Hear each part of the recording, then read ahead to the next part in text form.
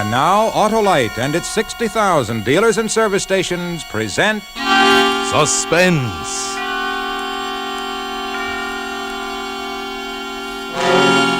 Tonight, Autolite brings you Miss Joan Fontaine in Lovebirds, a suspense play produced and directed by Anton M. Leader. Friends, replace old narrow gap spark plugs with wide gap Autolite resistor spark plugs. Your car will idle smoother, give you better performance on leaner gas mixtures, actually save gas dollars. It's the new thing. Yes, sirree, friends, Autolite regular type spark plugs have long been standard factory equipment on many leading makes of cars and trucks. And now six of these leading makes of cars and trucks have switched to the new Autolite resistor type spark plugs for factory installation on their new 1949 models. The new Autolite resistor spark plugs are the spark plugs of today and the future. Remember, you're right with Autolite. And now, Autolite presents Miss Joan Fontaine in a tale well calculated to keep you in suspense.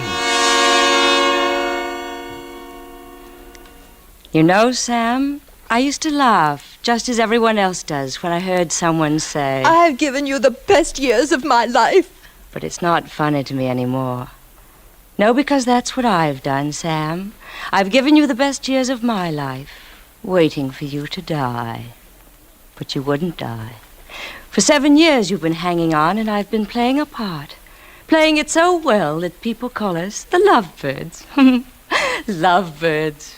Ah, now here it is, our 7th anniversary.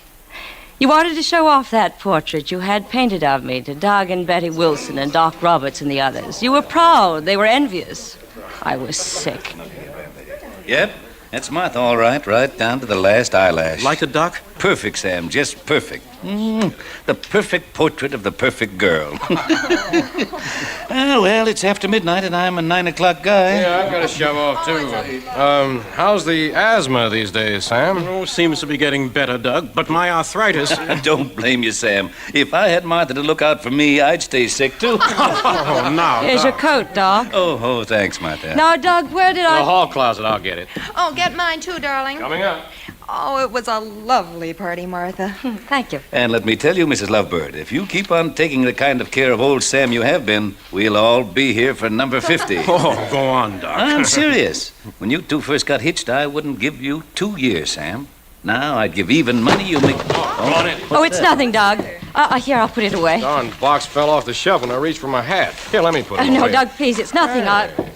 You fellas keeping secrets? What's the trouble, Doug? Well, looky here. Travel folders. A whole box full of them. Alluring Alaska. Acapulco. 30-day cruise. San Moritz. Capri. Say, what is this? Oh, come on, Sam. Spill it. You two lovebirds planning to migrate somewhere? News to me. They're mine, Doug. Oh. Well, Martha's kind of a pack rat. Keeps all kinds of trash stowed away in strange corners. Yeah. You wouldn't kid us, Sam. You're not really planning a trip. Because it's out of the question, you know. Out of the question, Doc said. It sounded so final, Sam. Out of the question. It ran through my mind over and over after they'd gone and I stood washing the pile of dishes in the kitchen. Out of the question. How are you coming with the dishes, Angel? I could feel your hand, thin and dead white, touching my shoulder, and I wanted to scream. What right had you to touch me? Why did I have to bear your half-dead hands when I was alive? What's the matter, honey? You're kind of quiet. I feel quiet, I guess. Mm-hmm. Say, where are my glasses?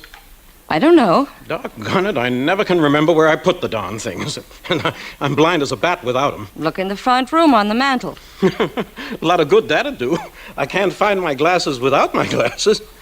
Take a look for me, will you? But my hands are wet, Sam. Can't you wait until morning? Gotta have them now. All right, but I can't see why you need them in bed. It's these sleeping pills. Jim was out of my kind and gave me these. Said they were just as good, but I can't read the directions.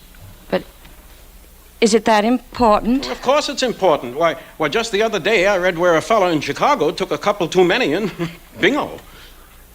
Oh, I'll see if your glasses are on the mantel, Sam. I leaned back against the wall for a minute. Out of the question. It was ringing in my head like a bell. Out of the question. Then, Sam, right then, I knew I couldn't take it any longer. I went into the living room, picked up the pair of glasses on the mantel. 7 years, 7 long years of caring for you like a baby. One sickness after another. Every one in the book. You nearly died a dozen times. And each time I saved you. That's what everyone said, even the doctor. What a joke. Here I was, waiting for you to die, but you wouldn't, Sam. You wouldn't have the decency to die and leave me the money so I could get away from this little town and live like a normal human being. Find him, darling? No, Sam. These are my glasses. Mine ought to be in here somewhere. Well, it's too late tonight to worry about them, darling. Here, let me see those new pills. Yeah. Take a look. These are different. Says 2% instead of 5. 6 pills instead of 2. Really? They don't sound very good, Sam. I'll try to get some of your regular kind next time I go to Chicago. 6, huh? That's what it says. Funny. Jim didn't say anything about it. Hadn't you better get ready for bed? It's nearly 1. In a minute. Martha, would you tell me something honestly? Of course. What is it? Well, that business about the travel folders. Oh, I suppose it's nothing, but, well, somehow I can't get it out of my head. What about the travel folders? Martha, would you really like to go to those far-off places? Just you and me? Don't be silly. You know what Doc Roberts said. I didn't ask you that. I asked you if you wanted to go with me. It's awfully important to me now, Martha. Whether you'd want to go with me. Why worry about it? You know we can't go. That's why I need you worse than ever, Martha. That's why I guess it kind of hurts me to find you collecting travel folders. Like you wanted to get away from me. Well, I guess you're right. I'd better get up to bed. I watched you go up the stairs. Then I put the glasses back on the mantel. Your glasses, Sam, not mine. I waited a long time downstairs, listening to you shuffling around in your sandals. Heard the bathroom faucet go on, and I knew you were taking your pills. 6 pills instead of 2. Then there was the shuffling again, and quiet.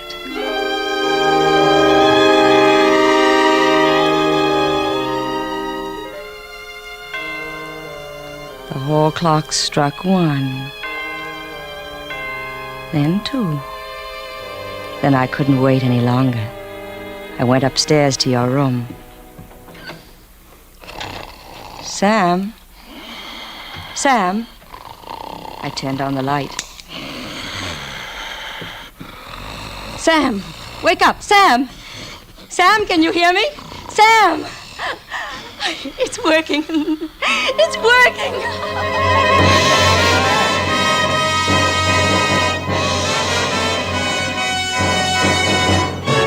For Suspense, Autolite is bringing you Miss Joan Fontaine in radio's outstanding theater of thrills, Suspense.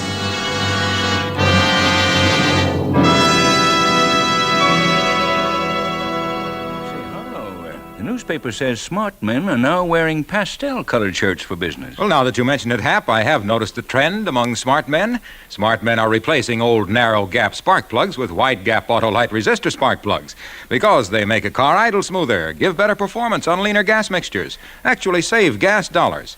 Why, when you install a set of the new Autolite resistor spark plugs, you can tell the difference in your car. This article says Petunia Pink is getting a great reception. Reception? Autolite resistor spark plugs cut down spark plug interference with radio and television reception. And it says only this style offers smart men the advantages Only of... Autolite offers smart car and truck owners everywhere the sensational advantages of new resistor-type spark plugs.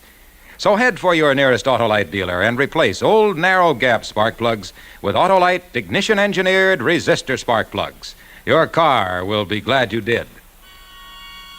And now, Autolite brings back to our Hollywood soundstage Joan Fontaine as Martha in The Lovebirds, a tale well calculated to keep you in suspense.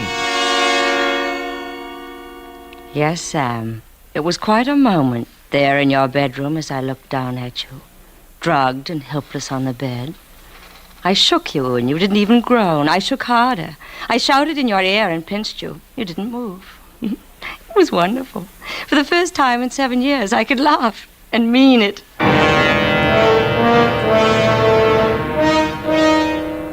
I gave you plenty of time, Sam. You were gone. I couldn't feel your pulse when I called Doc Roberts at 6 in the morning. I waited downstairs for him to break the news to me. Easy now, Martha. Just lean back and rest. Tell me, what is it, Doc? What's wrong with him? He's going to die, isn't he? He's going to leave me alone. Let down now. Just let go. That's it. He wouldn't wake up, Doc. I shook him, but Yes, I know. Is he dead? No. He'll live, Martha. What? Sam will be all right. He's sleeping now. Probably will till late this afternoon. But what? Martha, I think it'll be better if I say this straight out. Say what straight out? Looks to me like Sam took an overdose of sleeping medicine. No. Well, he might have made a mistake in counting, or... Suicide? Maybe. You noticed anything strange about him lately?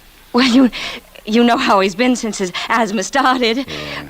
What are you going to do, Doc? I'm supposed to make a report on these things. You can't do that. What if it got around town? What if it got back to Sam? There's no telling what he... That's true. It still might have been an accident. Oh, we've got to give him the benefit of the doubt. It's a touchy business, though, Martha. He mustn't think that we suspect it. Doc, there's no telling what he'd do. I'll tell him he had a fever in the night. Maybe you're right. You know, the body's a pretty durable thing, even a body like Sam's, but the mind, that's something else again. I'll do all I can, Martha, but the big job is yours.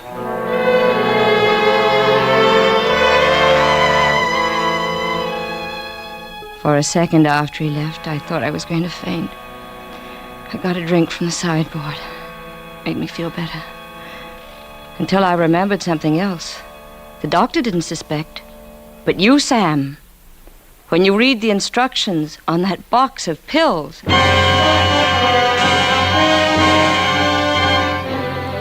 I drove all the way to Chicago that morning, Sam, and I got what I wanted. It wasn't quite noon when I returned to your room, put the new box on the stand beside your bed, and threw the other in the furnace. It was a long way to go, but you gave me plenty of time. Where have I been?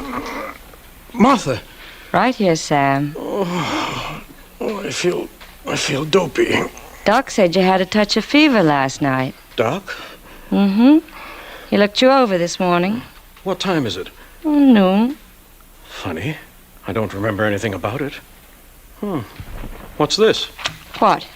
A box on the stand here. That's not the one I bought. Oh, I got rid of your new pills. Picked up some of the regular kind this morning while I was shopping. You never quit, do you? What do you mean, Sam? Spoiling me like this. First thing you know, I'll be as helpless as a baby. What's for lunch? It was that easy, Sam. You never suspected. I was afraid of Doc Roberts at first, but he didn't say a thing. And for a while there was whispers you didn't hear. They were so sure you'd tried to kill yourself, Sam. They were so afraid you'd try it a second time. And I stopped being afraid. This was no time to lie back and wait. They'd given me a weapon. This was the time to do it. Well, let's see, Martha. I reckon the surest thing would be poison. Thiocyanin. But isn't that sort of dangerous, Jim? Not if you're careful. How much will I need? Oh, one package ought to do it. Depends on how bad they are. The rats. Here. There you are. Hope it does the trick. Thanks, Jim. So do I. It was going to be different this time, Sam. This time I knew where I was going. That's where I'd made the mistake before, you see. I hadn't planned. A week later, I was ready. I remember you came home early that evening, and I was in the kitchen starting your dinner. Salad, tossed lettuce and garlic. Plenty of garlic. Getting dinner, Martha? It's almost done. Have it ready in a minute. That roast smells good. Better go and wash so things won't get cold. What's that you're mixing there? Dressing for the salad. Oh, dressing? You sure? What do you mean? Wouldn't be a love potion for me, would it, Martha? Or maybe, just maybe, a death potion. Oh, dear. You've cracked the salad bowl. What's the matter, Martha? Afraid you'll fail this time, too? Oh, Sam, you're talking nonsense. I don't know what you're talking about. You should, Martha. Jim tells me they haven't had my kind of sleeping pills at the drugstore for a long time. How far did you have to go to get them? You're sick, Sam. You're building things up in your mind. I wish I were. You see, I made a mistake this morning, Martha. I decided to wear my white shirt, the one with the French cuffs. Shirt? You can't wear a shirt like that without cufflinks. I guess you forgot that, Martha, didn't you? That I kept my cufflinks in your jewelry box. Yes. Yes, Martha, I found it. I found the poison. Oh, well, that's what's worrying you. It's for the rats, Sam. I bought it for the rats. Rats. Should have bought some rats, too, because there aren't any around here. There's a certificate from an extermination company in the file that says so. That's a nice-looking salad, Martha. Here, taste it. Don't be a fool. You're the fool. You bought the poison. For some rats that don't exist. I ran out of the kitchen upstairs to my room. I was scared, Sam, and lost. I grabbed my coat and hat without thinking and started down the stairs. Better not go, Martha. Leave me alone. Do you want to hang? Hang? That's right, Martha. Oh, don't be ridiculous. There's got to be a murder first. There will be. The minute you leave this house. Remember, my dear wife, I have the poison. So? Okay, go on. Go on and leave, Martha. But just remember, when you walk out that door, I'll take enough of that poison to make them hunt you down from one end of the earth to the other. I'll take enough of it to make them hang you 20 times. If someone had put a gun in my hand, I'd have killed you right there. But all I could do was swallow the scream that rose up in my throat and fight the weakness in my knees. And yet, Sam, I think with it all, with all the terror and sick defeat inside me, I still wanted to laugh. Remember, this was the house of the lovebirds.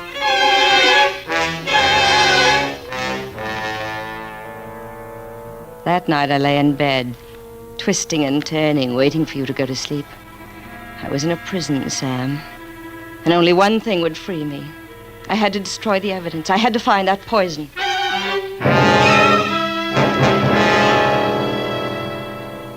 At 1 o'clock, I walked across to your door, opened it quietly, listened. You were asleep. Your clothes were draped over a chair next to the bed. I went through them first, into the closet and your other things, and then the dresser. It had to be somewhere. I tried to put myself in your place. Where would I have hidden it? Your snoring seemed to grow louder, pounding in my eardrums. I think it was then that I felt the paperweight on the nightstand. And for a moment I thought if I stopped that snoring, everything would be all right. I held it above your head, ready to smash and smash again and again. Why don't you strike, dear? No. You know better than to kill me, don't you? That'd be silly, Martha. Stupid, too. Where did you put that poison? In a good, safe place. You're wasting your time, you know. You'll never find it. I plan to use it myself in my own good time. What do you mean? You'll find it one of these days when the mood strikes me. Sam! Why not? Remember, you bought the poison, and they'll figure you got caught in your own trap. Maybe got hold of a cup of coffee or a cheese sandwich or something you'd fixed for me by mistake. Better get back to bed now. Get some rest. You've got a trying day ahead of you.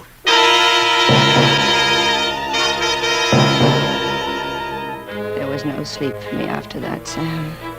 Just white-hot nightmares, endless hours of darkness. And day after day of torture, of a cat and mouse game, with each of us watching each other. I didn't eat. I couldn't let you poison my food. It was closing in on me, Sam. Something I couldn't stand. My head ached. My stomach was sick from hunger. I'll give it to you, Sam. You know your business. You know how to torture. And then one day, I got dizzy and nearly fainted. I had to eat something.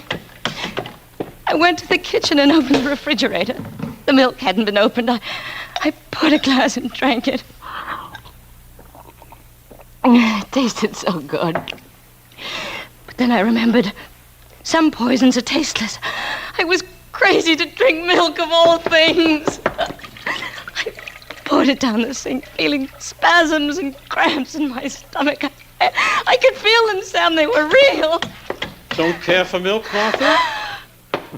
You're not being sensible at all.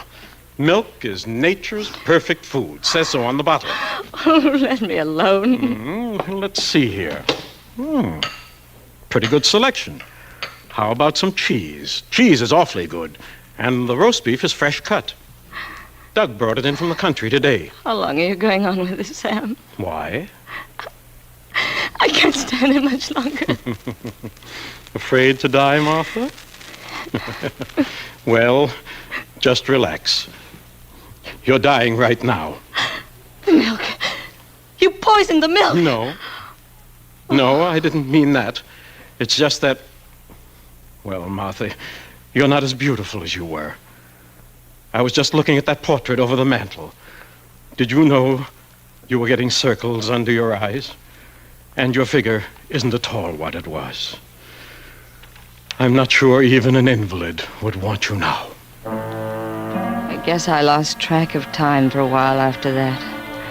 The days slid by, the nights too. I was hungry all the time. At first I found some canned goods, but then you caught on and you punched holes in the rest of the cans. And then I didn't dare touch them after that. I couldn't go on, Sam. I knew I couldn't last out. I was at the end of my rope that night when Betty and Doug stopped by. I can never forget that night, Sam, because as we sat there in the living room with that terrible smiling portrait of me staring down at us, Betty said something. Something that made me realize I wasn't trapped. That there was a way out after all, an easy way. Let me get you a drink, Doug. Sure, Sambo. Easy on the soda. Me too, but easy on the liquor. Check. How about you, Martha? You look a little tired. Might pick you up. I was about to say you look tired, Martha. Oh, it's nothing, Doug. I know. The old slave driver here is probably working you too hard, Martha. You need a vacation. Yeah. How about driving down to Florida with us next week, huh? Florida, oh, We can't make it, Doug. The doc wants to keep an eye on me. I don't know. Heaven knows I like my home as well as the next one. But if I had to stick as close to it as Martha does, I'd probably go right out of my mind. Ha ha. I sat very still. It was all I could do to keep a smile frozen on my face like a mask. At that moment, Sam, I felt like a prisoner who'd just been handed the key. It was a marvelous feeling, surging up inside me like fire. Well, of course, if they thought I was crazy, they'd take me away. And no matter what you did, you couldn't touch me. I looked around the room, saw the poker by the fireplace under the portrait. I remember how your eyes followed me as I got up and walked to the fireplace, picked up the poker. I gave you one last smile. And then I turned to the painting and I raised the poker high. I hate this painting! I hate this! Get her, Sam! Martha, put down that poker! I got her. Give it to me, Martha! Give me that poker! Let me go! Ow, she bit me! Give me a hand, Doug. I got her now. Sam! Good Lord. She's... Yeah.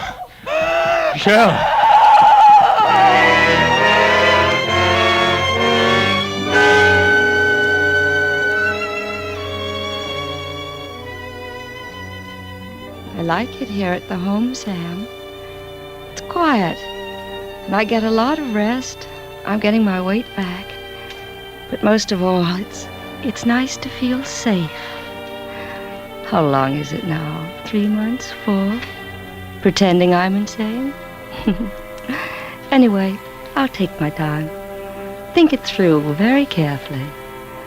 And then, when I'm ready to drop the act, show them I'm qualified to leave, then I think you know what I'm going to do, don't you, Sam? I'm going to kill you. That'll give you something to think about during the long nights alone in the Lovebird house on Pinewood Drive. I'm going to kill you. Kill you. Kill you!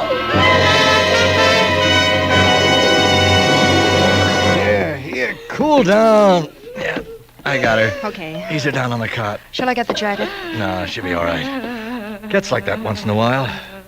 Too bad. Nice-looking woman. Goes off like that every once in a while. Sure makes enough noise. Yeah, gets a little wild sometimes. Used to be a guy come to see her, little fella. I can remember he used to get down on his knees there beside her and say something like, Martha, I didn't have it honest, darling. Yeah, that's it. Then he'd say, I threw it away as soon as I found it in your jewelry box. He'd say it over and over like he thought it'd bring her out of it. Then he'd just stand there and cry like his heart was broke. Sure must have loved her an awful lot. But he was like the rest of them. After a while, he stopped coming. I don't suppose he's been back now for 10 or 11 years.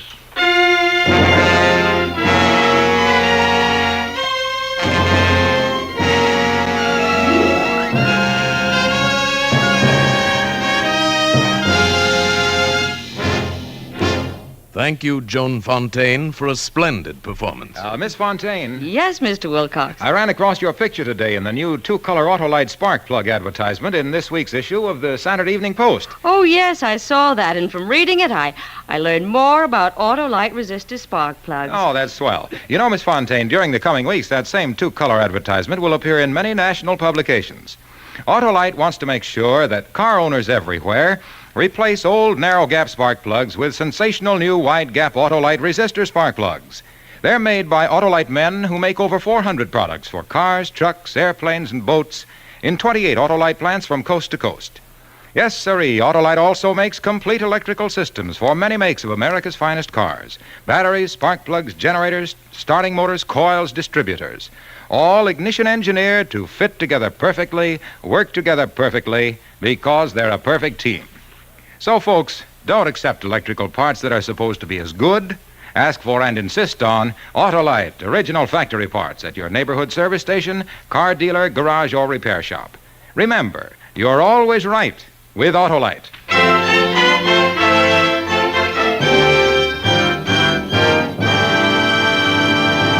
And now here again is Miss Joan Fontaine. I very much enjoyed my appearance on Suspense tonight.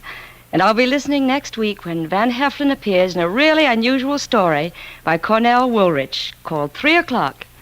I know it will be another gripping study in Suspense. Joan Fontaine can currently be seen in You Gotta Stay Happy, a Rampart production co-starring James Stewart. Lester Sharp played the part of Sam. Tonight's suspense play, The Lovebirds, was written by Cheryl Hendricks and adapted by Harold Swanson, with music composed by Lucien Morawek and conducted by Lud Gluskin. The entire production was under the direction of Anton M. Leader. Next Thursday, same time, hear Van Heflin in 3 O'Clock.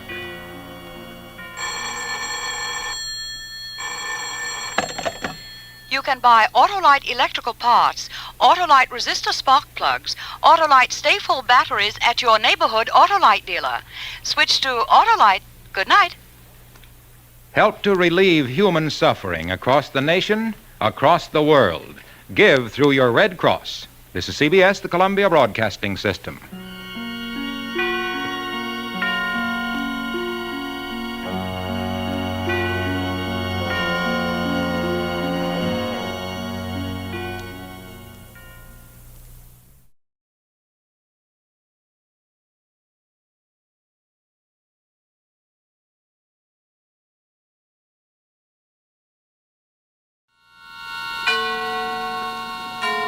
And now, tonight's presentation of radio's outstanding theater of thrills, Suspense.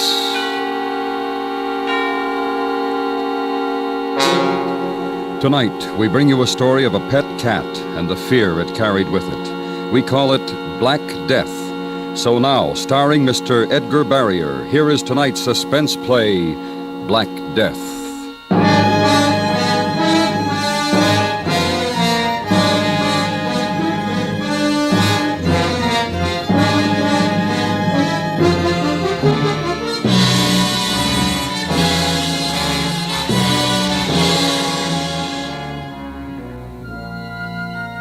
April 3rd. Remember what you did that day? It was a Saturday, so maybe you weren't working. The air held that first promise of spring, so you probably felt the urge to go outside, maybe to the park. If you did, chances are you brushed against death. Black, unpredictable, anonymous death. Listen.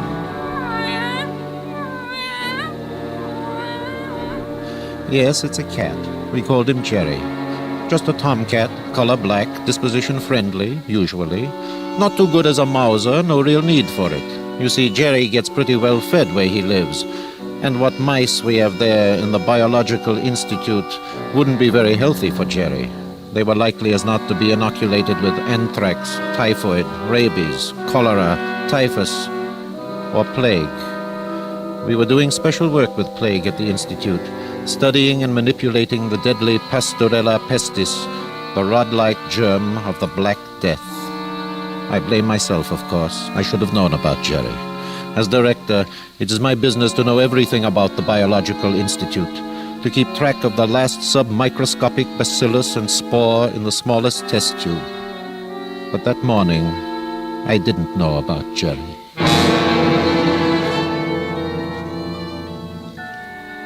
I was home.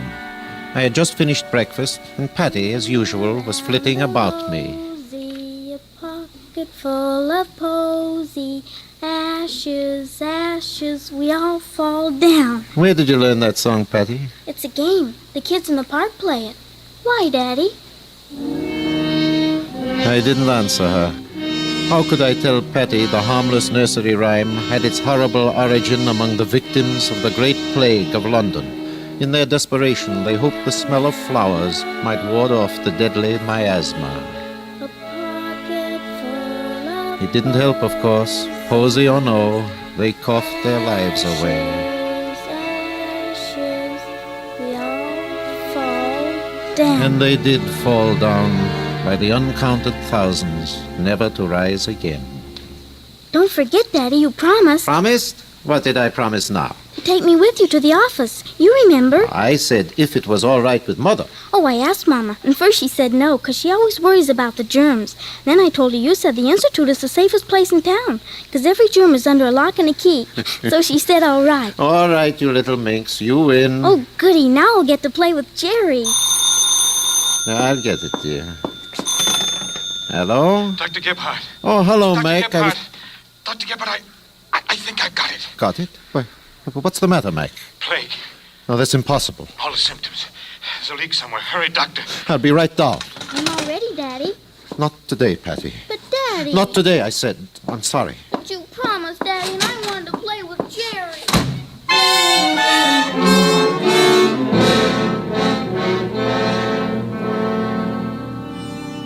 Mac was waiting for me in my office. It took only a moment to see that it was true. The characteristic expression of fear and anxiety. His skin hot and dry. The hacking cough. Am I glad to see you? Oh, Mac, what are you doing up? Have you treated yourself? Yes, but it's advanced. Pretty far. Don't get near me. How on earth did this happen? Slipped up somewhere. Yesterday had chills, headache, dizzy. Thought it was something I ate. Didn't pay any attention. All right. Enough of that. Now, you're getting to bed. No, not until we locate the leak. Hey, the guinea pigs. The cage over there. No, it can't be. Not one of those animals is a pastorella. There must be something else. Now, get away, Jerry. Mac, you're sure you didn't work with some others? Those mice, maybe? I'm positive. Oh, that fool cat. Let me get him out of here. Now, come on, Jerry, outside. Careful, Doctor. He's been funny lately. He scratched me the other day. What did you say, Mac? I said, Jerry. Jerry scratched me, Doctor. That's what...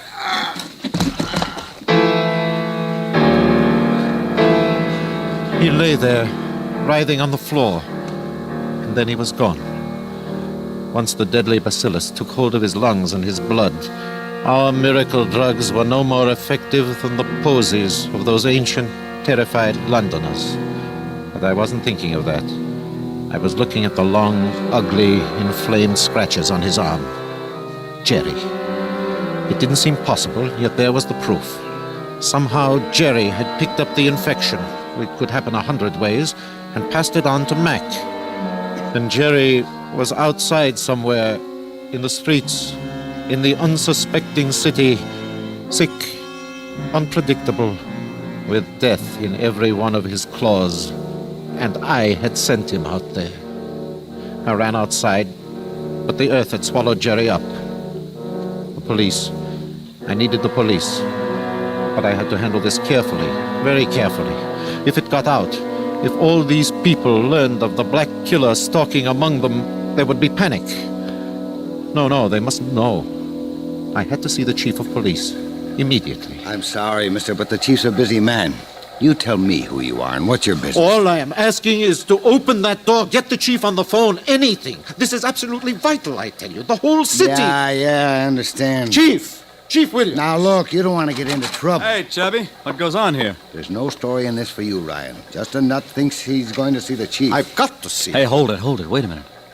I've covered some of your lectures. You're Dr. Gebhardt, you know me. Tell him. He works at the Biological Institute, Chubby. Got a story for me, Doctor? Something hot, maybe? I've got to see the chief. Can you make this man understand? Yeah, sure. Let him in, Chubby. He's all right. I'll vouch for him. You'll vouch for him. That's a laugh. If I let him in there, it's my job. If you don't let him in, it's your job, brother. Yes. There's a Dr. Gebhardt to see you. Says it's urgent. Gebhardt? All right, send him in. Yes, sir. That door right there, Doctor. I'm sorry. I didn't have any way of knowing.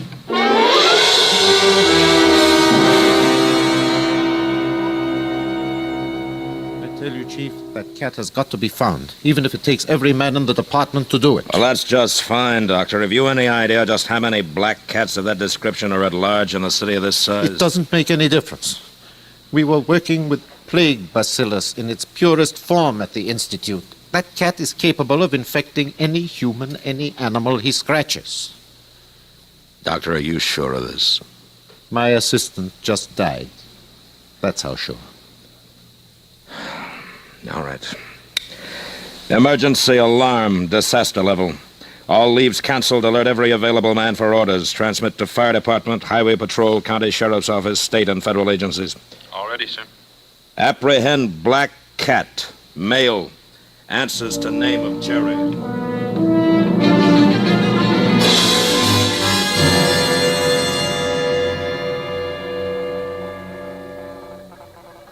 Shoot on sight, but do not approach or touch the cat dead or alive. Report in location immediately on contact and stand by for decontamination squad.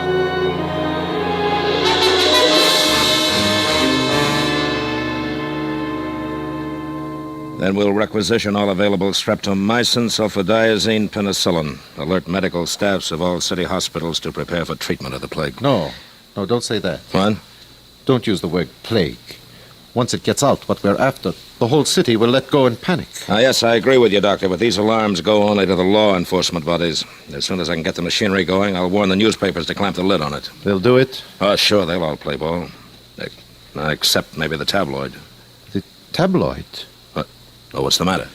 I'll be right back. Officer, where's that man who was here before? Ryan? I don't know. He listened to about half the chief's order, and then he beat it out of here. I remembered where I had seen Ryan before. He was a reporter on the tabloid. A year ago, he broke an off-the-record statement of mine, caused no end of trouble. He had recognized me just now, and he had heard enough of the chief's orders to put two and two together. I had to catch him before... There was a bank of phone booths ahead. I scanned the glass doors until I saw his form hunched inside. It's the plague. A cat's got it. Of course I'm sure. I even know the cat. I've seen him in the Institute. A black top. Oh, hello, Dr. Gebhardt. Hey, hold it, Bill. Here's Dr. Gebhardt. Maybe he'll give us a direct statement. How about it, Doctor? What's the latest on the plague situation? The latest is you're going to kill that story and kill it quick. Why? It's true, isn't it? Look, you can't let this out. Do you realize what it means if that news breaks on this city?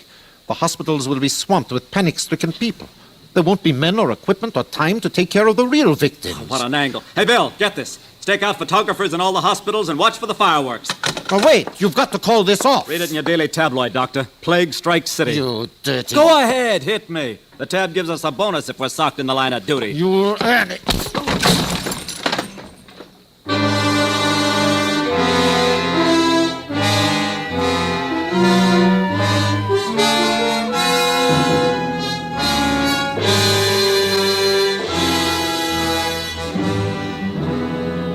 You are listening to Black Death, tonight's presentation in radio's outstanding theater of thrills, Suspense.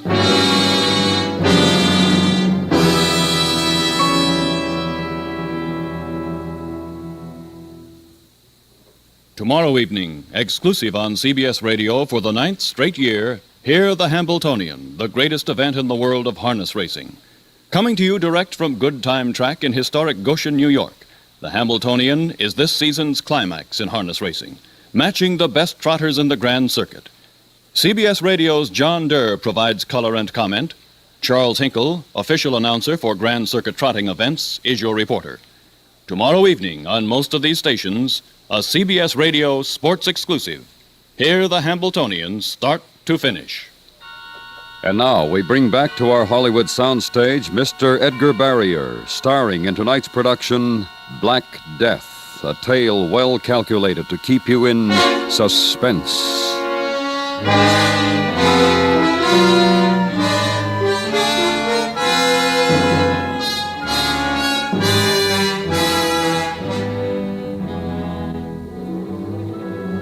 5 minutes after the tabloid hit the streets, the lines were jammed with frightened calls from anybody who had ever seen or imagined a black cat, and we had to investigate them all. There was no way around that. Let me through, please. Now, officer, where is the cat? This way, Doctor. There he is. I've got him cornered in that area way. Couldn't reach him to shoot. Watch your step, Doctor. He's mean. Oh, don't worry. I'm not going any closer without my mask and gloves. All right, officer. Keep your gun ready. Yes, sir.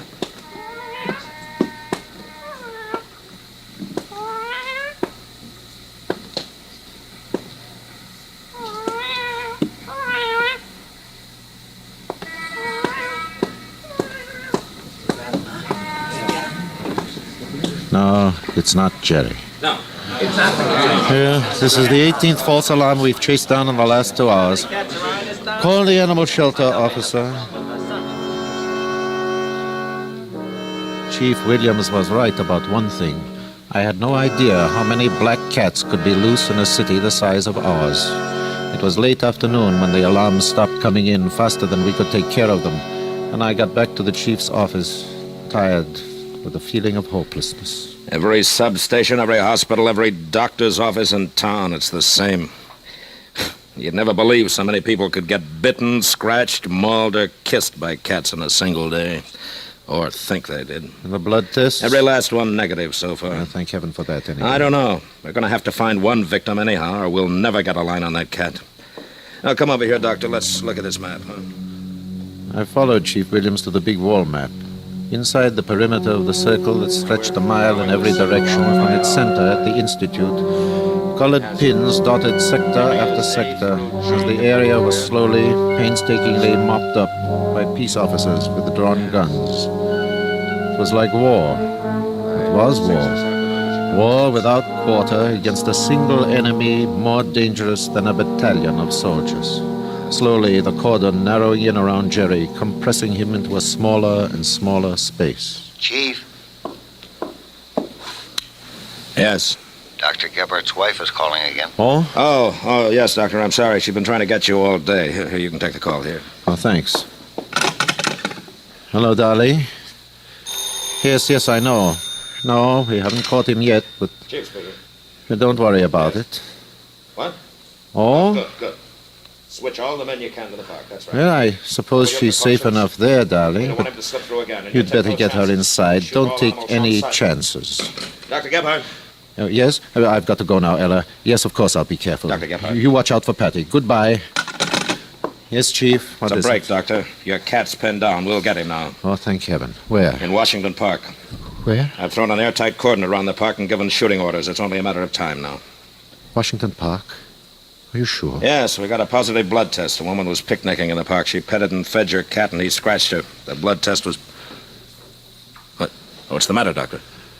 Well, Patty, my little girl is in Washington Park. What? Yes, she's been playing there all afternoon. My wife just told me.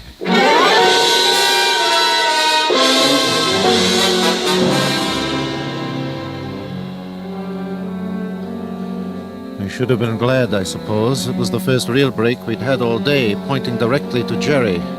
But all I could think of was my daughter. But soon it would be dark. And then Jerry would be nothing but two shining coals of eyes, hungry and erratic, invisible as the virus of death he carried in his own dying body. It was then, I think, I first thought of Jerry as what he really was. Death. Black death. The police had herded all the people caught by the dragnet into a corner of the park. And then I heard shots. The cleanup squad was going through the park with drawn guns, systematically killing all living things that could spread the plague. But shots go wild. And Patty was somewhere out there.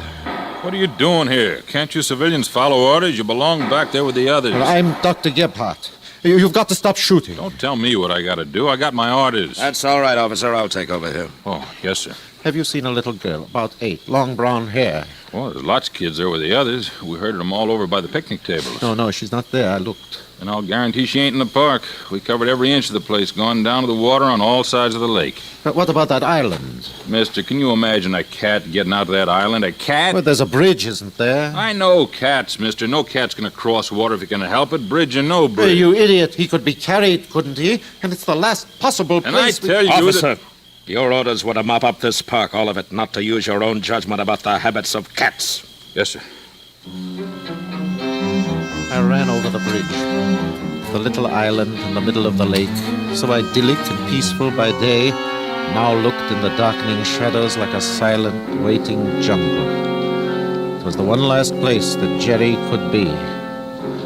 At the chief's orders, we spread out 5 yards apart, then started across the island. We were like jungle beaters, driving warily ahead, leaving no single inch of ground or bush or tree unexplored. It was dark now. I could not see the others. Except for the trample of their feet on the twigs and the fitful play of the officers' flashlights, I might have been alone on this island. Alone with death. In the windows of the tall apartments surrounding the park, lights went on and off in a haphazard pattern. One of those lights should have been my own. Only I knew my wife was pressed anxiously against the police cordon that kept her out of the park. And Patty, my own little girl. Oh, you bad man! You tried to kill my kitty! Patty! You tried to kill my kitty! Patty! Patty! What happened? Did you get him? Chief, I saw the eyes shining in the dark. I didn't know there was a kid Patty! there. Patty, are you hurt? Where is she? Where did you see the cat? In there, down under them bushes. I followed the beam of the officer's flash. Patty had crawled deep inside a natural tunnel under the thick twining cypress. I saw her tear-stained face, frightened, and then 2 coals of fire glared at me from the shadow. In her arms. It takes a notion to scratch her. Patty, let the kitty go. No, go away! I can make him out better now, Chief. I think I can hit that cat. Put it away, Blanchard. Yes, sir, Chief, only it... Give me your flashlight, officer. I'm going in there. I raised my mask, dropped to my knees, and started into the opening between the close-set hedges. But I got no further than the opening.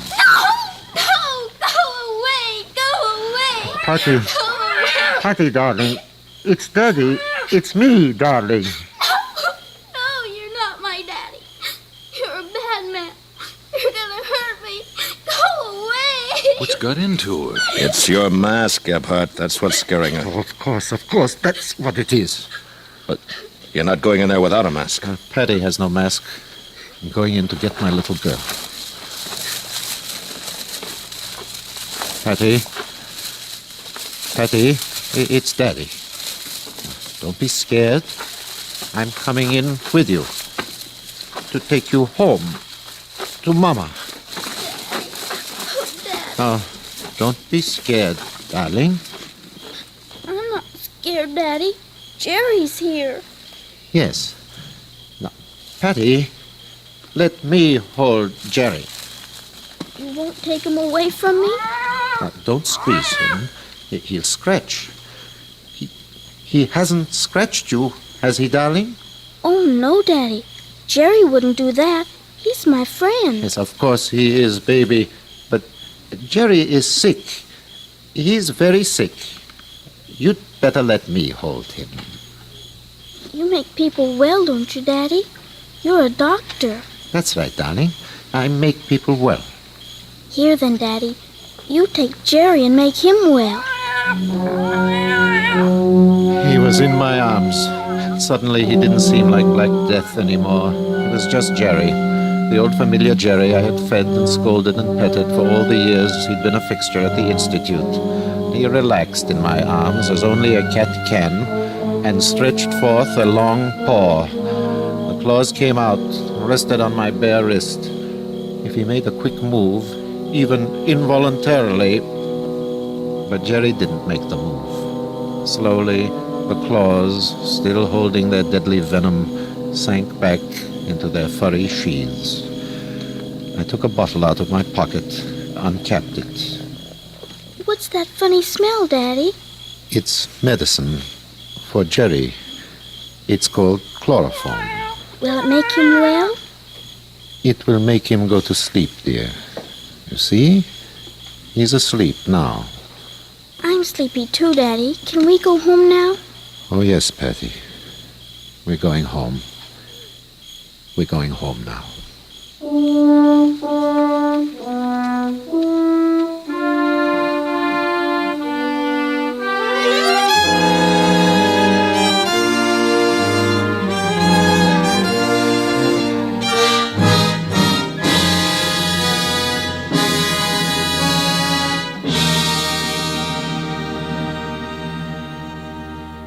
Suspense, in which Mr. Edgar Barrier starred in tonight's presentation of Black Death. Next week, the story of betrayal and retribution on Devil's Island. We call it The Stool Pigeon. That's next week on Suspense.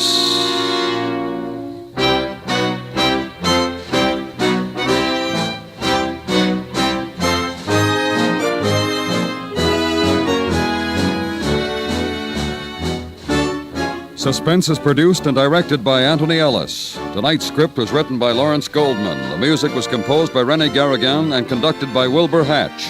Featured in the cast were William Conrad, Mary McGovern, Gil Fry, Jack Edwards, Jim Musser, Joe Cranston, and Barney Phillips. Thursday nights, The Whistler brings mystery on the CBS Radio Network.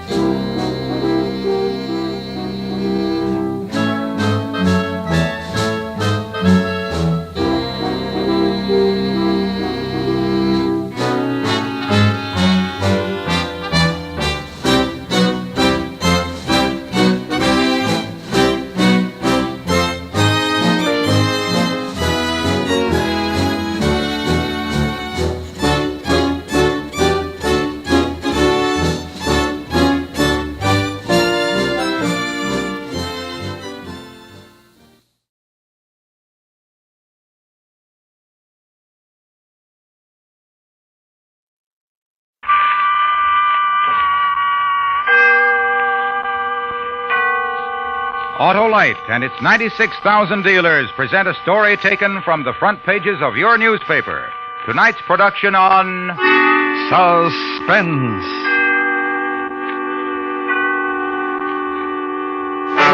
Tonight, Autolite presents Blackjack to Kill, a dramatic report on a man who made his living by being an assassin, starring Mr. Victor Mature.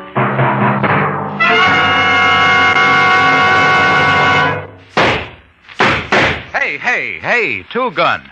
Why are you shooting those pistols off at your car? Because I'm tired of just shouting at my car's wasting gas and hard to start. That's why, Wilcox. Well, two-gun, why not go straight to your nearest Autolite spark plug dealer and have him check your spark plugs? You mean spark plugs could be the trouble, Wilcox? Why, they sure could, two-gun, because spark plugs are the heart of a car's ignition system, and they've got to be right. That's where your Autolite spark plug dealer comes in.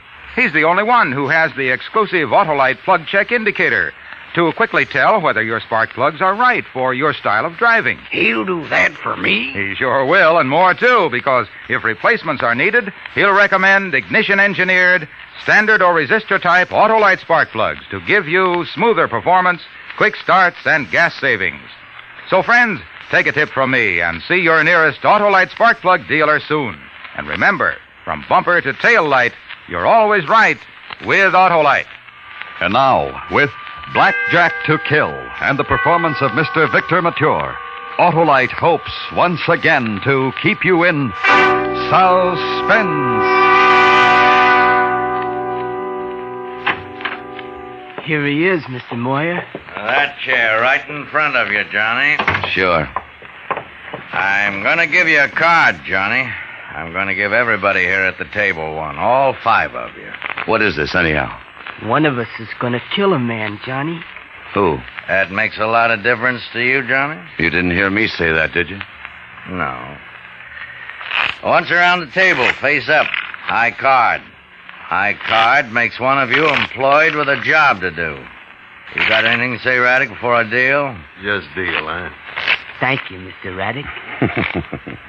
So polite. That Cleo kills me. Ace is high card. Winner, to kill a man. Let's go. Cut him, Cleo. Thanks. Now stand at the door and don't let anyone in. Yes, sir. What's the matter? Doesn't Cleo get a card? You 5. Just you 5, Raddick. 10 of clubs for you, Raddick. 6 of diamonds for you, Toker. 9 of hearts for Barney. Jack of clubs for Johnny. Goodbye, Johnny. 7 of hearts for Mackle. You, Johnny. I'm a lucky fellow. I tell people that when they ask me about you, how lucky you are. Not a scratch, and you've knocked over 3 hoodlums. 4. I operated before I met you, Moyer. 4. My. Good-looking boy like you. It's the talk how hired killers don't come as pretty as you. Good night, Mr. Moyer. Good night, Cleo. You like it here in Miami, Johnny? Sure, I like it. Why shouldn't I like it? Oh, why shouldn't you like it? Yeah. Miami, pretty palm trees, pretty ladies, pretty ponies. And no Penny Cullen. You're doing it again, Moyer. Every chance you get, you say Penny Cullen to me. Why? Because you're lucky. A big man like Penny, and you say the right word to the wrong guy, and Penny's gone, kicked out, deported, run out of the country, and nothing happens to you. You're sure the one, Johnny. All right, I'm the one. Now, what did I get the high card for? For this. 10 grand to do a job. 15 more when you come back and it's all over. When I come back? Where am I going? Havana in Cuba. All right. I go to Havana. I kill somebody. Who? You get a plane ticket and a name and an address. The address for a man you'll see. He'll tell you who. He wants the job done. I'm just the contractor, Johnny. Well, have fun, Johnny. Try not to get scratched.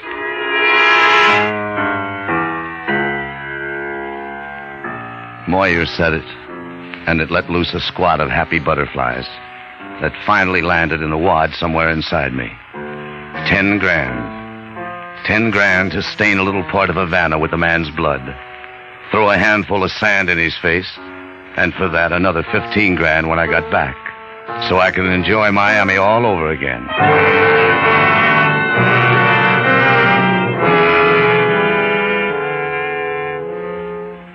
At the airport, hire a car, lean back, spread out, Breathe deep and slow while you drive through dreamland. And where the Prado kisses the neon goodbye, a mansion with flamingos strutting in the front yard like they were on stilts, and their wings a color of red I never saw before flashing against the white columns of the house. Taste it for a minute, then walk into it. And a butler in knee breeches tells you to wait. You are who, senor? Damon. Johnny Damon. Oh? I have been waiting for you, Senor Johnny Damon. I am Deontay. We have business to discuss. You want some dead? What's to discuss? Just tell me who. In my study, I think is more appropriate for these matters. Venga, senor. Come. Aquí. Here. You are the assassin I have hired, see? I want to look at you. Assassin. I walk around you. Observe you. And this is what an assassin looks like? Look, how long do I have to wait? You have impatience, Senor Assassin. This is an admirable quality in a man who kills for a fee. Penny Cullen. What? The man I want dead. Penny Cullen. Well. Penny's here, huh? Since 3 months. The criminal your country deported to Europe has fled from there. Came here to Cuba. This killer, this gangster, this filth you have rid yourselves of in your country. I want this also, to me. But rid me of him, dead. It's going to be a pleasure. Penny bothers you, huh? I have flourishing enterprises in Cuba, senor. Your Penny Cullen wants to share in them. This he has whispered to me. He asked for an answer, quickly. You are my answer. You came up with the right answer, Chico. Where do I find Penny? He has a house in the Plaza Batista. Number 23. 4 days, Chico. That's how long I need. Then the weepers for Penny Cullen can start crying over his dead body. 4 days? 3 days to watch him. The 4th, the kill. My assassin. You know, that's something Penny taught me. If the man has a schedule that lasts for 3 days, he'll do the same on the 4th. I see. This is very interesting to me. Sure. You see, you can't be sloppy in this kind of work. Know a man's habits. Know where he's going to be at such and such a time. Know when to kill. That way you can walk away from it. I had not known assassination was such a delicate art, senor. Delicate art, huh? See.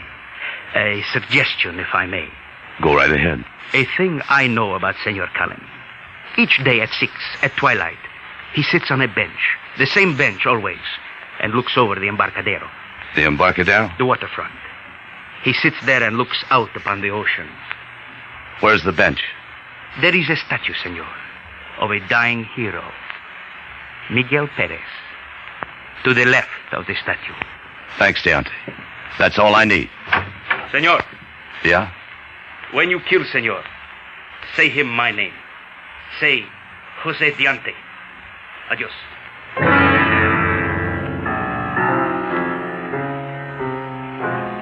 Penny Cullen in Havana.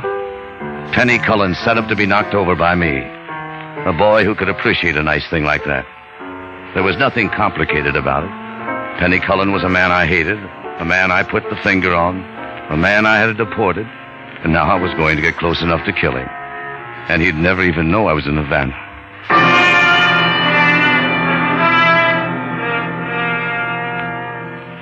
Now to work. First, an investment. $10.95 for a pair of binoculars. Nothing fancy, but good enough. Magnification 3.5 times.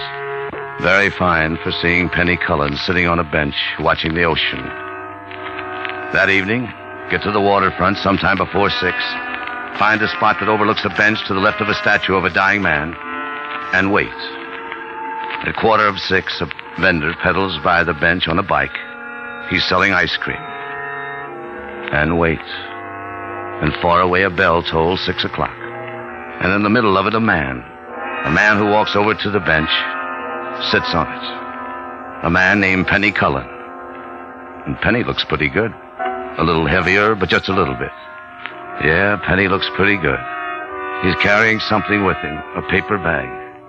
At 5 minutes after 6, he opens the bag and throws breadcrumbs to the pigeons. Penny Cullen throwing breadcrumbs to the pigeons. At 12 minutes after 6, a cop walks past the bench, touches his cap to Cullen.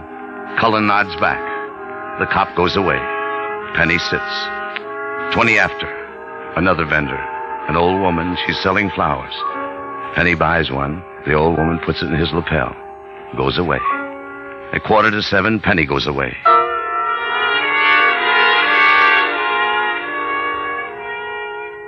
Next day, practically the same. 5:45, ice cream vendor. 6, Penny Cullen. 5 after, pigeon feeding time. At 6:12, the cop.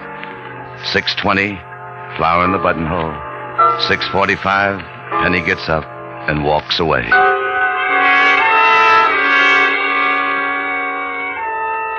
The next day, the same. Next day, the 4th day. Day for killing. ¿Y su cupo libre, señor? Thanks. Put it on the table. Sí, señor. Will there be anything else? Take $1 from the bundle. Oh, kid. Sí, señor. I'm liable to nap. Have the desk call me at 5. Sí, señor.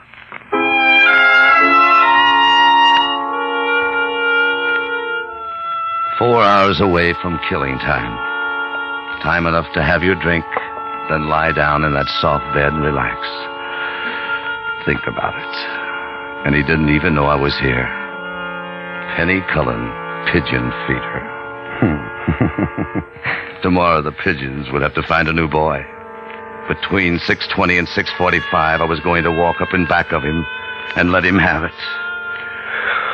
And he wouldn't even know where it came from. Yeah? Yeah? Johnny, Hmm? do whatever you were doing, Johnny. I'm not going to be at the bench today. Penny? Yeah. Penny Cullen, boy. Welcome to Havana.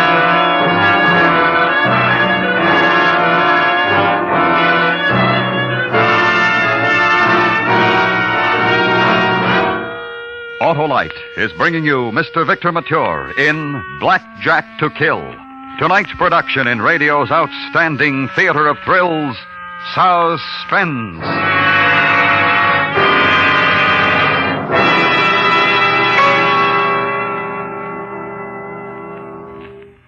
Say, Wilcox, you said Autolite spark plugs are ignition engineered? I sure did, Two Gun, because they're designed by the same Autolite engineers who designed the coil, distributor, and all the other important parts of the complete ignition systems used as original factory equipment on many leading makes of our finest cars, trucks, and tractors. You mean Autolite spark plugs are tops in quality and performance, eh, Wilcox? Exactly, Two Gun, and that's why so many millions of wise motorists replace worn-out spark plugs with Autolite, standard or resistor-type spark plugs for smoother performance, quick starts, and gas savings.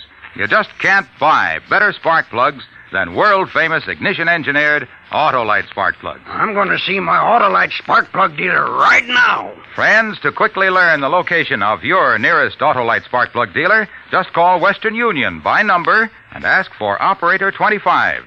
She'll gladly tell you the location of your nearest Autolite spark plug dealer who is equipped to give you the best spark plug service in town. And remember, from bumper to tail light, you're always right with Autolite. And now, Autolite brings back to our Hollywood soundstage Mr. Victor Mature in Elliot Lewis's production of Blackjack to Kill, a tale well calculated to keep you in suspense.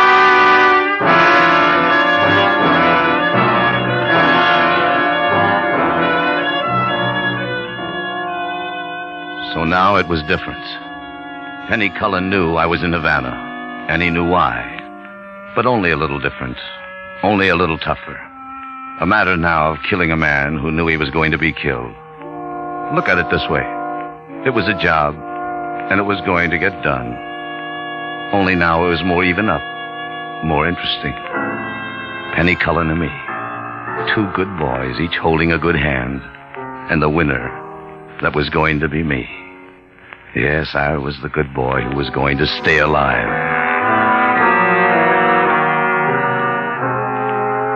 new plans. Penny knew where I was. So get out of this hotel and find another one. Pack, carry your own suitcase, walk down 5 flights of stairs, leave through the service entrance, down an alley, down a side street, keep walking, keep alive.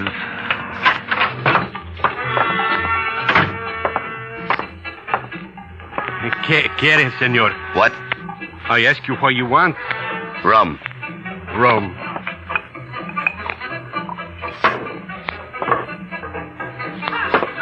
Hey, bartender. Another rum? No. ¿Qué quiere, senor? That sign outside says you have rooms upstairs. See? You wish a room? Yeah, for 4 days. It can be arranged. I want something else arranged. ¿Qué? Look what I got, Chico. See it, money? American dollars. I see it, senor. I want a boat for a boat trip. ¿Cuándo? When? In 4 days. Look at it again, Chico. Money. Mucho, mucho, mucho money. For a boat? You said it, Chico. Conmigo. With me. Mario. See? This man has taken a room. He also wants to arrange for a boat. Huh? I want a boat in 4 days. I need something to take me over to Key West. Why to me, senor? There are fine steamships, airplanes. I can't wait for schedules.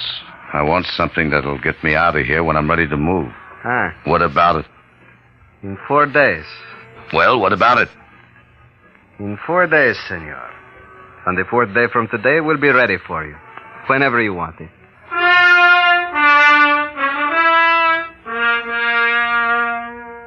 So it started all over again. The killing of Penny Cullen. This time it had to be played another way. Before I set him up, I had to think of myself.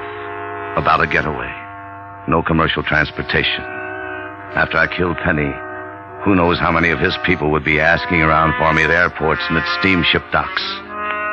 A private boat, all my own. The way to do it. The way to assassinate. Number 23 Plaza, Batista. That was the address the auntie had given me. That's where Penny was.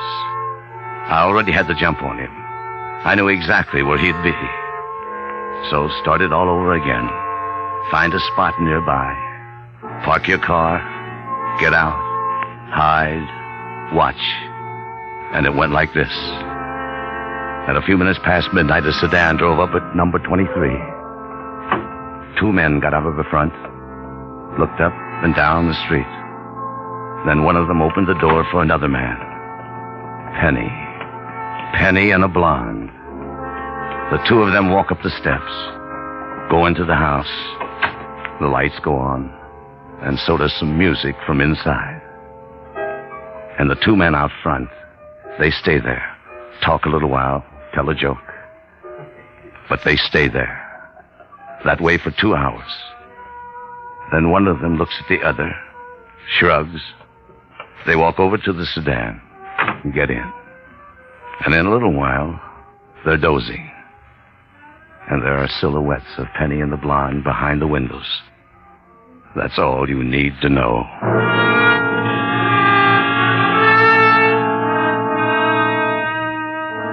That night, the next, and the night after that, the same thing.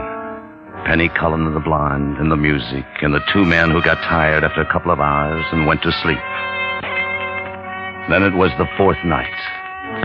The time for killing had come around again.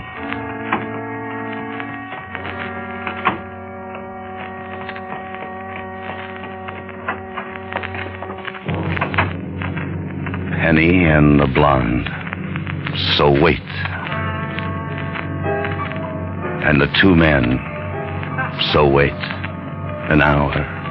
Wait. 2. Wait. And then the 2 men dozing. Let them sleep. The time for killing.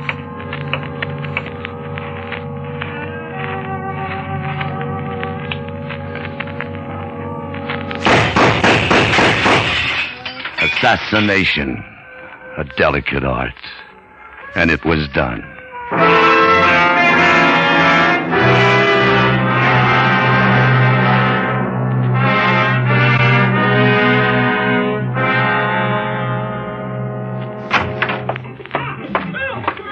Senor? Let's go, bartender. Let's tell your boss I'm ready for that boat. Your business here in Havana is completed? 4 days and it's all done. Let's go. Mario, he is here. ¿Sí? Él dice que su negocio está completado en Havana y quiere un buque hoy. Ah? Look, bartender, what did you tell him? Él tiene un gran apuro por el buque, Mario. ¿Está todo listo? Ah. I ask you something. What did you tell him? Take your hands off me, senor. Well... Mario knows what you want. Talk to him. What about it, Mario? You got the boat for me? He said you have a lot of money. Show me. Sure. You hear it? Whispers to you. Foolish, senor. So much money to wave it to such a stranger as me. You know what else I got? A gun. Right under the gabardine. You have money, you have a gun. It takes now only the boat to Key West to make you happy, see? Yeah. $2,000. 2,000, huh? For you. Just for you. All right. When you put me on the boat. Bueno.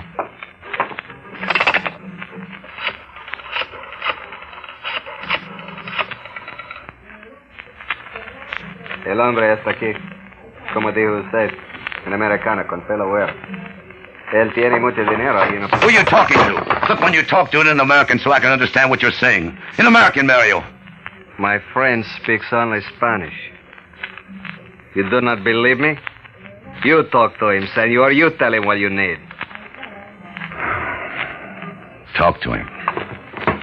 ¿Está arreglado? Muy bien. Yo le diré. Sit down, senor. Make yourself at home. What did your friend say? 1 hour. He will call when he's ready. I told you it had to be ready when I wanted it. Try someplace else, senor. You're sure your friend's got the boat? 1 hour. I already said it. Sit down. You play cards, senor? Look, call him back and tell him I haven't got an hour. Everybody has an hour, senor. Except the dying. Deal of cards. Poker? Deal.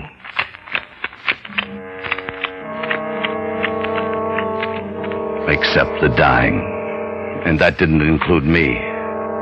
Penny Cullen dead. Johnny Damon healthy and wealthy. But how long does an hour take? How many poker hands? And how many times did the door open like that and a man standing in the doorway looking at you? Just standing and looking, then goes away. A man, and a woman, then another man. And Mario across the table, not looking at his cards, looking at you and laughing like that. And... Sí. Todavía está aquí. Muy bien, muy bien. Como diga usted.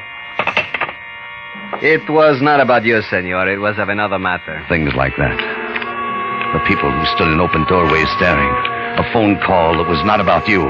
Things that only eat up half an hour. Things and Mario. What's funny? What are you laughing at? At you, senor. You're such a bad poker player. Sure. Maybe you're not getting a boat. Maybe your friend's not getting me a boat either. How come it takes an hour to get a boat? You had 4 days. How come it takes another hour, Mario? Hello, Johnny. I said hello. Hi, Penny. Yeah, you better get on your feet, Johnny. Get out of here, Mario. I couldn't have missed you, Penny. Not you, boy. You never miss. You killed a man. Uh-huh. Yeah, a man I was saving up to be killed. Kind of built like me. You're a tricky boy, Penny. But not you. That thing I taught you. A man has a schedule for 3 days. He'll do the same on the 4th. Oh, Johnny. You should have known I was figuring right with you. Yeah, I should have done that. Do you like Havana? It was all right. I'm still in favor of Miami. It's not even worth an opinion anymore, Johnny. Oh? Yeah. Moya wrote me and said you're being replaced. He's got a kid named Cleo he likes. Moya wrote you? Moya? Uh-huh. You're kidding, Penny. Moya was contracted for what I was supposed to do to you. Oh, Johnny, you've really lost touch. Mm-hmm. Not Johnny. Johnny. He didn't hire you to kill me. I hired him to send you to me. Tricky. I thought so. What'd you expect, boy, getting me heaved out of the States and all? Yeah, I thought that was very patriotic. It was. And I'm going to tell you something, Penny. Uh-huh. I'm going back to Miami. Moyer's jaw is going to drop when he sees me. Then he's going to pay me the $15,000 he owes me for killing you. Then he's going to run. Behave, Johnny. You're not getting back to my ass. Oh, you think you can kill me? You die hard, Johnny. Yeah, got it! Got it! Oh! You think you can kill me?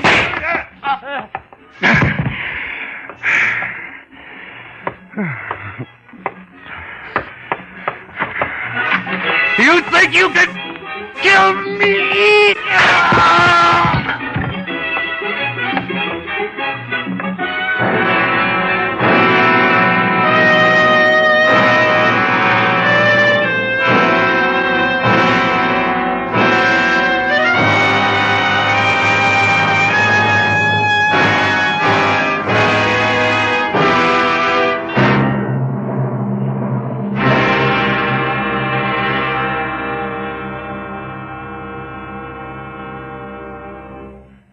Suspense.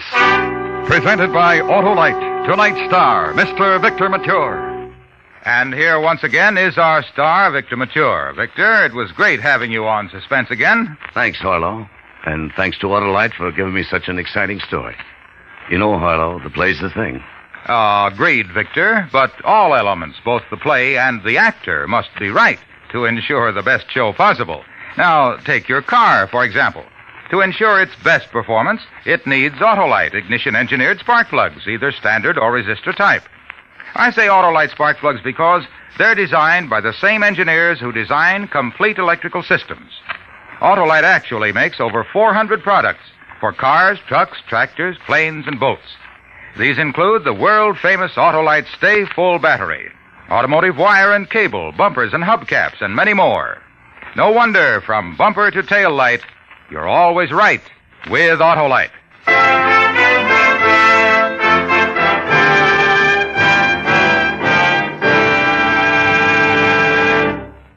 Next week on Suspense, our star will be Mr. John Hodiak in another story taken from life. A dramatic report we call The Case History of a Gambler. In weeks to come, we shall also present Mr. Herbert Marshall, Mr. Jeff Chandler, and Mr. Charles Boyer. All on Suspense.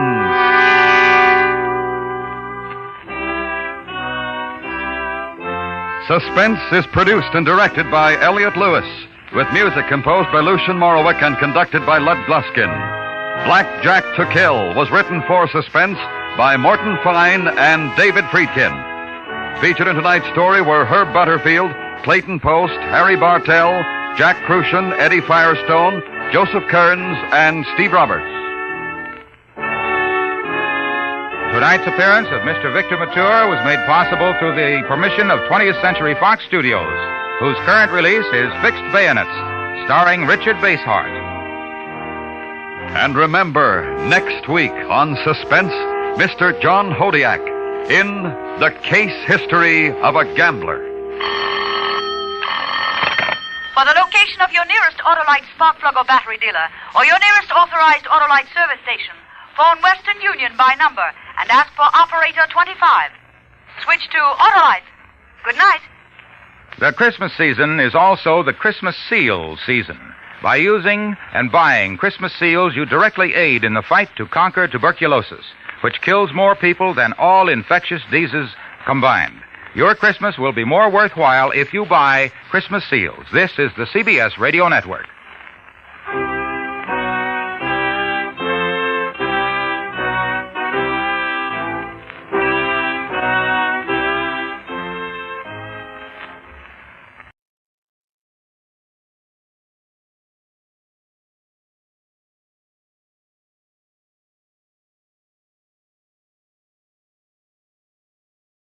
In just a moment, Suspense with Burt Lancaster.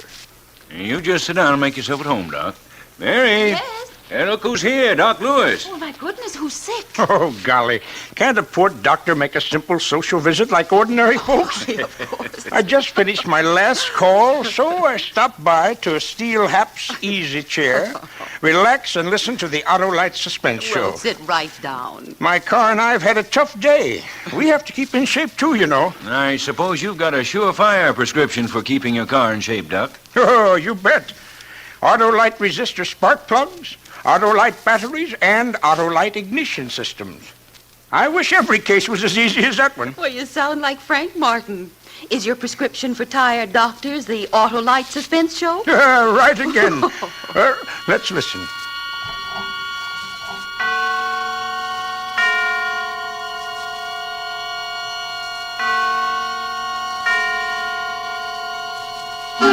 Suspense.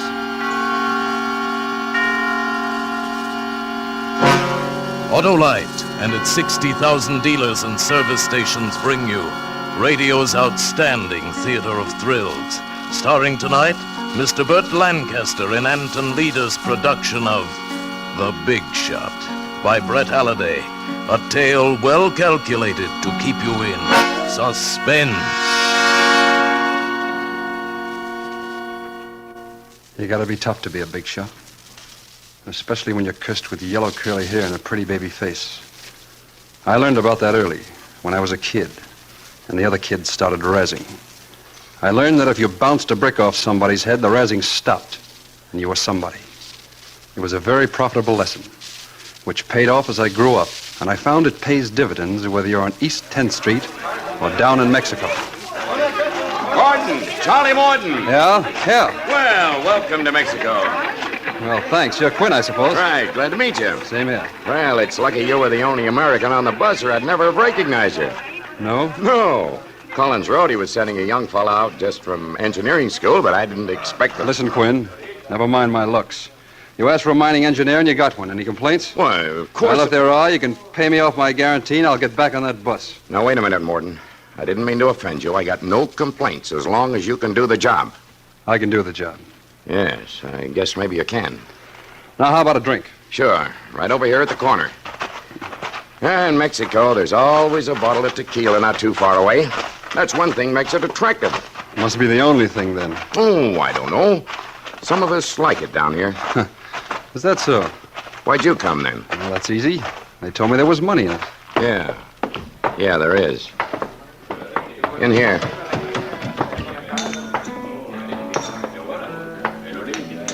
Ah, bienvenidos, señores.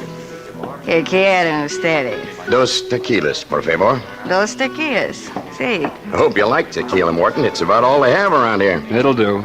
Are all the bartenders like that? No, that's Lolita. Her father owns the place. Oh, she ought to be plenty good for business. I guess so. Say, your stuff has all arrived. Last box of equipment came in last night, so you can start setting up the mill as soon as we get back. Don't worry, I'll get it up. I'm not worried, but time is important. Dos tequilas, señores. Sí, gracias, Lolita. Yeah. Thanks, beautiful. Beautiful. See, baby, that's you. From top to bottom. Is okay, señor? Is plenty okay, baby. Plenty. Gracias, señor. Well. Gracias. Maybe I'm going to like Mexico after all. Look, Martin, I don't know how much Collins told you about the setup. Not much. Said there was a chance for some money and plus a little excitement. He didn't tell you there might be more than excitement. Jail, maybe, or worse. He mentioned it. Oh. Okay, then. You understand that we've got a ticklish proposition on our hands. We've got to be careful, especially with these people. If they knew what we were planning. Okay, what are we planning? We struck a rich vein of gold quartz in the remote mountains about 20 miles from here. I've got my crew mining as fast as we can before anybody around here finds out about it. So? The tough part comes in getting it out of the country. There's a wave of Mexico for Mexicans right now, and if we haul the ore out to the regular stamping mill in town, the government will confiscate most of the gold. I see. So you bring me in to set up a small stamping mill at the mine and mill the ore there, huh? Right. We figure that in the next month we can sluice out maybe $500,000 worth of free gold, then get out quick before anybody gets wise. $500,000? Yes, but we'll still have to smuggle it out of the country. It's going to be a tough job. Kid stuff. Yeah? It's not just the law we've got to worry about. Well, what else? Lolita? Sure. These people would inform on us if they found out. But they wouldn't tell the government. They'd tell some bandit gang around in the hills somewhere. Bandits. I suppose they got a Robin Hood down here, too. Okay, Morton, maybe you'll learn. Well, at that $500,000 would tempt anybody. And a 20th of that is your share, maybe $25,000. That's not hay. Señores. Careful, Morton. Señores, ¿quieren ustedes otra bebida? No, gracias. ¿Cuánto? Un peso. Gracias, señores. Hey, Lolita, Sí, senor. You understand, comprende English? Sí, senor. I speak English muy good. Oh, so I see. Never mind, baby. A little is enough. Your old man ever give you any time off? ¿Qué, senor? No comprendo. Well, let's put it another way. Are you doing anything Saturday night? Wait a minute, Morton. Better not make any dates. Well, why not? The guy can't work all the time, especially with stuff like this around. You don't expect me to stay up there... Be quiet, you fool. Okay. Never mind, beautiful. See you later. Comprende? Sí, senor. See you later. Yeah, you get the idea. Hasta luego. Look, Morton, I warned you. Be careful. I'm a big boy. I can take care of myself and her. Just remember, there's $500,000 involved. Yeah, $500,000. Maybe, altogether, for the company. $25,000 for you. $500,000. Listen, Morton. And $25,000 for me. That's not enough for you? It'll do for a start. You think you're a pretty big shot, don't you, Morton? And you don't like it, is that it? I don't like you. That bus is still out there. And you could get another engineer down here in maybe 6 weeks. Something tells me I ought to take you up on that, but I don't have to like you. As long as you do your job and stay out of trouble. Okay, then let's leave it at that. Whatever happens, it won't be me who'll have any regrets.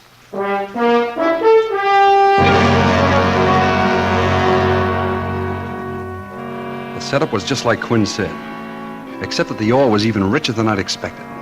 There was a pile of it already mined, and I put the men to work right away assembling the stamping mill. You know, hard rock miners are funny. They hate being bossed by an engineer who's learned all his mining out of books. And they didn't like it either that I was getting a bigger share of the net than they were. And of course, to add that, my looks, the yellow hair, and the baby face. I knew that sooner or later I'd have to show them that they couldn't draw any wrong conclusions from my face. Well, it didn't take long for the showdown to come. Come on, Hank, let's knock off. Chow's ready. Okay. Wait a minute, Logan. Yeah? That sluice is not tight. You better get down there and tighten up those bolts. You can wait till tomorrow. Chow's ready. I said get down there and tighten up those bolts. Who's gonna make me? A dude engineer? I am. Why, you measly little... You're tougher than you two. Yeah, but you're not tough enough, little man. Oh, me, will you? I'll show you. Well, look out. Look out. You're too close to the gully. Morton, look out. Morton, you knocked him over the cliff. He went down in the gully. I saw him. Hurry up. Get down there, man. He's probably hurt bad. Must have fallen 30 feet. Morton, where are you going? Somebody said supper was ready. You didn't have to do that. You didn't have to knock him over the cliff. Yeah, all they asked for. But you didn't have to fight like that? Like you meant to kill him? They wouldn't take orders, and I had to show them. Okay, Morton. Quinn! Hey, Quinn! Yeah? He's dead. His neck's broke. So, you gotta show us all how tough you are, don't you, Morton? Even if it amounts to murder. If nobody else wants any supper, I do. I'm hungry.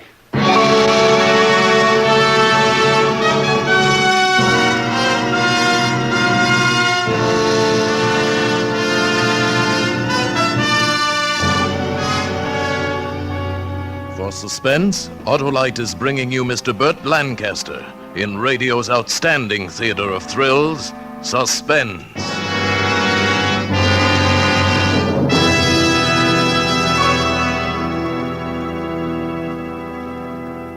Oh, my.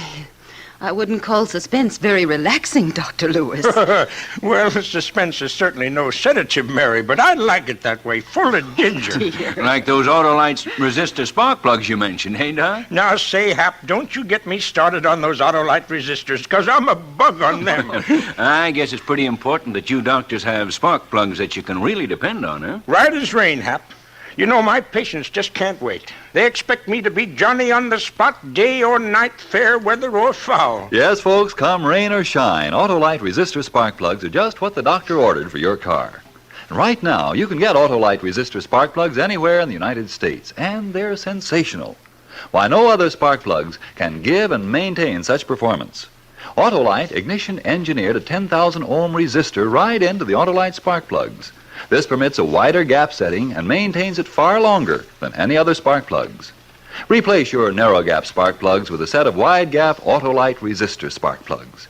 You can actually tell the difference in your car. Autolite resistor spark plugs are a great new development of Autolite ignition engineers. Autolite engineers, tests, and produces complete ignition systems. That's why Autolite spark plugs work in special harmony with your car's entire electrical system. Get a set of Autolite resistor spark plugs right away. And now, Autolite brings back to our Hollywood soundstage Mr. Burt Lancaster as Charles Morton in The Big Shot, a tale well calculated to keep you in suspense.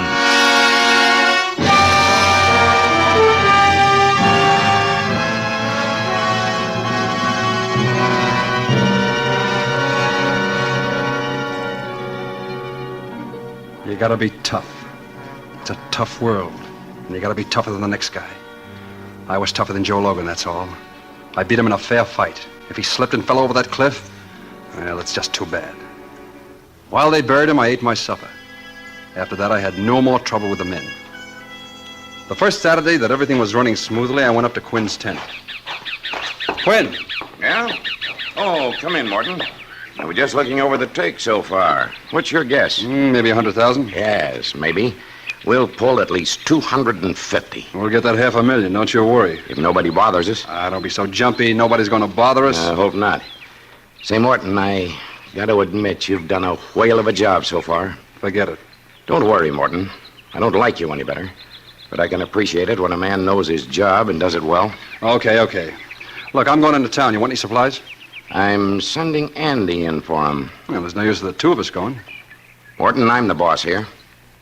Are you? Yes. You told me as long as I did the job, that was all you cared about. That's right. Okay, I've done the job. It'll take the crew 2 days to catch up. I'm going to town. I'll tell Andy you'll get the supplies.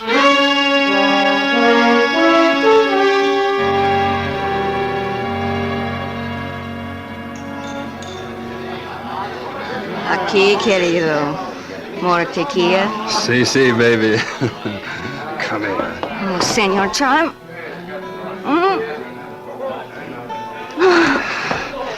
Love me, baby? Oh, pero sí, querido. I have never met one like you. Yeah, that goes double, baby. You're sensational. You'd knock 'em dead in the States. I'd like to take you back there. I'd like to dress you up in fancy clothes with diamonds in your hair. Diamonds? Oh, senor, you must be very rich. Not yet. But give me time. It's very interesting. Tell me more, querido. Later, baby, later. Right now, let's blow this joint. But, Senor Charlie, is it not you must go back to wherever you go? They can do without me for a while. I like it here better. Okay? Okay, senor. Vaya, ándale! Well, what was that? What'd the kid say? It's nothing, Senor Charlie. It's a game they play. Well, what'd he say? He say, beware El Chico. Oh, who's El Chico? It's nobody, senor. You must not mind. Sounds like a Mexican goblin or something. El Chico is, they say, a bandido. You know, like Americanos. He rob, kill them. They see me with Americano, they say, beware El Chico. It's a game. I get it. He's the Mexican equivalent of Superman, eh? An imaginary Robin Hood in a sombrero. Oh, no comprendo, senor. Well, never mind, baby. Forget the fairy tales. That kid ought to be home in bed anyway instead of running around a saloon. He's my little brother. Oh, I get it now. This is the family game to scare off the Americanos, eh? No, senor. Well, I don't scare easily, baby. I don't scare at all. Ah, bueno. No, sorry, Say. ¿Qué? What is the matter, Senor Charlie? Nothing, baby, nothing. I just had a great idea, that's all. Thank your little brother for me, baby. He's just given me a great idea.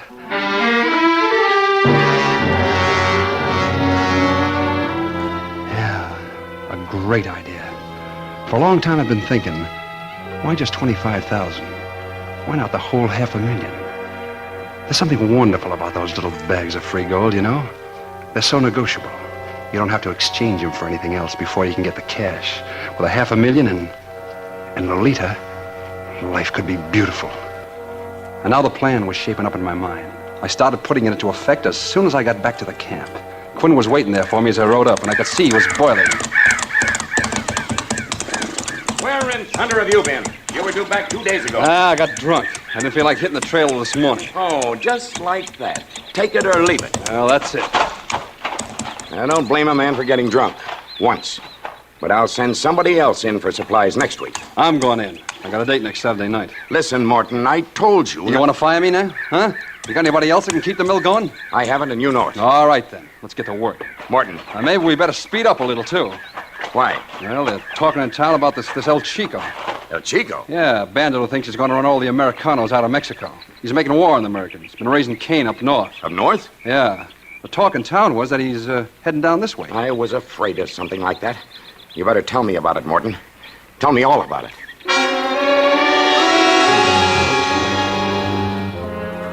It was a cinch. From the very first, he swallowed it all. By the next Saturday, he was begging me to go back to town. Keep my ears open, find out all I could. Of course, I heard plenty. Then Quinn was hurrying the men, trying to figure out a way we could get out. But the way I told him, El Chico had complete control of the province to the north and blocked our way back to the States. The only other way was across the mountains to the west, and they were impassable without native guides. Now, he knew that, but I reminded him. And then the next time I went into town, I brought back the map. A greasy, crumpled, dog-eared pencil map, scrawled on butcher paper. It was a masterpiece. It should have been. It took me a whole night to draw it. And it showed an old wagon road going out over the mountains to the coast. I told Quinn I bought it from an old Mexican. It was the prelude for my trump card. Okay. Map looks genuine, all right.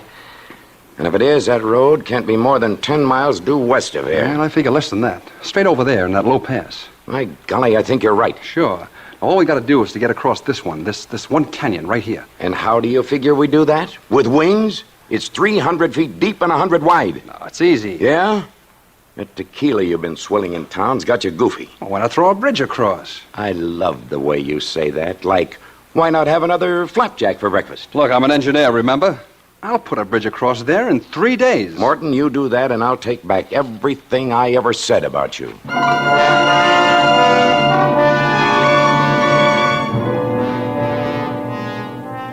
The next morning, I tied a 200-foot length of rope around my waist, took a pulley with me, and started down to the bottom. It took me all day to make it up to the other side. I tied the pulley to a jack pine and pulled the rope through tight and tied it off. And then I came back hand over hand. After that, it was simple to finish the slickest suspension bridge you ever laid eyes on. Plenty strong enough to hold all our men and mules, fully loaded. It was so good that even Quinn had the grace to admit it. I gotta hand it to you, Morton.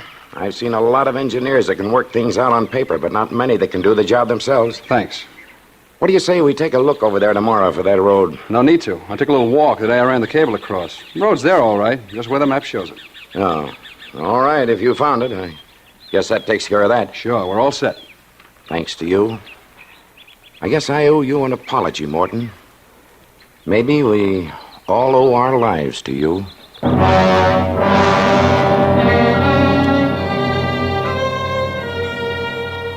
That's the only time, before or after, that I had a qualm when he said that. But you gotta be tough. I couldn't forget that. It was too late now to back out. Everything was ready. We were all set to leave on short notice. Quinn wrote a letter to Collins in the States, telling him to meet us on the coast with a boat. Quinn gave me the letter to mail in town. But of course, I never mailed it. I spent my time in town getting the necessary mules and the gear. And then I went to Lolita. Querido mío, I have missed you. Well, it's the last time you'll have to miss me, baby. This is it. The diamonds, the fancy clothes, all of it. Yours. Mine? Querido, you are rich now? By this time tomorrow, we'll both be rich. With more gold than we'll know what to do with for the rest of our lives. Gold? You have found much gold? See, and it's ours, thanks to El Chico. El Chico? What? Remember Beware El Chico, the game you played with your brother? Oh, see. Well, that's what gave me the idea, and it worked perfectly. We'll have to thank El Chico if we ever run into him. Oh, I do not think that will happen. After all, El Chico is only in a game, remember? Well, never mind the games now, baby. We got work to do. Now get some clothes, but keep it light. We'll pull out of here at midnight. And tomorrow we're rich.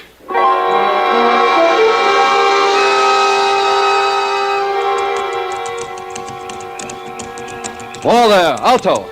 We are here already, querido. No, but you stay here with the mules while I go into camp with Quinn's train. It'll be dawn in an hour, then you start up. See. And remember, raise as much dust as you can. It's part of the plan. See.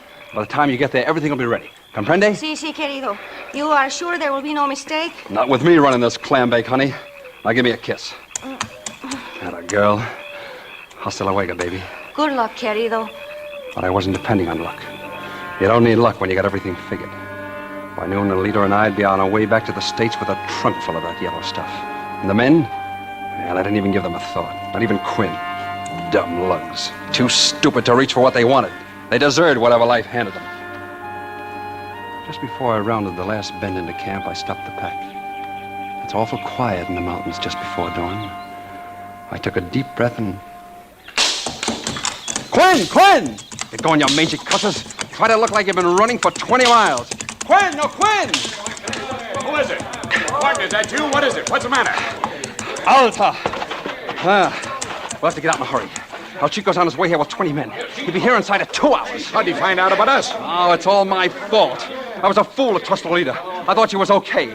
She sent word to El Chico about the gold. You blasted idiot. I told you to keep your mouth shut. I know. You can kick me anywhere. I've been kicking myself all the way up here. I'd like to kill you. Well, I wouldn't blame you, Quinn. All right, men, get those mules packed. We're getting out. The gold first. 2 saddlebags for each mule. Hurry. Over there. I worked like a demon alongside the men, getting the stuff packed. And then, just as the last mule was getting his diamond hitch, I grabbed Quinn's arm. What do you want? Quinn, I've been thinking. I gotta do something. Looks to me like you've done enough. Now, don't you see? It's my fault. It's up to me to do something now. This is no time to beat your breast. We're getting out. Getting out of here as fast as we can. No, look, I got an idea. You gotta let me square myself. Make it snappy. We can't waste time. Well, listen. I placed a dynamite charge under the eye bolts at this side of the bridge. Uh-huh. Now, I'll stay on this side and wait till you're safely across. Then blow the bolts clean so there'll be no trace left. I see. You cut the cables on the other side with a hacksaw, and the whole bridge will drop to the bottom where the brush will hide it. You'll be out of sight when El Chico comes, and I'll tell him you've outslicked him, gone north. He'll waste several days riding after you before he realizes the truth, and by that time, you'll be safe on the coast. What about you? Well, I don't matter. This wouldn't have happened if I had shut my mouth off. Come on, you fellas get going. Nuts, we'll stick together. Cutting the cables on the far side's a good idea. He'll lose a day going back to where he can cross the canyon. A day is not enough. His horses will catch your moves. We gotta destroy every sign of the bridge, make them think you've gone the other way. I'm staying. I don't know. It's the only way, Quinn. Look. You can see the dust cloud over there on the trail. He's coming. You haven't got much time to get out of sight. All right, Morton. Maybe I was wrong about you. Let me shake your hand. Good luck. Good luck. That's all guys like Quinn can think about. They don't understand a man who's tough enough to make his own luck. All of them lined up and they shook my hand. They all hated me since I came on the job. Now they were shaking my hand. And in a minute, the lead mule started. Soon they were all strung out on that long, swaying bridge. Quinn stayed till last, spacing them out. I waved to him and waited for him to step out on the bridge. My hand inched toward the plunger. But then the stupid fool started back toward me. Go on, Quinn, hurry, there's no time. I can catch up with him. Listen, I've been thinking, Morton. Sunday, while you were in town, I looked around for that road. I couldn't find it. They're all right. You'll find it. Hurry, Quinn. Maybe so, but I was just thinking. Why'd you plant the dynamite under this end of the bridge? Well, Why couldn't you have strung wires and blown it out from the other side?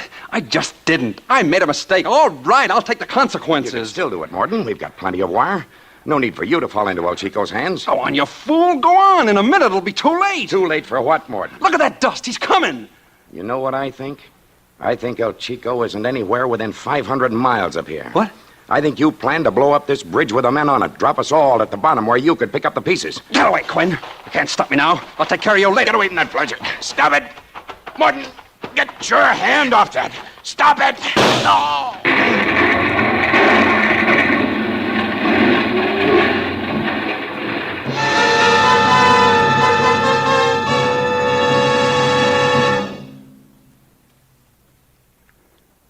The concussion had my head reeling for a few seconds.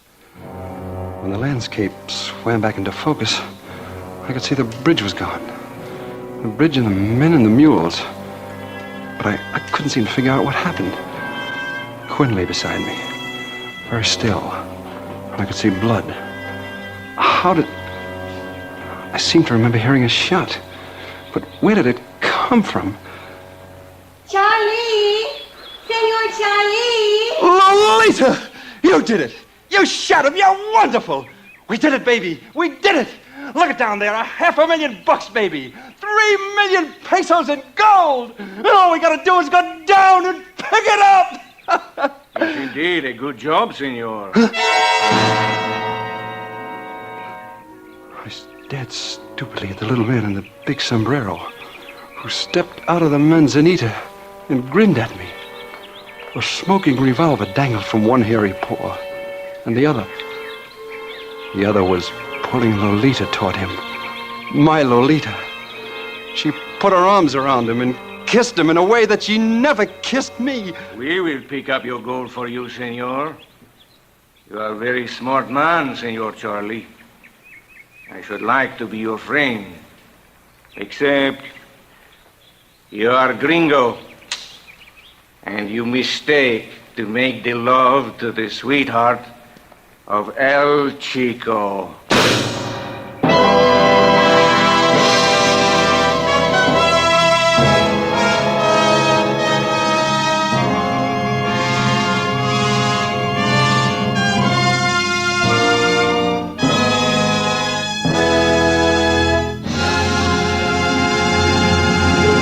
Thank you, Burt Lancaster, for a splendid performance. Mr. Lancaster will return in just a moment. Doc, what do you do for an acute case of goose pimples, huh? Well, if I knew, I'd prescribe some for myself. What you both need are some cool, calm, carefree Autolite words from Frank Martin. Now, Mary, can't a couple of old jalopy men talk about spark plugs? Everybody's talking about Autolite resistor spark plugs. Why, they're the best thing that's happened in spark plugs for years. Replace your narrow gap spark plugs with the sensational new wide gap Autolite resistor spark plugs. You can actually tell the difference in your car. You'll enjoy immediate improvement like smoother idling and gas saving. Buy a set of Autolite resistor spark plugs tomorrow. So remember, Autolite means spark plugs. Ignition-engineered resistor spark plugs. Autolite means batteries. Stay full batteries. Autolite means ignition system. The lifeline of your car. Yes, and Autolite also makes in its 26 nationwide plants more than 400 automotive, aviation, and marine products famous the world over for engineered dependability.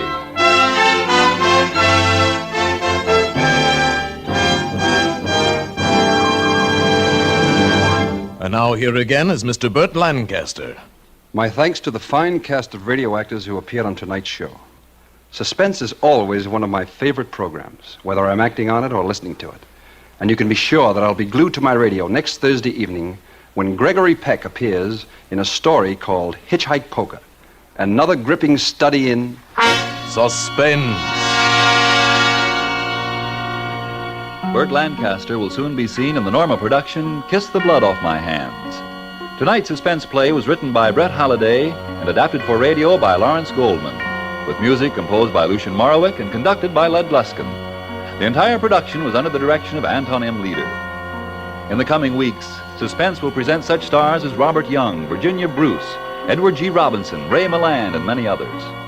And of special note, our star tonight, Burt Lancaster, may currently be seen in the film version of Sorry, Wrong Number, that great suspense play, soon to be repeated on this program with Agnes Moorehead in her original role.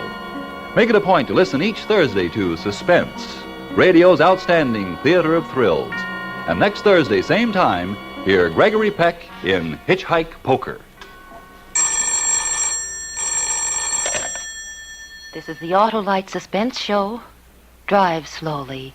Death and danger travel in fast company. Good night. Switch to Autolite.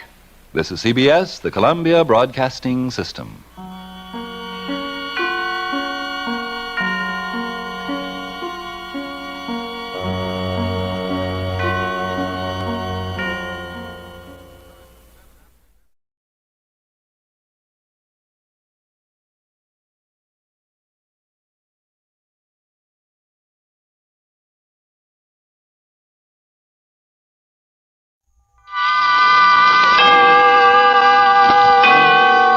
Autolite and its 98,000 dealers bring you Cathy and Elliot Lewis in tonight's presentation of Suspense.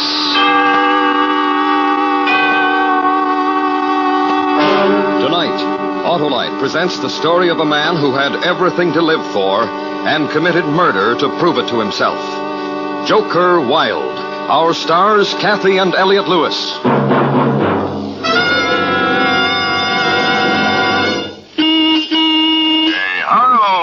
Why, it's Oscar, the super smooth and scintillating sedan. Super smooth is right, Harlow. I'm equipped with an Autolite electrical system. Ah, there's none better, Oscar. And it's because your Autolite electrical system is designed to operate as a team with all units and component parts related by Autolite engineering design and manufacturing skill to give you the smoothest performance money can buy. I know how important the electrical system is, Harlow. Sure you do, Oscar. And you know, too, how important it is to have only Autolite original service parts used when replacements are needed.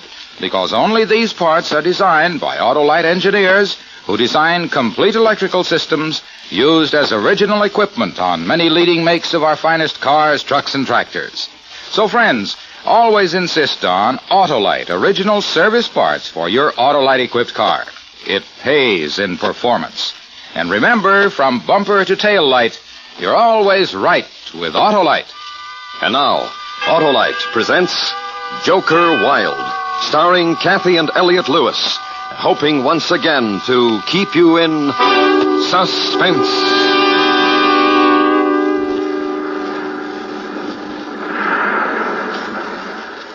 Well, if you think I'm pretty, Mr. Malloy, I suppose it's your right to think so. Oh, you are, Rosalie. You're Very well. Let us concede the point. But let us also understand the circumstances under which you've made that statement.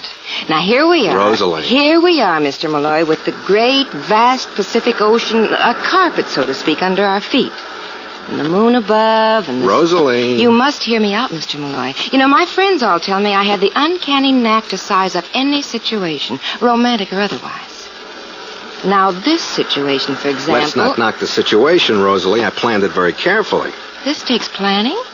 Waving to a lonesome girl from a long car? Bringing her to a place like this where she can look strange and mysterious on a cliff high above the ocean? And what planning does it take to slip your arm about her, as you've already done on numerous occasions this evening? Isn't that what you expected when you got in the car? At first, I confess I was very flattered, Mr. Malloy, being who you are. Having seen your movies, having heard you weekly on the radio, a famous comic personality like you, what girl wouldn't be flattered riding with Harry Malloy? Come here, Rosalie. Why should I do that? I want to talk to you. I want to tell you something. Very well. Now, what is it? I'm a comedian. You haven't been very funny this evening. I know. You see, this is an important evening for me. It's not a time to be funny. You might not believe this, but I've been looking for a girl like you. Some line. For a girl exactly like you. For the last several nights, I've been riding around the city just looking. I saw you, and I watched you for a long time. Watched me? I was driving along, and I saw you come out of that restaurant. I parked. I saw you walk towards the corner. I followed you. Let me tell you this, Mr. Malloy. If I hadn't just missed my bus, you never would have gotten me in your car. Don't you like me, Rosalie? Personally, you're a big disappointment. When I get home tonight, I'll tell my mother and father I met Harry Malloy, and he's not funny. He's not at all like... No. No, you won't tell him that. What? Nothing. It's very chilly, Mr. Malloy, and I've seen enough of the vast Pacific from a cliff. You may take me home now. Now, wait. You may take me home now, please. Listen, Rosalie. You say you saw me in pictures. Yeah, every one. Which ones you like best? Are you taking a poll, Mr. Malloy? Just tell me, which ones you like best? Very well. The one where you dressed up like a girl in a disguise. Gee, you were funny. I saw it 3 times. You know that thing you did, that funny way you walked? You like that, huh? Oh, it was a scream. I screamed, I know that. I guess everybody did. I'll do the bit for you. Come on, get out of the car. That's it. Now, give me your coat. You mean it? Sure, I mean it. All right. Gee, will I tell Mom and Pop? Yeah. There we are. Turn your head, Rosalie. I'm going to roll up my pants legs. There we are. And this one. You can look now, Rosalie. Can you whistle? Sure. Whistle. Yeah, I know just the tune.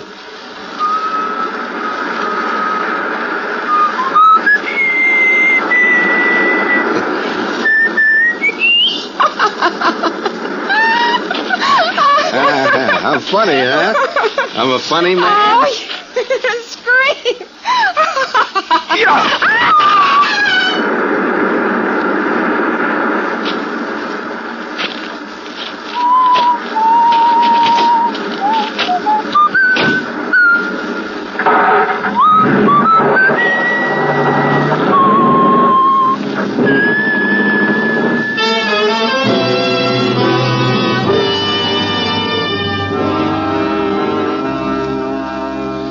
fact that I just killed a girl doesn't change a thing. I create comedy. I stand up on a stage, or my picture's on the screen, or I stand behind a microphone, and people laugh.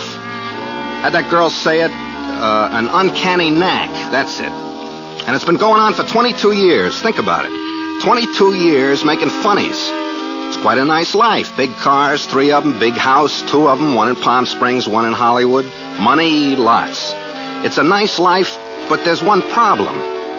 No one takes me seriously. Harry Malloy, comic, buffoon, clown, nothing else. Even I began to believe it. Until the other day, I set up a problem for myself. Harry, I said, you make people laugh. How about making them cry? You create comedy, I said. Now let's see if you can create a tragedy. So I planned it, and I just did it. I pushed a girl named Rosalie off a cliff. She had a mom and pop. They'll cry. That's very tragic.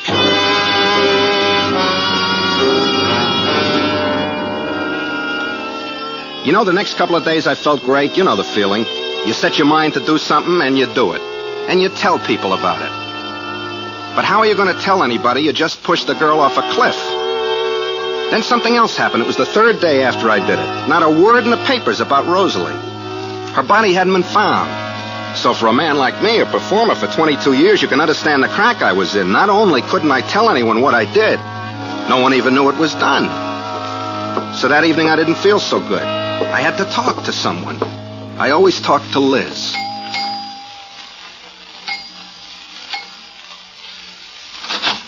Harry, lover, come in wherever you are. Freddie, that's what we got. Ah, look what blew in. Oh, where have you been? Kiss me, lover. We're playing a game, Harry. Come on. Me and you, Harry, will kill him. Let go, Babs. I want to say hello to Freddie. Just wave. He'll understand. Cut it out. Liz, I want to talk to you. We're playing a game, Harry. It's important. I got something on my mind. Try it on all of us. We'll laugh, darling. Honor bright. Hey, Harry, I'm striped in certain seasons. I got 2 legs, and I hibernate. Now, what am I? Later, Freddie. I want to talk to Liz. It's the game. What am I? He's a bear in a pinstripe suit. Don't tell him. Liz. You look worried, lover. What's the matter? Let's go in the kitchen. For a drink of water, Harry? I haven't had an invitation like that since I was 14. How about that, kids? Harry asked me into the kitchen. Why, I haven't heard that since I was 12. Let me know what happens, Liz. I can't remember. Please, Liz. Sure. Close the door. What's the matter, honey? I want you to tell me something. All right, lover, you name it, you've got it. What kind of a man am I? That's the game Freddie and Babs are playing. I mean it. I want you to tell me. You're 4 square, kind, courteous, loyal, obedient, and trustworthy. You're a lot of laughs, and I love you. You really love me, Liz? No, not really. But I'm a lot of laughs. For 10 years since I've known you, up until just now, honey. Just now, you're dull. All of a sudden, I'm not a big yuck, and all of a sudden, I'm dull. Is that the way it is? That's right. I'm going to tell you something, Liz. You don't know me. You don't know the kind of man I am. All right, I'll play. What kind of man are you? I got things going for me nobody knows about. All right already, and? Inside it eats, Liz. I got more to me than making people laugh. Pagliacci, huh? That's an old bitch. You stay here in the kitchen and sing. I'm going to go in and play No, with... listen to me. Lover. Please, Liz, listen to me. Make it brief, Harry. 3 days ago, I did something. Something naughty? Now, listen. I've got to tell you about it. I got to tell somebody about it, or it's no good. You flipped? I'm not just a clown, Liz. That's what I'm trying to tell you. I did something important, something big. This is the last bite I'll give you, Harry. What did you do? I made somebody cry. Harry. What? These are the jokes, huh? These are the jokes? I did it! Guess what I am? I'm a fuzzy bear in a pinstripe suit. See, Harry? Freddie knows what he is, so I'm going to tell you what you are. A comedian. You're a funny fellow. When you're not funny, Harry, you're dead. Let's have laughs, huh?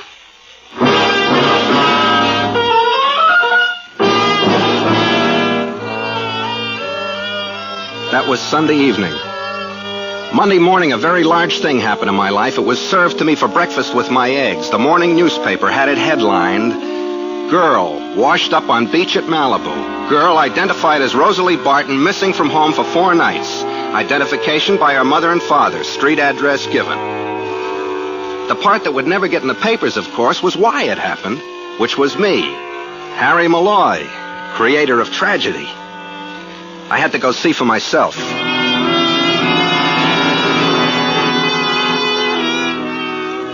Rosalie Barton lived in a cheap little California bungalow. 1 floor, 1 palm tree, a geranium bed that needed watering. One thing was funny, though. Have you ever noticed the audience a tragedy gets, especially when it's for free? Well, the Barton house didn't have it. There should have been all over the lawn, onto the pavement, neighbors, kids, the people who hop in their cars and come from all over the city to look in on tears. But no, nobody around. I parked my car a couple of blocks away and walked to the house, up the path, onto the porch, near the window. I looked under the drawn window blind to see what I was looking for. Hysterical parents, bewildered, grief-stricken. But I only saw a room, no people. And I saw this. Near the window, a highboy. And on it, a picture of the dead girl, looking at me and smiling at me. I looked, too. I couldn't see anything. Huh? They're still at the funeral parlor, her mother and father. They must be very upset, huh? No, they're taking it real good. I live right next door, and I came over to see them last night, and they're taking it real wonderful. Didn't even cry. Oh.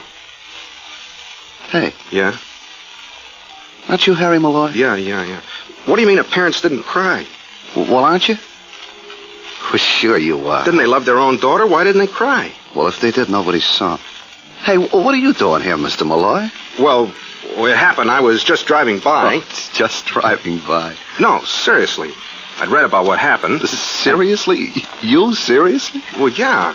I'm trying to tell you. Hey, Jonesy, look who's here. Harry Malloy. Hey, no, wait. This is my neighbor, Jonesy. Harry Malloy. Hi, Harry. How are you? Hey, you gonna be here a minute? I want to get my wife. Get your wife? What do you need your wife for? He kills me. Wait a second. Hey, Reba. Reba, come here a minute. Jonesy never does a thing without Reba. You'll like Reba. She's a great giggler. Yeah, well, I gotta go. Oh, come on. Stick around, Mr. Malloy. The whole neighborhood feels bad about what happened to Rosalie. Oh, stick around. You want funnies now? A young girl, someone you knew, murdered, and all you do is laugh. It's a funny face you make. Hey, here's Reba. Hi, Harry. What are you laughing about? I haven't said anything. Some giggler, huh, Harry? All right, calm down now. I want to tell you something. Reba? Reba. Seriously. I want to tell you all why I'm here. I read in the newspaper about a girl's being killed. And I was driving by. He was driving by. Get this. Go on, Harry. I was driving by. Just like a similar situation happened to me once before. No, seriously. Ran out of gas, huh? Had a flat tire, Harry? What? Go on, tell us what you're doing here. You get this, Johnson. Go on, Harry. Well, I stopped by because I saw a fellow looked hungry, so I pulled over and I said to him, "Hey, you look hungry." He said, "No, I'm not hungry, but I would like 10 cents for a cup of coffee," so I offered him a dime. Yeah, honest, I did.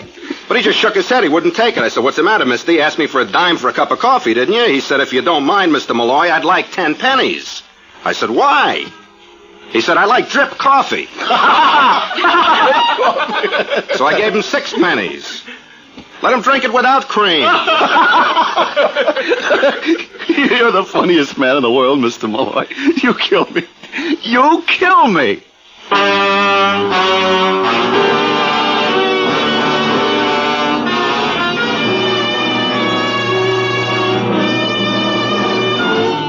Autolite is bringing you Cathy and Elliot Lewis in Joker Wild. Tonight's presentation in radio's outstanding theater of thrills, Suspense.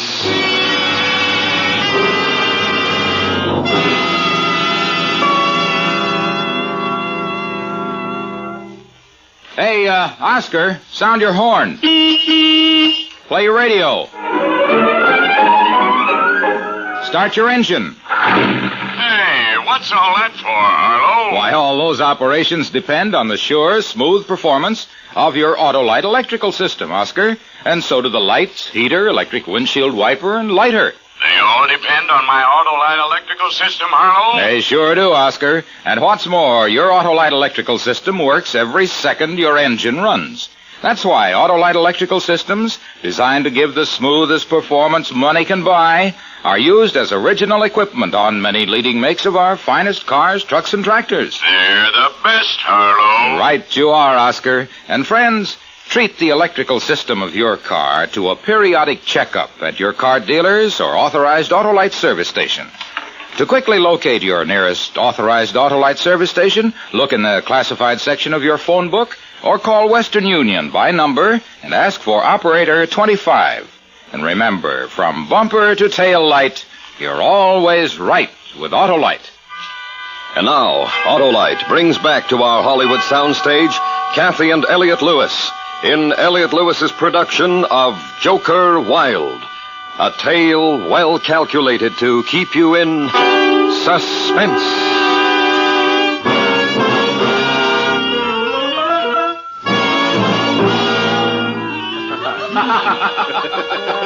I told them jokes and they laughed. No tears, no tragedy, just funny stories. I was a murderer and they were laughing. It was a good performance. Not exactly the one I counted on, but a good performance. I left them laughing and begging for more.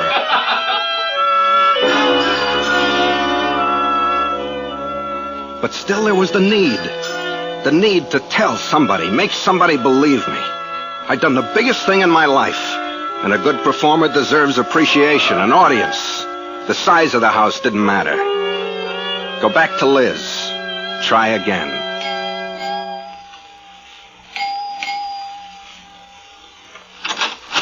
Hi, lover. Can I come in? When did you ever have to ask? Had lunch? No. Come on, I'll pour you some. All right. Harry? What? What was wrong with you last night? I tried to tell you, you wouldn't listen. Ah, lover. Was I mean? Yes. Yes, you were. That's my Harry. Drink your drink. Yeah. Just us, Harry. Nothing at all. Huh? What is it, Harry? You have this morning's paper, Liz? This morning's paper. Here, read this. About the drowned girl? I read it this morning over coffee. What about it? What kind of a man do you think could have done this? Done what? Murdered her. Pushed her into the ocean. Give me the paper. Where does it say she was murdered? Here. Was pushed. Or fell. You want a new kick, Harry? What's the matter with you? Liz, do me a favor, will you? Sure. Do it my way, will you? Let's just play she was pushed into the ocean. What kind of a man do you think could have done anything like that? A nut. Uh-uh. Look, I don't get this. What's it to me about this girl? What's it to you? I'll tell you what kind of a man did it. A man of cold intelligence. A crazy man. A creative man. One who wanted to express himself in a profound... Profound. Oh, brother, a nut. You listen to me. I'll tell you what kind of man murdered that girl. I know. Now, you just listen. It was getting funny, lover. I'll just answer the phone. I'll be right back. Hello? Hi. There's nothing. Nothing at all. Harry's here. Oh, huh? How was it? Yeah, I thought so. I have to see it myself. What? What? I can't hear you, darling. Hold on a minute. Harry, do your London bridges later, huh? Yeah. Where were we? Oh, yeah. Yeah? Just like that, huh? That's life. Sure, darling, of course. What? Oh. What? I guess so. I guess it could be arranged. Of course I can keep my mouth shut. You know... Wait a minute. Will you... Harry! Harry, I'm trying to talk... Harry! Harry slipped. I'll call you back. Try it with your head, Harry. You need a cold shower or whatever boys do when they act like this. What's the matter, lover? All right, all right. All right, what? I'm getting out of here. You won't listen to me. I'll find somebody who'll listen. Tell me, baby. I'll listen to you. It's about that girl. What girl, baby? The girl named Rosalie, the one in the paper. The murdered girl. Oh, baby. Answer me one thing. All right. Do you think I could have killed her? You? Well, answer me. You? Answer me. Shut up. Shut up. Liz. Oh, you. Liz, please. You. Oh. You haven't answered me, Liz. Oh. I'll tell you, lover, if you want to know. You're the 7 wonders of the world. Life hits you in the face, you run to the joke file. A gag for each and every situation. That's all I am, huh? I'm not finished. Go on. Face it, lover, nobody takes you seriously. That's why everybody likes you, because you're no problem. What this business with banging the piano is, that's a joke file I haven't been in with you before. Just one thing. Uh-huh. Just don't get wearisome around me, Harry. You won't be welcome around here. And that's it? Yep. All right. Wait here a minute.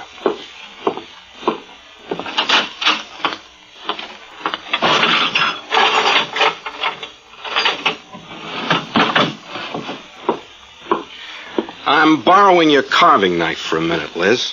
What for? You see, Liz, there's no use trying to tell you something. I gotta prove it to you. This is going to be great. It could be at that. What's it going to be, Harry? I'm gonna kill you. That's my Harry. Yeah. What's my bit, lover? Yell, scream, run around? Let's just work it out together. Ready? Come on, kill her. Yeah. Well? I'm gonna kill you. You said that, Harry. What's the matter? You running out of material? I'm not kidding. I'm supposed to act scared. All right, Harry. Ah! You just wait. I don't know what you're doing, Harry. You better have a finish. Start running. All right. Oh. Swell. Now I need a new lamp. No, you won't need it. That's the finish? You fall flat in your face? Oh, Harry, how corny can you get? You stopped doing that bit when you left vaudeville. My nose. It's bleeding, lover. Move your head a little this way so you don't get it all over the rug, huh? Oh. Come on, sit up. Sit up. That's it. Give me a knife. Hold your head back. Don't be a baby. Hold your head back. Bleed bad. Oh, I'll get a towel and some ice cubes. Hold your head back now, Harry. Here. How do you feel? Hurts. I'll put this ice in the back of your neck. Stop in a minute. Feels good. Sure it does. Liz. Mm-hmm.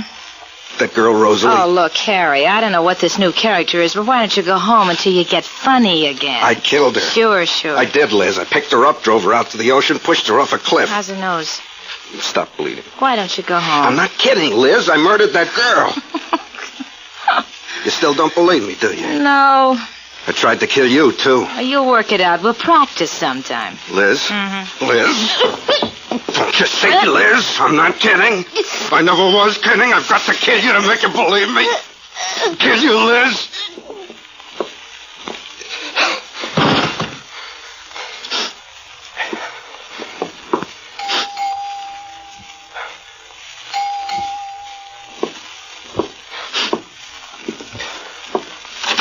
Was a minor, 49er, and her name was Clementine. Hiya, Harry. How's the old kid? Kiss me. Oh, where's Liz? I'm forced to ask. In there. Right over there on the floor. On the floor? Hiya, Liz. Hey, what's this, a new game, Harry? She's dead. Oh, we're supposed to ask questions, you answer yes or no. We're supposed to tell you who did it, huh? That's an old game. Was it? I did it. I strangled her. Hey, kid, you're taking all the fun out of it. Freddie. Huh? Look. Look at what? Her throat. I strangled her. Oh. I don't believe it, Harry. Well, not you. Liz wouldn't believe I could do a thing like this either. Look what happened to her. I can't believe it. I can't believe it. You will. Stick around for police, Freddie.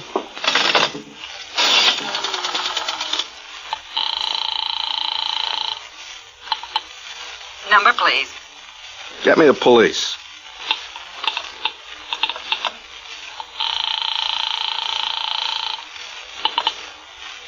Precinct, Sergeant Thor speaking. This is Harry Malloy, Sergeant. Harry Malloy, the comic? That's right. I'm at 5... Harry. Hi, Harry. What's on your mind?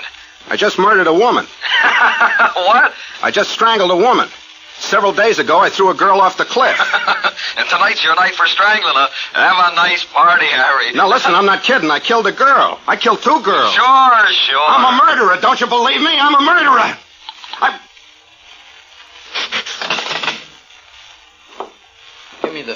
Phone, Harry.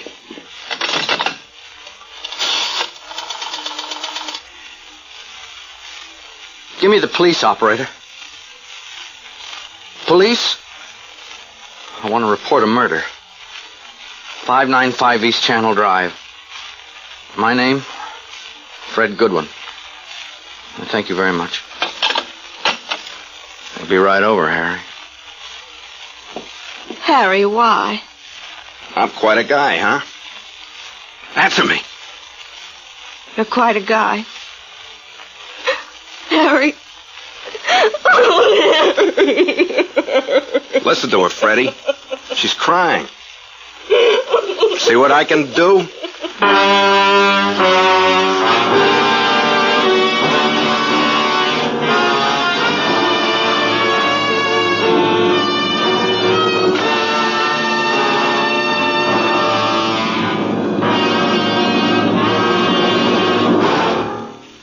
Suspense. Presented by Autolite. Tonight stars Cathy and Elliot Lewis. This is Harlow Wilcox speaking for Autolite, the world's largest independent manufacturer of automotive electrical equipment. Autolite is proud to serve the greatest names in the industry. They are members of the Autolite family, as well as are the 98,000 Autolite distributors and dealers in the United States and thousands more in Canada and throughout the world. Our family also includes the nearly 30,000 men and women in 28 great Autolite plants from coast to coast and Autolite plants in many foreign countries, as well as the 18,000 people who have invested a portion of their savings in Autolite. Every Autolite product is backed by constant research and precision built to the highest standards of quality and performance. So remember, from bumper to tail light, you're always right with Autolite.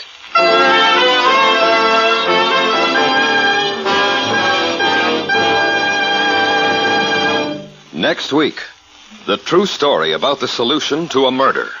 The documented report of a policeman's patience, intelligence, and bravery. The Man with Two Faces. Our star, Mr. Lloyd Nolan. That's next week on Suspense.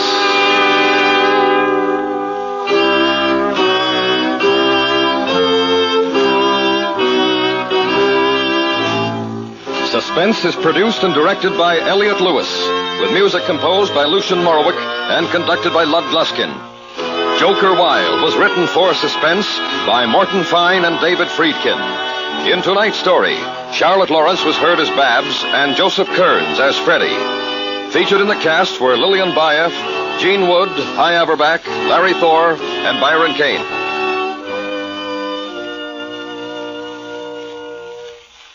Autolite takes this opportunity to pay special tribute to the automotive wholesalers of the nation who this week will be attending the Automotive Service Industries Show in Atlantic City.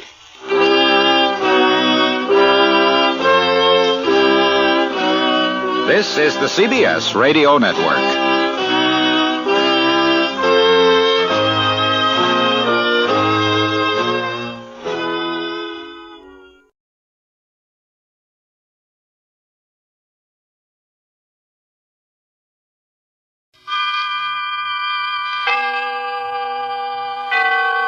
Autolite and its 98,000 dealers bring you Mr. Charles Laughton in tonight's presentation of Suspense.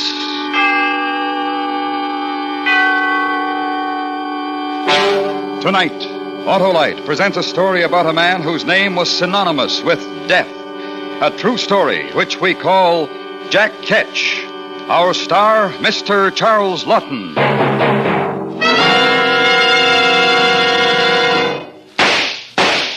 Hey, Sheriff, are you shooting at me? Sure am, Wilcox. You know someone who fires faster than me? Why, I'm the fastest. No, wait a minute. Not someone, Sheriff, something. A spark plug. A spark plug? Sure, a spark plug must fire at the rate of 1,000 times a minute at normal driving speeds to give you the smooth performance and economy you expect from your car.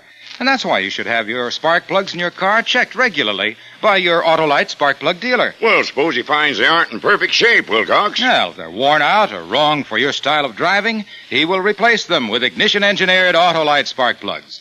The spark plugs that are world famous for quality and performance. How do I locate my nearest Autolite spark plug dealer? Just look for the dealer displaying the Autolite spark plug sign. Or call Western Union by number and ask for Operator 25. She will gladly tell you the name of your nearest Autolite spark plug dealer. And remember, from bumper to tail light, you're always right with Autolite. And now, Autolite presents transcribed Jack Ketch, starring Mr. Charles Laughton, and hoping once again to keep you in suspense.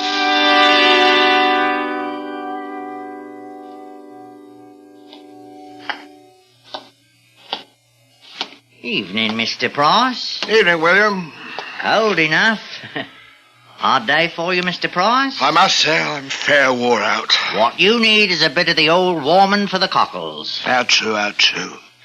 It's cruel work for a man in this weather. Well, you hop down to the Blue Boar, Mr. Price. Have yourself a dollop. I'd thought of it, but I happen to be a little short of funds tonight, William. I wonder if you... Oh, here. Have one for me, Mr. Price. Oh, it's very nice of you, I must say, William. Very nice. Good night.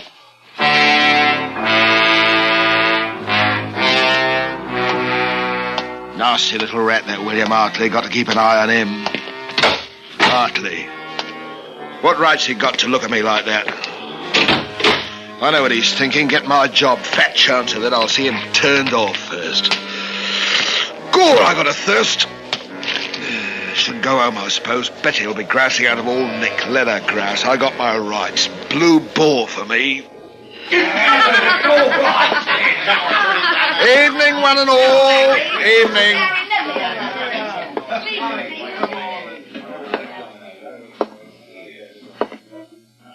Evening, Mr. White. Mrs. White. Mr. Loam.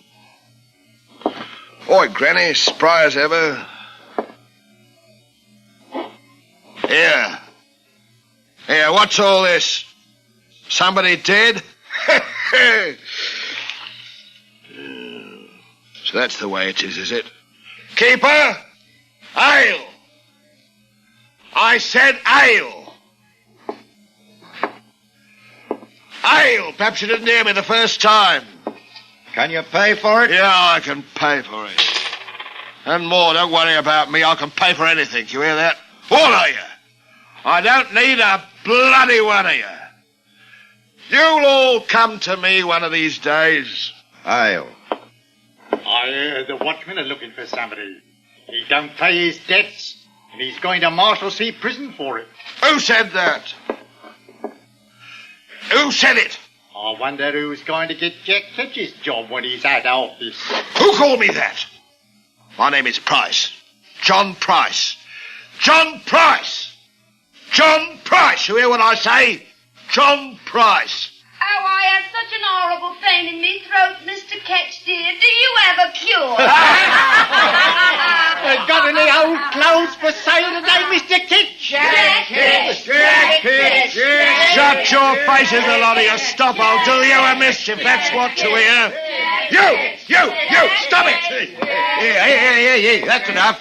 There'll be none of that near. If you want your ale, come over to the table and drink it. Otherwise, out. Sorry I lost my temper. I'm sorry. I'm just very tired tonight. Accept my apologies, Keeper. I don't accept nothing from you except your money. I have to do that because I have to serve you. My charter says so. If any trouble from you, and out. That's a fact, and don't forget it.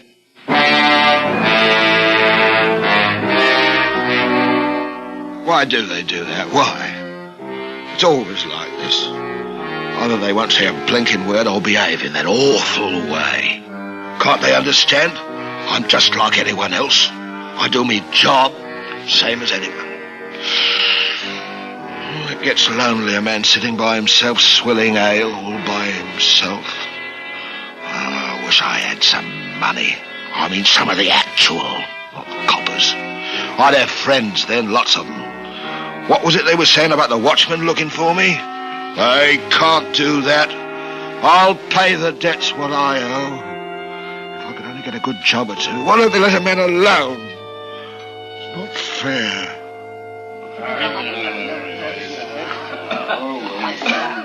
Not fair. What ain't fair, Mr. Price?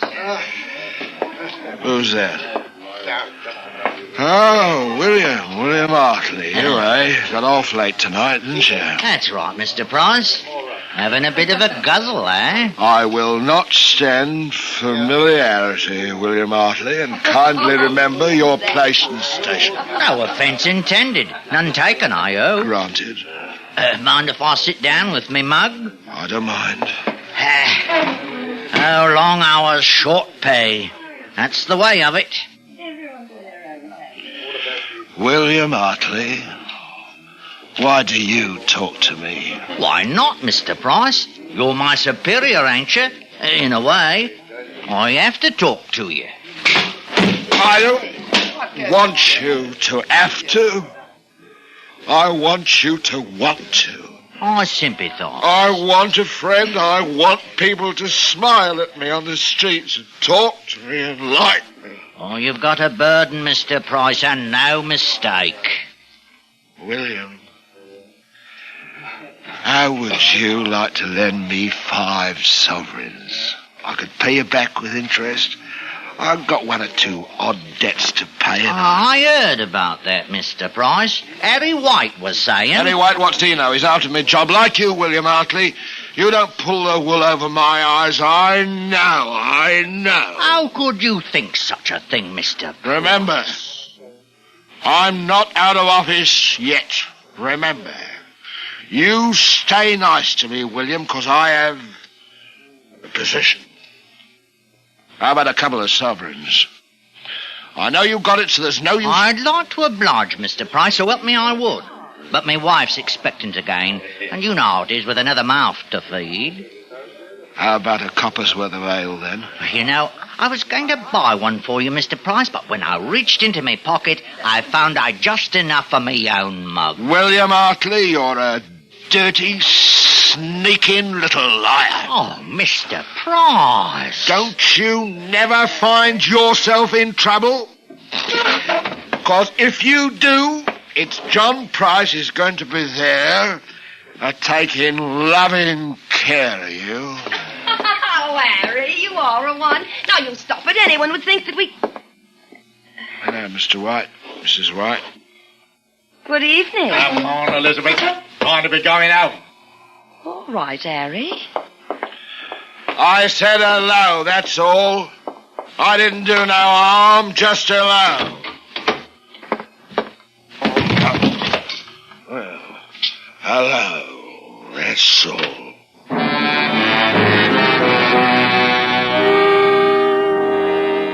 William Hartley, he come to the Blue Boar to laugh at me.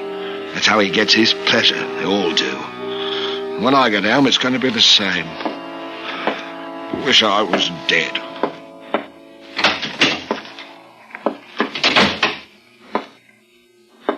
John Price? That you? Where you been? I had a piece of mutton on the table at 6 o'clock. Hello, Bet. How's the kid? Where you been? I should have knowed. You been boozing at the Blue Boar. Spent every blessed penny. I was tired, Bet. I thought a sup would help. Sup? Sweetheart, we got a few shillings put by, haven't we? Oh, no, you don't. He's desperate, Bet, girl. They'll have me in debtor's prison. I had the talk tonight. Do you good. Don't say that, love. I only need it for a week or 2 at the most. I've got to raise every penny I can. That money's for me and the kid. You don't touch a farthing. I lose me job. Don't make me laugh. Your job. Call that a job? I'm ashamed. I'm ashamed to have people know my name. Now, Bet, I'm your husband. It's your duty to obey me. You give me what money you've got in the house, or I'm... Or what? What'll you do, Jack Ketch? Betty! What'll you do to Mrs. Jack Ketch? You murderer! Murderer! My husband, what's he do for an honest living? Why, he's a murderer. Mother, what does Daddy do? He's got a lovely job, Sonny, didn't you know? Yes, dear old Dad turns people off for our bread. Here's Jack Ketch, the groom of the ladder, the public hangman. Hangman! I'll smash you!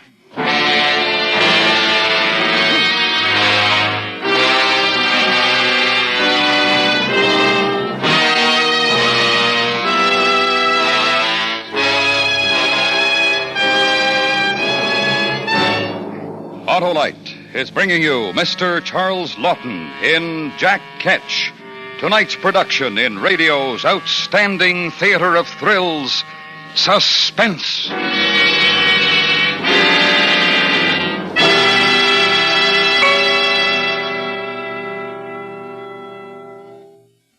Say, Wilcox, what's this I hear about the Autolite resistor spark plug? Why, Sheriff, it's acclaimed as the most able, amazing, and ambitious advance in spark plugs for automotive use in the past 20 years. Yes? Well, inform me why, Wilcox. Well, you see, Sheriff, the Autolite resistor spark plug has something extra.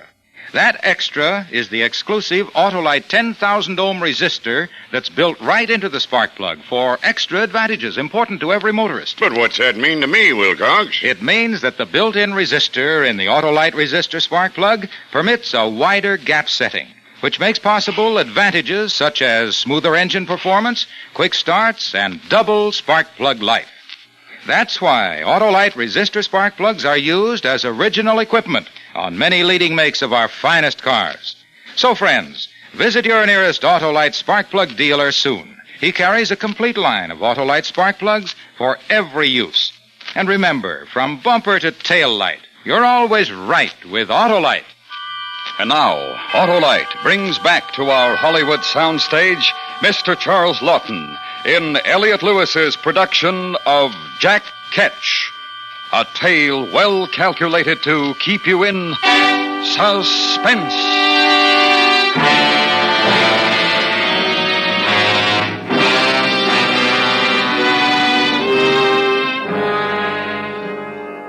I suppose it was wrong to beat her like that, but what's a man to do? So what with me debts and what I done to Bet, here I am in Marshalsea prison. Not the first time I've been here, but what a stinking hole. Phew. All of us together, the muck of London, men, women and dogs. There's one lad that ain't so bad coming yesterday. He's got learning, a gentleman, you can see that. Thomas Lovelace, his name. He's in debt to his eyes. £2,000. I'll be here until I rot, Price. I wouldn't say that, sir. There's always hope. You've been here before? 3 times, sir. This is my 4th and always for debt. Of course, there was the matter of my wife, Betty, this time. What did you do for a living, Price? Shh. Why, what's the matter? Hadn't you noticed the others? They never talked to me, sir. Hadn't you noticed? No, not particularly. I'll tell you why.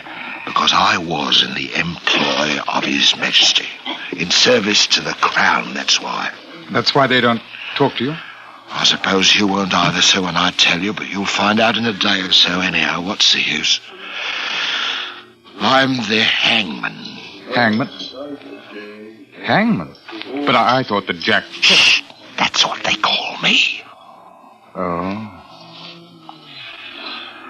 I thought so. Go on, sir. I won't trouble you. You're a gentleman. You don't want the likes of me. You haven't got a very savory reputation, you know, Price. It was me job. Somebody had to do it. I've heard that you rather enjoyed it. That is a lie. And what about the poor devils who paid you to put them out of their misery quickly? Well, I was happy to oblige. Poor souls. Sometimes they give me a few pence to help them through the awful passage to heaven. But Lord bless you, I did my best. And if they didn't have any money? Well, I wouldn't hold it against them, you know. Of course, I'm not denying that a nice, neat rack or press job was worth a few shillings extra, but wouldn't you have taken the money, I ask you now, wouldn't you? I wouldn't have had your job, Price. Not for £1 million. Oh, well, that's the way of it. Each man to what he knows. Right, Mr. Lovelace? My profession is hangman. Yours is to be a gentleman. Am I right, sir? And we're both in debtor's prison. That gave him something to think about. He wasn't so high and mighty after that.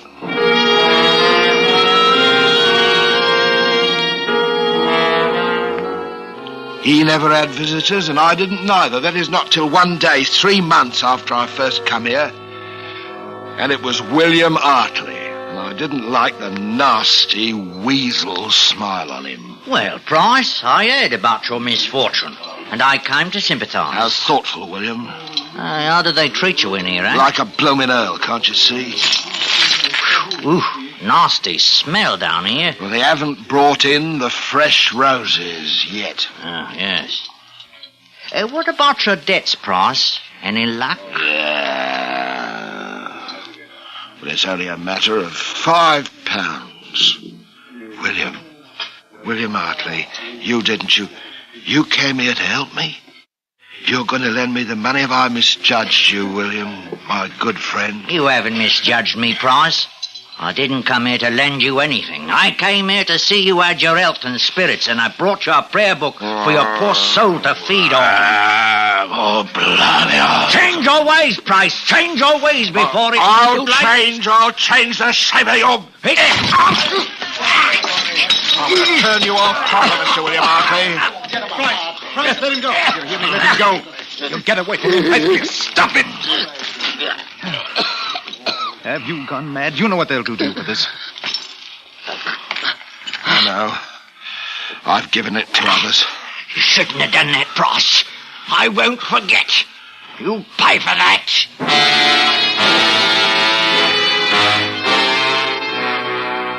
I paid 30 lashes and slumgullion for a month. I wasn't going to forget William Hartley, never in my life.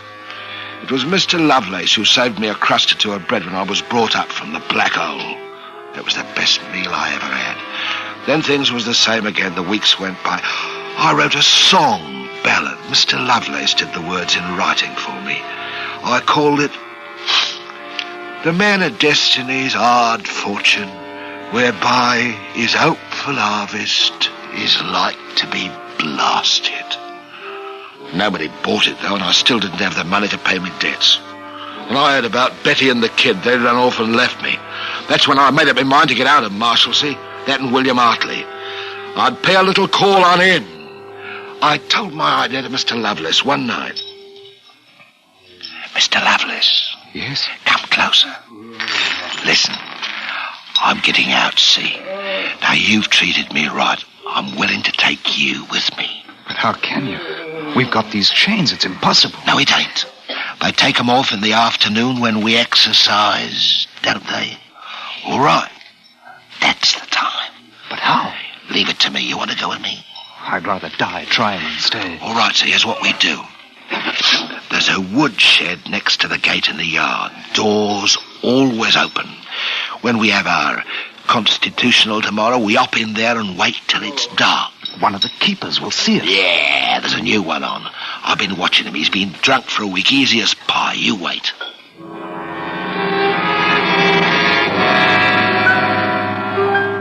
The next day we did it.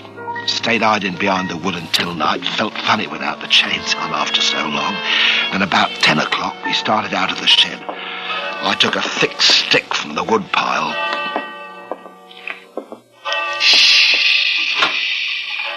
Come on. The gate will be locked. Have to do a bit of climbing then, eh? All clear.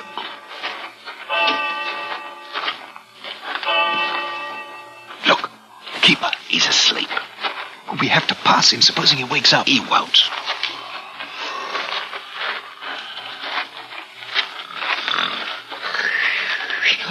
Look, he... You give me an hand up first and I'll pull you over. Right. All right. Give me your hand. All right. Up you come. And there's London. Ain't that the loveliest sight? William Hartley's out there in it. Come on.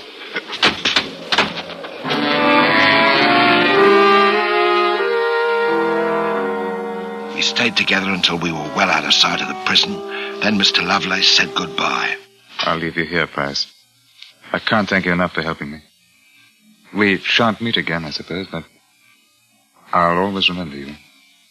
Goodbye. And he went his way. A couple of minutes later, I found a broom maker going home from selling his wares, and after a short argument, I had 2 silver shillings in my pocket. I tossed for it. William Hartley now, or later. My first one. And that took me to the nearest alehouse in Bunhill Fields. Hartley would have to wait, but not for long. I was going to do him a mischief, pay the little scut back before the night was out.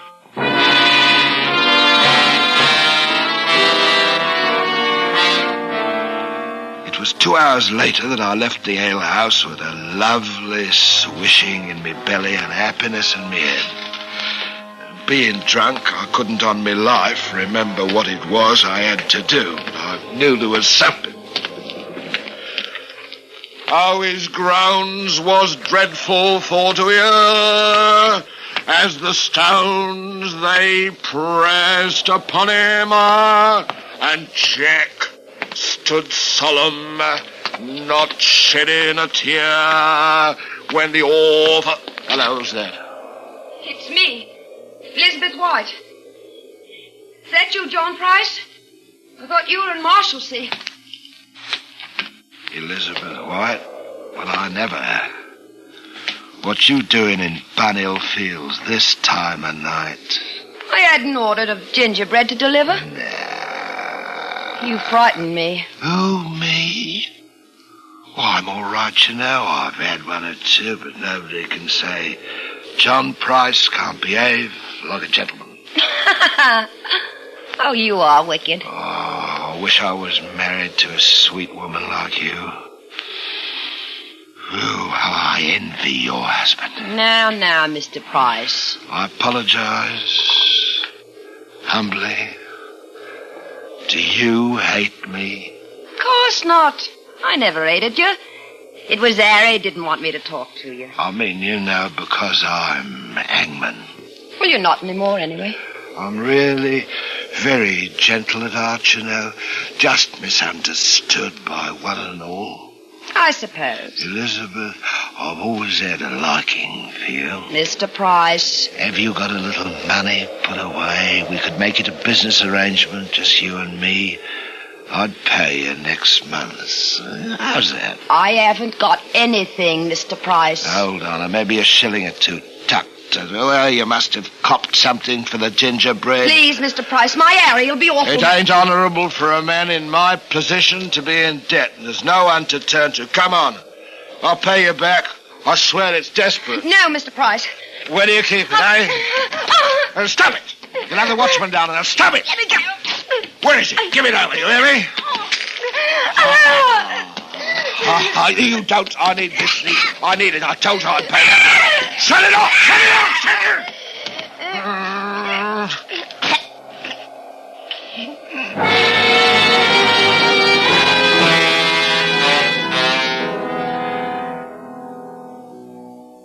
Well, here we are again. Newgate this time. The watchman got me, but it was too late for Elizabeth White. Afraid I done her in. Poor soul. I'm to hang for it, so there you are. I can hear them coming for me now. I'd like a nice swig or something to see me on my way.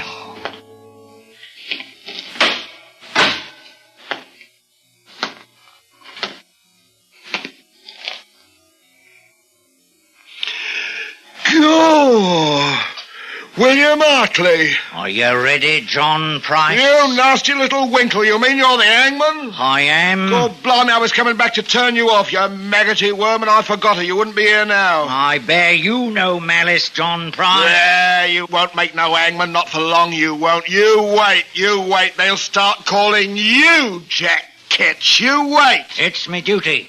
I always knew that someday I'd find me calling to protect the people from such poor wretches as you. I have found it. Oh, blimey, I might have known it. Bar me too. Well, I haven't got a brass farthing for you, and me clothes won't fetch tuppence, so blast you. I don't want neither. It's me job, John Price. Turning you off is me job, and that's what I'm about to do. You've come to a wicked end, as I knew you would. Well, if I am going to nab the stifles, and it's William Hartley's going to do it, I'm better off dead. Here, William. You write something for me on the wall. I got some charcoal. What? What do you want me to write? Here died John Price, public hangman of London. He was turned off upon that gallows which he had served so well in his day. God save the King in the year 1686.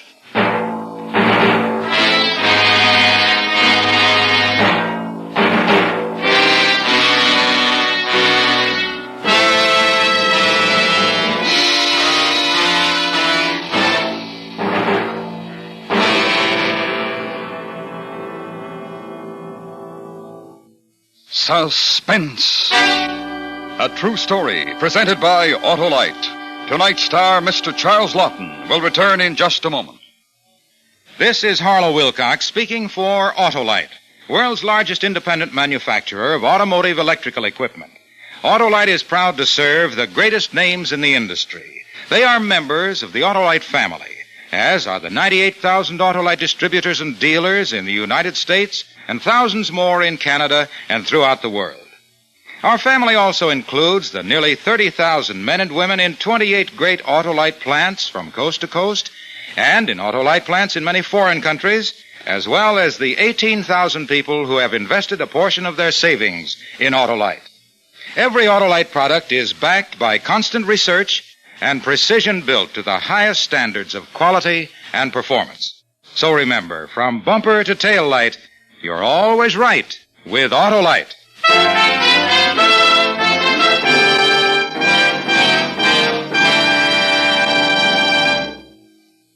This is Charles Laughton. Next week, the third member of our first drama quartet will be your guest. Mr. Charles Boyer will appear as a man who successfully played both sides of the law. Vidocq's last case is the story, and it will be heard next week on Suspense. Jack Ketch was written for Suspense by Anthony Ellis. Suspense is transcribed and directed by Elliot Lewis. Music was composed by Lucian Morowick and conducted by Lud Gluskin. In tonight's story, Joe Kearns was heard as Hartley.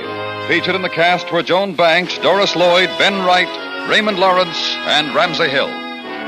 Charles Laughton may be seen in the fall tour of the first drama quartet's presentation of Don Juan in Hell by George Bernard Shaw. For the location of your nearest Autolite spark plug or Autolite battery dealer, or your nearest authorized Autolite service station, phone Western Union by number and ask for operator 25. Switch to Autolite. Good night. This is the CBS Radio Network.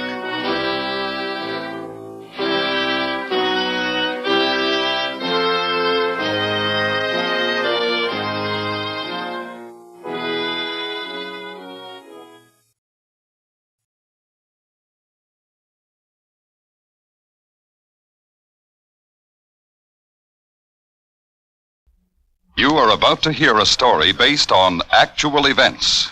To protect the innocent, names and places have been changed.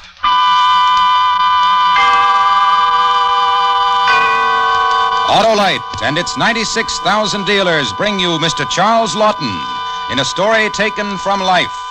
Tonight's presentation of Suspense.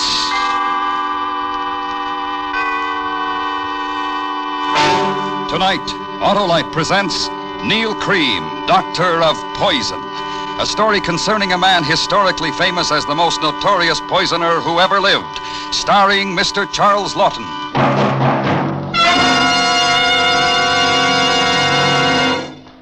Hello, Harlow. Well, hi, Hap. Boy, you just can't beat the system, can you? What system? Why, the electrical system of your Autolite-equipped car. And it works for you every time you press the starter button, blow your horn, light your lights, or use your radio or heater. Harlow, you mean Autolite makes coils, distributors, and all the other important units that make up the complete electrical system? They sure do, Hap, with all units and their thousands of component parts related like a team. by Autolite engineering design and manufacturing skill to give you the smoothest performance money can buy. Harlow, even I couldn't improve on that. Thank you, Hap. So, friends, because the electrical system is so important to the smooth and efficient operation of your car, treat your car to a periodic checkup. See your car dealer or visit your nearest authorized Autolite service station listed in the classified section of your telephone directory. Or call Western Union by number and ask for Operator 25. She will quickly tell you the address of the authorized Autolite service station nearest you. And remember, from bumper to tail light, you're always right with Autolite. And now, with Neal Cream, Doctor of Poison, and the performance of Mr. Charles Lawton, Autolite hopes once again to keep you in suspense.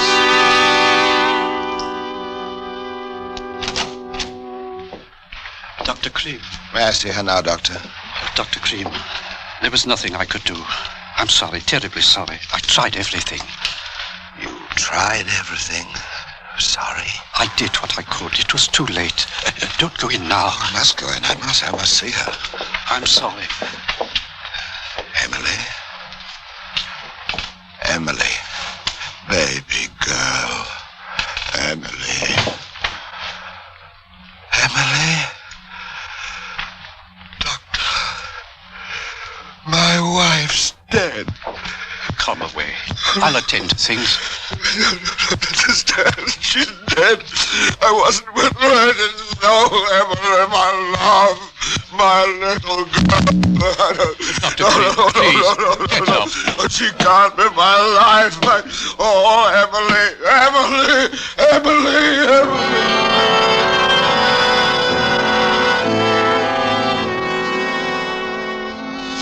Well, that was Emily, my only wife. She left me a widower with an income of £400 a year. It's rather extraordinary how long it took her to die. To look at the girl, you'd never have thought it. She was thin and sickly, but in possession of what must have been the constitution of an ox.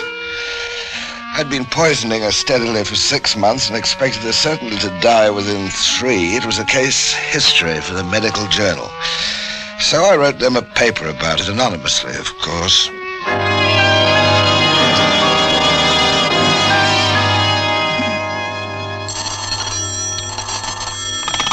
Inspector Waring. Sergeant Dean, sir. I've got a letter here from the editor of the medical journal. Why did they forward it to the yard? There's a manuscript that came with the letter. Just a moment, sir. Resistance to physiological action of alkaloid poisoning. Case history EC, by anonymous. Oh, what's the matter with that? The medical journal people seem to feel that the man who wrote it did the job, too. Put it on my desk. I'll be there in half an hour. Right, sir.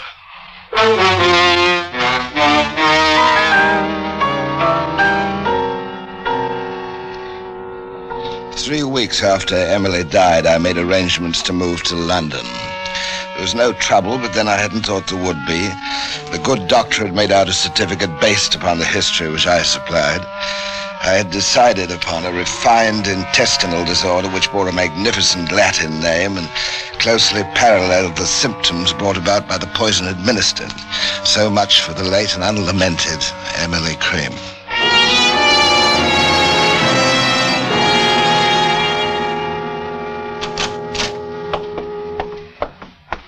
I'm sure as how you'll find this room most suitable, sir. Oh, Dr. Cream, Dr. Neal Cream, ma'am. Oh, how nice.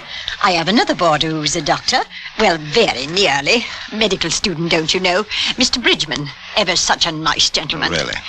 You'll find a very refined atmosphere in my house, Doctor. And scrupulously clean. Very scrupulous. I'm sure of that, Mrs. Minns. I think this will do very nicely.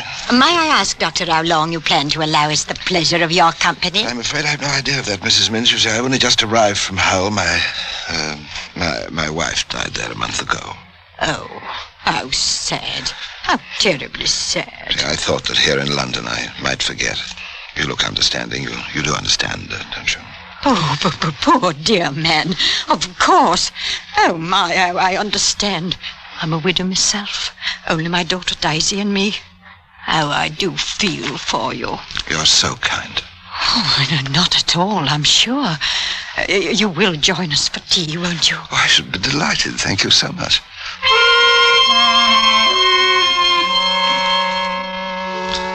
had found a boarding house in Bloomsbury off the Tottenham Court Road. The proprietress, Mrs. Minns, was a tall, bony sort of woman, a type that I particularly despise, not at all nourishing to a man of my disposition. Now, the daughter she'd mentioned I hoped would be a better prospect, but I knew that I would have to be careful there. After unpacking, I went down to tea. Oh! I'm awfully sorry. I didn't mean to bump Oh, that's quite all right, I'm sure. You must be the new boarder, Dr. Cream. Yes, I've been asked into tea. Oh, they're waiting for you.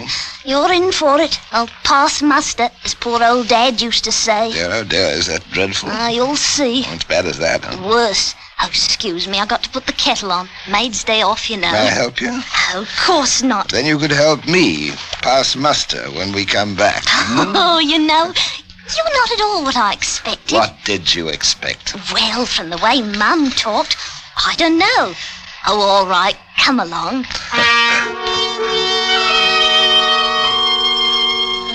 Daisy Minns was not a beauty by any means, but there was a spark, an honesty, good humor that I found most enjoyable. We got on famously, but it was too soon to think about Daisy. Perhaps later.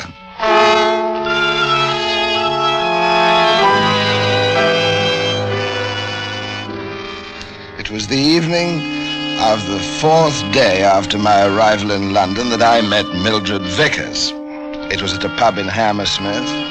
She was a sweet little thing, large brown eyes, rosy cheeks, perhaps encouraged by a touch of rouge.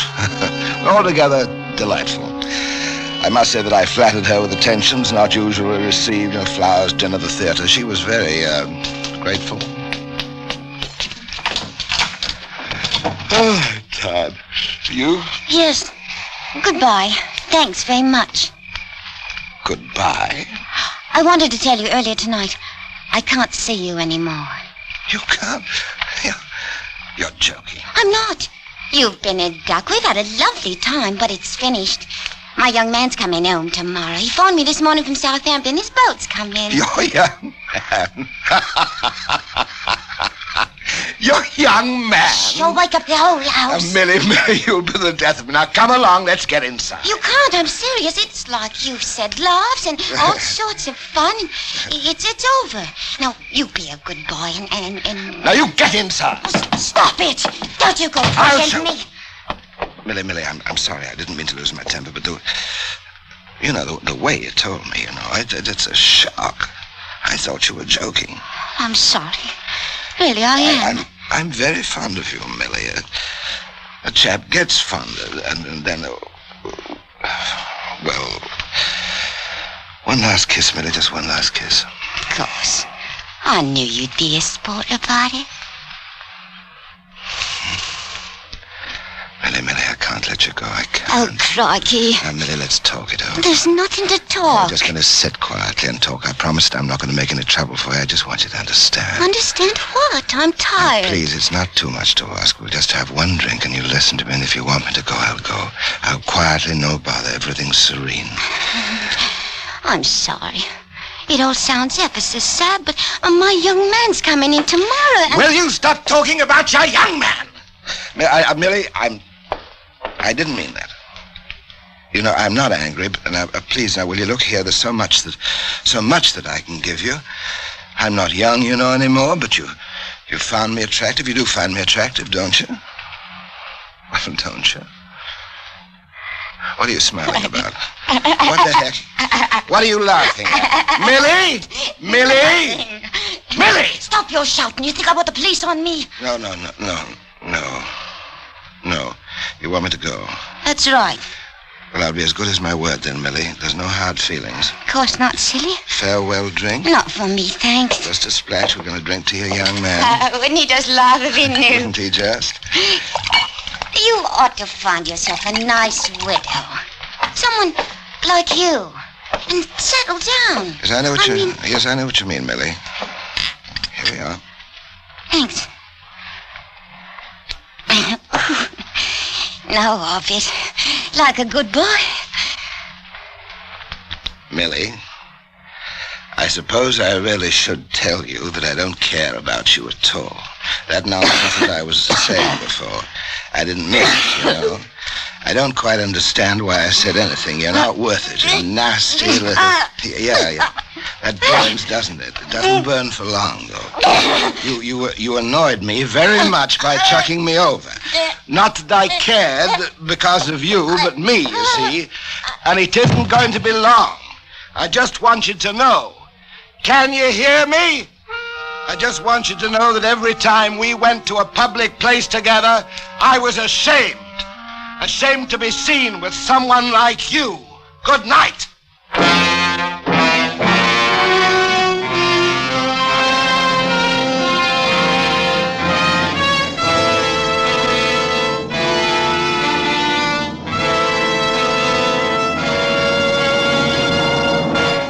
Autolite is bringing you Mr. Charles Lawton in Neil Cream, Doctor of Poison. Tonight's production in radio's outstanding theater of thrills, Suspense.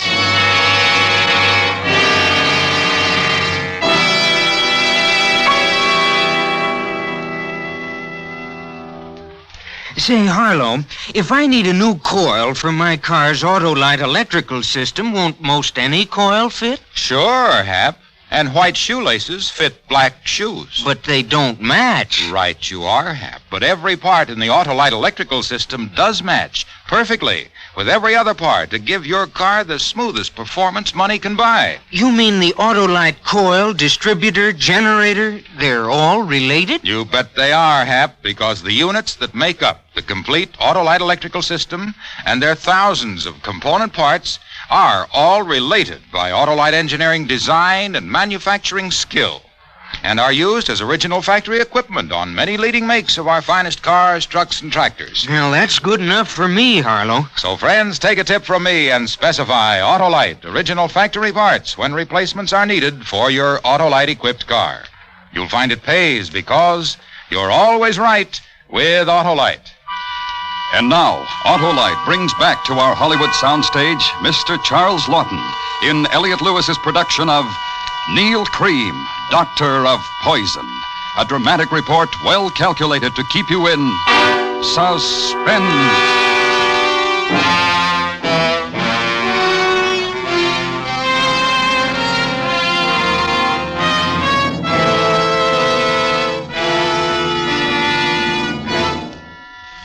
For the next 2 or 3 nights I stayed in at the boarding house, I don't think I felt well. At least I couldn't sleep. My sleep wasn't at all restful. I had dreams. Horrible, frightening dreams. I remember that just before I dropped off to sleep one night, soon after Millie was taken, that I thought to myself that I must speak to Mrs. Mint about the cooking. All that heavy stuff.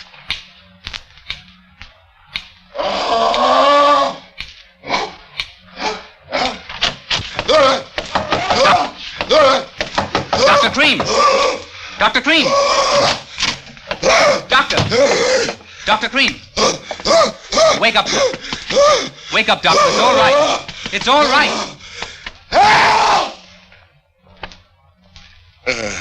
In the matter? I hope you'll forgive the liberty, sir. I'm afraid you were having a nightmare. It sounded as though you were being murdered. Murdered? You thought I was, did I say anything? You screamed, sir. Oh, is that all? It sounded... Well, I'm awfully sorry. That's quite all right. It's very good of you to be concerned. You're that young medical student Mrs. Mintz told me about, aren't you, Mr. Bridgman, sir. Yeah, that's right, Bridgman. We should have a chat one day soon, lunch perhaps. You specializing? I haven't made up my mind yet, Doctor. Good. Lots of time for that, hmm? Yes. Well, I think I'd better go back to bed. I was sorry to have troubled you. Not at all, sir. Good night. Good night. I wonder, is he lying? Did I say something? Did he hear it? I wonder. Blast!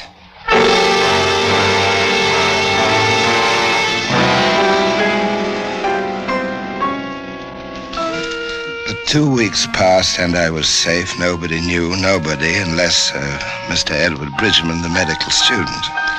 I'd taken him to lunch 2 or 3 times, and we'd talked medicine for the most part. But he had a way of looking curious and knowing. I decided to write the letter to Scotland Yard.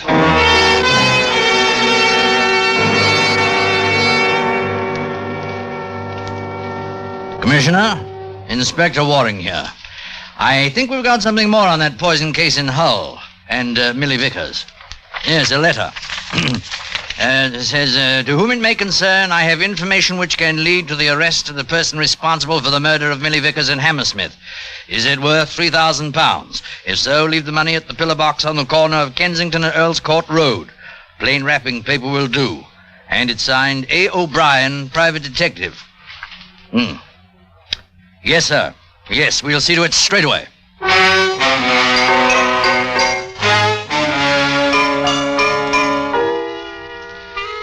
It was aggravating not to be able to learn whether the police had accepted my offer. I could have used the money, but other more important things were occupying my time. Mr. Bridgman. I loathe bright young men, and I had a feeling that he was watching me cleverly and carefully. I had to put a stop to that. He knew that was certain, so I took to following him. As far as I could make out, he didn't voice his suspicions to the police, but there was a girl. He met her from time to time, and one day when they were having tea together, I think he saw me. Because from where I stood outside the tea shop, I saw Mr. Bridgman lean across the table and talk rapidly to his sweetheart, and that would have to be taken care of. It was. A week later. I beg your pardon. Oh, yes? Now, you must think me awfully rude, but aren't you Edward Bridgman's young lady? Why, yes, but I don't believe No, we haven't met. Oh. Edward's told me so much about you, though. I saw you together as I went by on the bus last week. You were coming out of a tea shop. That's right, in Oxford Street. Yes. Now, look here. I wanted to meet you for a long time to talk about Edward. Oh? Well, I mean, you're going together, and I thought... I suppose so, in a way. Exactly. I'm very fond of him, you know. As a matter of fact, I've spoken to some colleagues of mine in the profession, you understand. And your Edward has a future, I think. Why, that's sweet of you, Mr. No, it's Dr. Green. Of course, he has spoken of you. You're staying at the same boarding house. Yes, we are.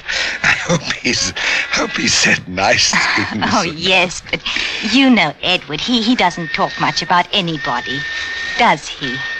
Yes, that is what I wanted to talk to you about. Now, do you think we could go somewhere? Would you like a spot of tea which I could drink? Well, I don't know. You see, I really should please, be it's really important to Edward.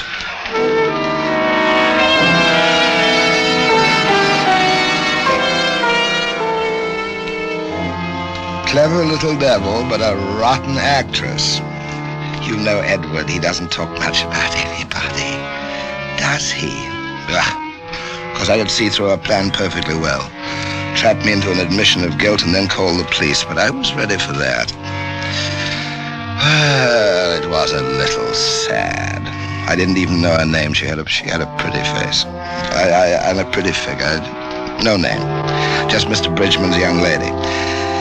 It was dark when we walked along the quiet road leading to our house. I'd been the perfect gentleman and had escorted her home. She died behind a hedge. Convulsively, but within 3 minutes. I made sure that there was no outcry, nobody heard, nobody saw, and nobody cared except perhaps for a medical student.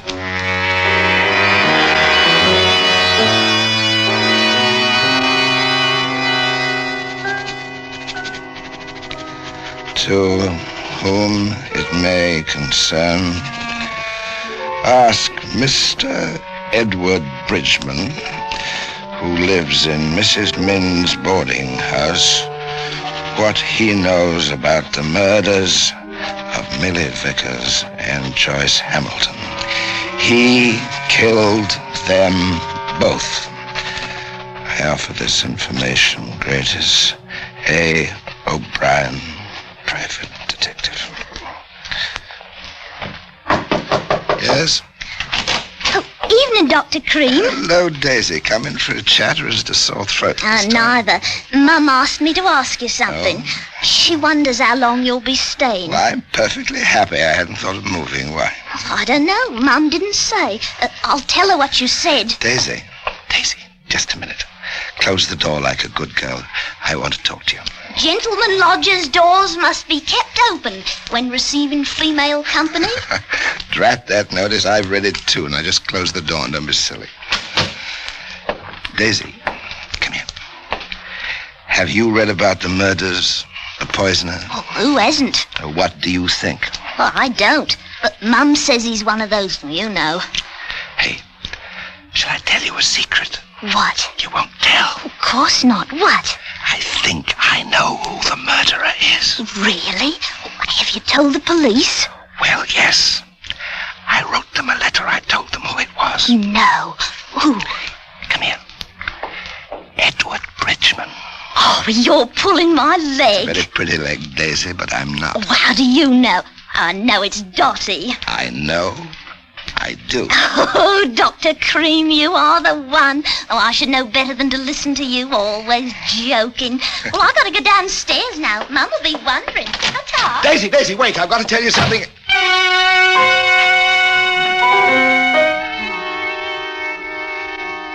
Darn, I could have killed her. She thought it was a joke. There had been so many things to tell her, clues, proof, everything to help get rid of the medical student. And she wouldn't listen. And after she'd gone, I was afraid that she might remember. Darn, I could have killed her.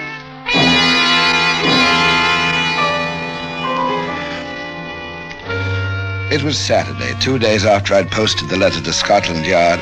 I thought I'd take a walk to Hyde Park and was leaving my room to go downstairs when the front door bell rang.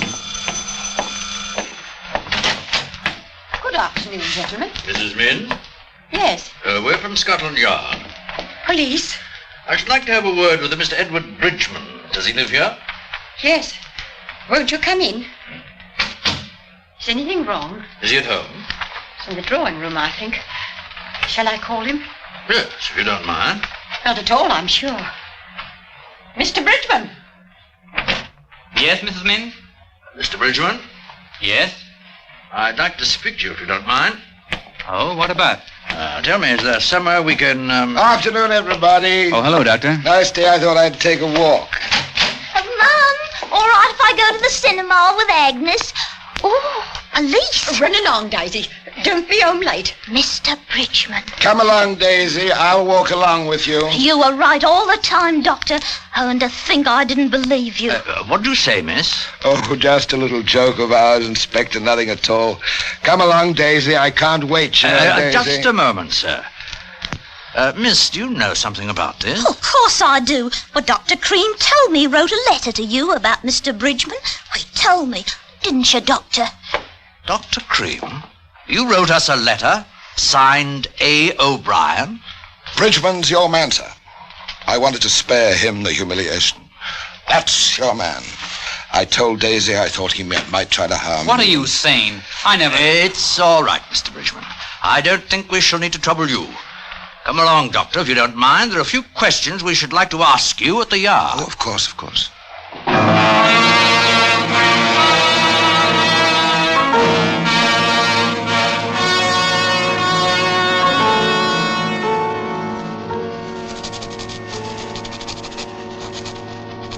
Having set down this case history, my own, let the judge and all responsible for my unfair trial be warned that death will come to them from an unseen agency. What I did in honor and right. No human power has the right to condemn me. Those that died because of their own misdeeds. I have been merely the instrument of justice. For this, I cannot hang. Neal Cream, M.D.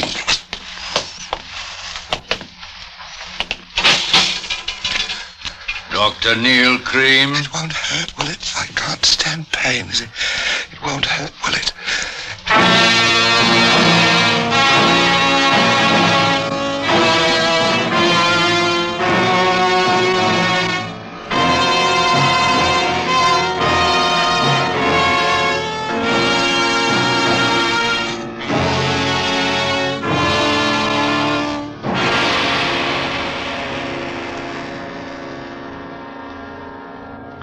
Suspense. Presented by Autolite. Tonight's star, Mr. Charles Laughton. Friends, this is Harlow Wilcox again to remind you that Autolite is the world's largest independent manufacturer of automotive electrical equipment. In 28 plants from coast to coast, Autolite makes over 400 products for cars, trucks, planes, and boats. These include complete electrical systems used as original factory equipment on many leading makes of our finest cars. Ignition-engineered Autolite standard and resistor-type spark plugs. Autolite batteries, including the famous Autolite Stay Full battery. Electric windshield wipers, fuel pumps, speedometers, and many more. All are backed by constant Autolite research and are precision-built to assure long dependability. So remember, from bumper to tail light, you're always right with Autolite.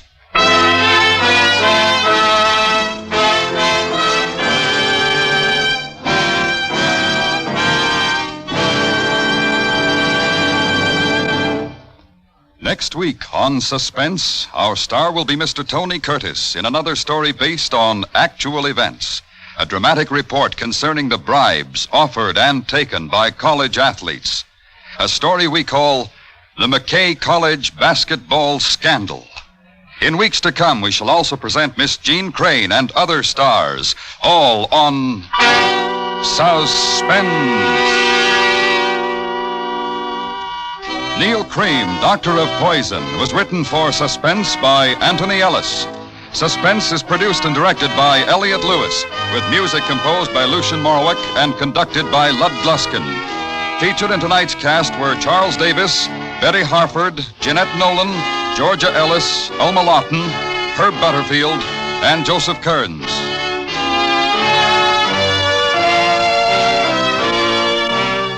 Charles Laughton may be seen in the fall tour of the first drama quartet presentation of the dream sequence of Man and Superman by Bernard Shaw. And remember, next week on Suspense, Mr. Tony Curtis in another story based on actual events. A dramatic report we call The McKay College Basketball Scandal. For the location of your nearest authorized Autolite service station or your nearest Autolite spark plug or battery dealer, phone Western Union by number and ask for operator 25. Switch to Autolite. Good night. This is the CBS Radio Network.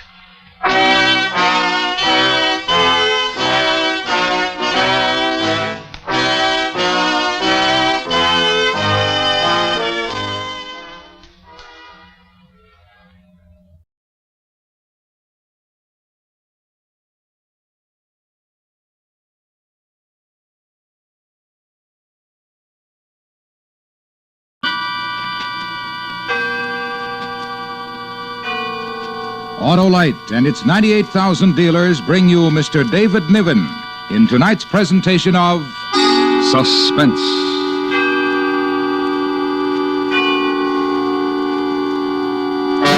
Tonight, Autolite presents a story based on fact. The true report of a man who had everything going for him. But since all his dealings were illegal, it became necessary to move around more frequently than was usual. It's called Grand Theft. Our star, Mr. David Niven.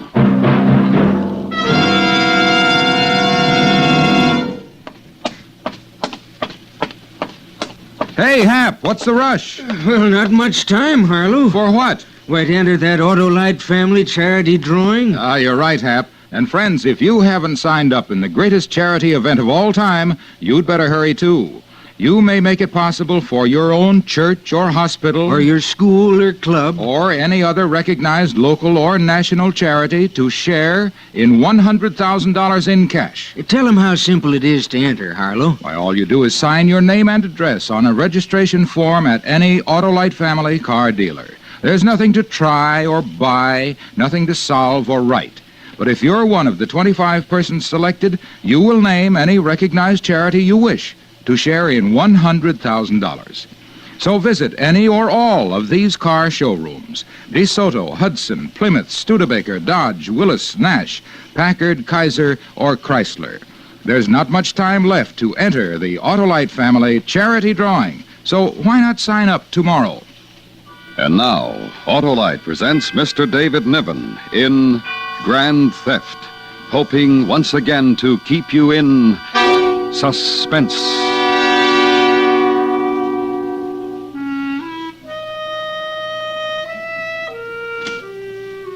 Here's how it works. You appraise things. You stroll through a house, take your notes, make your calculations, and eventually you come up with some interesting figures on which they pay you. Of course, it's interesting work. And if one is resourceful and competent and ambitious when no one is looking, one might turn out to be wealthy. Oh, there you are, Mr. Bentley. Oh, I was afraid you might get away. Oh, no, my dear Mrs. Payne, just waiting to say goodbye to you. Oh, Mr. Bentley. Oh, Mrs. Payne. Well, I'm glad you did wait to say goodbye. I feel I've really come to know you these last 3 days while you've been at our home appraising all of our goods. And I to know you, dear Mrs. Payne. I really must hurry now. My plane leaves in an hour. Mr. Bentley, I know you've seen many lovely homes in your line of work. What do you think of ours? Oh, one of the loveliest I've ever seen. Oh, truly, Mrs. Payne. Did the insurance company ask you to appraise the jewelry, too? No, they didn't, Mrs. Payne. Oh, dear. Well, we had such a delightful chat while you were here, and I do feel I know you. You did see my bracelet, the platinum one, at dinner last night? Oh, I couldn't help but notice it, Mrs. Payne. Well, as a matter of curiosity, and I know you do have this knowledge, what do you think Roger paid for it? Well, not a cent under $5,000. Oh, then he does love me. Be most assured of that, Mrs. Payne. Oh, I really must go now. Well, whenever you're in Denver again, call us, won't you? Won't you, Mr. Bentley? Of course I will. Goodbye, Mrs. Payne.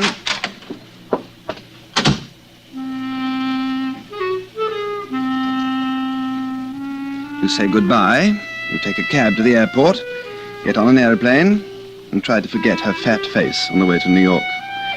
However, once there, in a little pawn shop you know of on 3rd Street, that face looms before you just for one painful second. Hi, Ben. Hi. Well, what you got this time? Let's see. Platinum, eh? So I understand. What's your price? Give you $1,500 for the thing. Take it or leave it.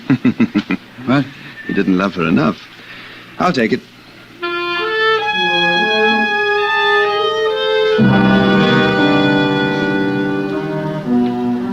But that way is very small stuff. Cheesecake instead of caviar, if you will. No, one must broaden one's horizons, enlarge one's activities, launch into greater, more productive fields. In short, one must never be satisfied with $1,500. That would be decadent.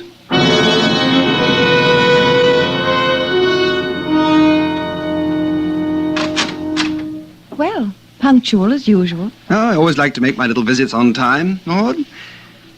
I love you. And how is your dear old grandmother today? Is she comfortable? She's as good as can be expected. When do we get the money? Soon, very soon. Now, don't be impatient. I'm going to speak to the insurance adjuster later on today. But first, I'd like to speak to Mrs. Mullen seriously. She'll be the key person in this situation. Ben, wait. What? You and I, Ben, we're two of a kind, but Grandmother's not like us, and she doesn't know about us. All I want to do is just get enough money to get out of here and get married and go to Paris and forget everything. So do I, my dear. Well, whatever we do, does she have to be involved? Only in a small way, love. She's old, Ben. She's never done anything wrong in her whole life. Look, when you talk to her, be gentle. For some reason, she thinks the sun rises on your shoulders. Why, I don't know. Well, your granny is a woman of supreme taste. You might as well come along. Ugh, a terrible house. Ghastly knickknacks. It's all she has left in her life. These things, her memories. Too bad she doesn't have any money any longer. She broke her glasses yesterday. They're being fixed. You have a visitor, Grandmother. Mrs. Mullen? Mrs. Mullen? Ah, Granny dear, good morning. Ben, it's a wonderful morning, Ben. Yes, it is, dear. Have you been enjoying yourself? You're looking well. Oh, Ben, it's such a lovely morning. Dear, I've something to talk to you about. Will you listen carefully, dear? Ben, be gentle. Sometimes she'll answer, sometimes she won't, but she hears you. What is it, Ben? Now, I want you to be a very good girl and do as I ask you, dear. Yes, Ben. Sooner or later, possibly before the end of this week, a man will call on you. Yes? Now, I don't know his name, but he will represent an insurance company. Now, he will ask you certain questions about some family jewelry. Do you remember about the family jewelry? Do you remember what I told you about the family jewelry, Mrs. Mullen? Granny? Yes, I remember, Ben. What did I tell you? Maud's grandfather gave it to me. Then I gave it to Maud when she was 21, and she's had it ever since, until it was stolen from her. Very good, dear. Very, very good. And that is exactly what you will tell this man when he comes here. He'll ask you all about it. Yes, Ben. What's this all about? I thought the claim was all right. Oh, it's just that I'm going to stir things up a bit. An insurance adjuster's bound to get here in the next day or two. He'll talk to you too, Maud. You know what to tell him. Ben, are we going to get in trouble? Shh. Now, no one's going to get into any trouble as long as dear old Granny does what she's told. Ben, dear. Yes, Granny, dear? There never was any jewelry in this family, Ben. Never. I've never told a lie, Ben. Never in my life. You just say what I told you to say, dear, and everything will be fine.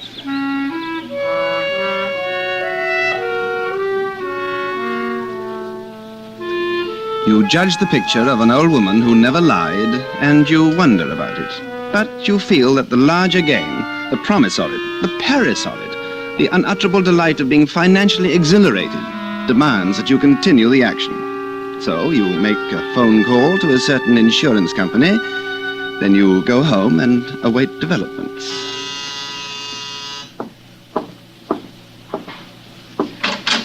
Oh, I believe you called Great Atlantic Underwriters yesterday about a claim? I did.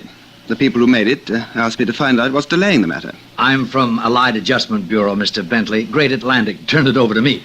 My name's Coombs. I'm happy to know you, Mr. Coombs. Come in. Oh, thank you.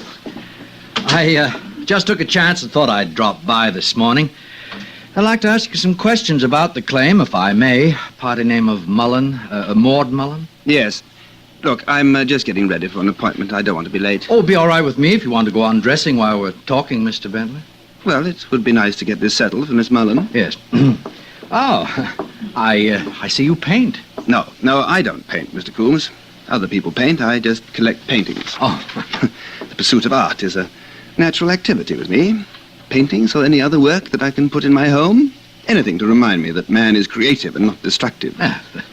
Now, let's see if I have all this right.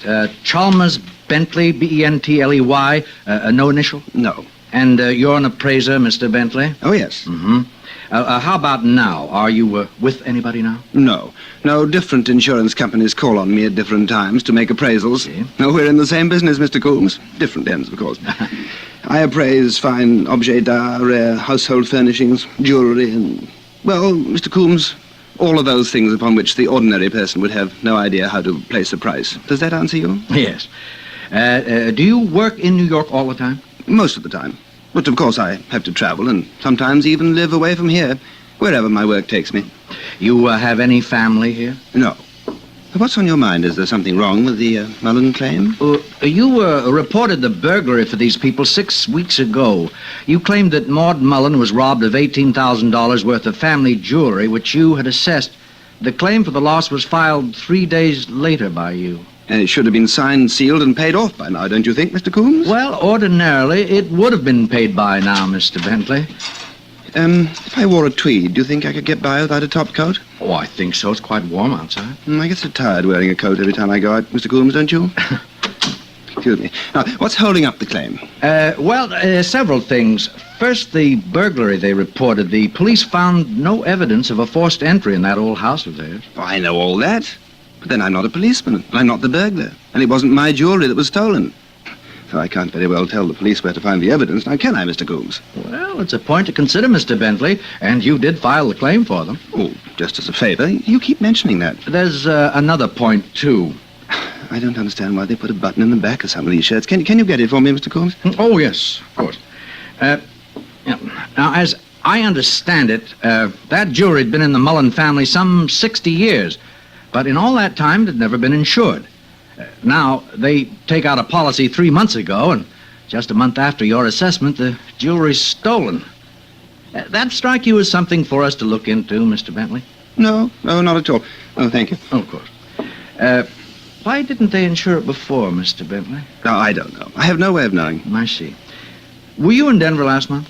Yes. Why? Appraised some things in the house of a family named Payne? Payne. Yes, I believe that was their name. Yes. Did you know that 2 days after you left, Mrs. Payne discovered a platinum bracelet missing? No, I didn't know. Well, I know. One of the companies I represent held a policy. Mr. Coombs, this has the flavor of an intimidating conversation. Why do you mention the incident in Denver? It has nothing to do with the claim of the Mullen family? Well, in a way it has, but I won't go into that right now. Oh. Mostly that's why the payment's been held up. We just want to look into it a little more. Mr. Coombs? Yeah? I know you have your little task to perform, and the very nature of your work requires you to suspicion everyone and everything.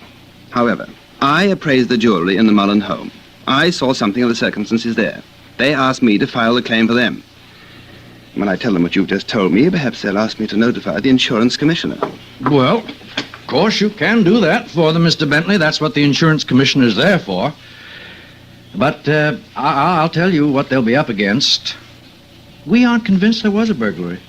And we aren't sure there was ever that much jewelry in the Mullen family. And if there was, and you assessed it, Mr. Bentley, we aren't so sure that something like what happened to Mrs. Payne's platinum bracelet didn't happen to their stuff. That's how it is. Goodbye, Mr. Bentley. Goodbye, Mr. Coombs.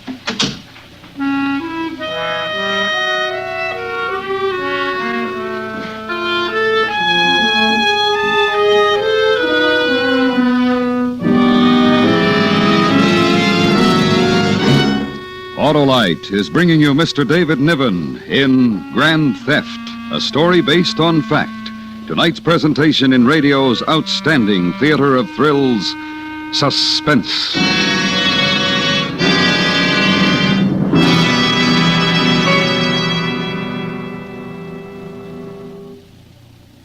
During recent months, it has been Autolite's privilege to salute leading car manufacturer members of the Autolite family and their dealers throughout the world for many years of close association.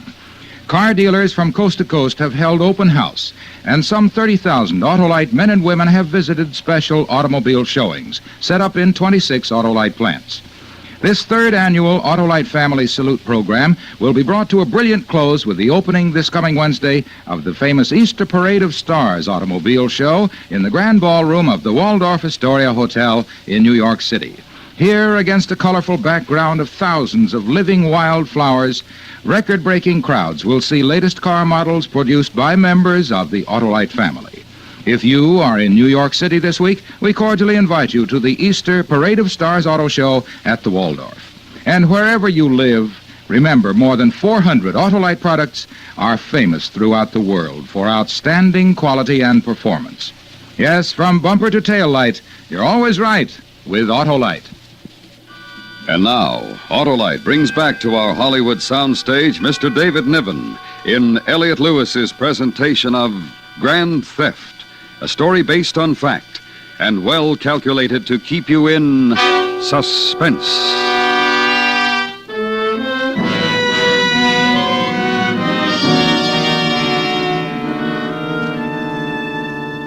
When one's problems become complex, one must rely on experience to carry one through. A suspicious insurance investigator can only operate on single-track theories. A resourceful insurance appraiser is quite aware of these methods and therefore regards them in the proper light. Naturally, one must be practical and bend all efforts to know where one stands. Ben, Well, Maud? I've been waiting for you, Ben. Mr. Coombs was at the house. Of course. He was here yesterday afternoon. I tried to call you to tell you about it, but you weren't in. He spent an hour with Grandmother talking to her. What did he ask her? What did she say? I don't know, Ben. You know how she is sometimes. She just won't talk to anybody, no matter what you ask her. Where were you? That's just it. I told him she was ill and might not understand him, but he insisted on talking to her alone. There was nothing I could do. It would have looked bad if I'd... I've got to find out what she told him. Wait. No, not now.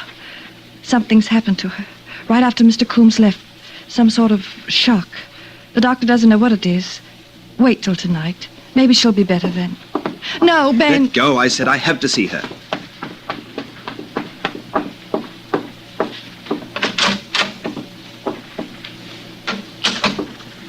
Mrs. Mullen? Mrs. Mullen? Granny?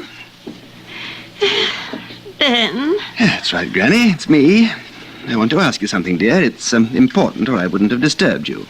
Is it a nice day, Ben? Oh, lovely day, dear. Lovely. Mr. Coombs spoke to you yesterday afternoon about that little matter.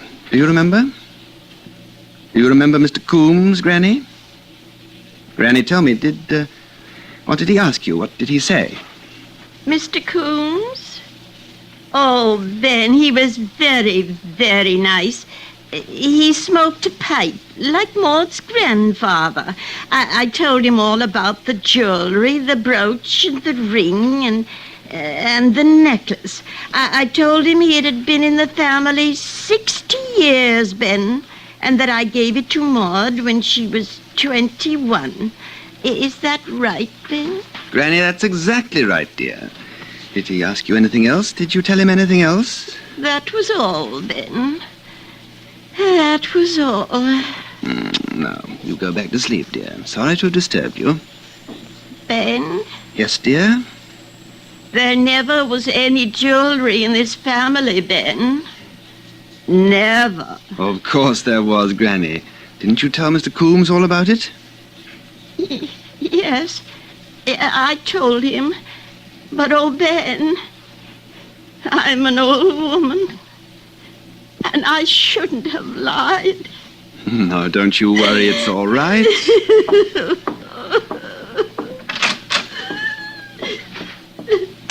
Maud? Well? Everything's all right. What? I'm telling you, we're in business. Paris and all. Pack your things. Well, wait, Ben. How is she? Your grandmother? Oh, my dear girl. We don't have to worry about her anymore. We'll put her in a nice home. Now, pack and smile. You sure we'll get the money on the claim? I'm going over to get it now.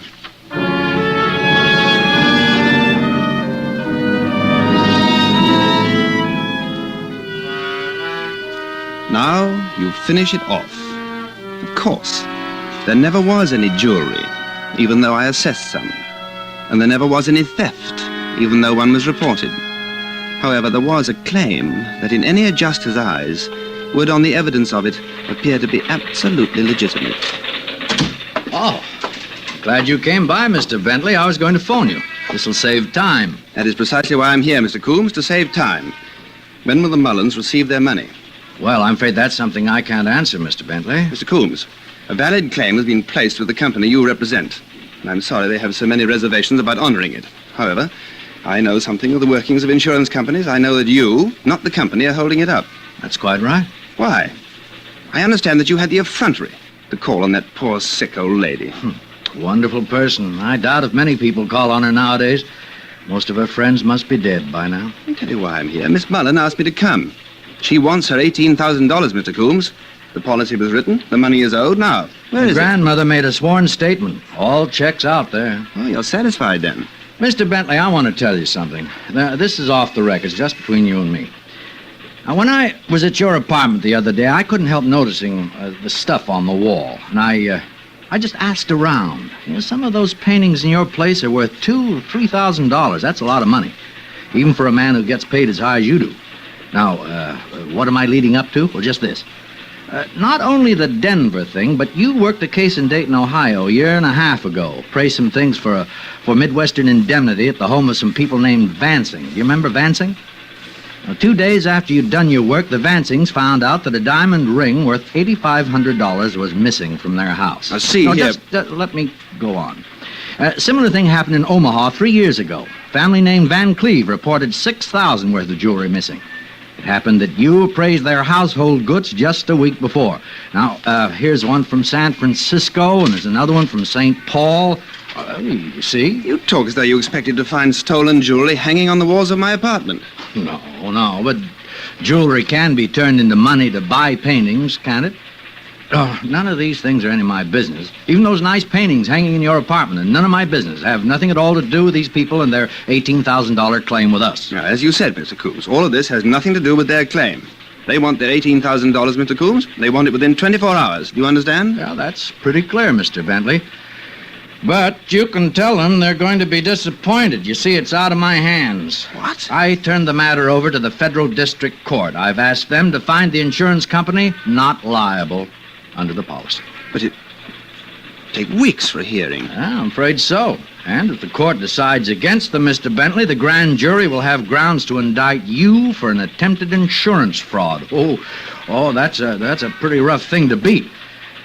But now, if I had a statement from you right now, we might consider withdrawing from the court and letting the entire matter drop. I see. Well, what do you say, Mr. Bentley? Do you want to make that statement and clear all this up? Mr. Coombs, I'm due on Long Island at 2 o'clock, an appraisal job for Eastern States Underwriters. They called me this morning. I'm late now. Mm-hmm. Then you don't want to make the statement.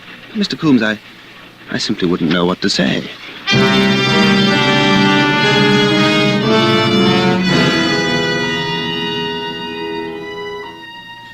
You really do know what to say, but under the circumstances, it would be inadvisable to confide it to Mr. Coombs. 2 words suffice. Get out. What had looked good and promising and Parisian had suddenly turned into an ugly accusation of theft, which was not the case, but which did definitely close the door on $18,000. So, one more crack at the old game, and if you have to, Paris alone. Would you care for tea or a drink? Mrs. Prescott, I'm in rather a hurry. Thank you. Some other time. Oh, you've been so efficient, going from room to room, wandering all over the house. I'll just wager not one single object escaped your eye. Oh, did you happen to notice my daughter's diamond earrings? Aren't they lovely? Her graduation present. Earrings? Oh, yes. Oh, lovely. Yes, I believe I did notice them.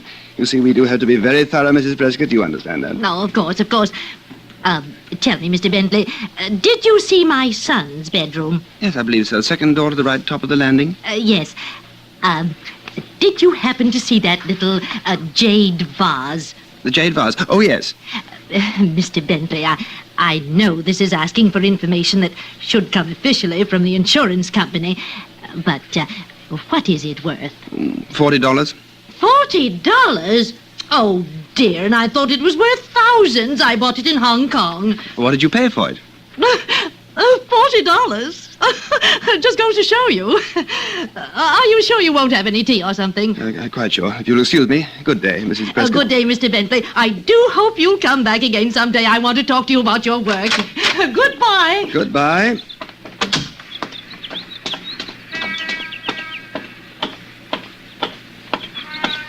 Hello? Huh? Mr. Bentley, this is Detective Ivers. Central Division, Mr. Bentley. What is this? Mr. Coombs, have you lost your mind? Your full name, Chalmers Bentley? Well, of course it is. He knows that. I understand your occupation is appraising, that right? It certainly is. Now, I have a question. Just a minute. I'd like to see that briefcase, Mr. Bentley. What? Sorry. I'll put it all back. You're behind this, Coombs. I dread to think what'll happen when I call my attorneys. It's just a little idea, Mr. Bentley. I had to risk it. Nothing in here. Nothing but a day's work, all unassorted, thanks to you. Sorry. Mind standing still? I certainly do. Now, take your hands off me. I've got authority to search your person, Mr. Bentley. It'll be done sooner or later. What are you looking for, a gun or something? We have reason to believe you've taken some jewelry from this home. That's why I looked over the briefcase. That's why I have to search you. Empty your pockets. In the hat. Hold still.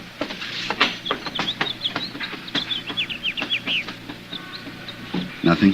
Can you finish it downtown? Now, see here. I've been subjected to just All about right, enough of this. it's not a necklace or a bracelet. We'd have found it by now. It's something smaller, a ring or a pin, or maybe you just pulled something out of a set. But it's on you somewhere, in your shoe or taped under your arm or somewhere. Come on, now, what did you take this time? Diamond earrings. Where are they? Here. right under my belt. This would have paid for my passage to Paris. You're very good at your job, Mr. Coombs. From an expert, that's a real compliment. Okay, let's get in the car. Wait. Mr. Coombs. Mm-hmm. How did you find out? Why, I talked to your girlfriend's grandmother. No, I don't understand. I wanted you to talk to her. She was my ace. Oh, she told us the right story, Bentley. Your story. It broke that old lady's heart to lie. It just broke it. That's how we found out. Yeah, I'll bet that old lady never told a lie in her whole life before. A 2-year-old kid would have known she was lying. Yes, I should have thought of that. You never can trust these beginners. Should have worn my top coat.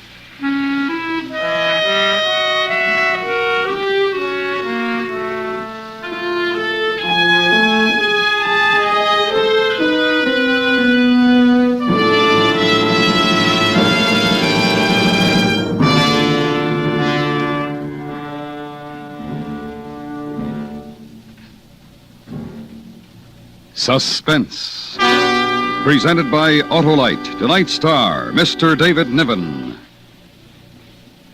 Say, Harlow, just who's eligible to enter the Autolite family charity drawing? Anyone and everyone, 18 years or over, Hap. And just what do you have to do, Harlow? Why, Hap, it's as simple as signing your name and address. In fact, that's all you do. Just visit any Autolite family car dealer showroom, sign your name and address to a registration form, and nothing more. There are no sentences to complete, no puzzles to solve, nothing to try or buy. If you're one of the lucky 25 persons selected, you will name any recognized local or national charity you wish to share in $100,000 in cash. It costs nothing to enter. So give your favorite charity this once-in-a-lifetime opportunity to collect thousands. Visit one or all of these car dealers: DeSoto, Hudson, Plymouth, Studebaker, Dodge, Willis, Nash, Packard, Kaiser, or Chrysler. Not much time left, so sign up tomorrow.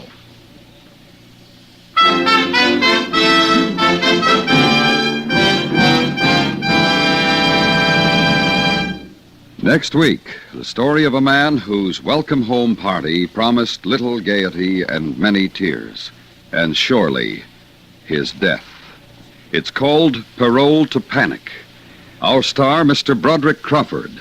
That's next week on Suspense.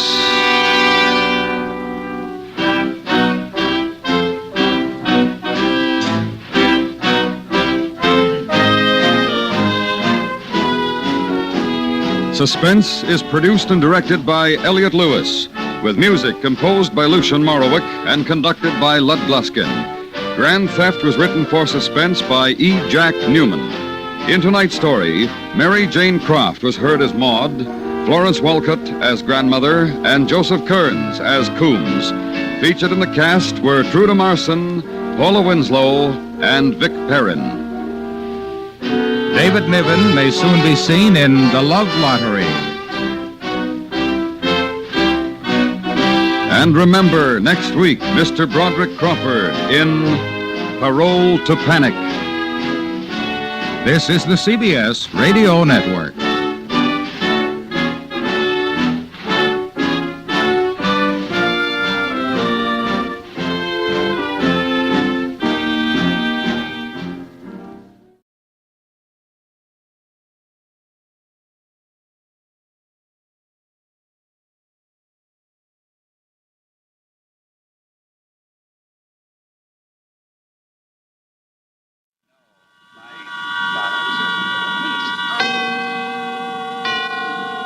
And now, tonight's presentation of radio's outstanding theater of thrills, Suspense.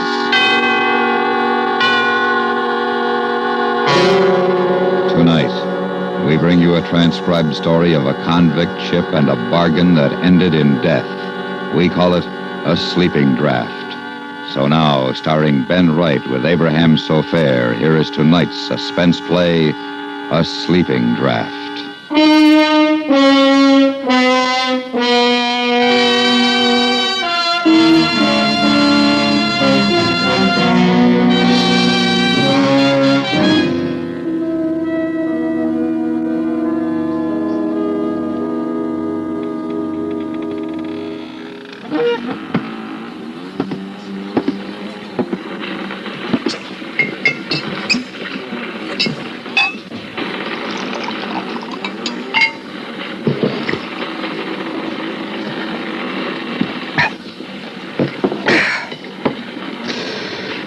That helps.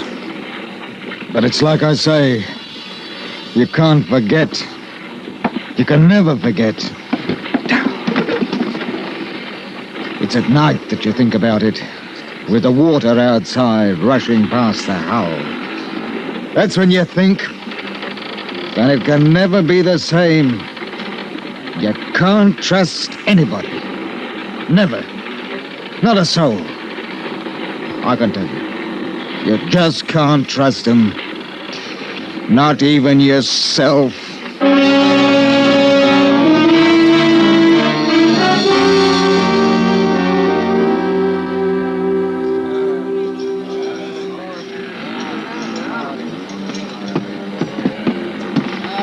What is it, mister? Mr. Finch says he's ready to board, sir. Oh, he is, eh? All right, I'm not stopping him. Sir, he insists on bringing them aboard one at a time. What? Does he think I'm going to miss the tide? There's over 400 of them. It'll take hours. That's what I said, sir. Mr. Finch, come aboard if you please. I'm sorry, sir. I should have resigned. Stinking, filthy, poor devil cargo.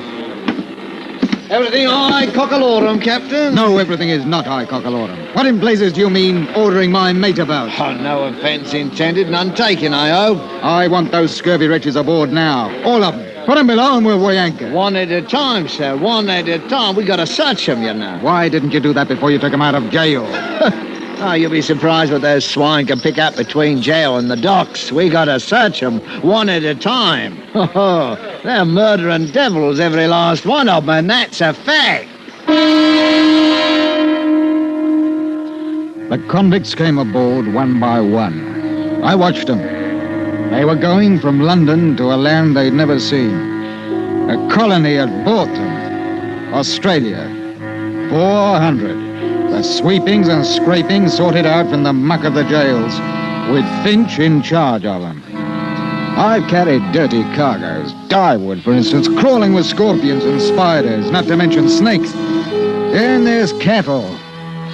But this, weeks and months at sea with a human cargo who'd as soon cut your throat as spit.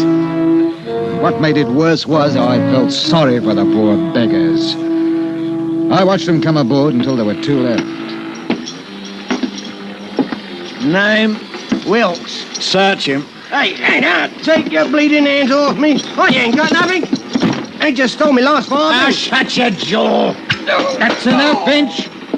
I won't have the cat used on my ship. I've got enough of it where they're going. Oh, you are a trusting soul, you are, Captain. Ah! How'd you like that between your ribs, Captain? Touch of the cat's a lot better than letting this swine bring a knife aboard, eh? Take him below. I don't know how they do it. So help me, I don't know. You got to watch him for them, right? Next! Right. Oh, here's a terror. Look at the size of him, eh? Dangerous swine. 3 murders in Australia. Escaped. He's in for it when he gets back. Name? Abbey. Jonathan Abbey. Abbey, well, a gentleman in chains. I am sorry, your worship. Forgive us for daring to lay hands on your highness. I'm sure as how you've been wrongly accused. That's enough, Finch. Search him, take him below. I want Mr. Jonathan Abbey shackled. He's a prize, he is. We mustn't let anything happen to him.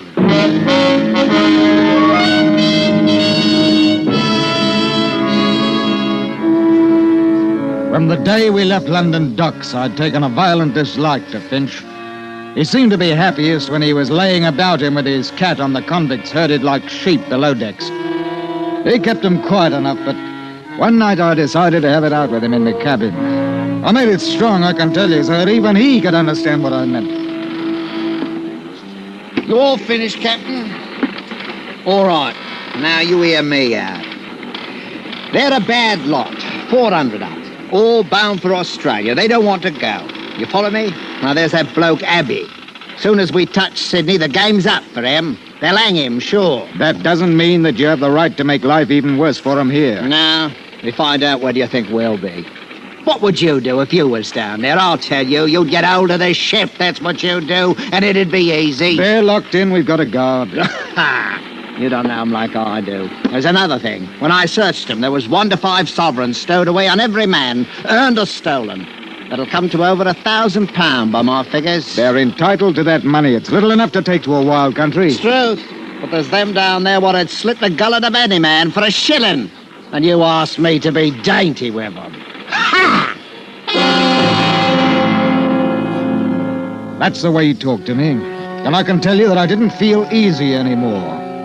I did something I hadn't done for a long time. I broke out 2 pistols from ship's stores and kept them under my pillow.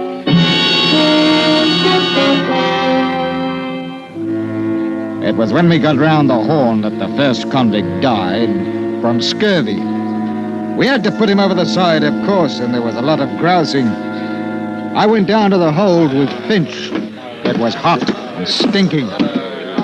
Now, you let me talk to him, Captain. I'll put it to rights. You tell him it couldn't be helped. Don't you mind. I'll tell him. Ahoy! Here comes old bloody pot. Hey, Finch! Did you steal the clothes off the poor beggar's back before you threw him in? Them! We ain't men, dearie. We're dogs, or haven't you heard? Why didn't you wait to bury poor old Smithy in the ground instead of chucking him in the sea? All right! All right! We got another 2 or 3 weeks before we reach land, and I'll make a bargain with you. The next one what dies, now that it's getting nice and hot, I'll just leave him down here. You can take care of him and mourn him till we get to Australia. How's that? £5 you don't keep him for 3 days. That's old bloody pot. Always a nose for business. And if you ain't satisfied with that, I'll see that the hatch is closed down tight for the rest of the voyage. And you can boil for all of me.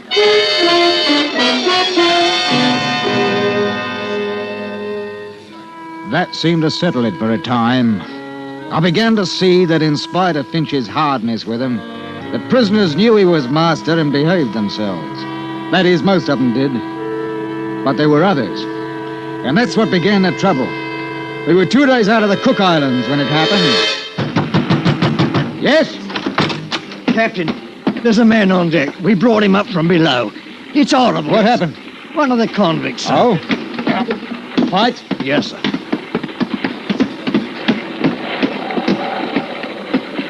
Here with me, Captain. Mr. Darling ain't much of a surgeon, I must say. Oh, I did what I could. He must have been dead before we got him up here. What? Why, he's been cut to pieces. Not half, he ain't. How did it happen? Well, I heard him shout and I went down into the hold, and there he was, propped up like against the bars with his arms through, holding them up. Poor devil. Oh, him? No, he's dead, he is. There's others in for it, though. What do you mean? How do you think he got cut up like that, eh? Knives, Captain, knives. But you searched them before they boarded. I did. In truth, I don't know how they done it. Small knives, Captain, small knives. We're getting close to Australia, that's what it is. Whoever's got them knives is after money. The £1,000 or more what's on this cursed ship. I don't see how... Oh, you are a trusting soul, you are, Captain. Maybe there's a dozen of them, maybe 20 with knives. You follow me? They'll run the others and rob them blind. Gold sovereigns, Captain. You didn't forget, did you? If anybody objects, cut him up into small pieces, just like this one. We've got to go down there and put a stop to it. Yes, I don't think. How many guns you got aboard? Well, 2 pistols and 4 muskets. That's a fat lot of good. Oh, well, must take the sweet with the sour, like they say. We can try, no harm in that. Mark my words, Captain, before we get to Sydney, all of us will probably have our throats cut. Come on. Finch and I, with 2 seamen, armed ourselves and went down into the hold and stood outside the bars. The men inside were quiet, very quiet. They just looked at us, dark-like. You man! I'll talk to him.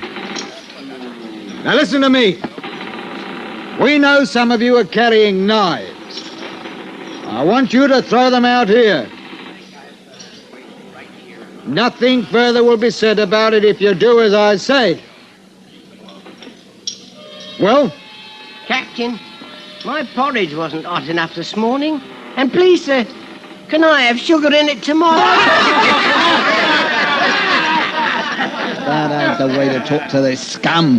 The captain's a gentleman. I'm not. You know me, don't you? We know you all right. You, Abby. You listen to me.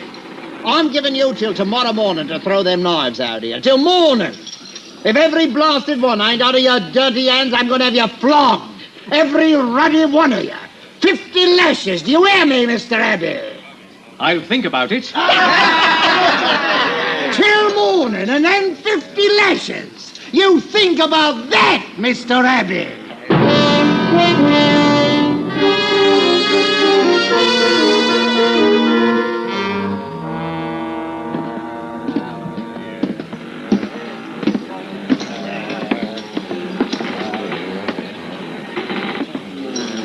Good morning, Captain dear, and Mr. Finch.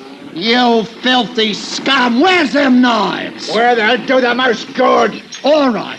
I've given you a chance. I've played fair now. Mr. Finch, sir, may I have a word with you? Ah, come to your senses, then, yeah? Bend closer to the bars, 'cause what I gotta say, I gotta whisper. Well, what is it? What is it? It goes like this.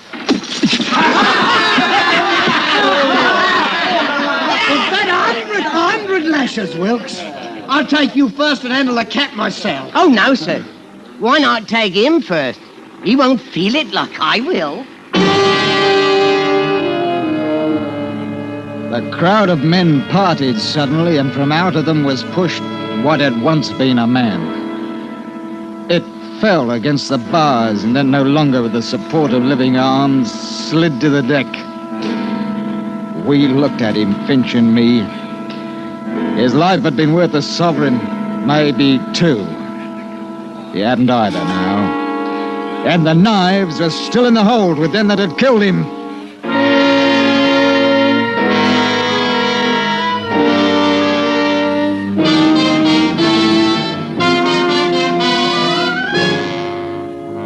You are listening to A Sleeping Draft, tonight's presentation on radio's outstanding theater of thrills, Suspense.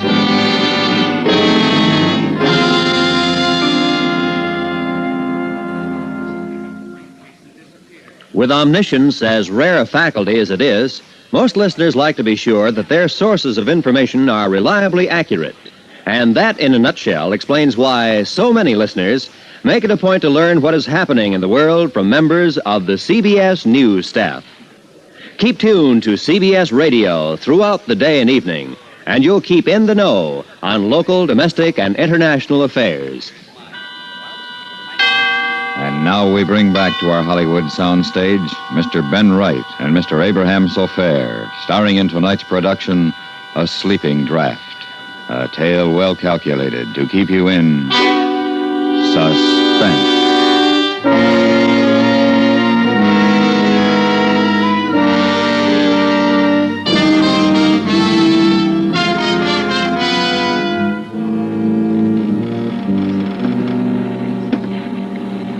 Sees it. We got to have a council of war, in a manner of speaking, Captain. I'll tell you one thing, Mr. Finch. There'll be no more flogging. Oh, I can see you are a sharper, you are. Well, that's right. That's right. It's too dangerous. We ain't armed for it, and they're in a nasty mood. We got to be artful, same as they. I wish we could spill the old lot of them overboard. Want to lose your contract for carrying? No, not bloody likely. Listen here. I'll get them knives. How? It's Abby. Abby's behind this. He tells them what's what. You get him out, and the others will come round. You mark my words. Are you going into the hold to get him? Well, not yet. Not yet. Wouldn't be safe now. Not for nobody to go in there. But in 4 or 5 days, Captain, after we cut off their water and food, seal the hatch, you see what happens. They die? Well, they'll die from the knives, then. Which do you want? They'll be begging you to take the ruddy knives in 3 days. And if they don't? We tell them to hand over Abby to us, that he's the one to blame for their misfortune. That'll do it. All right. If that's the only way, I'll give the order. Yeah, but not just yet, Captain. Not just yet. We'll let them sit down there and wonder, eh? Wonder what we're going to do about it. Some of them may get nervous. We let them wonder a bit.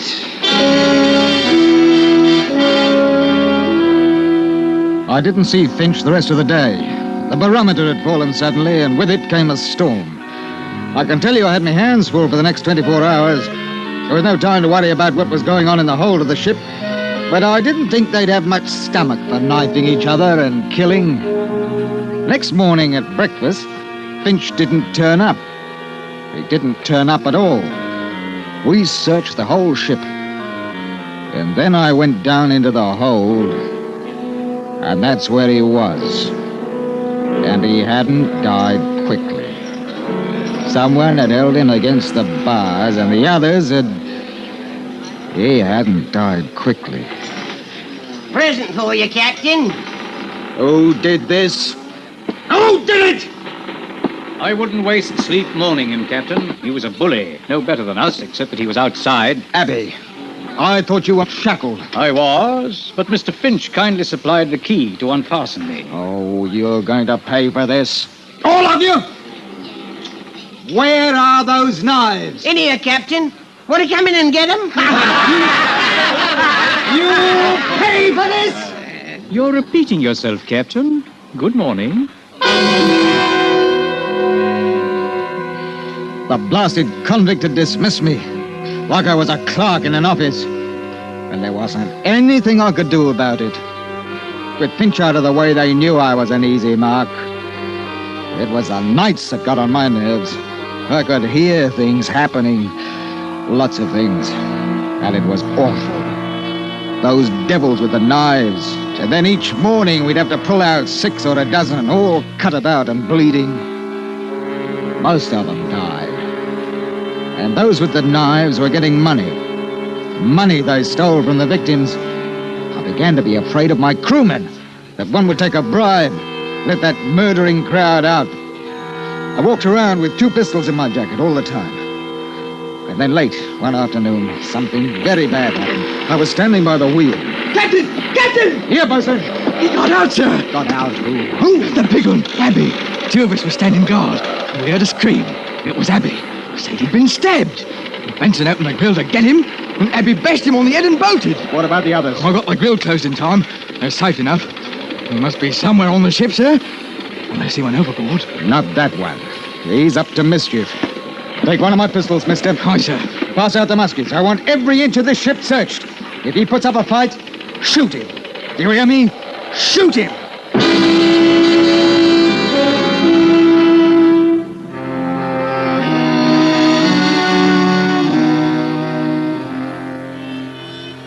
The night comes quickly in southern parts.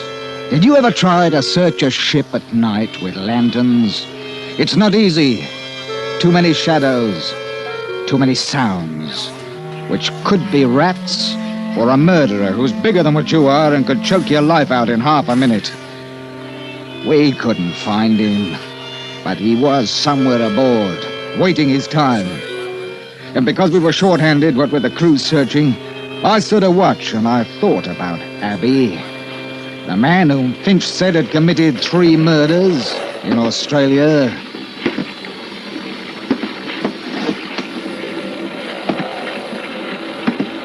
Don't turn around, Captain. It's only a little knife, but don't move. What do you want? Talk.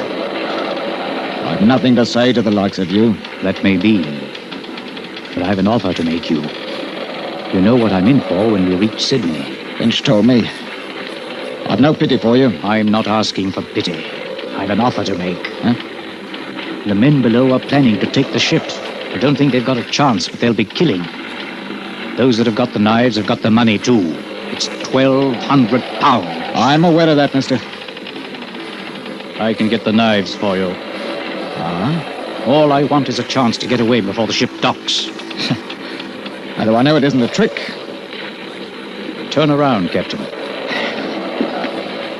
Here, my knife. Will that convince you? You must have a pistol. You can shoot me if you want. What makes you think that you can get the knives away from me? I can. That's all you need to know. I couldn't help you openly, you know that. You were put aboard as a murderer. You're in my charge, and it's my job to turn you over to the police as soon as we arrive. Then? If you could get the knives, though, I might be able to give you a chance to clear out. That's all I want. A chance. All right. I must have a pistol. What? A pistol. You take me for a fool? No, it's the only way to get the knives. Yes, I'll give you this pistol and you shoot me down. Not likely. If I'd wanted to do that, Captain, I'd have cut your throat 2 minutes ago. Yes. But you're a murderer. I know. No, you can't have it. It's either them or your ship, and probably your life. Well? You talk like a gentleman, but suppose you want my pistol so that you can free them. You just have to trust me, as I trust you, to give me a chance to get away. Take it. Here. What about the guards below? They'll shoot. I'll take you down. I'll say I caught you. How do I get out again when I've got the knives? Send word that you want to see me. All right. Captain, I'm trusting you now. I want that chance to get away. We'll talk about that if you get the knives. I'll take you below now and come back tomorrow.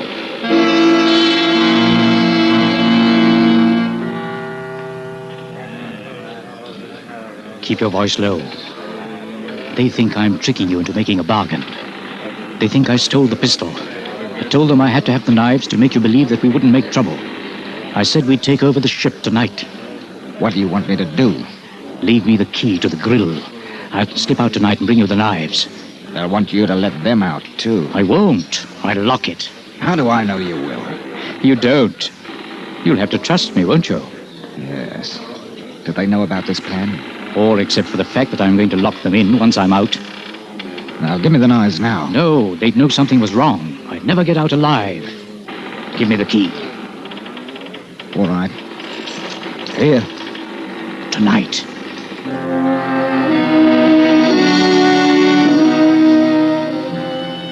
I waited. And I can tell you I didn't like it. The wind came up a bit, and I knew that before sunrise we'd be in Sydney. That is, if I could trust a murderer. At 10 o'clock that night, there was a tap on my cabin door. One of your crew nearly caught me coming down here. I've kept my side of the bargain. Oh, you needn't worry. The knives are all there. Here's your pistol. No. You may need it. Oh, thanks. Now, how do I get away? We'll be in port in about 6 hours if the wind holds. You stay aft in the longboat. Mm-hmm. When you hear the anchor go, drop over the side and swim for it. Very well. I'll try to anchor as close to land as possible before I take her in. If I can land without being seen, I've got some friends who'll hide me. Yes, well, I don't want to know about it. Just remember, when the anchor's let go, that's your signal. Thank you, Captain. I trust you. I'd like to shake hands with you. I took the hand of the murderer, and we shook hands like old friends. And then he was gone.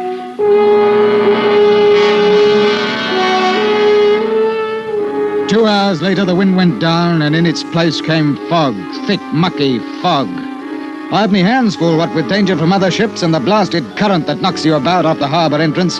By 3 o'clock, the fog had shut in properly. The blessed tide ran us all over the place. It's proper dangerous, I can tell you. We were about 15 miles offshore. I didn't like the look of things. There's shoals thereabout, and I sent the mate forward to heave the lead. I got a proper start when I heard him sing out, "By the deep, We got off course right enough, and at this rate we'd shear the bottom clean off of her. I saw it was high time to bring the ship up and wait until we could see something. Let go the anchor! Let go the anchor! Give her 35 fathoms to the water's edge, bosun! Aye, sir! None too soon, sir. She was shoaling fast. That blasted current must be making 5 knots out to sea. Listen to her. She's out in, sir! The anchor! The anchor! Abby! I ran to the longboat. It was empty. He'd heard the signal as the anchor paid out. couldn't see in the fog and had gone overboard into a 5-knot tide running straight out to sea, 15 miles from shore. He trusted me. That's why I tell you, you shouldn't trust anybody.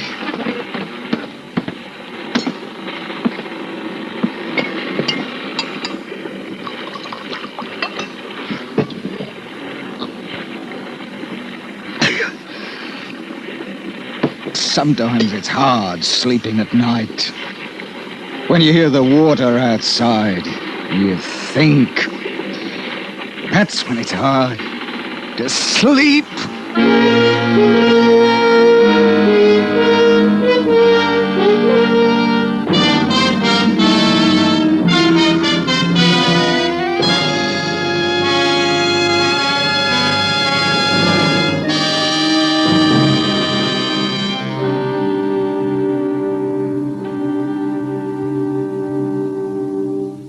Suspense, in which Mr. Ben Wright starred with Mr. Abraham Sofair in tonight's presentation of A Sleeping Draft. Be sure to listen again next week when we bring you another presentation of radio's outstanding theater of thrills, Suspense.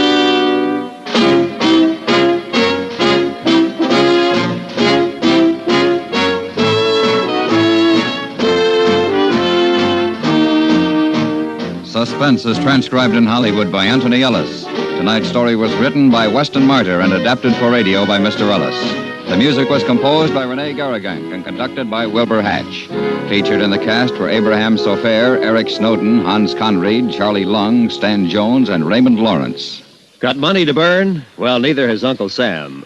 The nation cannot afford to let precious timber go up in smoke. As an American, you cannot afford to let a carelessly tossed cigarette start a forest fire that may cost millions of dollars and may even cost human life. Help keep our forest lands green and growing. Stay tuned now for 5 minutes of CBS News, to be followed on most of these same stations by My Son Jeep.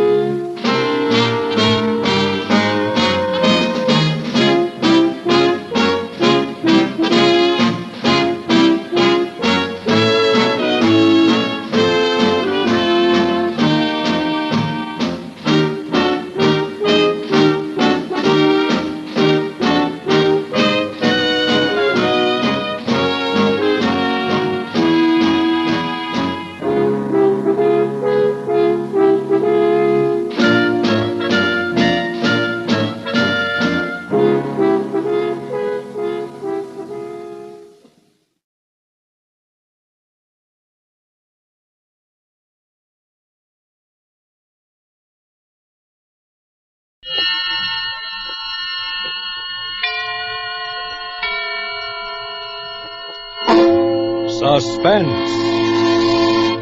For the perfect prelude to gracious dining, for distinguished entertaining, for rare taste pleasure, serve a Cresta Blanca California Sherry. That's C-R-E-S-T-A B-L-A-N-C-A. Cresta Blanca. Cresta Blanca. Yes, the knowing tongue has discovered that the world produces no finer sherry than Cresta Blanca. And there's a Cresta Blanca sherry for every taste, for every occasion. Yes, it's smart before dinner to pour delightfully dry Cresta Blanca dry watch. And after dinner, to serve creamy rich Cresta Blanca triple cream. Shenley's Cresta Blanca Wine Company, Livermore, California. And now, with Mr. Donald O'Connor as star, Shenley brings you radio's outstanding theater of thrills, Suspense.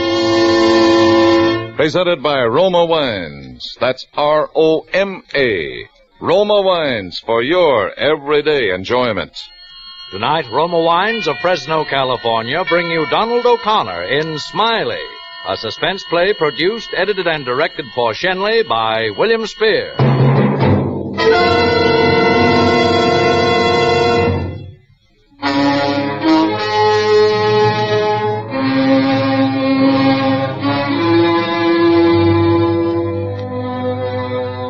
For 22 years, I was without trouble. I got along with people. They liked me. They called me Smiley. Because that's the way it was with me. My eyes, I mean. Laughing, the way I always was inside. And then I had this thing with the woman. And the laugh went out of my eyes and out of my insides. That's when I learned that thing or two, especially about women. That's when I learned that some women don't even have the right to live.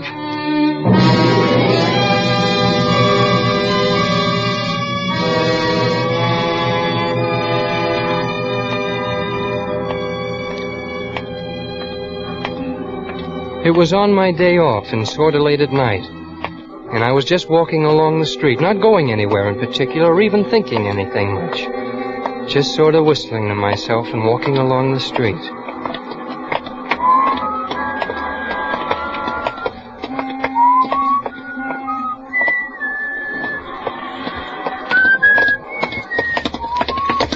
What do you want? Well, me? Why, nothing. Nothing at all. You've been following me. Oh, no, I haven't been following you. What are you looking at me that way for? What are you looking at me and smiling that way for? I just smile at everybody, lady. Go away! Don't come near me! Oh! Shut up! Oh! Oh! Shut up!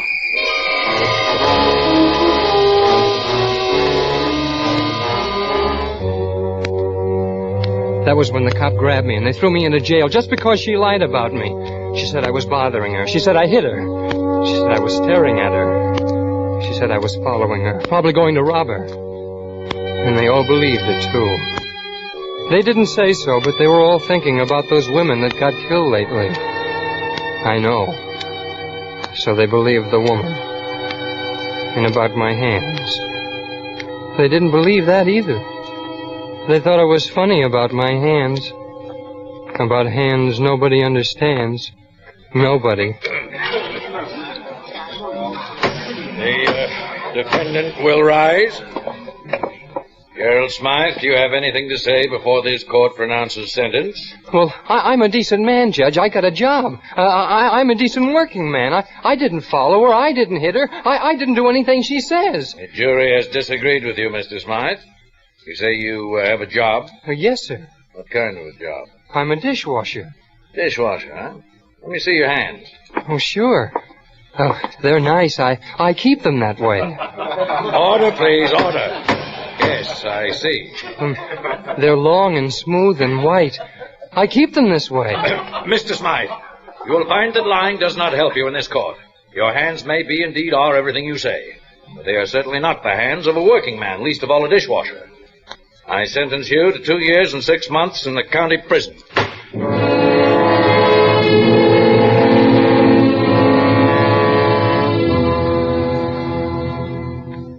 I didn't blame the judge. I was there in the first place because of the woman. Only because of her, and I worked out my time with my hands. My hands are still long, but they're not smooth. They're not white. They're not pretty anymore.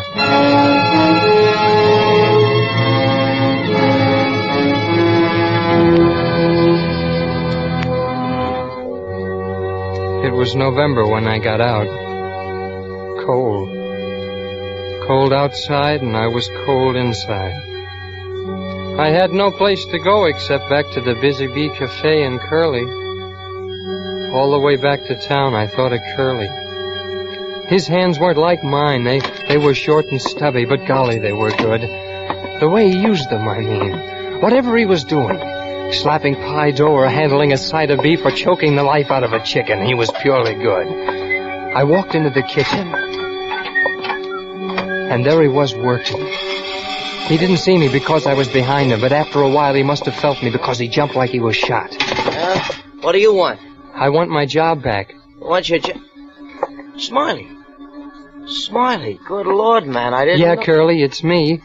How about that job? Hey, you remember you ran out on me once. Yeah, I drew a blank. Yeah, you sure drew a big one. Hey, you look different somehow. Wait a minute. Your face. Your eyes, they changed, Smiley. Well, what did you do? Quit laughing? You might say that. You purely might. I changed. My hands, too. See? They're better, huh? Yeah, they're not the same either. Hey, remember how you used to ride me about that hot water? And how I even bought rubber gloves once? Well, look. Look, Curly. Hey, what? Hot water. Now, that's hot. Now, watch. Hey, you fool, that's pure steam. Now, what are you trying to do, kill yourself? I'm just proving I'll keep the water hot. I don't need to worry about my hands now. Yeah, well, look, kid, you better have something to eat, huh? We'll talk about hot water later. Say, Curly, where the... Well, laughing boy is there. Where you been, honey? Off on the bum? What's the matter with your happy friend, Curly? One of us hateful women take him over the high road? Why didn't you say something, one of you? Smiley don't feel good cooking. Now, you better get back in front. We might get a customer. You don't want me around. That's all right with me. Smiley, what's with you? You haven't changed that much, have you? You and Cookie used to be... She reminds me of a dame. Well, why not? She is a dame. I've been in jail, Curly. Oh? A dame sent me there. Yeah? I don't like dames, Curly. I don't like dames.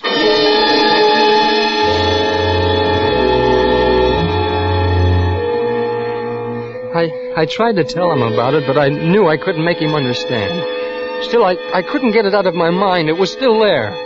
While I was talking to him, while he was taking me up to his rooms to show me where I could stay, all the time it was there for good now.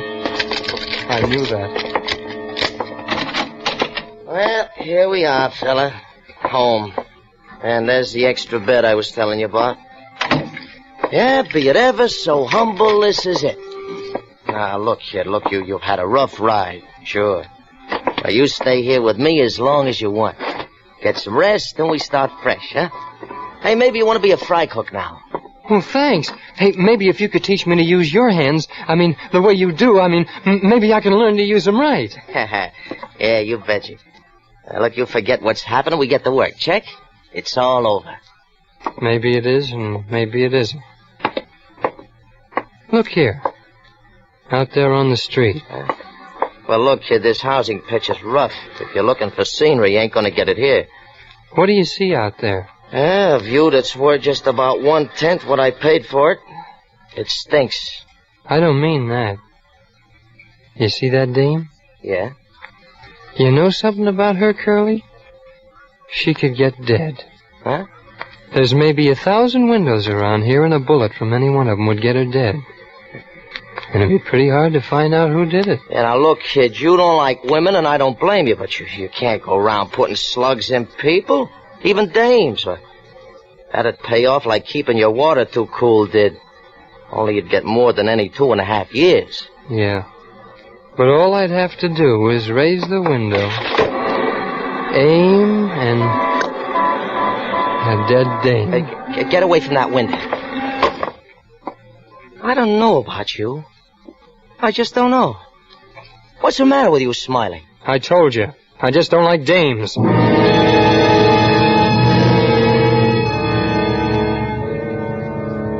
Curly's face was as white as a clean apron. He was mad a little and scared, but I still couldn't explain to him what it took me 2.5 years to figure. That a man works hard. And when he works, he's got some pay coming. All the time I was in jail, I knew I wasn't about to get a nickel for all the work of digging and shoveling and laying concrete. And the one thing I was proud of was ruined. My hands. And I figured to collect some pay for that work if it was the last thing I ever did. And I figured it out good. Just what the pay ought to be. 1 woman. 1 dead dame.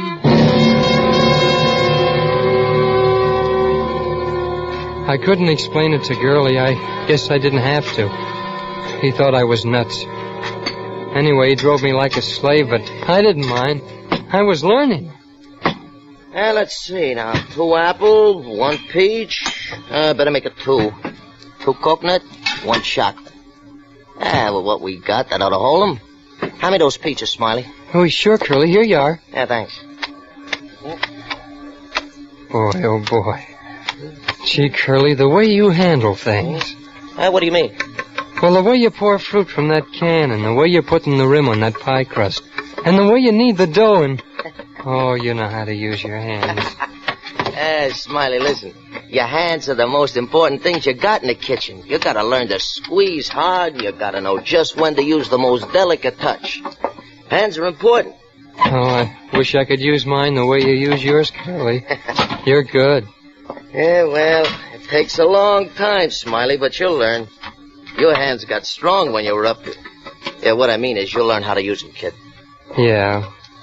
I get along all right, only... Only what? Cookie. Oh, you letting that dame get you down? Ah, forget it. I wish he was gone, Curly. I'm afraid. Good morning, gentlemen. The world can now be fed. Lovely Cookie has arrived. Yeah, fine. Well, you better get that front end line up, chicken. It's time to open. Sure. Oh, Smiley, honey. Smiley, say hello to the pretty lady. Beat it. Smiley. Okay, Cookie, take off. Oh, Curly, Smiley didn't say good morning. My day will be ruined. Oh, nuts. Brother, ain't that a whip? Hey, Cookie, why don't you leave the kid alone? He's had a tough time. He doesn't feel good. Well, why doesn't he smile anymore? That's all. Just let him smile. Well, the last time he smiled at the dame, he picked up a fistful of stretch at the county farm. Now, you remind him of her. He quit smiling. Oh, was that so? Well, I'm used to being treated like a human, see? And just because the guy's nuts... All right, Cookie, get to work. Okay, but you just remember... One of these days we're going to have a showdown, and it'll be either him or me. Take it easy. You just remember, someday it'll be him or me. I heard what Cookie said. I stood right outside the door and heard her. Someday it'll be him or me. There was a weight like a 2-story building in my stomach, and my hands were going open and shut, open and shut. And I knew she was right. Me or her.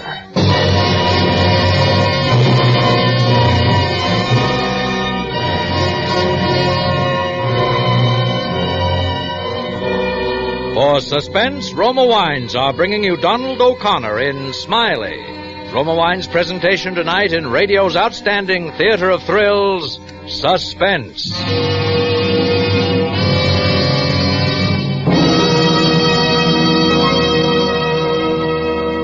Suspense, radio's outstanding theater of thrills, is presented by Roma. That's R-O-M-A. Roma Wines. From the world's greatest reserves of fine wines. Have you ever thought how easy it is to turn a casual call by friends or neighbors into a delightful party? Simply set out some fruit, cheese or nuts, and delicious Roma California wine. Yes, these are the inexpensive ingredients of real enjoyment. The simplest occasion takes on a festive note when you pour better tasting Roma wine. So enjoy golden Roma Muscatel or glowing Roma Port after dinner or whenever guests drop in. As you savor the mellow goodness of these delicious Roma wines, you will understand why more Americans enjoy Roma than any other wine. So, for an everyday family treat, or for smart hospitality, serve better tasting Roma wines. That's R-O-M-A. Roma Wines, America's largest selling wines. And now Roma Wines bring back to our Hollywood soundstage Lorene Tuttle as Cookie, Sidney Miller as Curly, and starring Donald O'Connor as Smiley, who continues a narrative well calculated to keep you in suspense.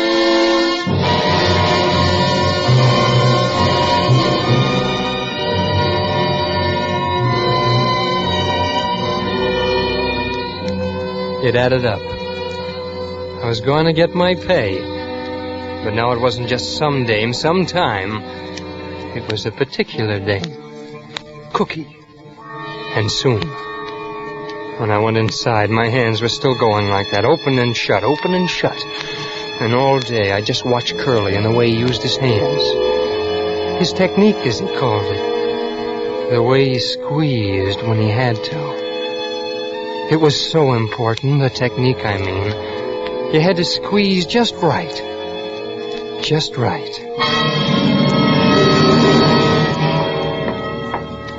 Hey, Smiley. What are you doing, kid? Oh, I'm just squeezing mashed potatoes out of this bag. Making designs like you do on cakes. Oh, that's great, great. Well, what kind of design do you call that? Oh, it's just a hand, I guess. Hand? Oh, brother, that hand couldn't do much. Look how fat you got it up at the thumb. Oh, that, I guess I squeezed too hard. Smiley, you'll be all right, kid. You stay with it. Well, laughing boy's growing up. Is little Smiley going to be a pastry cook? Lay off the kid, Cookie. Lay off, I told you. I know, Curly, I know, and I told you. Let the boy take care of himself. Yeah, Curly, take it easy. It's all right now. Well, how do you like that? It's all right. Gee, are we going to be friends now, Smiley? We can try. How do you like this design, Cookie? That? Oh, well, it's okay. What is it? It's a hand. A hand? Yeah, a hand, he calls it. Oh, sure. See, these are the fingers here. They're awful long for fingers. Oh, I don't know. See? Look at my hand. My fingers are long. Yeah, they are. It's just that you don't notice. People don't notice dishwashers' hands. That's why I'm going to be a fry cook and a pastry cook. Then they won't be cracked and dirty like they are now. They'll stay soft. And strong, too, soon as I get to be a cook. Sure they will, Smiley. Well, now that you two are very lovey-dovey, how about breaking it up, huh? I want to get home. You mean you really go home when you're through here? Of course I go home. Where do you go? Oh, lots of places. Tonight I got a date with Johnny Mac, the singing sensation out at the Natural Pass. I gotta go out there and meet him. The Natural Pass? Yeah. That's a joint at 711 Green Grove. 711 Natural Pass. Yeah. Get it? yeah, get it. What kind of guy is he? You gotta go to him. Oh, he's working. He can't come in here. He must have appeal. You ain't kidding, brother. How do you get out to this joint? You hitchhike? You kidding? I take a bus to the end of the line, call a cab from the drugstore, and go on out. Class. Hey, how about that, Smiley? Class yet? I guess a crooner would rate it. Yeah. Well, you better get that front end cleaned up, Cookie, if you're going to meet this Johnny Songbird. I guess I better. Boy, on the day I quit slinging hash. Have a good time, Cookie. Have a good time.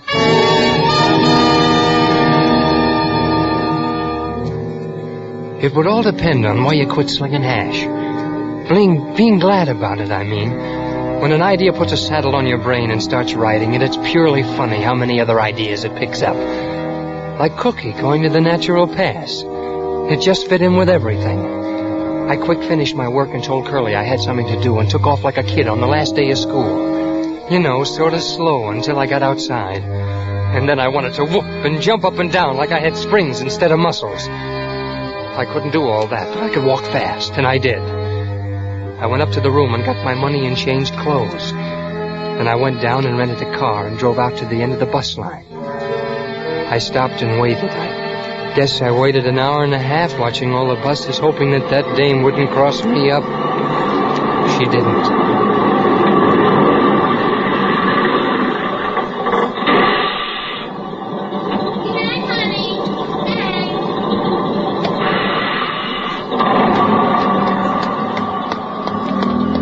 Cookie! Who is it? It's me, Smiley. Oh. What are you doing out here? Oh, I just wanted to get out of town for a while, so I rented a car. When I got out here, I remembered what you said about coming out. I thought I'd just wait for you. Oh, Smiley, honey, you got more stalls than Santa Anita.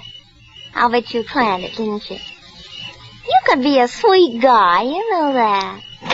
Come on, I'll take you to the club. How far is it? About a mile and a half. Let's go.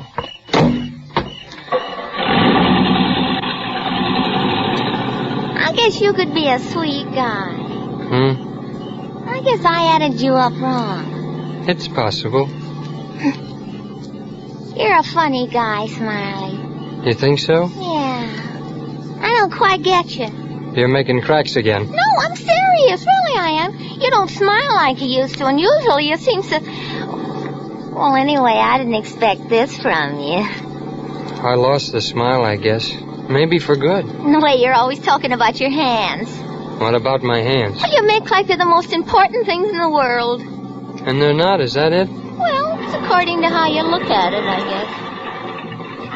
Now, look, Smiley, no passes. No passes. I wanted to hear this. You said... Why, I didn't say nothing, just about your hands. I remember.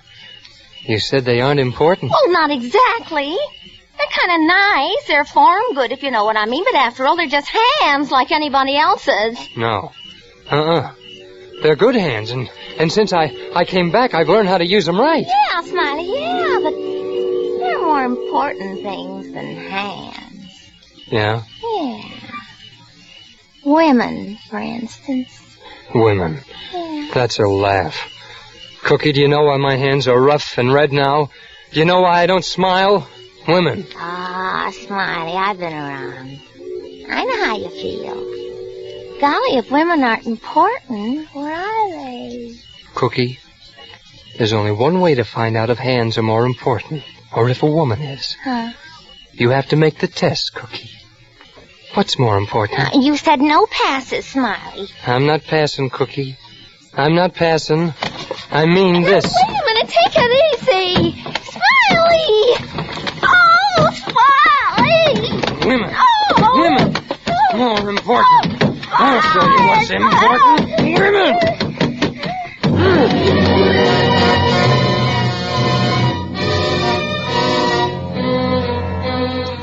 Payday. For 2 years in jail, one dead dame. The whole world changed. For a minute, my hands were going open and shut like this. My technique was perfect. Absolutely perfect. They weren't satisfied, my hands, but they'd have to get used to it. All I wanted inside like was payday, and this was the day. I looked around to be sure no cars were coming. I took her out of the car and dragged her into the bushes where she wouldn't be found for a while. I left her there. I felt good. Purely good. Like I'd worked very hard for something and finally got paid. All debts were paid. Everybody, including Smiley, was even with the world. It was wonderful. Just plain wonderful. The only thing was I couldn't tell Curly because even though he'd understood the technique part of it, the rest of it was something he wouldn't get. But could he have seen me use my hands, he'd have been proud. I know it.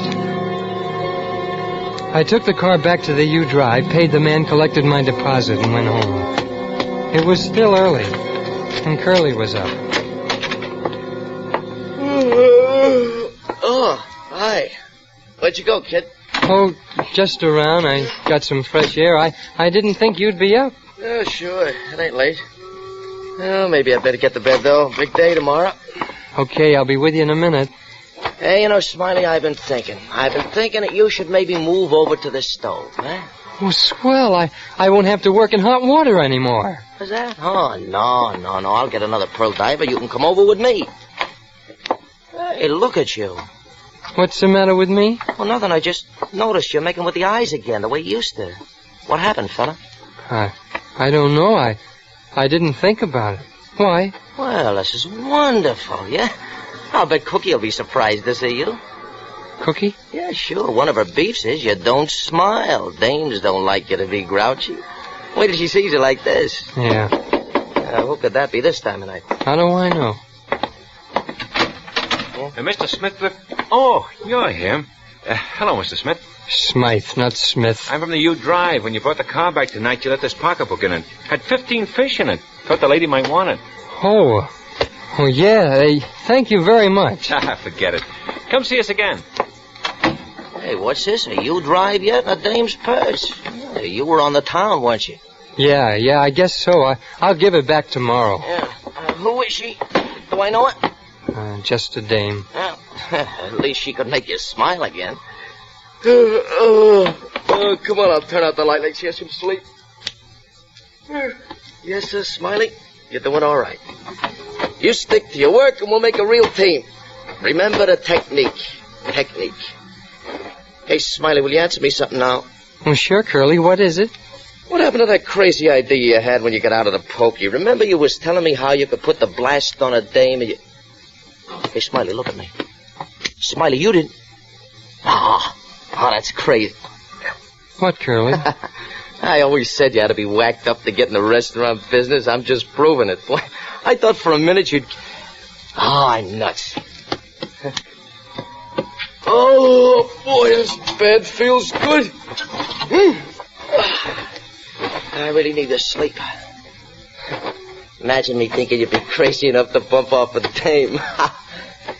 Well, good night, Smiley. Good night, Curly. Good night. Good night. Sweet dreams.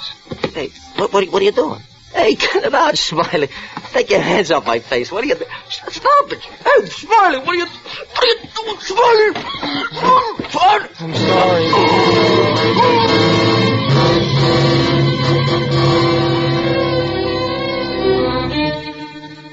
Oh, I didn't mean to do that. I hadn't planned on it at all. I didn't want to hurt Curly. He was my friend.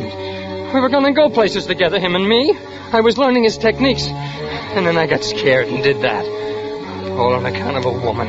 Every bit of it. It was a woman who started it. If it hadn't been for her, I wouldn't have had to show my hands to that judge. And he wouldn't have looked at them, and maybe he wouldn't have sent me up. My hands. Look at them. They're back in condition. I've had over 6 months to sit here and do nothing. Just watch Pop out there pace up and down. He's been keeping track of the days for me. He told me this morning, 2 more days, son. 2 more days. Just 2 more days. I wish it was longer. My hands are so pretty again. And now they're strong. And they got a lot of technique. If I was out there, no telling what I could do with hands like these.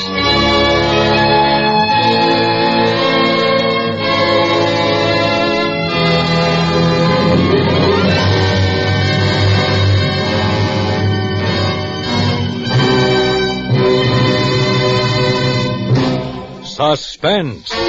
Smiley, starring Donald O'Connor and brought to you by Roma Wines. That's R-O-M-A, Roma Wines, America's largest selling wines. When the weather is so hot and humid that everybody feels like a rag, try this wonderful cooler offer on your thirsty family and friends. A tall, refreshing Roma wine and soda, made with better tasting Roma California wine. Simply half-filled glasses with robust Roma Burgundy, delicate Roma Sauterne, or any Roma wine of your choice. Add ice cubes. Fill up with sparkling water and sweeten to taste. In just seconds, you beat the heat with the coolest, tastiest summer drink that ever soothed a parched throat. Roma wine and soda is so cool to come home to. You'll want to enjoy this delicious refresher often. Remember, for cool enjoyment at its delicious best, serve Roma wine and soda, made with Roma, R-O-M-A, better tasting Roma wines. Donald O'Connor may soon be seen in the Universal International production Something in the Wind. Tonight's suspense play was by Charles Glenn. Next Thursday, same time, you will hear John Lund as star of Suspense. Produced and directed by William Spear for the Roma Wine Company of Fresno, California.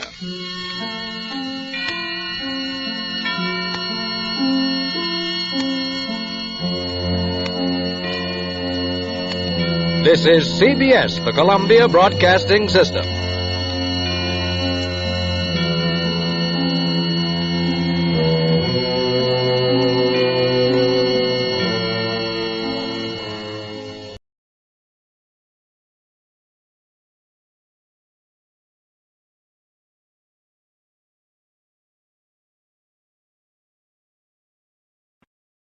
Now, Roma Wines, R-O-M-A, made in California for enjoyment throughout the world. Roma Wines present Suspense. Tonight, Roma Wines bring you Mr. Robert Young as star of The High Wall, a suspense play produced, edited, and directed for Roma Wines by William Spear. Suspense, radio's outstanding theater of thrills, is presented for your enjoyment by Roma Wines. That's R-O-M-A, Roma Wines. Those excellent California wines that can add so much pleasantness to the way you live, to your happiness in entertaining guests, to your enjoyment of everyday meals. Yes, right now a glassful would be very pleasant as Roma Wines bring you Robert Young in a remarkable tale of suspense. I woke up in bed. Nothing strange about that, except that it was a hospital bed. I couldn't imagine how I got there. I didn't remember any accident. I didn't feel sick. Why the hospital? I laid there trying to puzzle it out. Last night was Christmas Eve. I was stopping at the Beacon Hotel in Boston. I was going to get up early this morning and go to Fitchburg and find Helen, my wife. After 3 years of separation, it would be nice to be with her again on Christmas Day. I turned in bed and looked out of the window. Christmas? Why, it was summer. There were trees and grass and flowers in bloom. I guess I twisted around or something because the next thing I knew, a girl was leaning over me, smiling. Hello there. Feeling better? Well, I guess so. Am I supposed to be sick? Well, no, not if you feel all right. We were beginning to get worried about you. You didn't seem to want to wake up. We? Who's we? Oh, Dr. Dunlap and all of us. Well, what happened to me? Well, why am I in a hospital? You've been very ill. Don't try to think about it, Mr. Lewis. Just get well. You're, Amy, aren't you? That's right. Good for you. Amy. How did I know her name? Why was her face so familiar to me? I tried to think, and suddenly I remembered. I'd been dreaming about her. In one dream, I was up to my neck in quicksand, and she was trying to save me. She was crying, and her tears fell on my face, and she kissed me. That would have to be a dream, wouldn't it? Still, as I looked up into her eyes, it seemed very real. I could almost feel her lips. I dozed off, thinking of her, and when I woke up, Dr. Dunlap was standing beside my bed. Well, Mr. Lewis, Miss Adams tells me you're bright and snappy this morning. Yeah. Any reason why I have to stay in bed? Oh, none at all. If you feel able, we'll get your clothes, and Miss Adams will take you down to the solarium, and you can sit in the sun. Now, how's that? The solarium was a big glassed-in veranda where the patients sat around and took it easy. Played cards and read and talked. It was quite a crowd when we walked in, but nobody seemed to notice us. Amy, Miss Adams, introduced me to a girl who ran the newsstand. Her name was Ella. She sold cigarettes, candy bars, magazines. I sat down over to one side and looked the people over. Nobody seemed very sick, but they said silly things and laughed a lot. One man acted like he was catching a ball and throwing it to second base. Then he'd argue with the umpire over a bad decision, and suddenly it hit me, like a smash in the face. This wasn't a hospital. It was an insane asylum. I jumped up, but Amy put her hand on my arm. Dr. Dunlap appeared out of nowhere and pushed me back into the chair. Easy, Mr. Lewis, easy now. Don't get excited. I'm not excited. I just found out where I am, that's all. Let's go up to your room and talk it over. Talk what over? I'm in the wrong place. Maybe I'm a little sick, but I've got all my buttons. Get me out of here. Mr. Lewis, please, you're making a disturbance. Go along with Miss Adams. Doctor, I can manage. Then please do it. We'll have a riot here if he doesn't quiet down. Mr. Lewis, you don't want to get me into trouble, do you? We were getting along so nicely. When she put it that way, I let them take me out of there and up to my room. But then I put up an argument, demanded to see the head man. Amy backed me up, too. She said she was sure I was okay and didn't belong in such a place. Dr. Dunlap hit the ceiling. They had a battle with Pip. He slammed out of the room, and she had a fit of crying. But the net result was that I was taken to the office of Professor Bird, the man who ran the asylum. He was a strange little guy, with a head cocked to one side like he was listening to something nobody else could hear. Ah, Mr. Lewis, feeling better? Why does everyone ask me that? Yes, I feel great. Good. Do you remember me? Should I? Well, not necessarily. What seems to be the trouble? You just made a mistake, that's all. Got the wrong fellow. I don't belong here. Well, that's strange. Your commitment papers seem to be in order. I don't care about that. Listen to me. Here, Mr. Lewis. Let's discuss this calmly. We are not in the habit of picking people off the streets haphazardly. Someone had to sign you in. Who was it, your parents? My folks have been dead for years. Your wife, perhaps? She doesn't know I'm back in America. Probably thinks I'm dead. Come on, Professor, stop stalling. You've got it all on that paper. Never mind this paper. Tell me about yourself. Were you in the war? No, they wouldn't take me. Blood pressure or something. I went to Burma for the International Oil Company. Oh? How was it in Burma? Pretty rugged. I was there for 3 years. I'd be there yet, only I fell in front of a bulldozer and got my leg crushed. They shipped me back to San Diego, thinking they'd have to cut it off. Well, fortunately, they didn't have to, huh? Did your wife know you were hurt? Funny you should ask that. No, she didn't. You see, we used to go to dances a lot. I see. You didn't fancy yourself with a crutch. Does anybody? But after you were discharged from the hospital in San Diego, did you communicate with her then? No, I wanted to surprise her. She thought I was still in Burma. I took a train for Boston, arrived on December 23rd, a Thursday. Yes? So I went home, looking for Helen. She wasn't there. Somebody else lived in the house. She'd sold it. Knocked me a twister. I was born in that house. My grandfather built it. And it was gone. Where was your wife? Helen? She was in Fitchburg, working in a defense plant. But I didn't find that out until I ran into an old pal of mine that night. He almost keeled over when he saw me because everybody thought I was dead. You know, not hearing from me for more than a year. And did you go to Fitchburg? See your wife? No, I didn't want to see her right then. Why not? Oh, I was upset, I guess, about her selling the house. Besides, I'd been away more than 3 years. 1 day more wouldn't hurt. So I checked into a hotel, the Beacon House, room 305, I remember. I stretched out on the bed and tried to think things out. Yes, yes. You were lying on the bed and... Huh? Oh, well, I fell asleep, that's all. I see. No use telling him how I laid there, thinking of Helen and wishing I'd gone on to Fitchburg. How I kept seeing her face like a great big painting on the ceiling.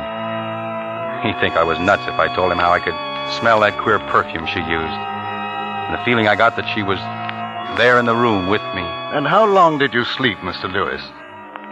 I don't know. What woke me up was someone knocking on the door. I got up and opened it and...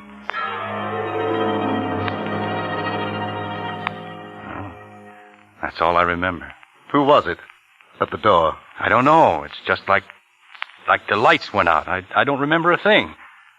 Until I woke up here this morning. I see. You know where you are? No. This is a hospital for the mentally ill. This is the Flowerdale Hospital for the criminal insane. Criminal insane? I'm not insane, and I'm not... I've had a blackout, that's all. Does that make me a criminal? Oh, no, it's the other way around. The crime caused the blackout. Crime? What crime? What did I do? I can't tell you that. I'll say you can't. You've got the wrong man. And you're afraid to admit it. I wish that were true for your sake, Mr. Lewis. However, I attended your trial. The state called me as an authority on mental diseases. It was at my suggestion that you were sent here for treatment. How? How long do I have to stay? Until I'm convinced you are no longer a menace to society. All right. Give me a test. I'll get out of here in a hurry. I've just given you a test. And you failed badly. Why? Because I can't remember being in trouble? Well, that could happen to anyone. No, not in your case, Mr. Lewis. Your mind has drawn a certain a curtain across something it doesn't want to remember. The crime you committed is buried in your subconscious mind. Until you can remember everything that happened from the time you opened that door down to the present moment, I shall have to detain you. When you remember your crime and the reason you committed it, you can walk out of here a free man. But you're pretty sure I won't do it, aren't you? Okay, I'm going to fool you. Dr. Dunlap, Miss Adams, you're witnesses to what he said. Understand, Mr. Lewis, I'm interested in reasons. You'll get everything. You're a man of your word. I'll be on the street tomorrow. Come on, Miss Adams. Outside in the corridor, I felt so relieved, I threw my arms around Amy and gave her a big kiss. Then we walked hand in hand toward the stairway. We met a couple of nurses, and Amy stopped to talk to them. I walked back to Professor Bird's office and listened at the door. He and Dr. Dunlap were still talking about me. I heard them mention my name. Really. I opened the door real easy so they wouldn't notice it. Why, he's been a walking zombie. He couldn't talk, had to be fed, bathed, and put to bed like a child. I'm really very encouraged. It wouldn't surprise me a bit if he recovered. Don't be absurd, Dunlap. Such cases never recover. You'll struggle a few weeks, try to remember, then chuck it. Oh, by the way, I think I ought to know. What did he do? Well, understand I don't want it noised around. But you'd better tell his nurse that he's dangerous. Especially when he thinks he smells perfume. Oh, yes. Yes, he did mention perfume. For your information alone, the man's a killer. Really? A rattlesnake. He strangled a woman with his hands, and he'll do it again. Here, read his history. That's all I heard, because Amy picked that moment to come and get me. But I'd heard enough to realize that something was terribly wrong. Me? A killer? Why, I never heard anyone in my life. I'd been framed. Somebody had committed a murder and pinned it on me because I'd lost my memory and couldn't defend myself. The only way to get free was to recall everything that happened, every single thing from the moment I opened that door. But what if I couldn't remember? What if I never remembered? It meant being kept here, locked up for life, for a crime I didn't commit. Nice spot for an innocent man.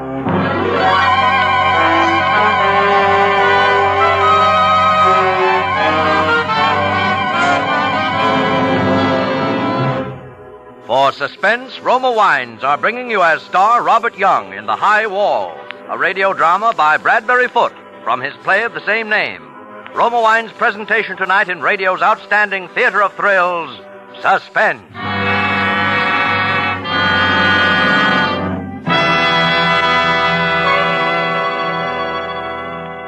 Between the acts of Suspense, this is Truman Bradley for Roma Wines. We Americans are noted for taking the job home with us. We frequently sit down to dinner, our minds still occupied by the work of the day, and get no real pleasure from our meal. My favorite recipe for adding enjoyment to food is a glass of tempting Roma California sherry before dinner. Designed by the goodness of nature and the skill of man to make food taste better, Roma sherry is the perfect first call to dinner. As you pour the golden amber goodness of Roma sherry into a glass, enjoy its fresh, full fragrance. Then sip Roma sherry. Savor with your tongue the happy miracle of sun, grape, and cask that give Roma sherry the pleasing nut-like taste so many millions prefer. Yes, the simplest dinner becomes more enjoyable when introduced by Roma sherry. Prove that yourself. Enjoy Roma sherry before your dinner tomorrow. For Roma, America's favorite wine, costs no more than ordinary wines. So insist on Roma, R-O-M-A, Roma wines. Remember, more Americans enjoy Roma than any other wine. And now Roma Wines bring back to our Hollywood soundstage Robert Young in The High Wall, a tale well calculated to keep you in suspense.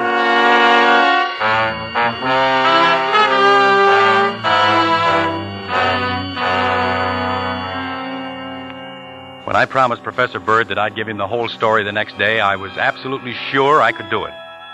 But I couldn't. I couldn't remember a single thing that happened during that lost time. Absolutely blank I was. I racked my brain for a clue, lay awake nights torturing myself until I nearly had a nervous breakdown. Then, after about 3 months, I gave up. Just like Professor Bird said I would. Chucked it. When I did, a great feeling of relief came over me. It was like a heavy weight had been lifted off my chest. Amy noticed the change in me, and I told her the reason one night very late when she came in. She didn't like it a bit. Bob, no, you mustn't give up. Don't stop trying. Amy, there must be some easier way to get out of this place. Escape, you mean? You can't do it, Bob. There's a high wall all over. Well, there is another way. A sure way. I can go out feet first. Feet for... Bob. Bob, you wouldn't do that. I'm not going to spend the rest of my natural life in this insane asylum. If there's no other way to escape, I'll go out, like I said, in a box. Suddenly, she was crying like a kid. Helen used to cry like that. It never struck me before, but Amy was a lot like Helen. As I watched her, it almost seemed like she was Helen. I guess I got a little mixed up because I put my arm around her and lifted her face up to mine. For a second, I seemed to be holding Helen. Then I got things straightened out in my mind. I stepped back. Sorry, Amy. I guess I got a little out of line. That's all right, Bob. I wouldn't want you to think I was, well, you know. No? Why not? Huh? Well, you're going to be Mrs. Dr. Dunlap. No, that's off, Bob. There's somebody else. Oh, who is it? She didn't answer. Didn't have to, I knew. She stood there looking like she expected me to do something about it, but I didn't. Then she beckoned to me and made a hush sign, and I followed her out of the room. The ward was quiet. Everyone was asleep. We tiptoed into the solarium and shut the door. I suppose you know this is liable to cost me my job. Look at that moon. Bob, you wouldn't really do anything to yourself, would you? Why not? I'm not doing myself or anyone else much good locked up in this place. Bob, dying isn't the answer. Yes, it is, Amy. Dying is the answer to everything. Oh, Bob, don't talk like that. You know, in Burma once, in the jungle, I saw a snake right close to me. A king cobra it was.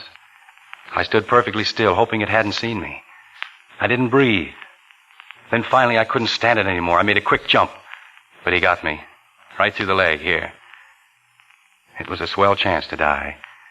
But I didn't want to. I crawled through the jungle to a first aid station, and I managed to pull through. For what? I'd have been better off to die right there. Oh, no. I kept on talking like that, hardly knowing what I was saying, because I had a queer feeling that I was telling it to Helen and letting her know what I'd gone through for her. Helen always wanted security, and I went out there to get it for her. Those oil companies paid big money. Bob, if you could only remember who it was when you opened that door. Yeah. What's that perfume you're wearing? What? Perfume? You know we aren't allowed to use perfume. Funny, I could swear. Lean closer. Of course you are. It's that same stuff that... Go on. Why don't you? What? Kiss me. I want you to. Sorry to interrupt, but we do have rules here. Hold it, Dr. Dunlap. The light isn't necessary. Go to your room, Mr. Lewis. That's all right, but don't throw the hooks into Amy. It wasn't her fault. Never mind, Bob. I can defend myself. Go along. I knew she could handle him, so I went up to my room. Besides, I had something on my mind. While I was holding Amy in my arms, I had a vision, I guess you'd call it. I saw Helen. She was lying on the bed. The doctor was bending over her. The room was crowded with people. Everyone was tense, frightened. Then the doctor straightened up and said, "She's dead." Helen, my wife, was dead. I remembered it now, distinctly. But that was all. I couldn't remember how or why it happened. It was just like a photograph. Nothing led up to it, and what happened after was perfectly blank. But the fact that Helen was dead didn't seem like a surprise exactly. After a while, I heard Dr. Dunlap come up and lock me in. He hesitated outside the door like he wanted to come in and bawl me out. Then he went away. The next thing, Amy was shaking me, trying to wake me up. Bob. Huh? What's the matter? We're sunk, Bob. He was furious. I'm discharged, and you're going to be put in another ward. Why, the louse, he can't get away with it. Listen. Shh. I know how you can escape. What? How? Ella quit her job. She's leaving in the morning.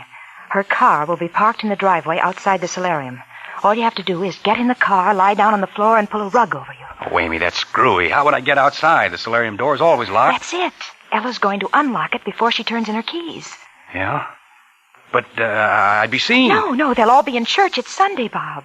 Oh. The minute they start to sing, open the door and slip out. Oh, Bob, it's the chance of a lifetime. Ella leaving makes it easy. She'll drive right through the front gate and they won't even stop her. Oh, Bob, say you'll do it. I can't go away and leave you here. Well, what did I have to lose? Besides, she started to cry and carry on, so I said, all right. And the funny part of it was, it did work. I'll bet we were 50 miles from the asylum before they knew I was missing. Ella picked up Amy at the edge of town, then hit for the open road.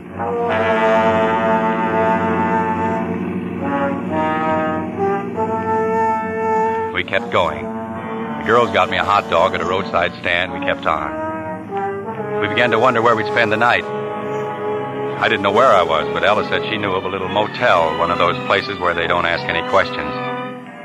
It was late before we found the place. We took 2 bungalows, the girls in one, me in the other. I got them settled for the night and then started to leave. Amy followed me outside. Bob, just a minute. Goodness, it's dark. Where are you? Here? Oh. You forgot something, Bob. Oh, Oh, Bob. you're sweet. Why, you're trembling like a leaf. Scared? Could be that. We've been very lucky all day. Yes. But I think we'd better split up tomorrow. Oh, no. Don't you see? They're only looking for me. They don't connect me with you girls, but Dr. Dunlap's no fool. He's probably figured it out by this time. If we travel together, we're sure to be caught. No. If we separate, I'll never find you again. Bob, don't you want me? Amy, don't talk like that. If you're still thinking of Helen. I'm not. She's dead. Oh. You know. Sure. But who told you? Dr. Dunlap? Funny, never mentioned it to me. What else did he tell you? Oh, Bob, she isn't here anymore, and we are. I pulled away from her and walked across to my bungalow. I guess she thought I was sore. Bob? I wasn't. It was just that I knew I couldn't make her understand. There was something I couldn't explain to anyone.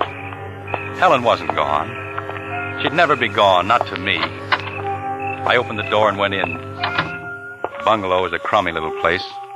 It reminded me of that hole I lived in Burma. I was groggy from driving all day. Amy had started me thinking of Helen. I laid there on the bed, remembering things. The night I met Helen. The first time we danced together. Our wedding and our honeymoon at Jack Pomeroy's cottage in the Berkshires. I didn't know Jack very well then, but she did. Those were happy days. What you don't know doesn't hurt you. I was happy afterwards, too. Each time I forgave her, we'd go on another honeymoon. She called it starting over from scratch. But I never should have gone away. That's what did it. She couldn't take it. Well, I'll go up to Fitchburg tomorrow and we'll patch things up. Someone's knocking at the door.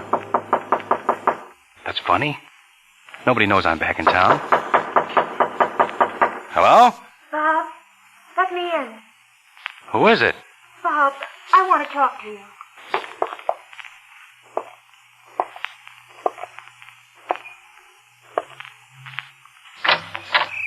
Well, I'll be... Who told you I was here? What? Come in. Bob, listen, I was talking it over with Ella, and she thinks you're right. Oh, I get it. I met Sam Bradley today. He must have phoned you. Bob, you're half asleep. Or maybe he phoned Jack Pomeroy. Who in the world? That's the answer. You and Jack want to beat me to the punch. Oh. No. No. Why didn't Jack come with you? Didn't he have the guts? Easy now, Bob. Let's sit down and talk. Get away from me. Very well, I'll have to call Dr. Dunlap. Get away from that phone. Sit down. Better sit down. Ah. Merry Christmas, Helen. So, that's it. All right. I'm sitting. Who did you say you'd call? Dr. Dunlap.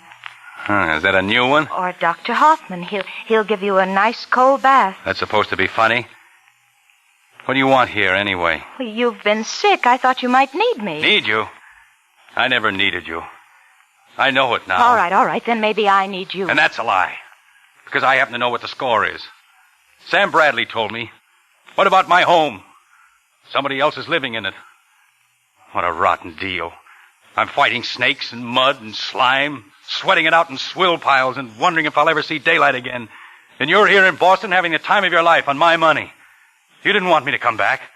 But me, like a fool, I used to drop off to sleep thinking of you. And then pick you up in my dream. I could hear you laugh, see you dancing, smell the perfume in your hair. I'd talk to you and you answered me. We planned things we'd do when I got back. And all the time you were hoping I'd never come back. Bob, dear, don't cry. Don't cry. Come on, let's go talk to Ella. Sure. I'm only trying to help you. You helped me enough. I promised Bradley I'd kill you when I found you. I've got to go through with it. Bob, I love you. Oh, not frightened, huh? You won't hurt me, Bob. I love you.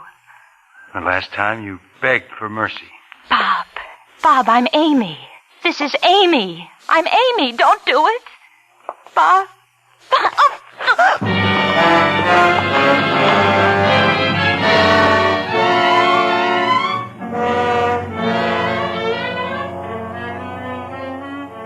I was pressing my fingers into her throat. She died game this time. Didn't kick or make much of a struggle like she did before. It was almost like she wanted me to do it. And yet, as long as she lasted, she seemed to be begging me with her eyes not to do it. It didn't take long.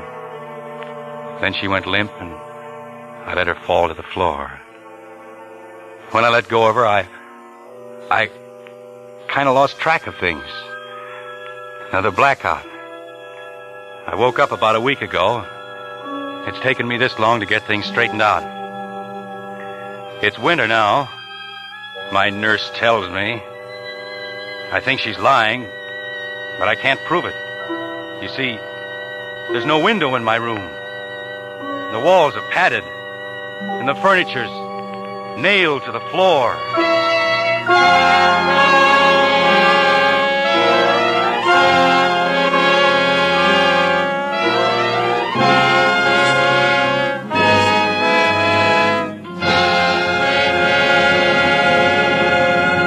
Suspense. Presented by Roma Wines, R-O-M-A, made in California for enjoyment throughout the world. This is Truman Bradley for Roma Wines. The easiest way I know for a woman to win compliments for her cooking is to serve Roma California Burgundy regularly with meals.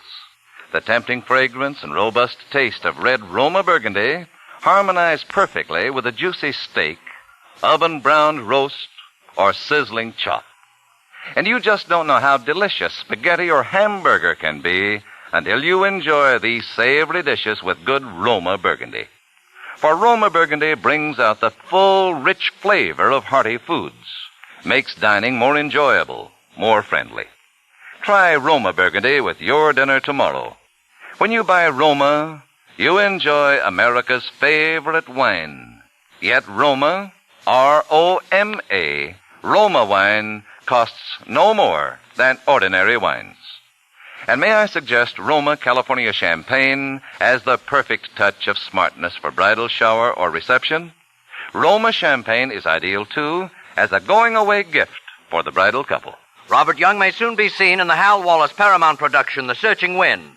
Next Thursday, same time, Roma Wines will bring you Hume Cronin as star of Suspense, radio's outstanding theater of thrills. Produced by William Spear for the Roma Wine Company of Fresno, California. This is CBS, the Columbia Broadcasting System.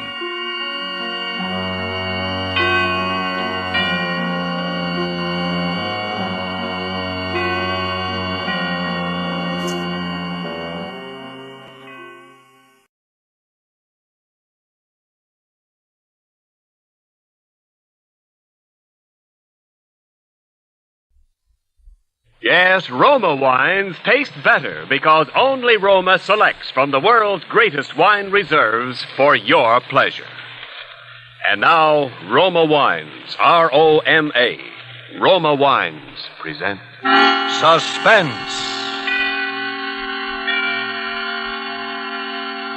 Tonight, Roma Wines bring you Roddy McDowell in One Way Street, a suspense play produced, edited, and directed for Roma Wines by William Spear. Suspense, radio's outstanding theater of thrills, is presented for your enjoyment by Roma Wines. That's R-O-M-A, Roma Wines. Those better-tasting California wines enjoyed by more Americans than any other wine. For friendly entertaining, for delightful dining. Yes, right now, a glassful would be very pleasant, as Roma Wines bring you Roddy McDowell in a remarkable tale of Suspense.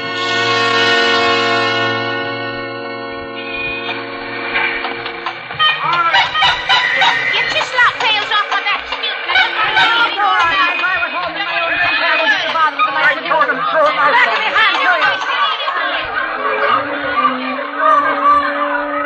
Oh, back home again. Back home on the street. Courtney Lane is what the sign on the lamppost says, but it's just the street to those that knows it hereabouts, and few that doesn't, what with the name it's got. As dirty, rotten, rum a spot as you'll find in the whole of London. Georgie Williams back home again, are you? High time, isn't it? Quite a proper man you've grown to be, too. We've missed you, Georgie. More than I can say for you. Ah, you're fresh. The street. The only home I've had since my mum and dad was taken. The Blitz. That's how they got it. And now I came to live with my Uncle Bert, if you can call that living. Where I've been the last 6 months is due to him. Dartmoor Pen. One of his little schemes that he talked me into, saying how safe it was. And it was for Uncle Bert, but not for me, because Uncle Bert is a crook and a liar. He'd steal the pennies off a dead man's eyes, only he'd never get caught. They could prove it on the dead one sooner than they could on Uncle Bert. Come on, move along there. Hey, you there, just a minute. You're George Williams, ain't you? That's right, copper. What of it? Oh, nothing at all, me lad. Just mind you don't cut any fancy capers now that you're back. I can take care of myself, I can. Ah, and if you can't, there are those that can, you know. Don't forget that. That's what it's like, being from the street. You're marked with it. If you're kin to Uncle Bert, it goes for double. But there's no place to go. So, I'm going home. Georgie! Georgie Len! Hello, Uncle Bert. Georgie, you're a sight for sore eyes. Come on in, come in. Welcome home. I'm coming in. But there's no need to carry on so about it. Carry on about it? Why, you're the prodigal son, you are, Georgie, my lad. It's the fatted calf for you. Come off it, Uncle Bert. You don't want me back. If there was any other place in the whole of England for me to hang my hat, I wouldn't be back. Oh, my boy, now that hurts, that does. To think you'd say that to me, what raised you from a young lad? Yeah, and got me a 6-month stretch at hard labour to top it off. Downright ungrateful I am, eh, Uncle Bert? Georgie, how was I to know you'd go ahead and do something I only spoke about in jest? Yes, but if I'd come home with the swag, you'd have had your share quick enough, and no jest about that. Well, I'm sorry for what happened, Georgie. You never know what I've been through, blaming myself for it so well. But bygones is bygones. But come on into the black pot, and I've got a bit of a surprise for you. Hello, George. Mrs. Pendry. Oh, you see, Bertie does remember me. Isn't that nice? Well, I couldn't very well help it, seeing all the errands I used to run to you from the shop in High Street. Hardly expected to see you down in these parts, though. Well, you see, I don't have the shop anymore. Oh, sold it, eh? Yes, and... Oh, Bert, you tell him. Tell me what? That's the surprise I was telling you about, Georgie lad. Mrs. Pendry and I got hitched last week. We're married. So you see, George, you'll have to call me Aunt Edna now. Married? First swept me off my feet, he did. You married him? And why not? Oh, George, I know it seems a bit queer to someone your age, two people as old as we are. But we were both lonely. Since my husband died, I've had no one. And she needs someone to take care of her. Can't get about much now, you know. My old heart. You remember, don't you, George? And so she let me take over the job and made me the happiest man in the world to boot. You do understand, don't you, George? Well, I expect you'll be moving out of this rat hole, then. both of you'll go and live in your house, I expect, eh, Mrs. Pendry? It's Mrs. Williams now, lad. Aunt Edna. Aunt Edna, then. Well, you see, I don't have my house anymore, George. There's a gabby lot around here. And, well, we didn't want to give them any chance to say I'd married Aunt Edna for her money. So I sold my house, too. But I don't care where I live, so long as I'm with Bert. And you're just as welcome here as ever. Even more. You have your room upstairs you always used to have and all. Oh. Hey, hold on. What's up? Where is it? Where's what? You know what. The picture. The picture of my mother that was over the mantelpiece. Oh, Bert, I asked you to leave it where it was. There's a new mistress in the house now, lad. Never mind about that. Where's the picture? Hand it over. Well, mind how you... Hand it over, I said. And it's no good raising a row because I can't hand it over. What have you done with it? You had no right to put your filthy hands on it. You must know I burned it. Burnt it? The only thing I had in the world to remind me of her.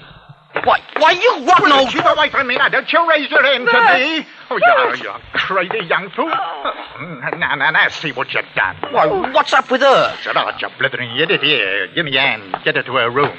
No, I don't need you both, but if George wouldn't mind getting me a bit of my medicine. There's a blue bottle in the kitchen cupboard. A teaspoon and half a glass of water. Go on, don't stand there. All right. Keep your hair on. Now, come along, my dear. Thank you, Bert. Now, come on. On the bed with you now. There you are. Here's the medicine. Here, give it to you. Here, drink this now, pet. Oh, thank you, Bert. Feeling better now? I'll be all right after a bit. I'll just lie here and rest for a while, if you don't mind. Right, you are. We'll be just outside here if you want anything. Come on, Georgie. I'm sorry to be such a bother. And thank you, George. Nothing to thank me for. It's that bad heart of hers. Has me fair worried to death. I dare say. What's the game, Uncle Bert? Game? What game? You know what. This marriage business. You heard what she said. We was both lonely. Lonely? You're not tying yourself down playing nursemaid to some old A-bag because you're lonely. Not you. George, you're speaking of my wife. Your what? Your wife's money, that's all you've got your eye on. Oh, so that's it. Then why didn't I move into the fine posh house of hers up High Street? Why didn't I? Because you'd rather have the cash, I expect. All right, suppose I do come into a bit of cash one day. One day? If you can wait that long. And just what do you mean by that? I don't know. All I know is I'm not having any. I'm clearing out. Now, tonight.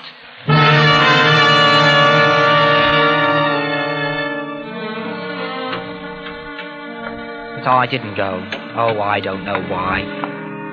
That night when it was late enough so I reckoned they'd be asleep, I made straight for the kitchen. I was near dead from hunger, I was. I started rummaging through the cupboard. And then I saw it. Right next to a bottle of medicine. A little box it was.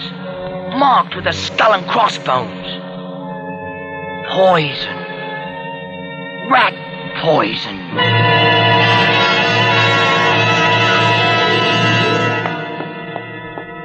Hello, George. Edna. Why, what's the matter? Look as though I'd scared you half to death. Oh, me? Oh, no. You just came on me a bit sudden, that's all. I didn't expect to find you up. I've been wanting to talk to you. Why? Why don't you and your Uncle Bert get along? Well, if you must know, Uncle Bert and I don't quite see eye to eye on one or two things. But, I'll be out of his way soon enough. Never fear about that. George, I know Bert isn't all that... Well, I know what people say about him. But he's been good to me.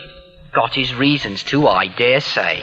He's a sharp one, he is. He's been good to me, and perhaps if he'd had a chance, if he hadn't been in the street, he'd have been a good man all his life. The street. That's what we all put our troubles onto here. The street. I know it's hard, George. But if maybe you could get yourself a bit of education... Oh, why, of course. All I have to do is trot along up to Oxford with the rest of the millionaire's sons. Oh, no, I didn't mean that. Just learn a trade for a starter. And for the money? Well, I've got a bit of money. Oh, no, I don't need any help. Yours or anybody else's. Why, the last 6 months I've had about all the reforming I can stand. Oh, it's not that, George. You're like a nephew to me now.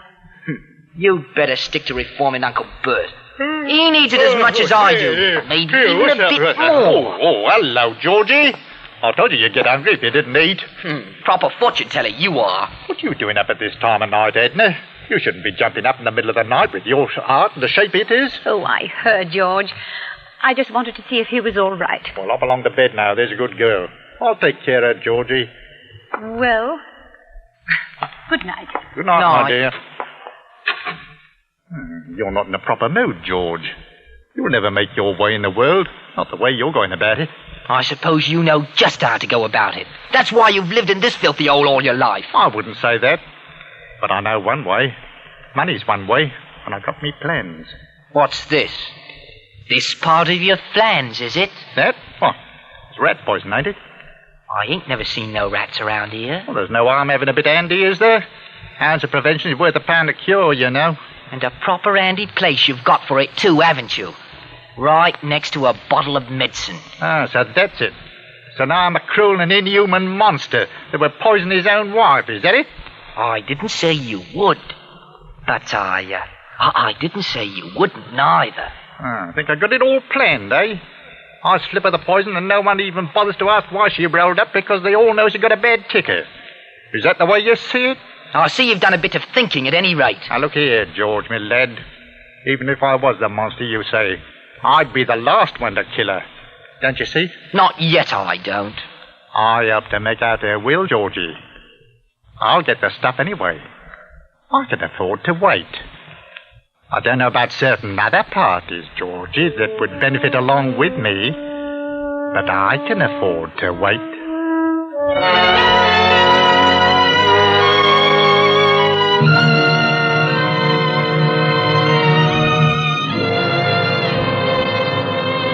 For Suspense, Roma Wines are bringing you Roddy McDowell in One Way Street. Roma Wines' presentation tonight in radio's outstanding theater of thrills, Suspense.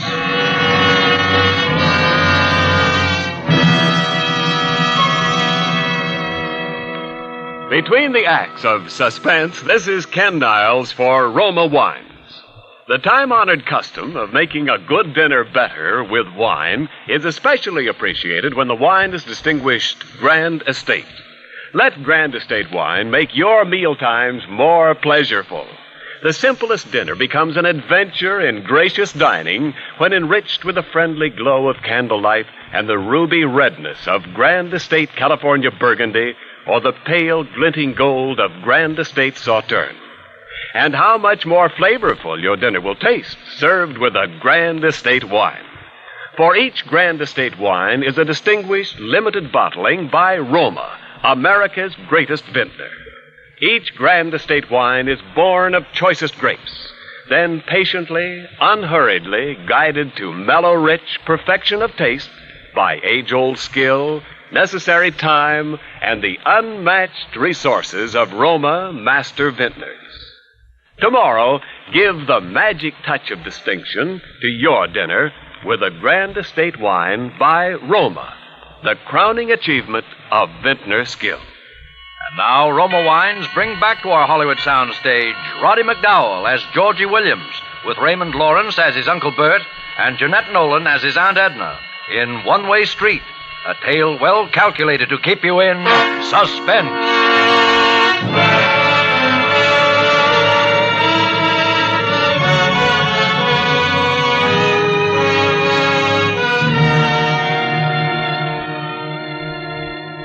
I should have known it then. The day I found the rat poison, what Uncle Bert was up to. I knew he'd married Edna for her money. I knew he was rotten enough to... But I watched him like an hawk. I fixed all the meals myself, seeing I wanted to help around the house. And the poison was always there, up in the kitchen cupboard next to a medicine, with the skull and crossbones on it, and the seal unbroken.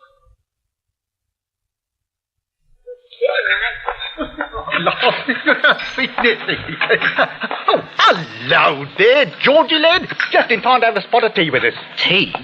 Well, what about that? We're not toffs, perhaps, but we can have a spot of tea all the same, I expect. It was Bert's idea. Said it made us seem more of a family-like. Have a cup, Georgie? No, thanks, but I'll turn the tray around for you, though. Here, hold on. Looks a bit unsteady, but... Oh, there you are. Now, you get Aunt Edna's cup, and she gets yours. But there's no matter, is it? Of course not. It's all the same tea. You don't mind, do you, Uncle Bert? Why, no, why should I?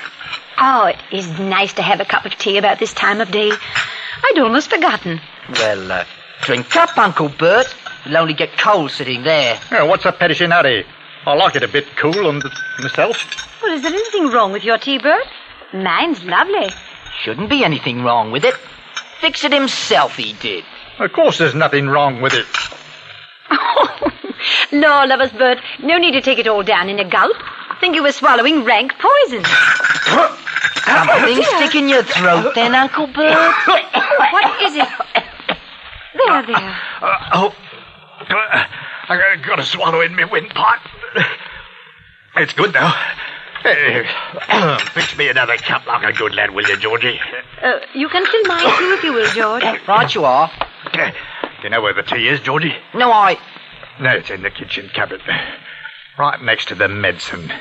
You'll find it, Georgie. Right next to the medicine.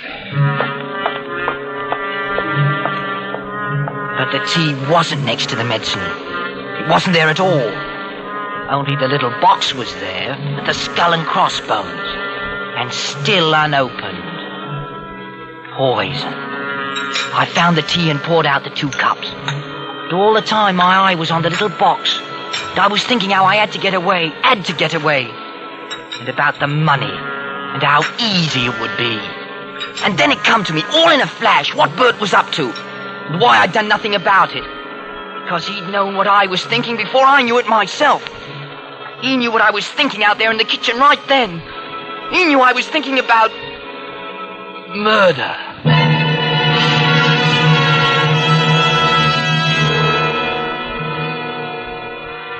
That night I hid the box. Didn't chuck it out, mind you, only hid it. In a place not too hard to find. Next morning it was back in the cupboard, right next to the medicine. Poison. No mistake about it now.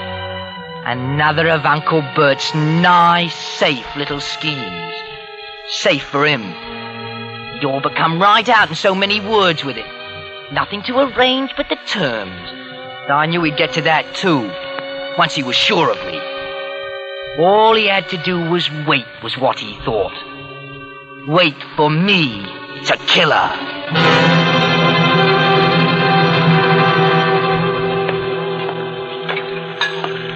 Hello there, Georgie Millet.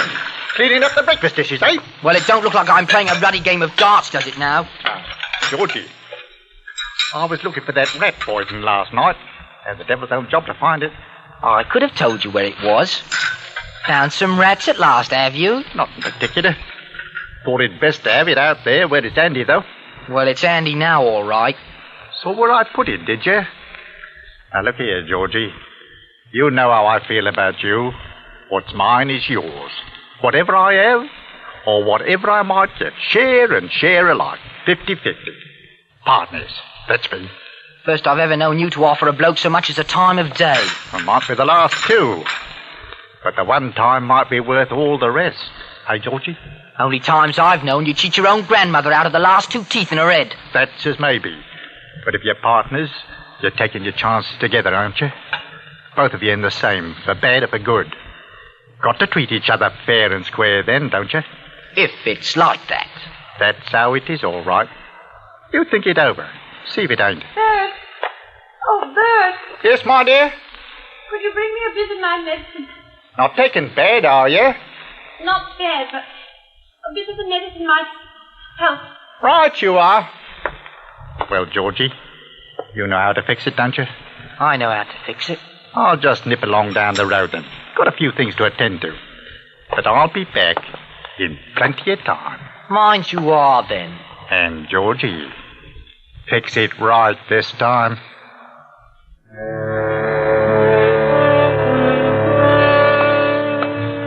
I got the medicine and mixed it up as usual. But I scarcely knew what I was doing. Because all the time I was thinking about the street. About my shirt that was always frayed and dirty. About my baggy second-hand suit. And how, well, what did she matter to me anyhow? She was a sure thing to roll up in a year or two anyway. What with that ticker of hers? And if she did now, I was free. Free. Next thing I knew, I'd opened the box and dumped enough of the stuff into her glass to kill a cart horse.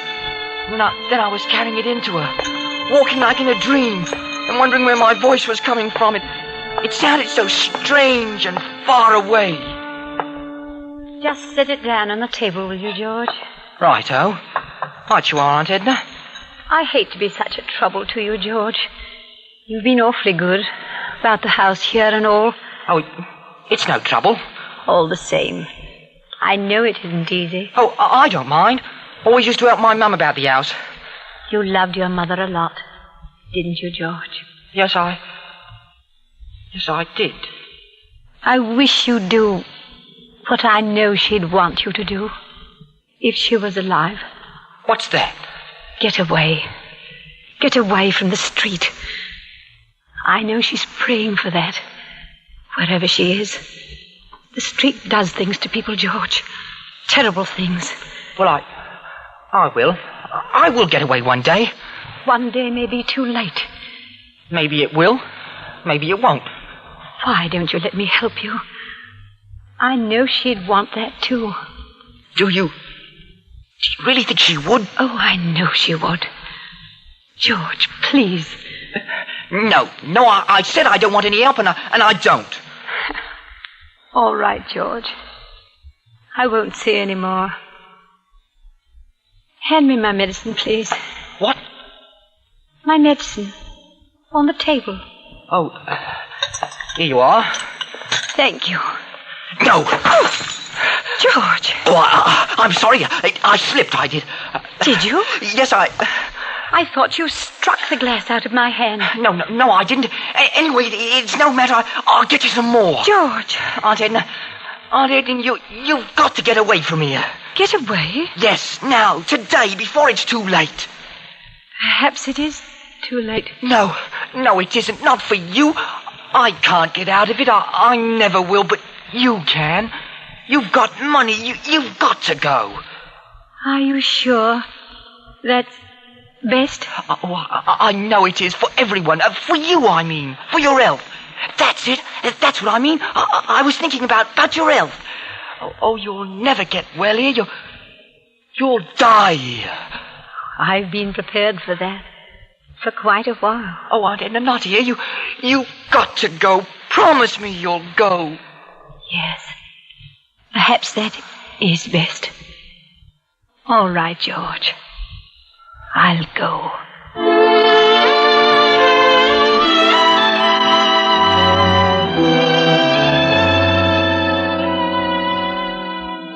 That night I slept. Really slept. For the first time in weeks. When I woke up, it seemed late. I heard the sound of dishes down in the parlor. I jumped into my clothes in a flash and looked down the stairs. They were having breakfast. Coffee. I seemed to turn all sick inside. I ran down the back stairs to the kitchen and over to the cupboard. The box was still there, but it was empty. The poison had been used since yesterday. I ran out into the parlor. Oh, thanks. I think I will. Edna, don't drink it. Well, what's got into you? Did you drink it, Edna? Tell me. My coffee? Why, yes. He's poisoned you. Shut up, you fool. I won't shut up. I knew he'd do it. Oh. He wanted me to, and when I wouldn't, he did it himself. But he won't get away with it, Edna. I've got to call the police. I'll get you a doctor. George. No. Hey, you've set her off again, you fool. Get her medicine, quick. Aunt Edna. Get the medicine, I'll tell you. I'll see to her. Medicine. She's dead. Dead? Oh, don't try any of that, Uncle Bert. You poisoned her, you did, and I know it. I looked at the box in the kitchen, and it's empty, and I'm going to the police. George! Well? I swear I didn't. I swear by all that's holy. She made the coffee herself. She brought it out to me with her own hands. She did? Georgie! Call the doctor. She's done for me. Call the doctor. Quick. That's it. You've been the ruddy mastermind so far. You get your own doctor. George. So long, Uncle Bert. Happy landings.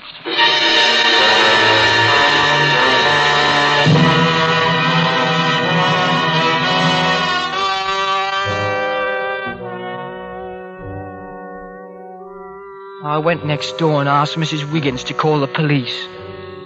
Then I went back to the house. I picked up Edna in my arms and carried her to her room and laid her on a bed. I smoothed out a pillow for her head as though she was still alive. Then I saw it. The picture of my mother and the note. Dear George, don't be sorry for me and don't think badly of me. I was wrong to close my eyes to things just because I didn't want to see them. But after yesterday, I knew you were right, and it was best for me to go away. Give this note to the police, so that they will know it was me and not you that poisoned him. I found a picture of your mother in the attic. She was so beautiful that I could see why even Bert couldn't really burn it, like he said. Take the money that I've left and leave the street. But carry her picture with you wherever you go. For I know she will always be watching over you, as she was yesterday, to keep you from harm. And so shall I. Your friend, Edna.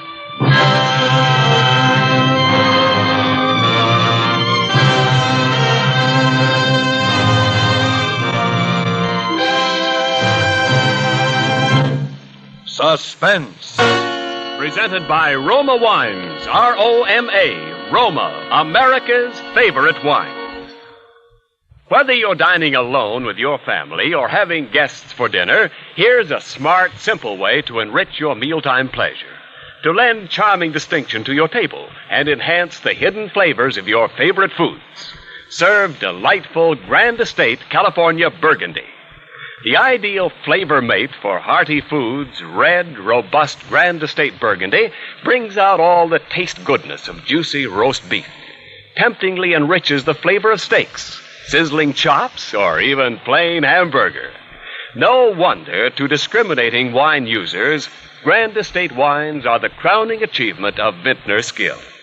And all Grand Estate wines are distinguished limited bottlings by Roma, America's greatest vintner.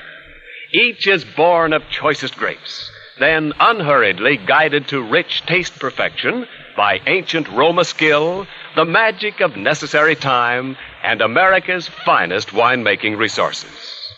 With tomorrow's dinner, enjoy the rare taste luxury, the gracious pleasure of Grand Estate wines. Presented by Roma, the greatest name in wine. This is Roddy McDowell. I just wanted to say a few words in my own voice. It's been a very great pleasure for me to be able to appear on Suspense. Thank you, and good night. Roddy McDowell is currently appearing in the Metro-Goldwyn-Mayer Technicolor production, Holiday in Mexico. Tonight's Suspense play was written by Sanford Schlesinger and Robert Richards. Next Thursday, same time, you will hear Mr. Van Heflin as star of Suspense. Produced and directed by William Spear for the Roma Wine Company of Fresno, California. In the coming weeks, Suspense will present such stars as Glenn Ford, James Stewart. Make it a point to listen each Thursday to Suspense, radio's outstanding theater of thrills. This is CBS, the Columbia Broadcasting System.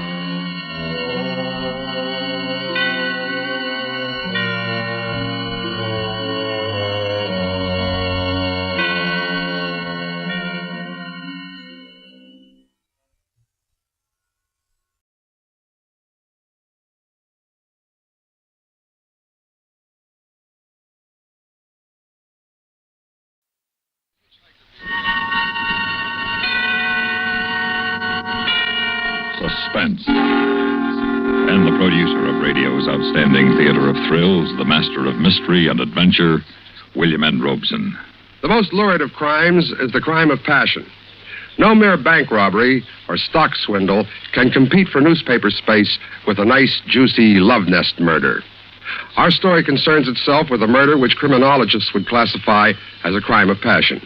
But we feel that it is just the opposite, a crime of no passion, a negative murder committed because passion had fled and love was dead, a homicide without hope.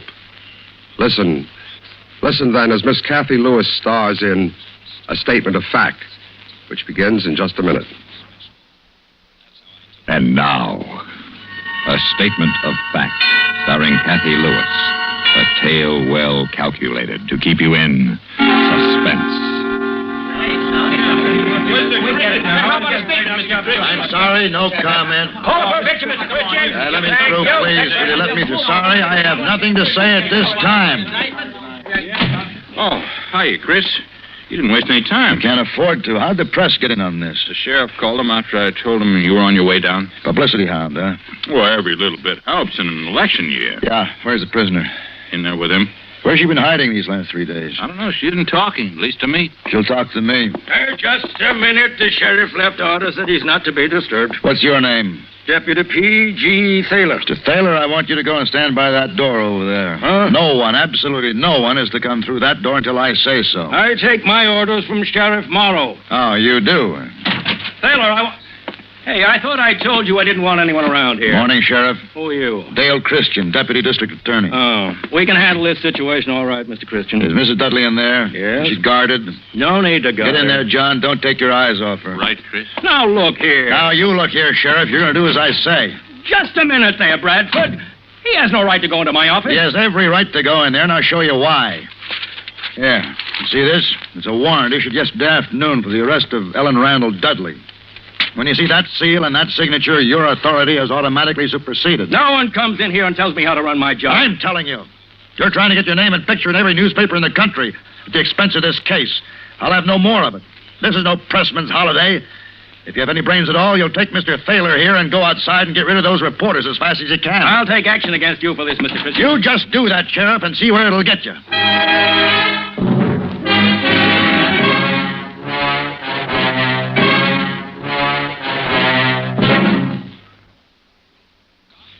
And now, starring Cathy Lewis, Act 2 of A Statement of Fact.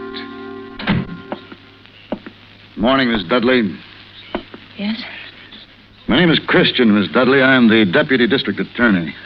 All right, John. Okay. What are you going to do? Just ask a few questions, Miss Dudley. What kind of questions? I'm obligated to warn you that whatever you say right now may be used later in the court. To be on the safe side, I shouldn't tell you anything. Miss Dudley, listen carefully. Yesterday afternoon, I attended a coroner's inquest inquiring into the death of your husband, Robert Ames Dudley. Yes. The coroner's jury determined that Mr. Dudley came to his death as the result of wounds inflicted by you, his wife. A hatchet was presented as evidence and was identified by police experts as the murder weapon. That hatchet carries fingerprints identified as yours. 2 witnesses, your maid, Ethel Lee Barth, and a neighbor, Mrs. Frank Thompson, gave testimony that further incriminates you. Enough evidence was presented for the coroner's jury to recommend that you be taken into custody and held for the action of the grand jury. Now, do you understand what I have just told you? Yes, I think so. In a few days, the grand jury will meet and charge you with murdering your husband. Do you understand that? Yes. Fine. Now, a frank, honest statement from you right now may determine the disposition and the proper plea to be entered on your behalf. What do you mean, Mr. Christian? Proper plea?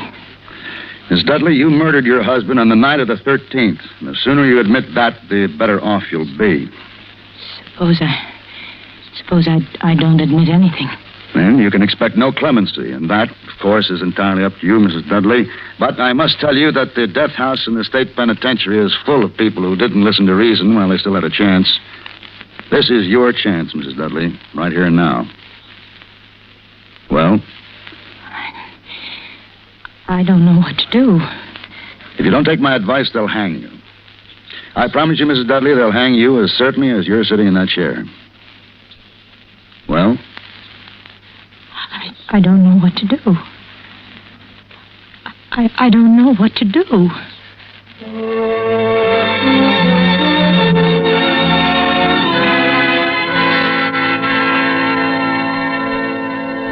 And now, starring Cathy Lewis, Act 3 of A Statement of Fact. Now, suppose we begin at the beginning, Mrs. Dudley. The beginning. What was the beginning? I don't know. Well, let's say... Where do you meet your husband? Seems to me I read someplace that it was in Europe. Yes, that's right. In the south of France, I had a villa on Cap Ferrat that summer. And what summer would that be? 1950. 50.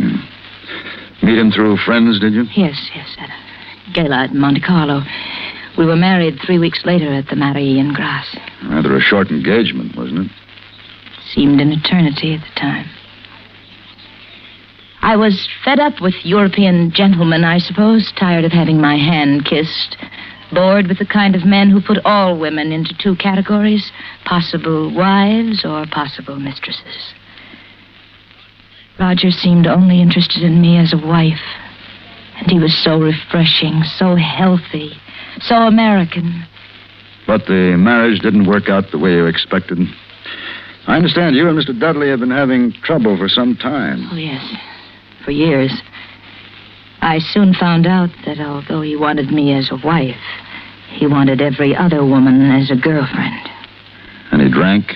He drank. Now, if you'll just start with the events of that night. What is today? Friday. I'd be playing bridge this afternoon. There's a dog show tomorrow evening I wanted to go to, but I won't be able to go anywhere now. Do you feel sorry for me, Mr. Christian? I beg your pardon? Do you feel sorry for me? Makes no difference how I feel, Miss Dudley. You're an accused prisoner, and my job is to get a statement of fact from you. That's why I'm here. Oh. And Miss Dudley, I'm your friend here. In a courtroom, I'll represent the prosecution, and I'll do everything I can to see to it that you hang unless you make a complete confession now. Is that perfectly clear to you, Miss Dudley? Yes. And if you have a record of always getting a conviction, that'll help when you decide to run for district attorney, won't it? Miss Dudley, my professional career has nothing to do with this. If I weren't here talking to you, someone else in my office would be here. It's a job that has to be done, and I happen to be the one who's doing it. But wouldn't it be better for you if you had more of an audience than Mr. Bradford over there? Wouldn't it be much better if you had me in a courtroom with reporters and photographers Miss Dudley, around do you want to talk to me now? I don't mean to make you angry, Mr. Christian, but if all you've told me is true about what happened at the coroner's inquest and what will happen when the grand jury meets, you can hang me right now. I certainly can. And yet you're here to get my story. You must be uncertain about something. I told you I'm trying to help you, Mrs. Dudley, but I warn you, I am not uncertain about anything where you're concerned. Make no mistake about that. I have a duty to the people of this state, and that is to learn the facts of this case and present them before the court, and I intend to do that with or without your cooperation. Well? May I talk to you alone? You understand why Mr. Bradford is here? Yes, but I'd like to tell it to you alone. It can't possibly hurt anything to talk to you first, can it? All right, John, wait outside. I'll send for you when I need you. Right. Thank you.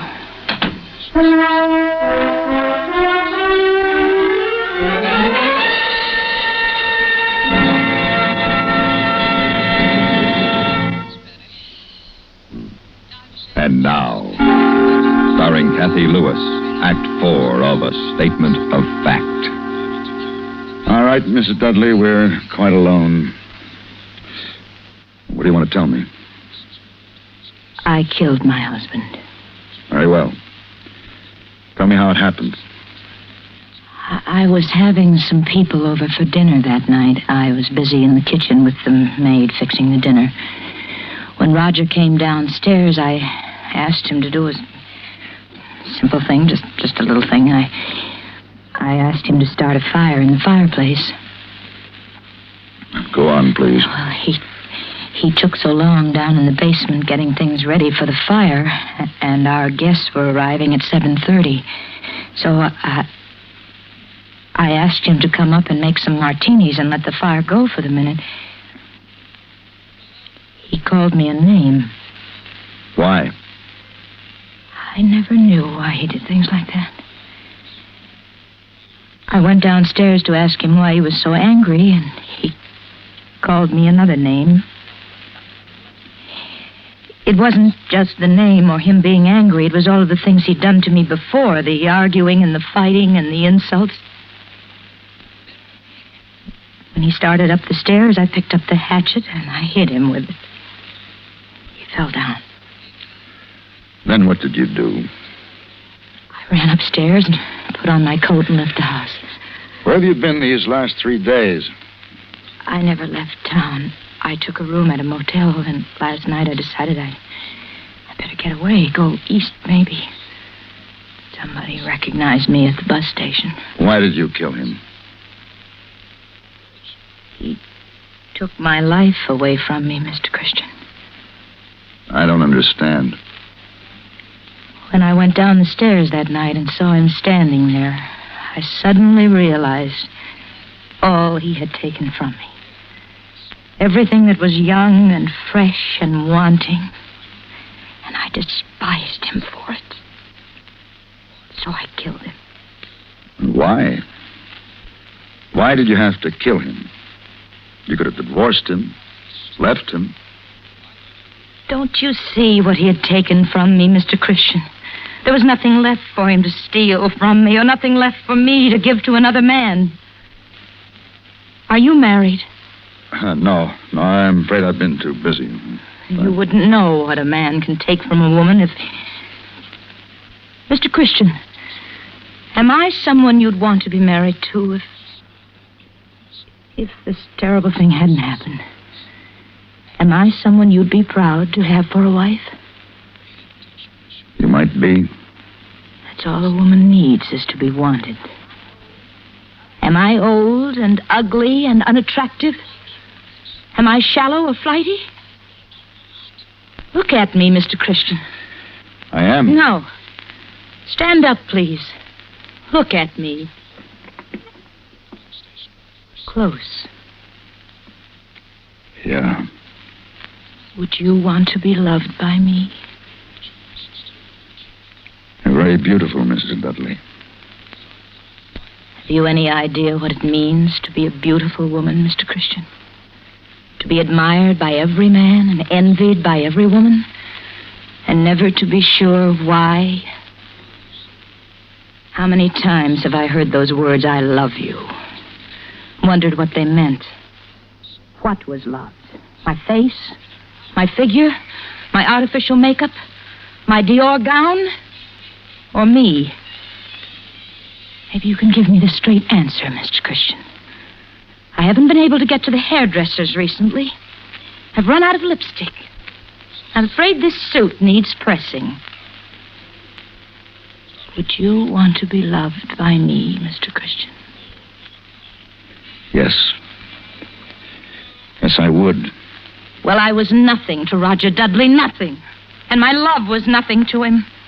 I was a fixture, a decoration, an animal. And he took all of it. My love and my life, and then he stood at the bottom of the stairs and called me a name. Mrs. Dudley, now, listen to me. Listen to me. Now, no one saw this happen. The maid was upstairs in the kitchen. Mrs. Thompson only heard it from next door. Now, no, listen to me, please. You can claim that you did it in self-defense. He came at you, and you picked up the hatchet, and you hit him with it to protect yourself. Now, you tell it that way when Mr. Bradford comes back here. There are a dozen good men in this state who'd be glad to represent you in court with a story like that. I'll be opposite them, but you can get off. In the end, you'll be charged with second-degree murder, and at the most, you'll get a suspended sentence. Don't you understand what I'm telling you? You can be free.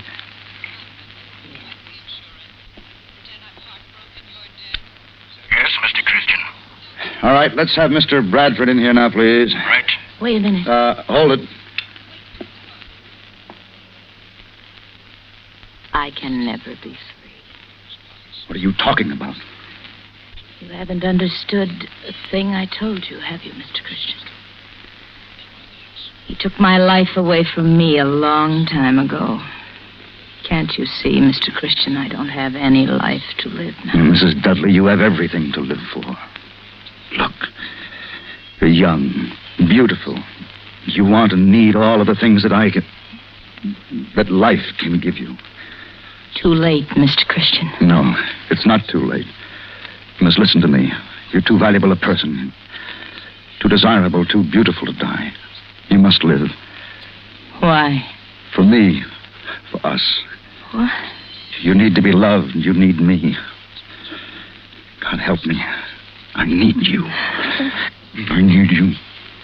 I need you. A few minutes ago, you were telling me about your duty to the people of this state, Mr. Christian. Tell me about it now.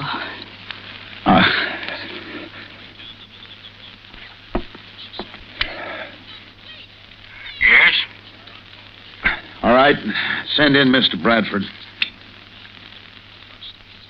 I wanted to talk to you alone like this to make sure I was right.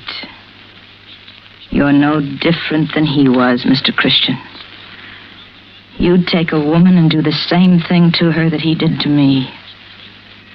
Until you kissed me just then, I wasn't a person to you. I was an animal. A trapped animal.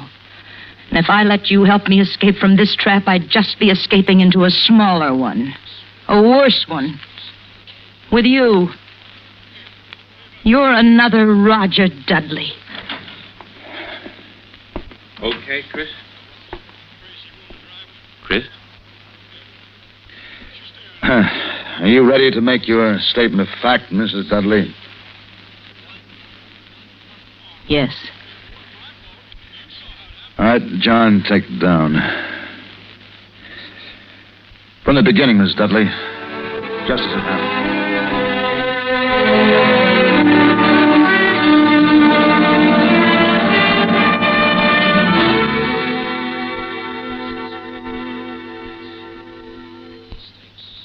Suspense, in which Cathy Lewis starred in William N. Robeson's production of A Statement of Fact, written by E. Jack Newman.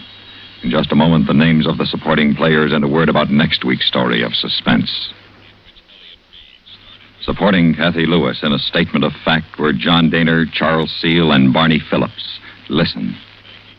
Listen again next week when we return with another tale well calculated to keep you in suspense.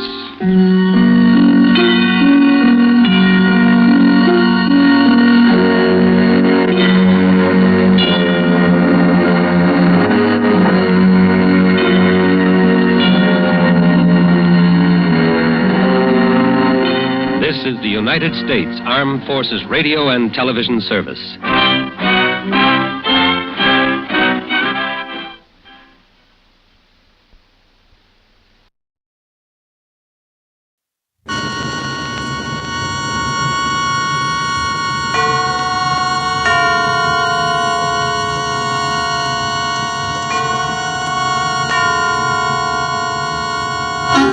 Suspense.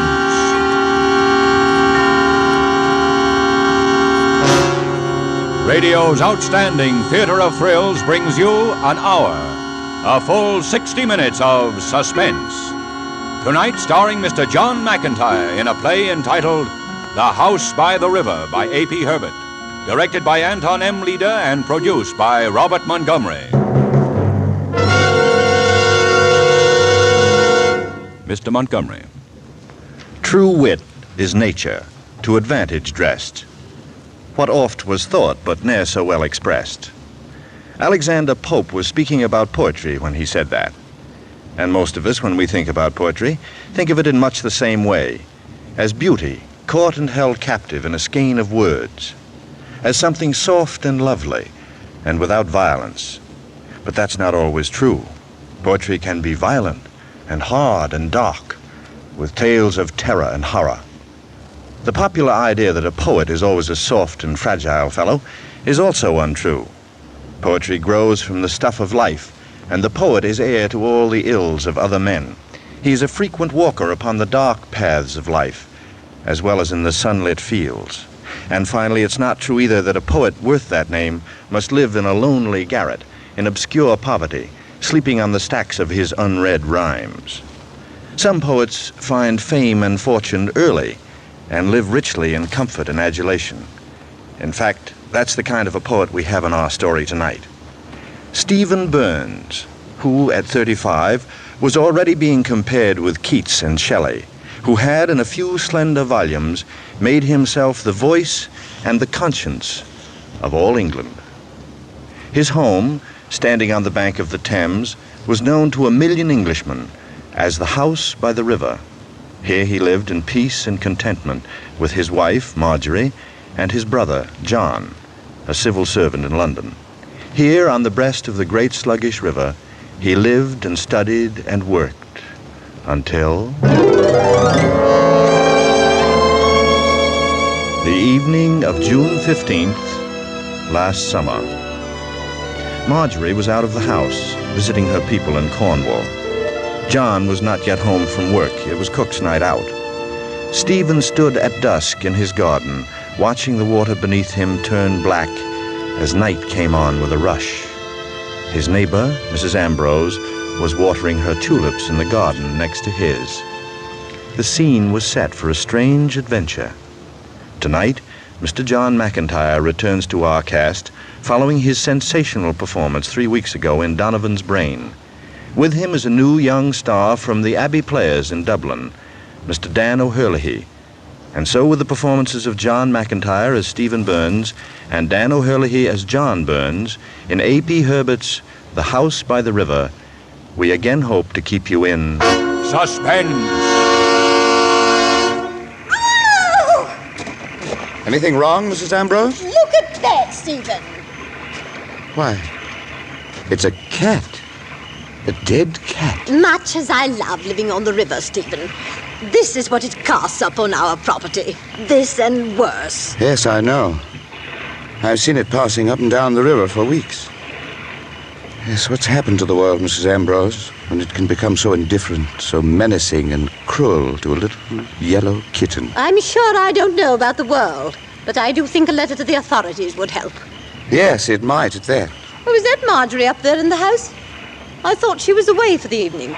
She is. No, that must be the new maid. Oh, Emily Gaunt. Seems like a very nice girl. Well, she's a nice, clean girl, at any rate. She's probably in the bath right now. Well, I'll have to get someone to take that cat away. Good night, Mrs. Ambrose. Good night. Yes. Cruel, menacing, indifferent world. Even to a tiny, yellow, innocent little kitten. Well, Good evening, Mr. Burns. good evening, Emily. Have a nice bath? Yes, thank you, sir. Very nice. Are you looking for something, Emily? I just thought I'd put my hair up tonight. You have very pretty hair, Emily. I don't wonder you tend it so carefully. It's the bother more than anything else it is, sir. Men are so lucky when it comes to things like that. As a matter of fact, Emily, you're a very pretty girl. Thank you, sir. Pretty enough to kiss. Oh, sir. Would you mind if I kissed you, Emily? You must be joking, sir. No, Emily, I'm not joking. Please, sir. What would Mrs. Burns say? Never mind, Mrs. Burns, Emily. Never mind. Come here. No, please. Quiet, you little fool. I'm not going to hurt you. Hasn't a man ever kissed you before? Oh! Would you be quiet? Oh, you're hurting. Listen to me. You're perfectly safe, Emily. I'm sorry. I was a fool. I didn't mean to hurt you.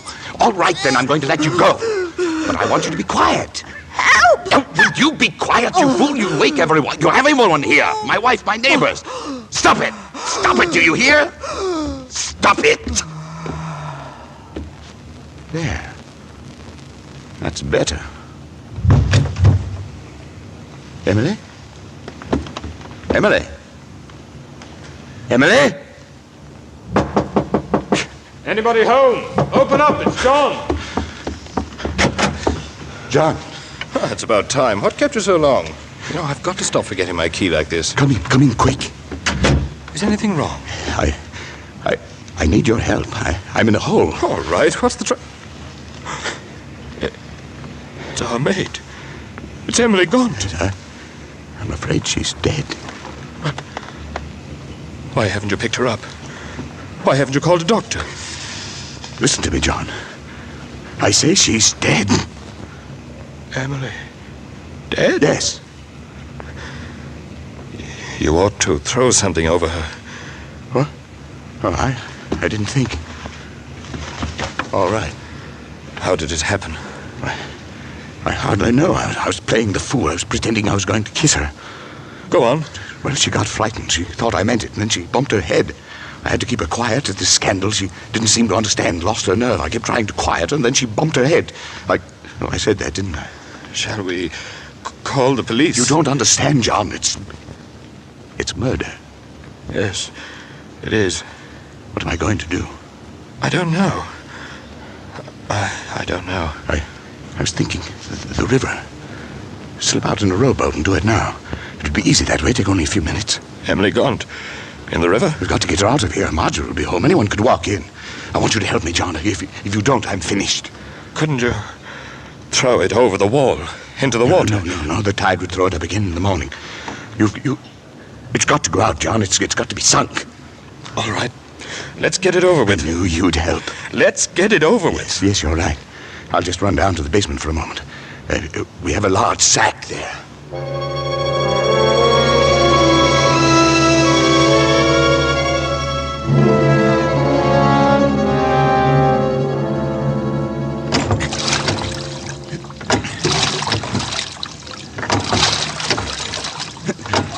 This is far enough.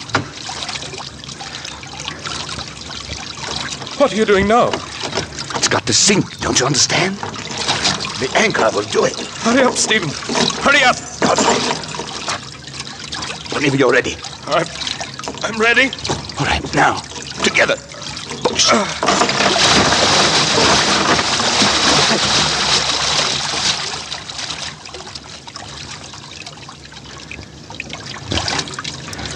It's 10:15. Emily's been dead an hour. Johnny, what have I done to you? Nothing. I'll be all right. Are you sorry? Of course I'm sorry. What do you take me for? But it couldn't be helped. Thanks. Don't talk about it anymore. The sack is missed. I'll take the responsibility. I'll say I lost it. No, I won't have you involved anymore. Besides, it won't be necessary. Let's go home.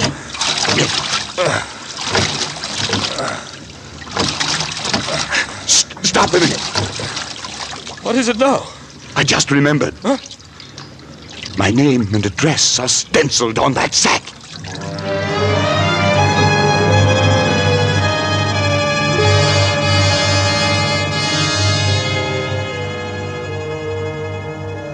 Good morning, Mr. Burns. Oh, morning, Mrs. Beach. If you please, sir. Yes, what is it? It's Emily, sir. Anything wrong with her? I don't know, sir. She's not in the house. It was my night out yesterday, and when I came in this morning, I noticed as how her bed wasn't slept in. I think she's been gone all night. Really? Gone without her mackintosh, too. I wondered as how maybe you'd seen her, sir, or sent her on a errand like. No, there was no errand. Oh, youth will have its fling, they say. I hope you won't be too hard on her, Mr. Burns. Emily's really a good girl. Yes. Nonetheless, it's a naughty thing for her to have done. I'll speak to her when she comes in. Thank you, sir. Yes. Well, it's begun.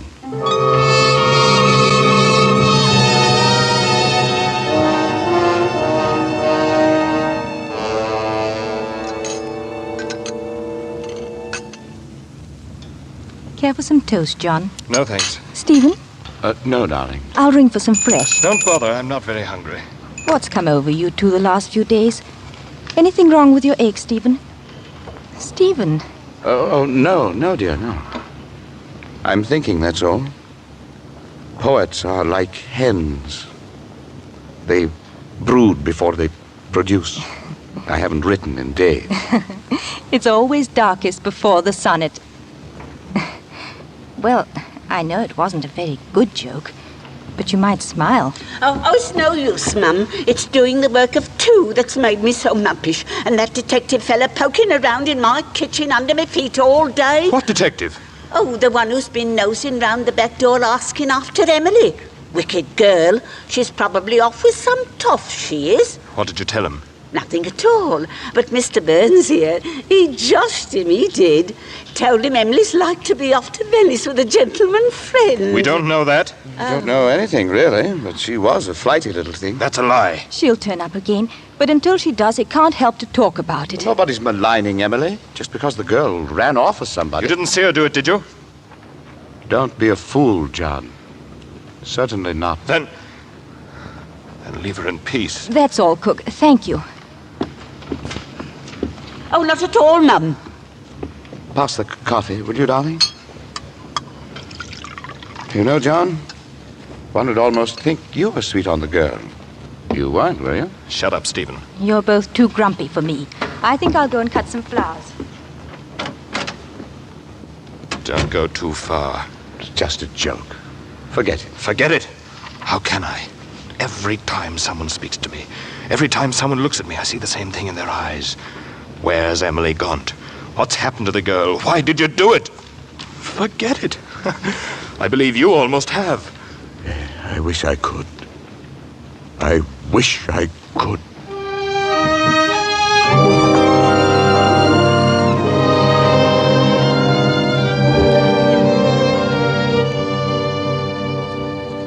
Blast it. What's that, darling?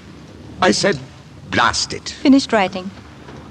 I can't start. Oh, I'm sorry.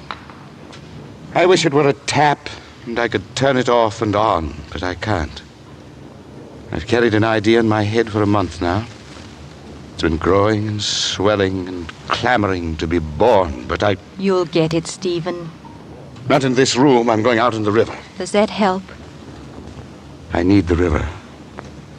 It seems to flow through my life, just as it does through the heart of London. Anyway, it's good exercise. Darling, I'll come with you. I'd rather go alone. Oh. If you don't mind. No, I don't mind. Well, then. Stephen. What? Nothing, Stephen. Nothing. I'll be back late.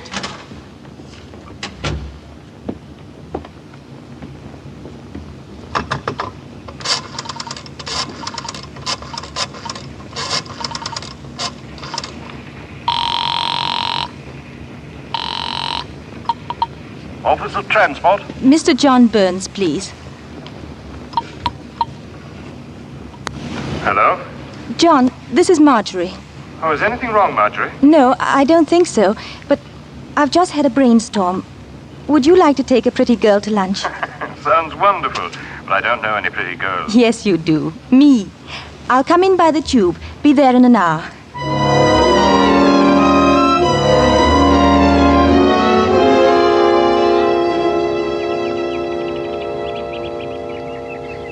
It's lovely here. Who'd think there was such a beautiful spot right in the middle of the city? I think they designed this park for lovers primarily. Sometimes when I walk here, I feel like an intruder. But you're acting the part quite nicely.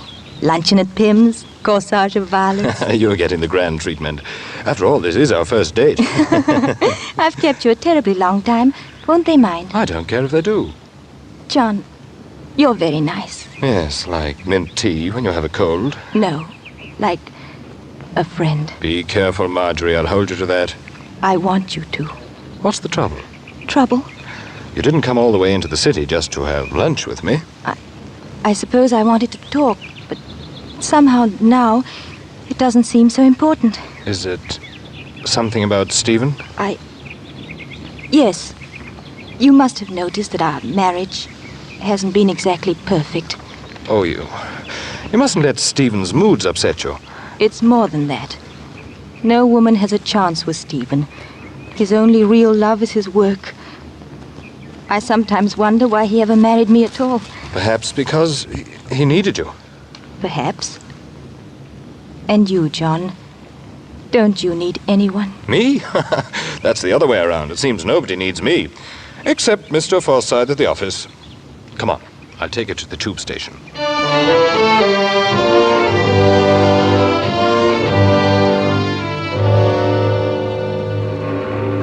Hello there. Ah, hello. You're Stephen Burns, the poet, aren't you? My name's Muriel. That's nice. Where did you spring from? Just the next garden over. I'm Mr. Dimple's niece. Down for the summer. Oh. Now, you like it here?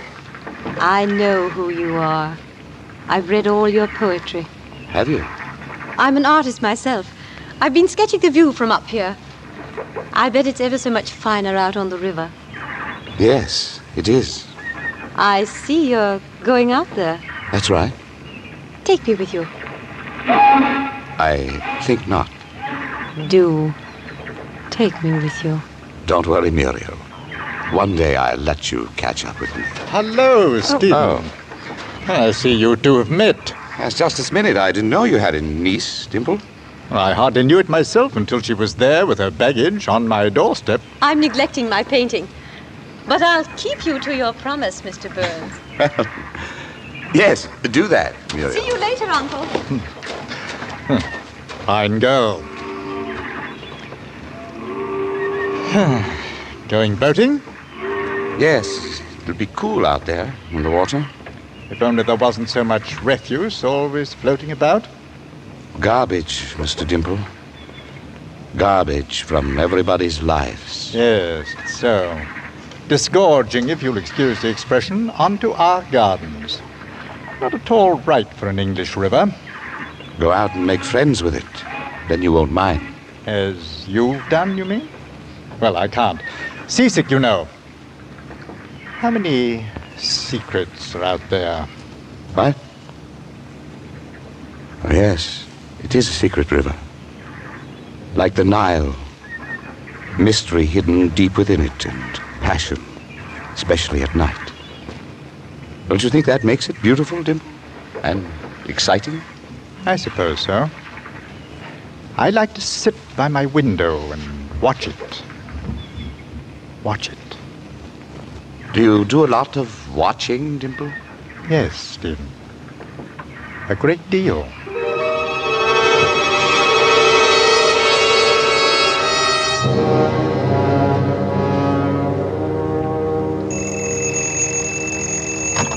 Hello? John, is that you? Yes. Who the devil is this? It's Stephen. What is it, Stephen? John, listen to me carefully. All right, I am. I was talking to Dimple this afternoon down on our pier and looking out on the river. Suddenly, as I was looking out... I can't hear you very well. It's a bad connection. Speak up. John, I'm trying to tell you it's come up. Do you understand? John, are you there? Yes. It's come up. Do you hear me? I hear you. I'm coming home.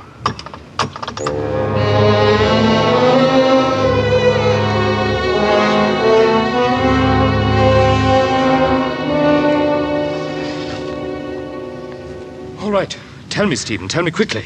No luck. I couldn't find it. How could you lose it? How? I chased it 6 miles, but the tide was running too fast. How could it get loose from the anchor? I don't know. Maybe the knot wasn't very... I don't know. And what happens now? Now it'll be passing up and down the river until it's found. Up and down the river in plain view of 50,000 Londoners. Sucked at by liners and churned up by tugs. If it would only escape out to sea. Not much chance. This might go on for weeks. Don't think about it. Well, it might. And if it does, can you hold out, John? Can you? I'm not sure you can. As long as you can. I'll be out on the river from now on. I'm going to watch for it. I'm going to watch for Emily.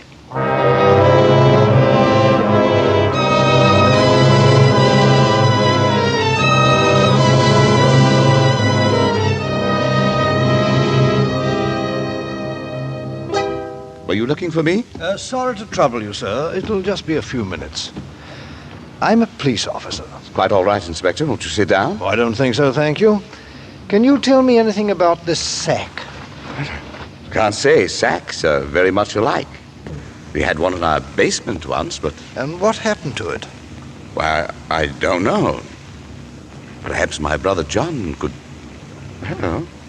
Mind if I look at it a moment? Not at all. Stephen Burns. House by the river, W6. Why, it's mine. Very curious, sir. Any idea what might have happened to it? Why, not in the world. Did anyone in the house ever use it? Well, I believe we use it for gathering kindling wood. That's not in my department, though. I see. Well, whose department would it be, sir? My brother John usually takes care of that. Well, I'm much obliged to you, Inspector, for bringing it back. Where did you find it? If you don't mind, sir, I'd like to keep it a while longer. A little matter we're clearing up. Certainly, as long as you like. I must remember to tell John it's been found. Does he happen to be home now? John? Oh, no, he's at his office in the city. Well, then, I won't be bothering you anymore, sir. Not at all. However, it seems I must speak to your brother John.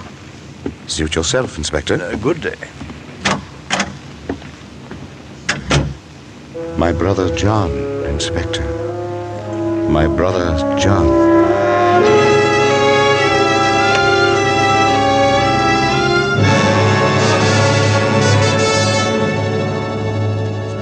Mrs. Beach, when your Emily Gaunt disappeared, it was not to go off with a young man. Rather, it was to go straight into the river.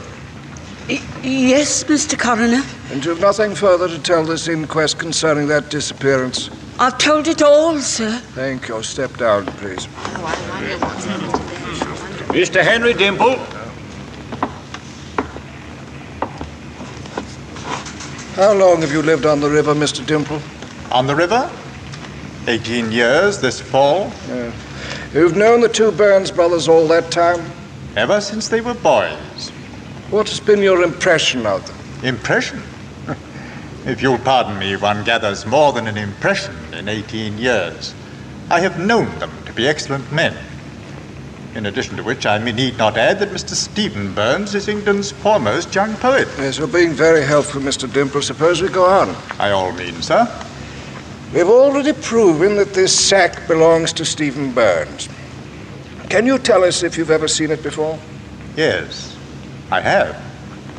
After a party last Christmas, I borrowed his sack to dispose of a rather large number of empty bottles.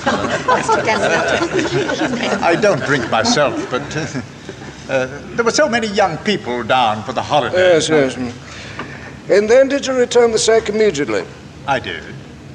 The river is a rather small community, and a person living on it might be expected to know a great deal about what goes on. Do you think that's true?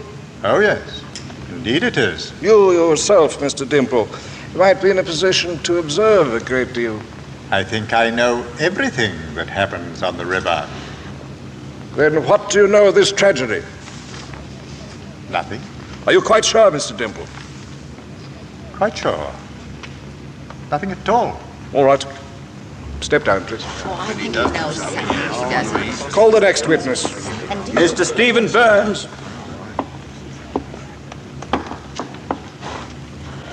Mr. Burns, you recognize this sack, of course.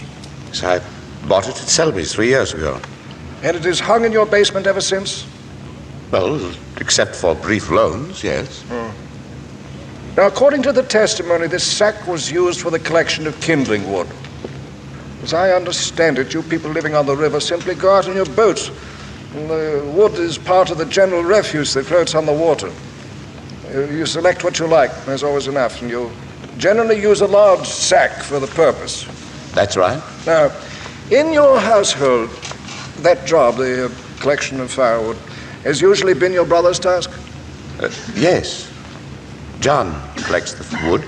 Therefore, in your house, it was your brother who used the sack. Well... Tell me, Mr. Burns, when was the last time your brother went out for wood?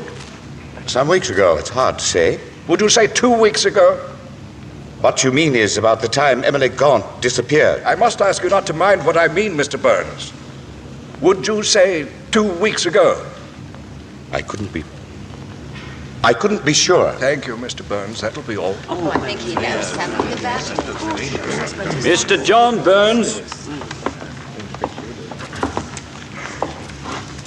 Mr. Burns, you're a bachelor living in the house by the river with your brother and sister-in-law? That's right. What day did you last collect kindling wood, Mr. Burns, and How close was that day to the disappearance from your household of Emily Gaunt? I don't remember. The collection of firewood, unlike a marriage or a birthday, is not a festive moment in my life. I do not fix those days in my brain. Yes, just so. And yet it strikes me as a rather unique activity for the middle of the summer. It may strike you as it likes. Evenings on the river are cool, summer and winter. I like a fire in my room. Let us come to the sack, Mr. Burns. You said that you lost it. How does one lose a sack? How? By having it one moment and not the next. By losing it. I'm aware it seems a little thing, but I promise you it isn't. Could you be more specific? Well, it must have slipped off the boat. Yes, of course. And then perhaps it was found by someone else who used it to contain the body of the poor innocent girl who was once Emily Gaunt. But I'd like to leave that day for a moment. Ordinarily, after you'd picked the wood out of the water, would you stuff it into the sack then and there in your boat? No, I'd just throw it into the bottom of the boat. I see. When would you put the wood in the sack? In the garden, just before I took it indoors. Mr. Burns, ordinarily you carried the wood out of the boat, and in the garden you put it into the sack. Then, Mr. Burns, would you be kind enough to tell me why it was that the last time you went for wood you found it necessary to take the sack out on the river at all? It seems I just forgot.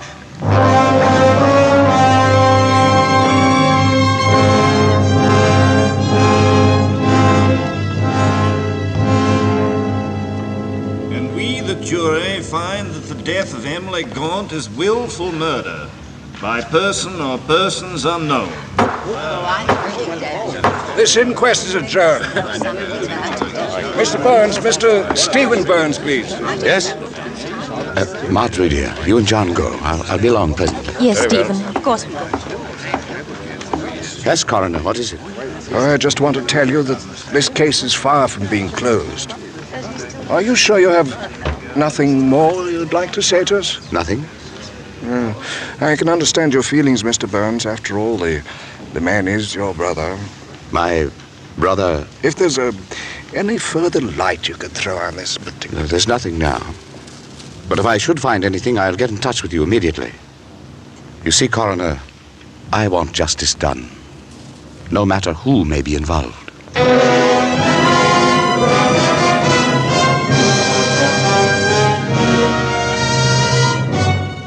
In tonight's full hour of suspense, Mr. John McIntyre appears as Stephen Burns and Mr. Dan O'Herlihy as John Burns in The House by the River. Tonight's study in Suspense.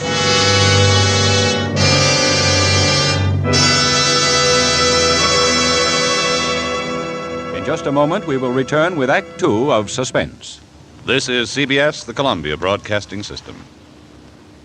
And now, back to our Hollywood soundstage and to our producer, Mr. Robert Montgomery, for Act Two of The House by the River, starring John McIntyre in a narrative well calculated to keep you in suspense.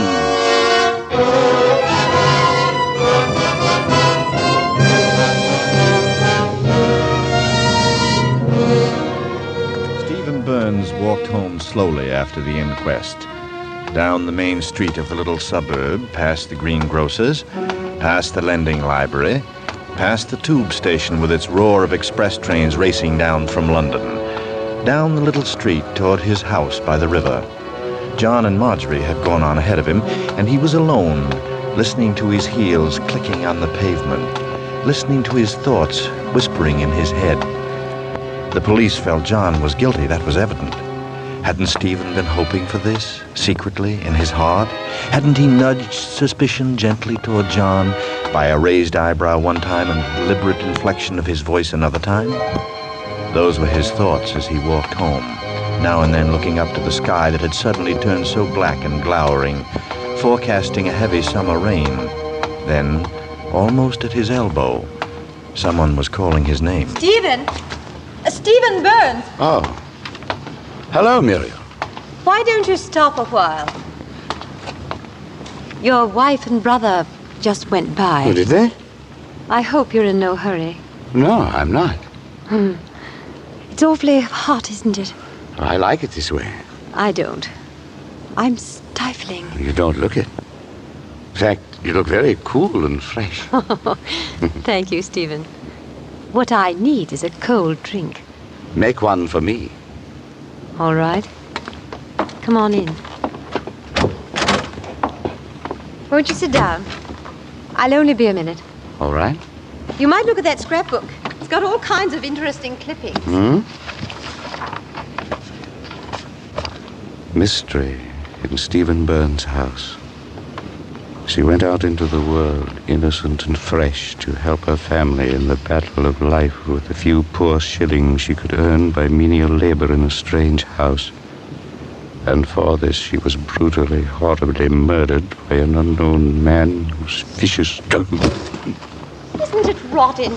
There wasn't any ice. It'll be a few minutes. Are you keeping this scrapbook? There? Well, it's Uncle's. Why should Mr. Dimple be so interested in the Emily Gaunt case, to the extent of cutting clippings from the newspapers and making a special little book? Do you know why, Muriel? Oh, I think he's a little morbid. But let's not talk about him. What would you like to talk about? I don't want to talk at all. It's so hot. Yes. It's hard enough just trying to breathe. Do you like it here, Muriel? Here? With you? No, here on the river. Are you enjoying your vacation? There's nothing much to do here, is there? Not much. For anyone as young as you. Oh, you're young, too. You can't be writing your poetry all day and all night. How do you manage? I suppose I don't. Oh, that's a shame. You know what, Stephen? What? I think I've caught up with you at last. What was that? It's only thunder. Yes, you see how we spend our days, our time on Earth? Going around under a blue English sky, safe and blunted, half alive. And all of the time the storm is there, waiting to explode, waiting to rip and bend down and twist. But there's no storm in here. Isn't there?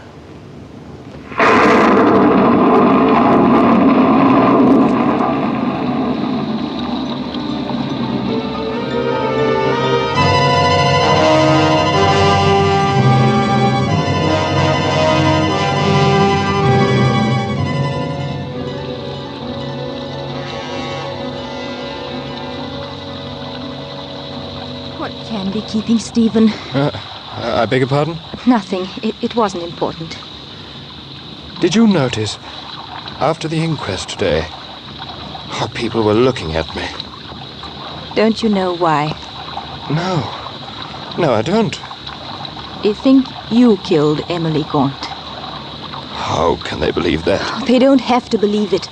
Oh, I know. You think because they're neighbors and you've lived among them for years that they like you. Well, it's not true. They like their nasty little backstairs secrets better. I should have moved out long ago. There must be one empty flat in London. I'll have to see an agent tomorrow. Don't run away from them. I'm not running from them. What then? Are you thinking of us? Stephen and I don't care what they say. I care what they say. I don't want any scandal linked with his name. Or yours. John. When we were boys, Stephen used to read his poems to me. I remember sitting on the bank by the river, watching him. Have you ever seen one child ape another? I did that. I used to shape the words with my mouth and pretend they were mine. It hasn't been easy for you, has it, John? Doesn't matter. It's not only that he's my brother, it's also that I admire him. And so you'll spare him the pain of having you around. Oh, that was a lie. I suppose if I told the truth, I really hate him. Yes, I've got to go. I know what this place means to you, Marjorie. It'll be spoiled for you if I stay. I don't want that. But don't you see, your going would only make it worse. Marjorie. Stay, John. I want you to. Why? Can't you see, John? Don't you know? I want to hear you say it.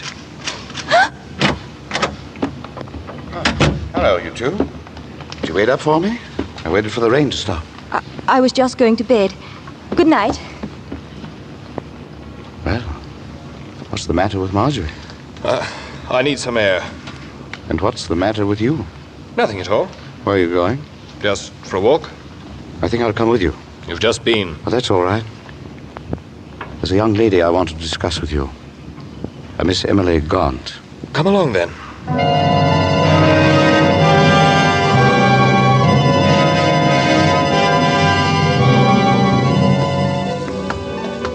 It's starting to rain again. We'll be soaked through in a minute. Let's go back. Here's the tube. Let's duck down into the station. All right, this way.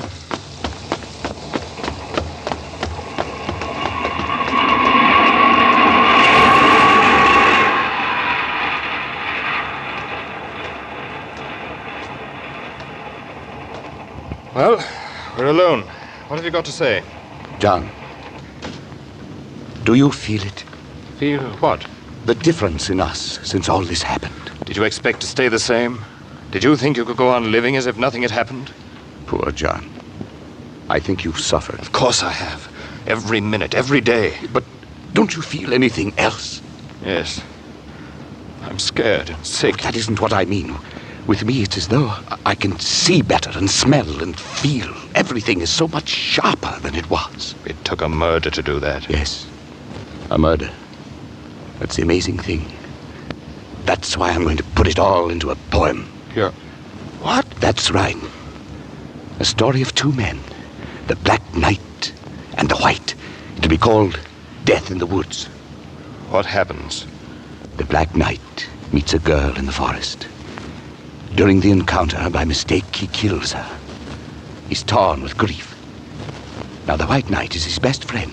He comes upon the scene after the tragedy, and he helps the Black Knight hide the girl's white, mutilated body. They carry her to a dark, mysterious lake in the heart of the forest, just within the boundaries of the Black Knight's castle. And here, in the lake, they put her corpse. You must be out of your head. You must be insane. Why? You think you're being clever? It's transparent. 10 million English readers would look at the first page and know who killed Emily Gaunt. No one would. I'm not going to have it published. I just write it. Why? Because I have to.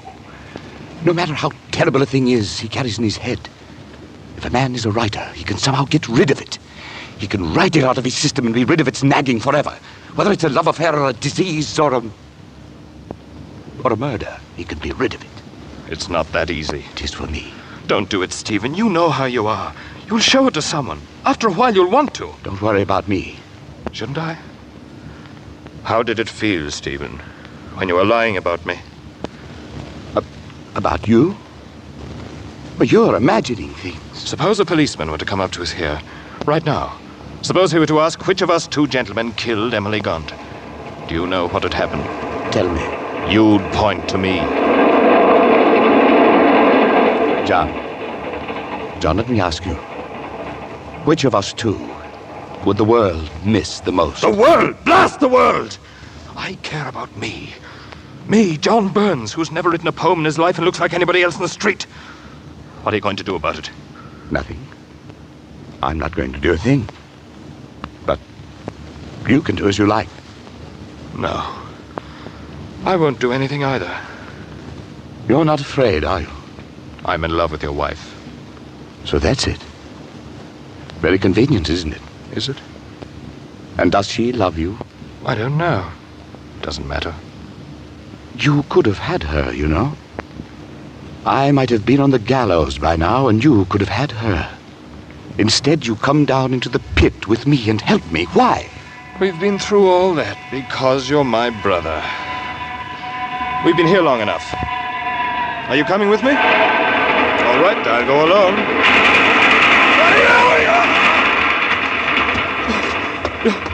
You tried to push me off the platform in front of the train. You tried to kill me. You're mistaken, John. You slipped. I was trying to catch your arm. I see. Then you were trying to save me. That's right. I must thank you for that. Well, not at all, John. Not at all.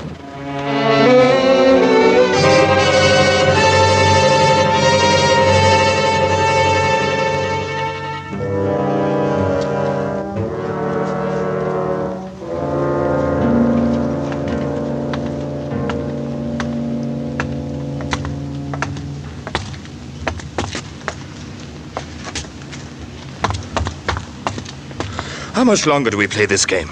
I beg your pardon. You've been following me since I got off the train. That's right. You're a police officer? Yes. How long have you been following me? Since the day after Emily Gaunt disappeared. You mean you've been with me since then?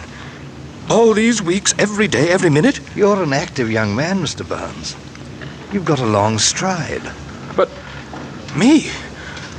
Why me? I take my assignments from Scotland Yard. They don't always tell me the reasons. I tell you there is no reason this time. As you say, Mr. Burns. Now, will you leave me alone? No, Mr. Burns.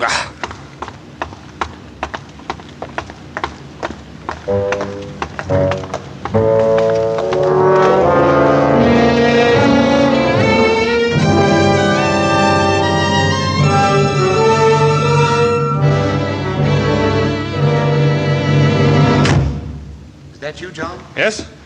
Come to the study a moment. You're up late. What are you doing? Working. Let me see. Death in the Woods. A romance by Stephen Burns. You're really writing it? I'm really writing it. I'm done in. What did you want? I just wondered why you'd been so late. Did you? Yes, it worried me. Did it? Did you think I'd finally cracked and gone to the police? I'd just like to know where you are. Don't bother about me. Did you know the house is being watched, day and night? Yes. I can see them from my window here. I just wanted to be sure you knew. Good night, Stephen. Good night, John.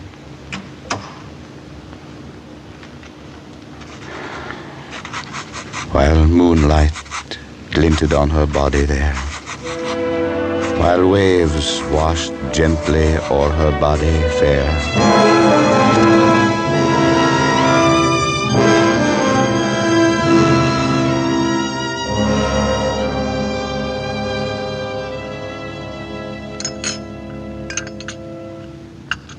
Do you like the roast, Stephen? I'm not very hungry, I'm afraid. You look exhausted. Is the poem finished? Yes, all finished. You don't look very happy about it. It's good. When can I see it? I'm not going to show it to anyone. I see. We used to share things. This is different. I'll probably destroy it anyway. Stephen, Yes? what about us? What about us? We don't seem to have very much of a marriage. You must have noticed that. Yes, I suppose I have. I've discovered something important about you. You live your life on paper. The things you feel and know, even the people you love, they're all raw material. And when you get them into a poem, you're finished with them. When we were first married, you composed a lovely sonnet sequence. Songs for Marjorie.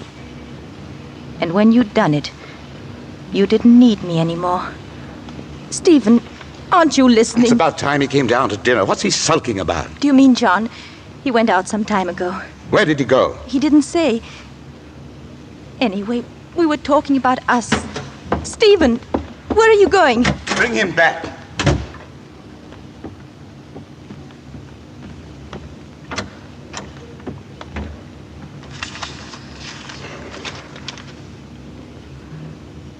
Death in the Woods by Stephen Burns. Part 1. The Murder.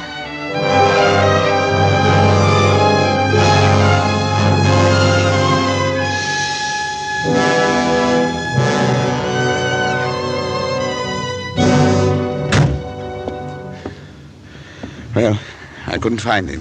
Why should you want to? Care for a drink, Marjorie? No, not at the moment.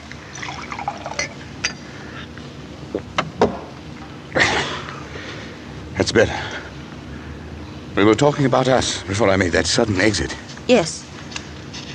As a matter of fact, you ought to know about it. There's another woman. Her name's Muriel. A rather silly little thing. Is that so? Not even a little bit jealous? No, Stephen. You're never jealous of someone you don't love. You make it sound very final. It is. Just like that. Should I say I'm sorry? There's no need. I know it doesn't matter to you. You're in some kind of a mood tonight. I can sense it. Why are you so strange, Marjorie? While you were out looking for John, I read some poetry. Was it mine? It was signed by you. I went into the study. It was lying on the desk. I read it. Did you like it? Did I like it? How can you ask that? Why not? You can appreciate a thing aesthetically, quite apart from what it says. No, you can't. Not when it says Not when it says? that you're a murderer. Yes, it's true. I thought I might have disguised it a bit, but you read between the lines, didn't you? And you dragged John into it, too. John's been wonderful. He's kept the secret very well. Why? Why should he? Right. He's very old-fashioned, really. He believes in chivalry. And you see, he loves you. I know. Oh, then we all know. Splendid.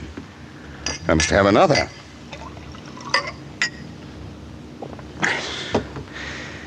You remember in the poem I made John the White Knight? There was a nice touch. The man who locked the secret fast in his heart. But you, Marjorie, will you keep the secret? After all, you're not in love with me. It would be unfair. I couldn't expect you to, could I? Yes, Stephen, you could. You could. I'd have to take your word. Is your word good, Marjorie? Do you want to tell me about it? Would that help? Yes, that's an excellent idea. Come here. Yes, Stephen. Now, turn around. That's right. Face the steps. That's where it happened. Stephen. She was coming down from her bath, and we met at the foot of the stairs. She looked rather pretty, and I wanted to kiss her, and so I did. It frightened her, I think, because she screamed. I kissed her again, and she screamed even louder. I had to stop that. I put my hands on her throat to shake her out of it. She tried to break away, still screaming, and I had to hold tighter. It was ridiculous. You'd be home any minute, and the neighbors would hear. Let me see. Just exactly where was she standing? Right about where you are now, Marjorie. That's right, exactly the same spot. Then I put my hands around her throat with my thumbs on her windpipe, like this. Stephen! Just like this, and I began to press harder. Stephen, they'll know. Well, no. What do you mean? I mean, your poem. The manuscript? Where is it? What have you done? It should be. What is it? At the publisher's by now. I called a messenger and had it sent around. You did that? To me? Yes, while you were gone. All right. Let them publish it. Let the whole world read it. What could those fools ever know? 2 knights kill a girl by accident in a wood. They lay her body in a lake at the foot of a castle. What can they make of that? A fairy tale called Death in the Woods. I took the liberty of making a change in your manuscript. You did? I wrote a new title. What did you call it, Marjorie? I called it Emily Gaunt, A Confession of Murder.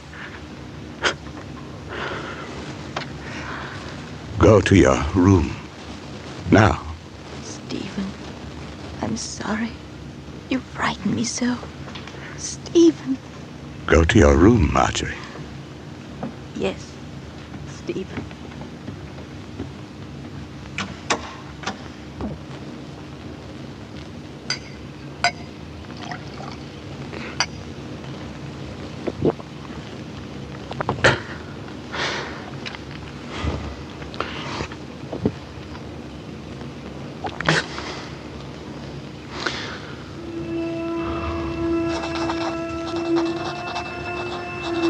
This is to certify that I, Stephen Burns, strangled Emily Gaunt on the 15th of June.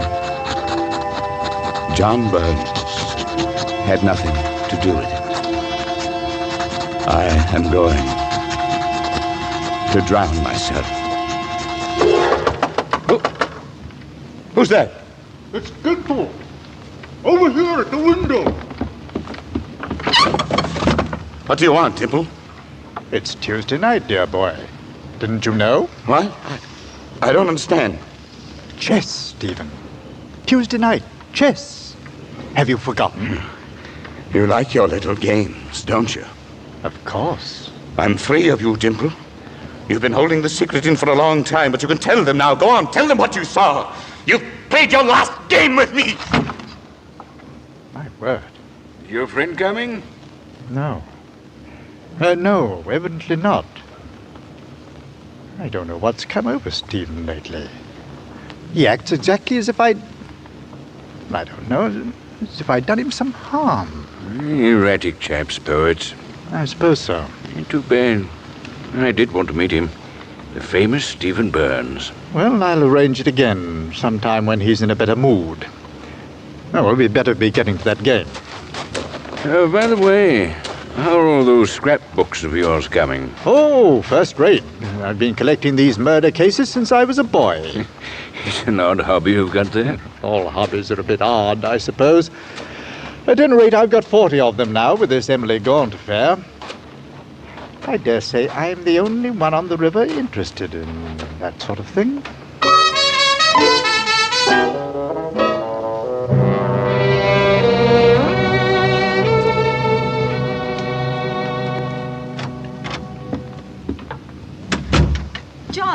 John, is that you? Yes, it's John. Thank heavens you've come. Here, quickly. What's happened? John, I know everything. You... Never mind now, it's Stephen. Look, I just found this note. I was in my room and I heard him go out 10 minutes ago.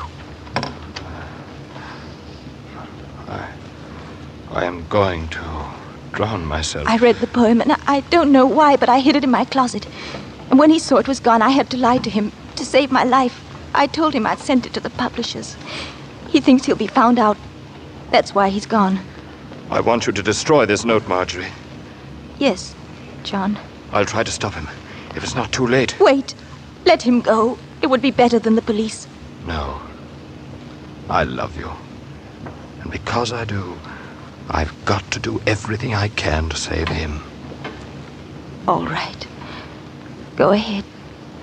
I'll wait here.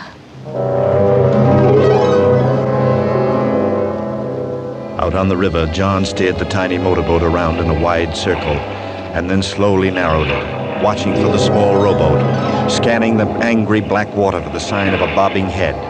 And then suddenly, just ahead of him, was the boat, empty. No! Stephen lay huddled in the bow of the boat, like a trapped animal, his eyes gleaming in the darkness. His hair was plastered to his skull, his clothes heavy and sodden with water. He raised himself on an elbow and then lurched forward to his knees. I went over the side, John. I did. I went in.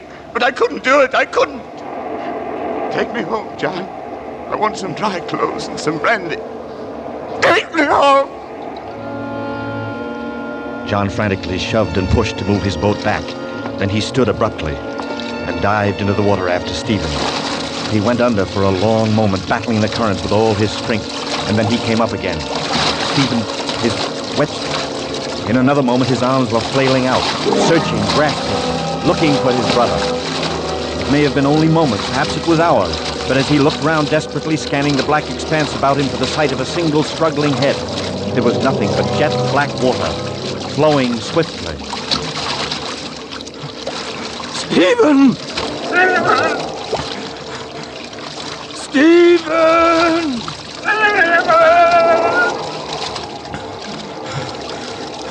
Marjorie.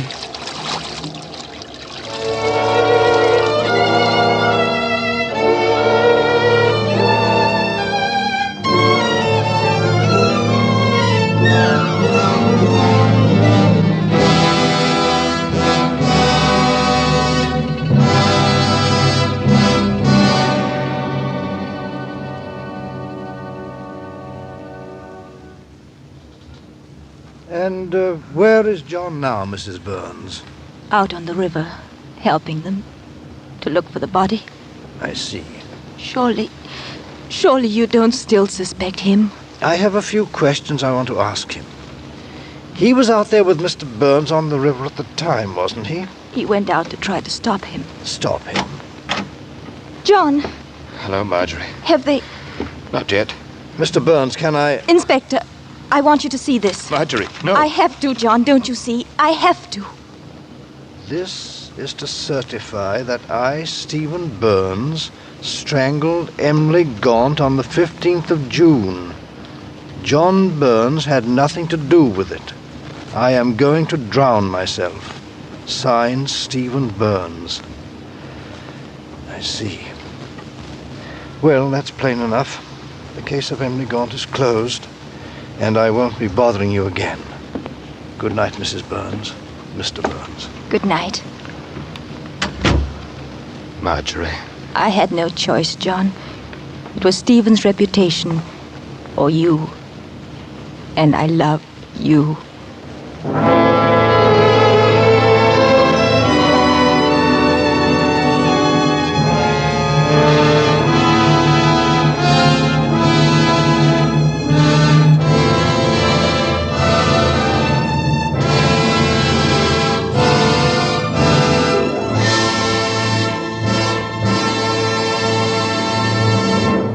This is Robert Montgomery.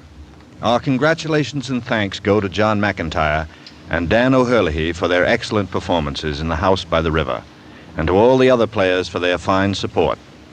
Next week, for Suspense, we have selected the latest story by Dorothy B. Hughes, who wrote The Fallen Sparrow and Ride the Pink Horse.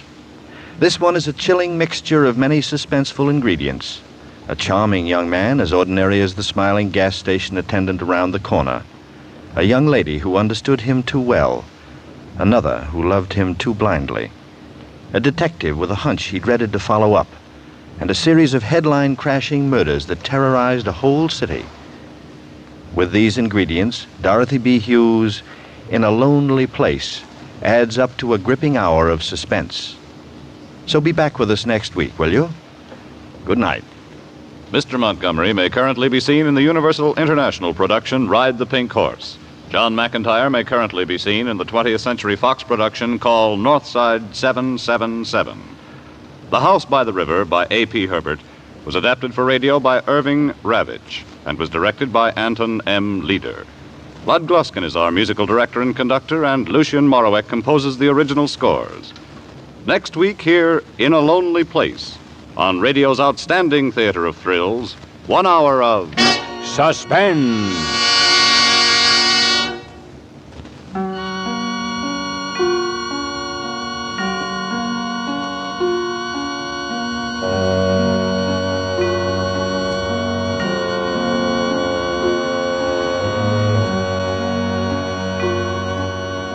This is CBS, the Columbia Broadcasting System.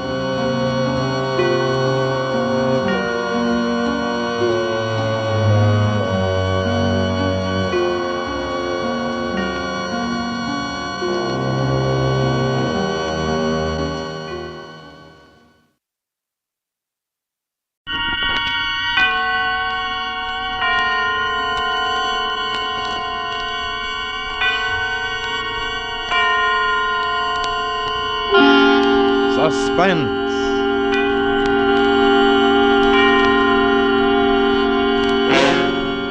Autolite and its 96,000 dealers present Miss Ida Lupino in The Bullet, a suspense play produced and edited by William Spear.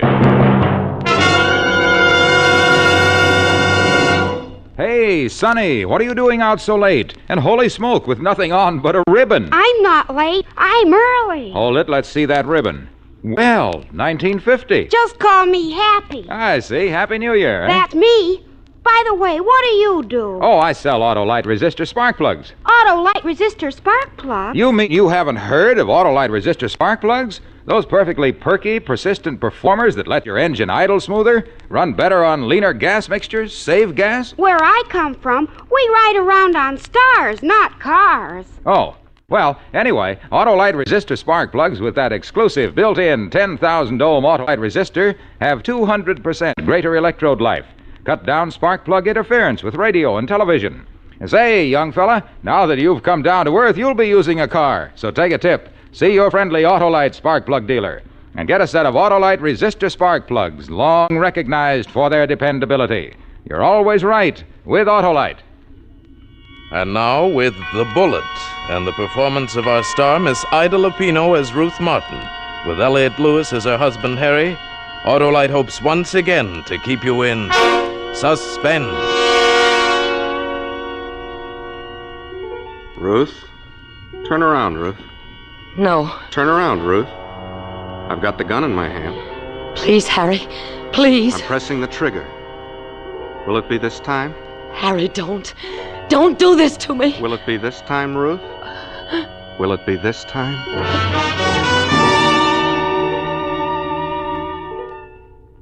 Yes, Harry. Yes, this time. This time I'd die, and it was like drowning. Going down for the last time. Everything flooding through my mind. How step by step we'd come to this point. Neither one of us wanting to. From the day Harry came back from prison, meeting me in the station. Pale, haggard, in a suit 2 sizes too big, nothing left but his stupid pride. And me. Well, I suppose I was quite a shock to Harry. He looked at me so strangely all the way as we walked back to the parking lot for the car. What'd you do to yourself? You're so changed. For the better, I hope. Just changed. Now, is that being gallant? Gallant? When I came out of the kitchen to take over the business, Harry, while you were away, I had to change from my apron. Had to dye your hair, too. Had to become a real glamour girl, huh? And that dress, is that one of ours? How's the business going? You hardly mentioned it in your letters. Holding its own? Better than that. Just about tripled our volume since you went away. Well, here we are. What? The car. Here's the car. This chromium wonder? Sure, it's yours. Here's the key. Go on. We can afford it. Little lady really took over. Where's the starter? Right there. Oh, Harry, somebody had to take over when you went away. After all, dress styles are changing all the time. Don't have a chip on your shoulder. Well, another thing, what's this when you went away routine? Like maybe I went to China. I took a chance in my business and I lost, so they dumped me into the Hooskow for 3 years. I'm not ashamed of it, so don't you... You're going the wrong way, Harry. Well, I guess I know the way to my own house. But we live in a new house. Something really special. What goes on here? What's wrong with you? I did the best I could to keep things going. There's nothing to be jealous of. Jealous? Oh, Harry, why are we fighting? Oh, yeah, that's right. We got nothing to fight about. I'm back in the business, and you can go back to taking care of the house, cooking. No, keeping things looking nice? No, Harry, letting your hair get back to the color it used to be. I can't do it. Well, we'll see, baby. Look, I don't want to be the boss. Thanks. But I can be of help to you. Sure. Have nice hot dinner waiting for me when I come home from work. We can afford a cook for that now. Cook? You're all the cook we need. Harry, I'm not the same anymore. I just can't sit home and wait for you to come and tell me what the world's all about. Then you're going to have to learn, baby. You're just going to have to learn.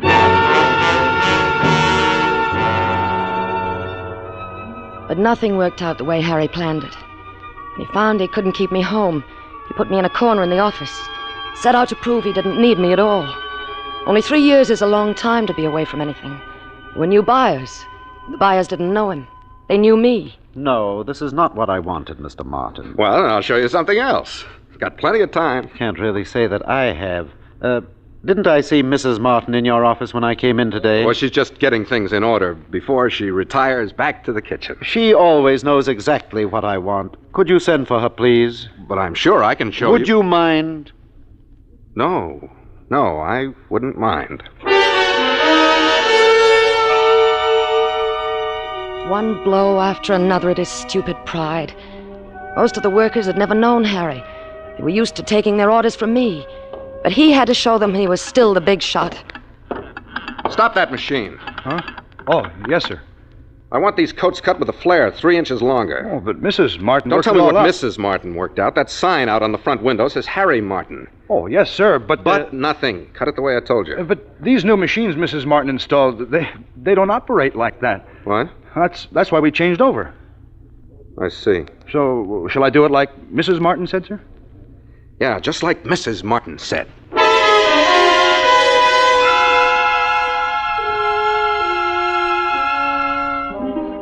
It got so we were like two strangers. Harry wouldn't even look at me anymore.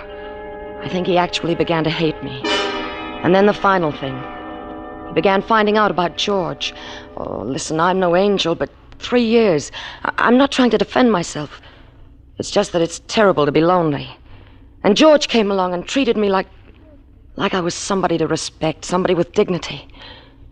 Well, then I began to realize that when I took the car someplace, Harry's car would bob up behind me, follow for a few blocks, then disappear. I'd be shopping in a store. Suddenly, Harry's face would begin to weave in and out of the crowd, then disappear. Or coming into the office one day and finding Harry had put an extension on my phone. I was being stifled. I couldn't breathe anymore. I didn't dare see George anymore. I hardly dared phone him. So it's like prohibition of any kind. Began to be important. George had never really meant very much to me, but now I started thinking he was the only thing I had to hang on to. And Harry, always playing little jokes, setting his little traps. Like the morning he left for the office early. Some business to take care of.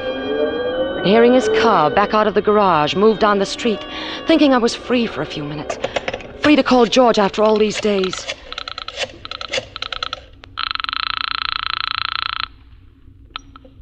Hello? George? What? Ruth, darling, where have you been? Why haven't I heard from you? Oh, George, I wanted to call... George who? George who? What's the full name, baby? I heard you leave. Had the gardener take the car to the gas station. Dial George again, baby. Finish the conversation. Listen, you're driving me crazy with these tricks. What's wrong with you? Here's the phone. Dial him again. Dial who? Who are you talking to? The Beaver Knitting Mill. George Baker. He's one of their salesmen. Why did you hang up so quick? You startled me. What are you doing? Of course, 3 years is a long time. But 3 years ago, the Beaver Knitting Mill never opened before 9. Harry, You must have dialed wrong, baby. There's no answer. Sneaking around behind my back. Spying on me. Checking on my phone calls. Harry, I'm not going on this way. I'm not going to let you drive me crazy. What do you think you're going to do about it? I want a divorce. You mean that? Yes. He must be quite a guy. Listen to me. No. You listen, lady. Okay, it's a deal. You'll get your divorce, but on my terms, lady. All the way down the line. What kind of terms? I know all about the laws in the state. 50-50 on everything. But it's not going to be that way with us. You give me a release, giving me the whole business, and you're free as the air. Give you the business? But I built the business. There was nothing left when you went to prison. That's my deal, kiddo. My whole life is tied up with that business. I worked. That's the deal. Why are you doing it, Harry? Because whoever this bum is... There's no one. Whoever he is. I got a hunch when he hears you're not bringing half the business as a dowry. His great love is just going to shrivel up and die. That's what you believe, is it? Exactly. All right, Harry.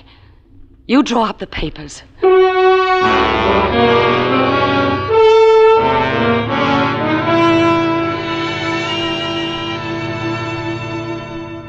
Ruth, I just don't know what to say. But to be free to be with you, darling. Oh, what kind of freedom is it when you have to grub for a buck? That kind of freedom you can feed to the pigeons. George, don't talk like that. We're not a couple of 19-year-old kids running off on a motorcycle. If you give up your business, how are we supposed to live? That's the only way he'll let me go. Then don't go. He was right. What he said about you was right. If he said I didn't care for you very, very much, then he was wrong. But if he said I like it nice with enough money coming in to make it comfy, and Howie was right. Shut up! What was that for? Because I'm honest with you? Aren't you even going to say goodbye? You know I can't say goodbye. Not now. I can't be alone. I've got to have somebody. Well, it isn't me, baby. Never was. Oh, baby. Will I see you tonight? No, Will you call me? I feel, I don't know, lost. I'll be at the office tonight. I'll be there alone, waiting for your call. George, will you call me? All right, Ruth. Be there at 10. I'll call you.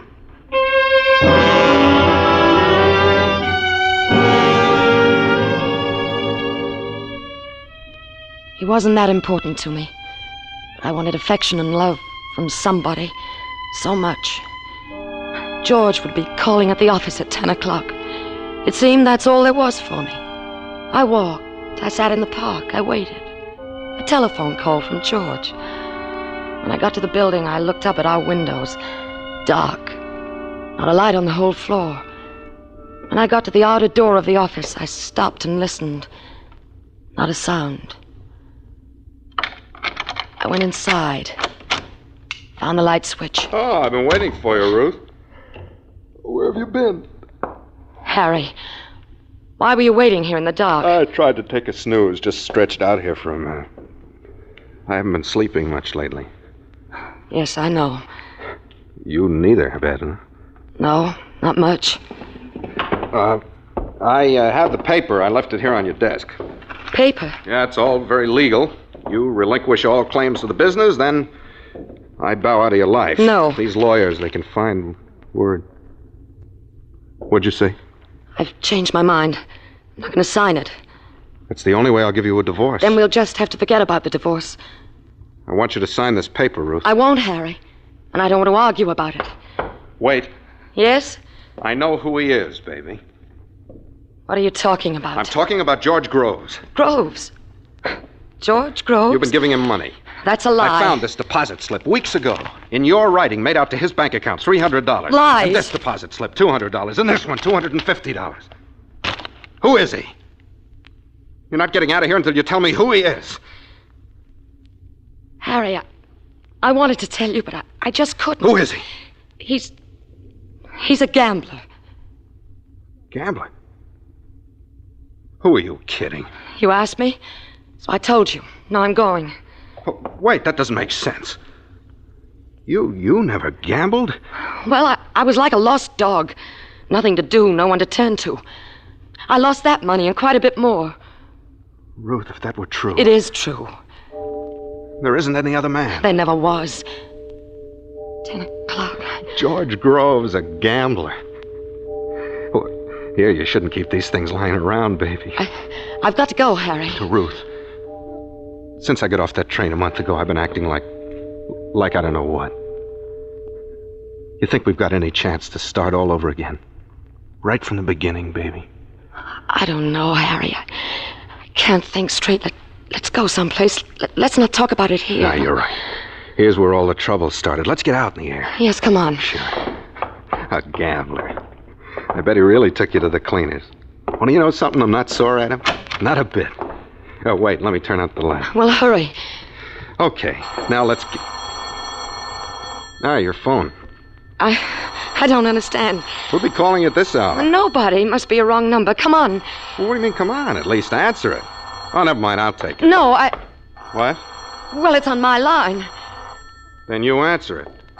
Why are you going to your extension? Answer the phone, Ruth. You're starting it all over again. I said answer the phone. Answer the phone. Ruth, answer the phone. You almost had me believing your fairy tale. You almost made it. Harry, listen to me. All I want you to do is sign this release and clear out. No. You heard what I said, Ruth? I'll never sign it. Okay. There's one last trick, baby. Look what I got in this drawer. I asked you to look. Harry, put away that gun. I want you to get a good look at it. It's called a war souvenir. Only if you don't sign this release, you know what, baby?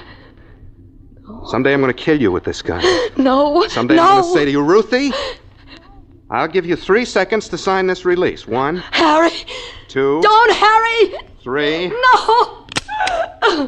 What's the matter, Ruth? You tried to kill me. Don't be silly. I told you it was a trick. The gun's harmless. It's unloaded, see?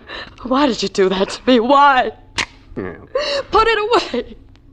Isn't that strange?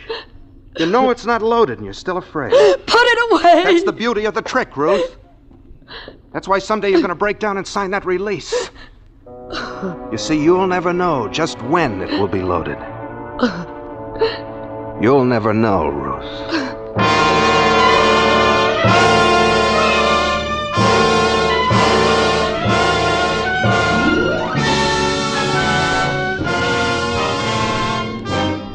Autolite is bringing you The Bullet, starring Ida Lupino with Elliot Lewis in radio's outstanding theater of thrills, Suspense.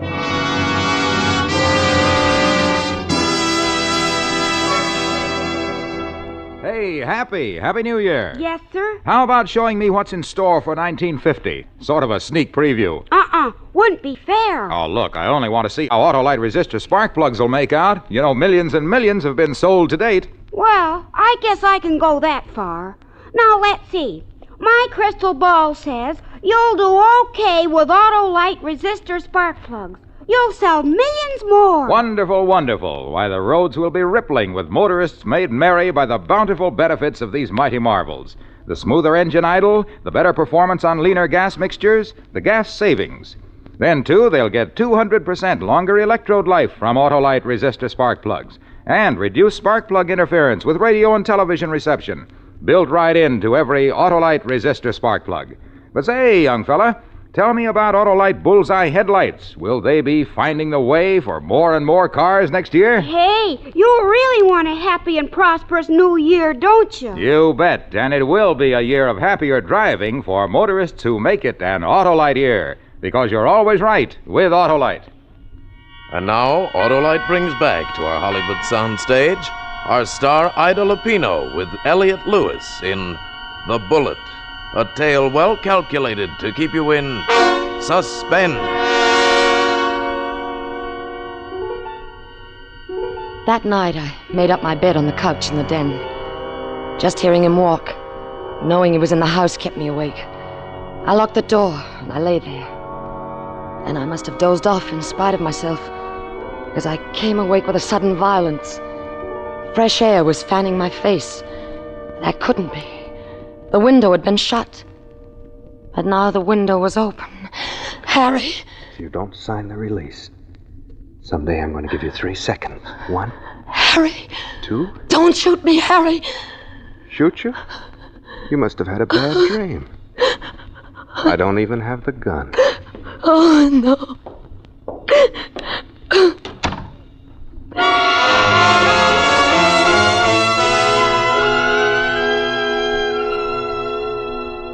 Threatening to kill you. Yes, he has a gun. George, I'm coming to you. You've got to... But If he follows you here and kills the both of us, does that make everything just dandy? Look, Ruth, do me a favor, will you? Kind of forget this address from now on. But George, don't say that. I'm sorry. But you've got to help me. What can I do? You can go to the police. The police? You know, threatening somebody's life is slightly illegal. Yes. Yes, the police. Yes, of course, they'll help me. Oh, yes, George, that's very smart of you. They'll help me.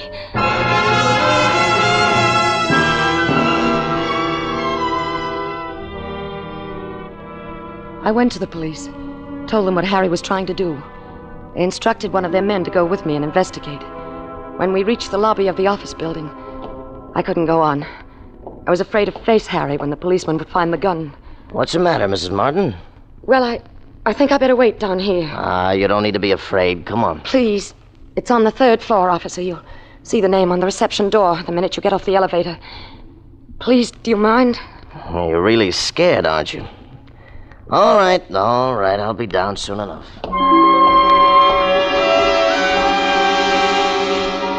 I began to feel a sense of relief. Harry wouldn't terrorize me any longer. Soon the officer would bring him down. We'd be off to police headquarters, and then I'd swear out a complaint. The time he got out of jail, I would have started proceedings of my own to divorce him. And then I started to cry at that. I don't know why, just standing there and waiting. And then I began to wonder what they were doing up there so long. More than a half hour had gone by. When the elevator door opened, I expected to see Harry being pushed along, handcuffed. The officer was all by himself, and he was smiling. Well, now, I just had a nice chat with your husband. You've been worrying for nothing, Mrs. Martin. But the gun... Oh, sure, I saw the gun. It's just a war souvenir. It's not even loaded. He doesn't have ammunition for But it. someday it will be loaded. Someday he's going to kill me. He said that. Kill you? Why, he's in love with you. Crazy about you. Now, he feels pretty bad about this. He did it just as a, just as a funny little... No, I tell you... He says if you're going to go and get scared, he'll never do it again. But listen to me. Now, look, why don't you go on upstairs? He wants to apologize for scaring you like this. He's a very nice guy. I tell you he's going to kill me. I'm You're not... just upset. Like he said, you've been working too hard. You ought to rest up. I don't care what you think. I want him arrested for threatening me with a deadly weapon. An empty gun. That's not a deadly weapon. Now listen to me. No, you listen to me. Even if I wanted to, there's nothing I could do. As long as that gun is empty, it's not a deadly weapon and we can't touch him. In this state, that's the law, Mrs. Martin. Go ask a lawyer about it. Anybody who knows the law knows that. Weapon, that's that, I'm afraid. If we could actually prove, Mrs. Martin, that your husband wanted to kill you, then you could put him away for years. For years? That's right. But he can't hurt you with an empty gun. And as long as that gun is empty, we can't touch him. In this state, that's the law.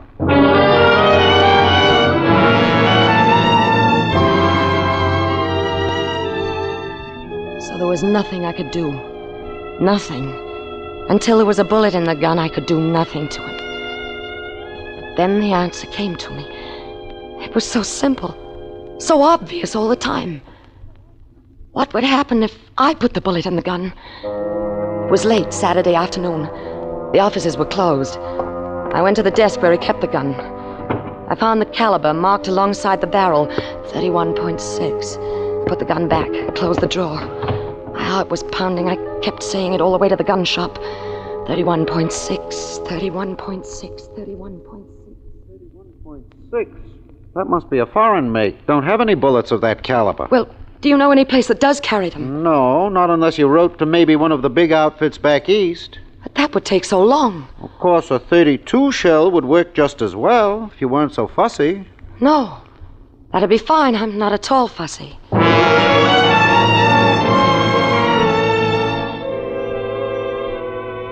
I went back to the office. I took out his gun, broke it open. And I opened my purse, took the bullets out. Years in prison, that's what the lawyer said. Well, it'd serve him right after what he'd made me go through. I forced the bullets inside the gun, then closed it. Now it was a deadly weapon. I put the gun back in the drawer. I went to my desk to call the police. Now they'd see the gun for themselves. Now they'd see Harry planned to kill me. Years in prison, yes, that's what I wanted him to get. Police headquarters. This is Mrs. Martin. My husband has just threatened me with a loaded gun, and I... Yeah, just a moment, Mrs. Martin. I'll connect you with Sergeant Lewis. Harry. Calling George, Ruth? You think you're so clever, don't you? No, I'm not very clever. Thought I'd take a ride in the country. Thought it would relax me. Nothing seems to relax me. Everything going to pot around here. I'll be going. Still not interested in this release, huh? I've told you 1,000,000 times. Yeah. Well, I'll see you later. What's your rush?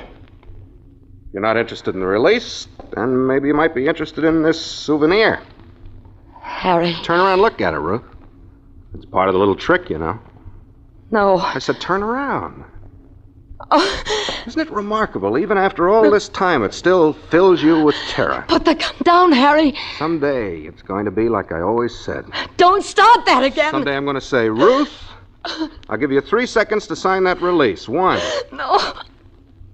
2. No. 3. No, don't shoot. I'll sign it. I'll sign it. All right, go on. But put the gun down on the desk. First, sign it, Ruth. Here's the pen. Sign it. All right, all right. There. Now, please put down the gun. Yeah, all right. So, I finally wore you down. Now, I've got the gun.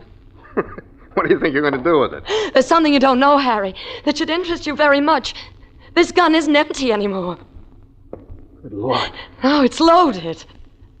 So that's what you were doing in the sporting goods shop? You followed me everywhere, haven't you? Yeah.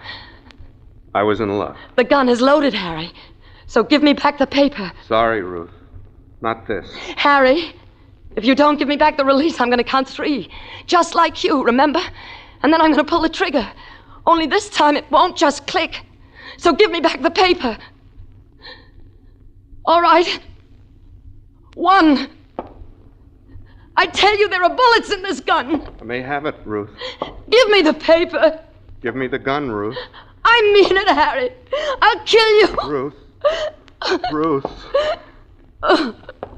I can't.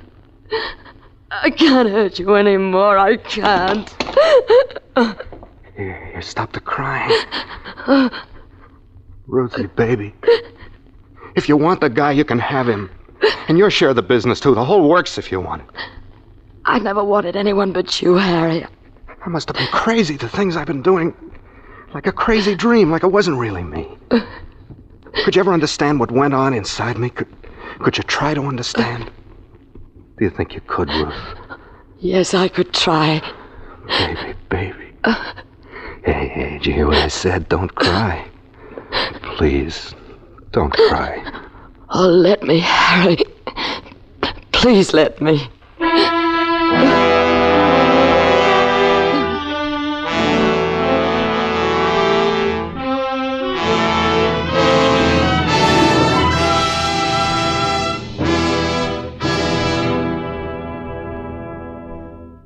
Suspense, presented by Autolite. Tonight's star, Ida Lupino with Elliot Lewis.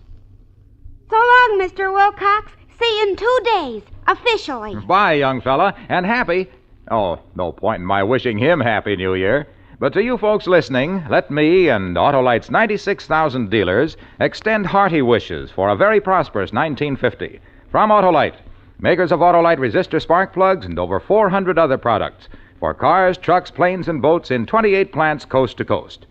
These include complete electrical systems used as original equipment on many makes of America's cars. Batteries, spark plugs, generators, coils, distributors, starting motors, and bullseye sealed beam headlights.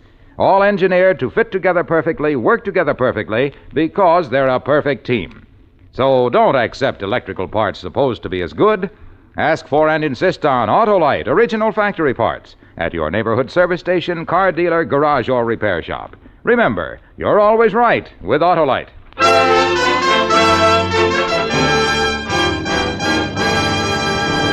Next Thursday for Suspense, Danny Kaye will be our star. The play is called I Never Met the Dead Man. And it is, as we say, a tale well calculated to keep you in suspense. Tonight's Suspense play was produced and edited by William Spear and directed by Norman MacDonald. Music for Suspense is composed by Lucien Morawek and conducted by Lud Gluskin. The Bullet is an original radio play by Larry Marcus. Ida Lupino appeared through the courtesy of Filmmakers Incorporated, producers of Never Fear, soon to be released. In the coming weeks, you will hear such stars as Robert Taylor, William Powell, and Ozzie and Harriet Nelson. And don't forget, next Thursday, same time, Autolite will present Suspense, starring Danny Kaye. You can buy Autolite resistor or regular spark plugs, Autolite stay-full batteries, Autolite electrical parts at your neighborhood Autolite dealers. Switch to Autolite. Good night. This is CBS, the Columbia Broadcasting System.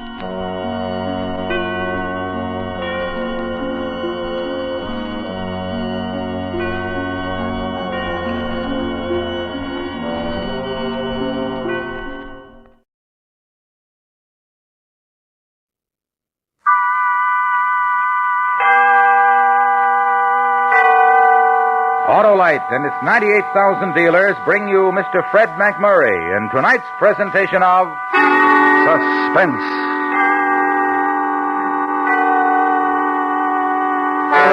Tonight, Autolite presents the story about a man who dreamed of someday having all the money he would ever need, and one day found a way to make his dream come true. The Great Train Robbery. Our star, Mr. Fred MacMurray.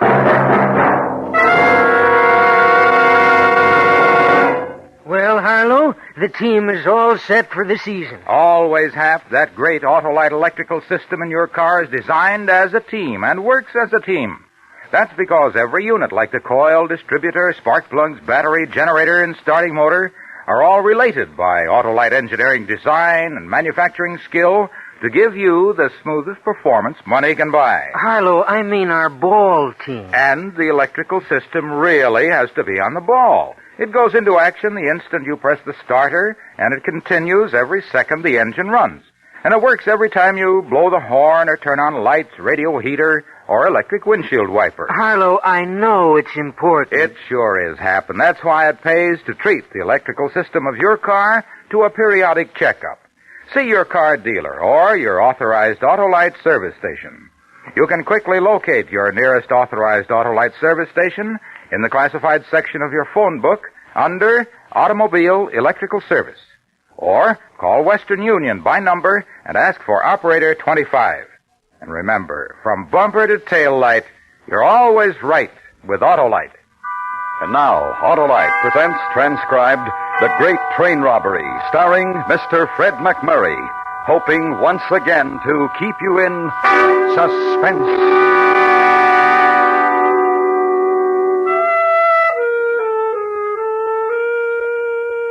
My name is Walter Beaumont. I'm 42 years old. I have no prominent marks or features that would distinguish me from any other plain, ordinary citizen. I live with my wife, Bess, in Oakland. If you saw me walking down the street, you wouldn't give me a second glance.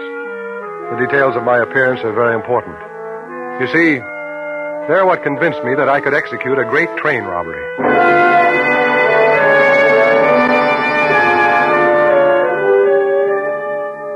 Bess and I have been married for 16 long and uneventful years. The year before we were married, I went to work for a toy manufacturing firm. I've been down there ever since and am now making $62 a week. 16 years ago, I had a lot of dreams and some ambition. But the necessities and responsibilities of our everyday living have cost me most of those dreams and what little ambition I had. Walter, did you remember to pay the rent? Yes, Bess. Installment on the washing machine? Uh-huh. What about the payment on the car and the box spring and mattress? Those too, Bess. Oh, wished we had a little money left over. At least enough to buy you a new white shirt. I've already turned the collars on the only 3 you own. Well, maybe we can get you one next month, if we're lucky. If we're lucky. For 16 years, it's been the same thing, over and over again. A new white shirt if we're lucky. A new pair of hose if we're lucky. The same thing, it never changes. Each night at 5:30, I drive up and park in front of a tarnished white stucco house where we've lived for the last 8 years, and I know that nothing has changed. But tonight when I got home, there was a change. A happy change. Some relief. A new face. The face of a visiting long-lost relative. Cousin Eugene.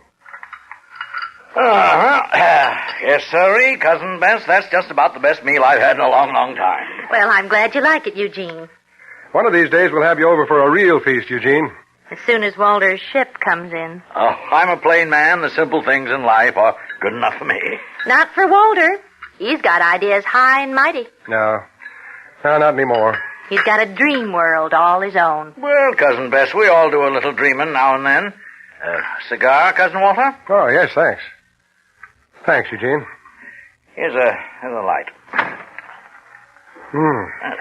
That tastes good. Yeah. There's nothing like a cigar after dinner, say I. It's the finishing touch.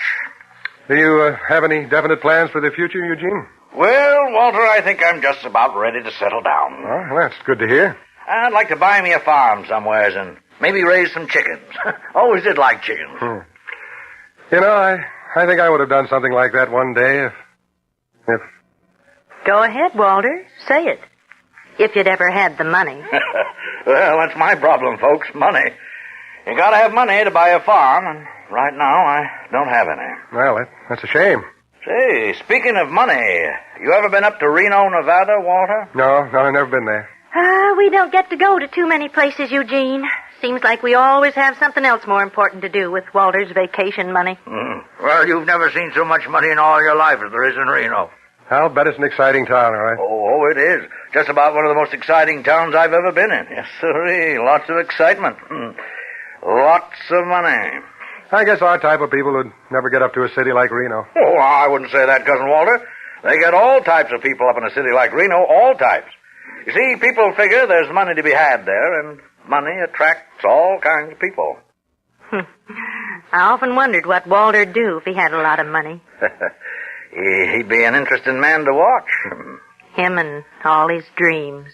Yeah, they have all types up there. Rich man, poor man, beggar man, thief. What did you say, Eugene? I said rich man, poor man, beggar man, thief. Yeah.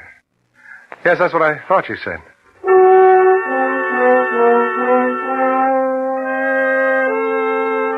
And then Cousin Eugene gave me one of those long, lingering, meaningful looks. Then he leaned back in his chair, smiled, inhaled deeply on his cigar, blew the smoke out in a thin stream and watched it as it fanned up toward the ceiling. Eugene had made some kind of a decision, and it concerned me. It concerned me very much.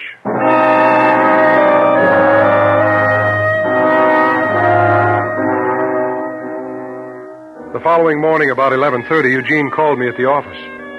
He told me he wanted to see me on my lunch hour. He said he had something very important that he wanted to talk over with me, and could I meet him? I met him at 5 minutes after 12 in front of the ferry terminal. It's not too long a ferry boat ride over to Richmond, and I figured I could be back to work on time. I'll just eat my lunch while you go ahead and talk, Eugene. Is that all right? Oh, sure. Sure, go right ahead, Cousin Walter. Best fix your lunch every day? Oh, yeah, every day, as far back as I can remember. You'd be surprised how much money it saves. Walter, what would you do if I gave you one half of, say, $25,000? Excuse me, For a minute, I thought you said $25,000. I did. What are you talking about, Eugene? Well, you're a dreamer, so am I. There's only one way to make our dreams come true. We have to buy 'em, Cousin Walter, with money. That's why I've picked you. Picked me? Last night at the dinner table, I said there was a lot of money in Reno, Nevada. That's right, you did. Now, some of this money stays in Reno, and some of it goes elsewhere.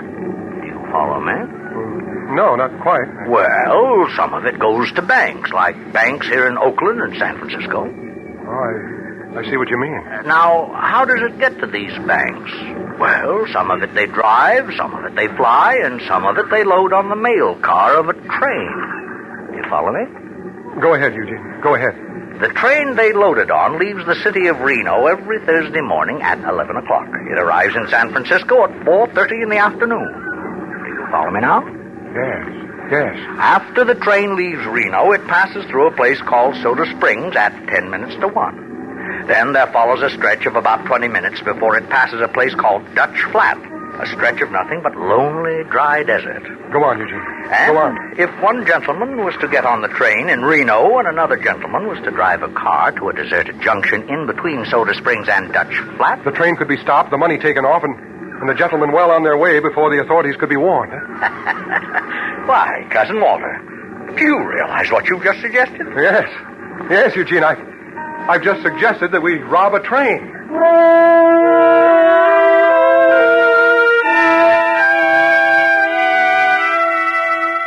The ferry boat pulled into the Richmond landing and Eugene got off.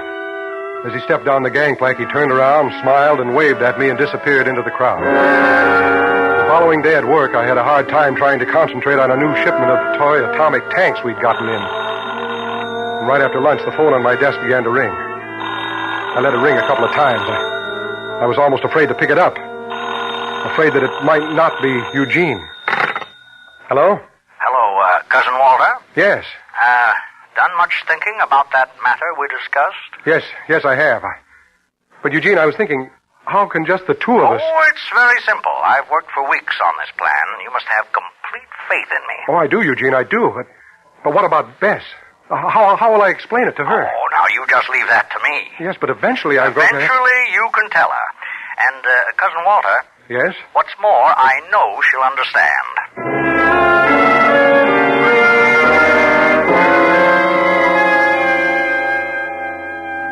And so it begins. It's the kind of a thrill that comes once in a lifetime. When I was just a small boy, I had play-acted it out many times, but now it was a reality. I was going to rob a train of an estimated $25,000.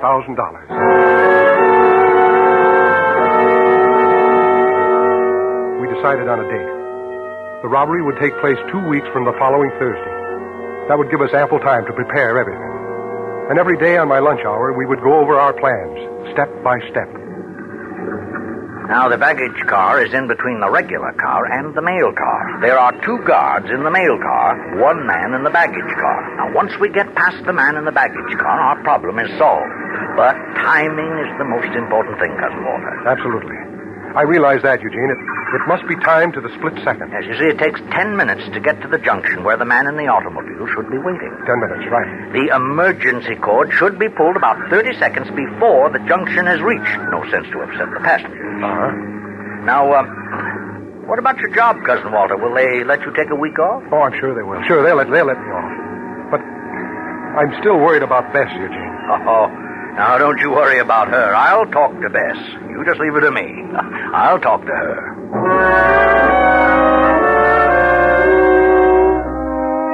And he did. He wove Bess around his finger as if she'd been putty. By the time he was through with her, she was begging me to take a week off and go somewhere. We'll find the money to pay for the trip somewhere, she said. But when Eugene suggested he'd finance the trip, that was the clincher. He told Bess he was going to take me up to the Hillary Lodge at Lake Tahoe for some fishing. Only he didn't finance the trip, I did. With the $178 I drew out of our savings account at the bank. We needed money for our hotel room in Reno, the train ticket we had to buy, and for the gun we needed. The rest of the week went fast. And then it was Friday night, and we were ready to leave. Eugene was waiting out in my car while I was finishing packing. Oh, Walter. Now, look, Bess, it's only for a week. I know, but... Well, here, Walter. Here are your other 2 shirts. You want to look nice and neat. Here, put them in the suitcase. Fine. There. Well, I guess I'm all set.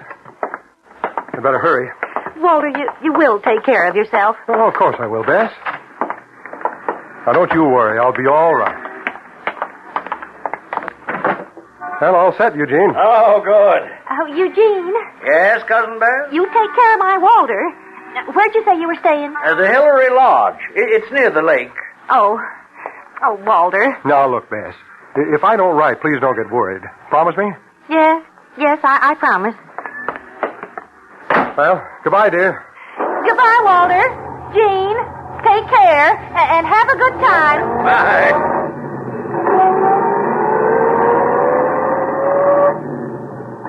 Well, we're on our way, Eugene. Yep. You know, the next time I drive down this street, I'll be a rich man. Yep.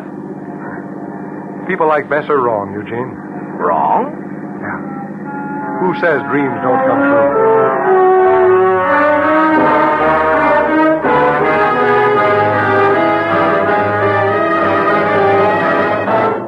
Autolite is bringing you Mr. Fred MacMurray in The Great Train Robbery, tonight's presentation in radio's outstanding theater of thrills, Suspense.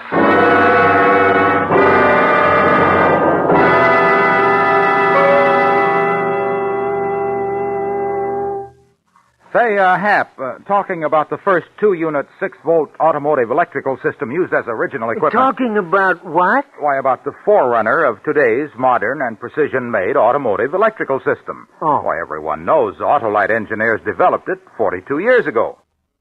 Well, let's talk about baseball, Harlow. The season's underway. Just like players on a winning ball team, every unit of the Autolite electrical system has to work with every other unit of the system to give you the smooth, economical performance you just normally expect from a car. That goes for the coil, distributor, starting motor, generator, battery, spark plugs, voltage regulator, and their thousands of component parts. You're talking about teamwork, eh, Harlow? I sure am, Hap, because every unit of the Autolite electrical system is related by Autolite engineering design and manufacturing skill to give you the smoothest performance money can buy. So when your Autolite-equipped car needs replacements, insist on the best Autolite original service parts. And remember, from bumper to tail light, you're always right with Autolite. And now, Autolite brings back to our Hollywood soundstage Mr. Fred MacMurray in Elliot Lewis's production of The Great Train Robbery, a tale well calculated to keep you in suspense.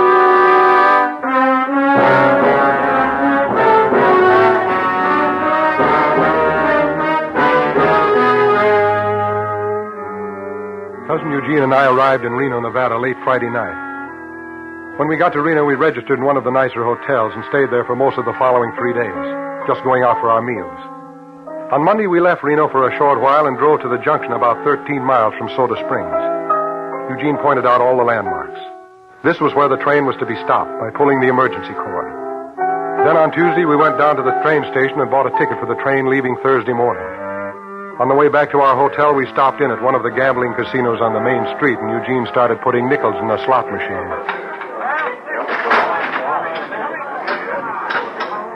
Hey, Eugene, I surely hope you don't throw away your share of the money on things like this. No need to worry about that, Cousin Walter. I'm for chickens. Well, day after tomorrow is the day. Yeah, day after tomorrow. How do you feel, Cousin Walter? Well, excited. I don't know how to thank you, Eugene. Oh, now there's no need for that. And you're to be commended, too. Your plan is foolproof. Of course, I've never handled a gun before, but don't worry about that. Did you say gun, Cousin Walter? Well, yes. Oh, I'm afraid you won't be handling the gun. I will.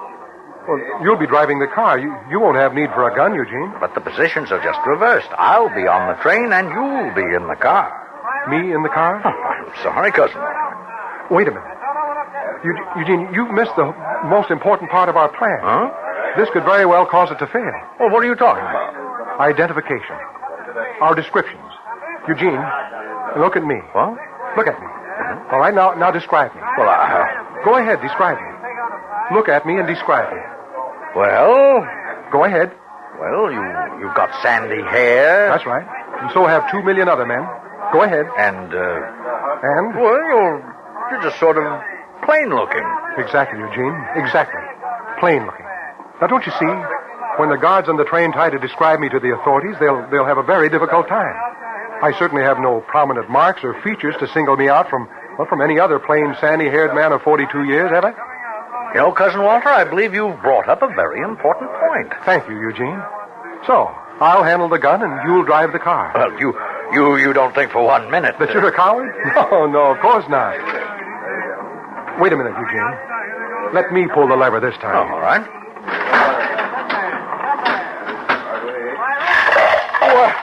What do you know about that? There, you see, Cousin Eugene? We hit the jackpot. Our luck's already begun.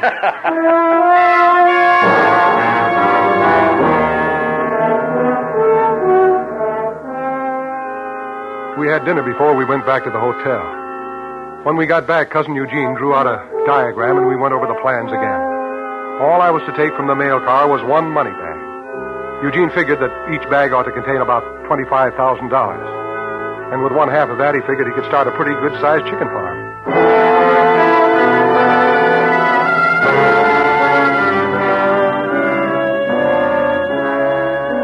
It was close to 9 o'clock when Eugene shook me awake.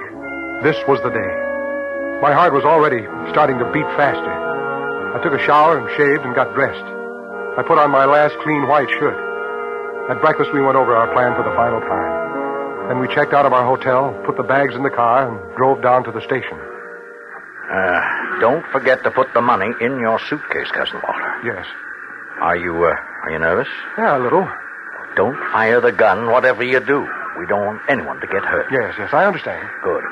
Now, remember, you've only got 10 minutes to get back to the mail car and get the money. 10 minutes, that isn't very long. Be sure and keep your eye on your watch. I will. Keep my eye on my watch. Good. Well, it's time. Yes, it's time. Yes. I'd better get on. Good luck, Cousin Walter. Thank you, Eugene. Thank you.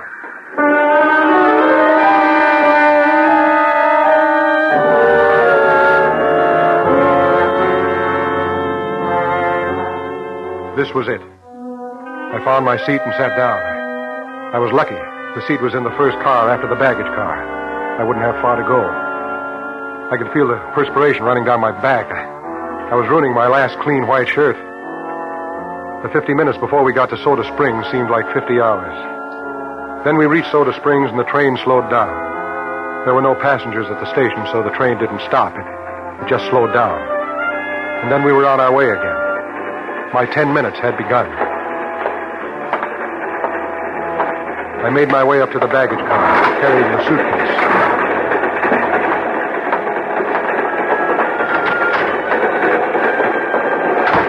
The baggage man was reading a newspaper.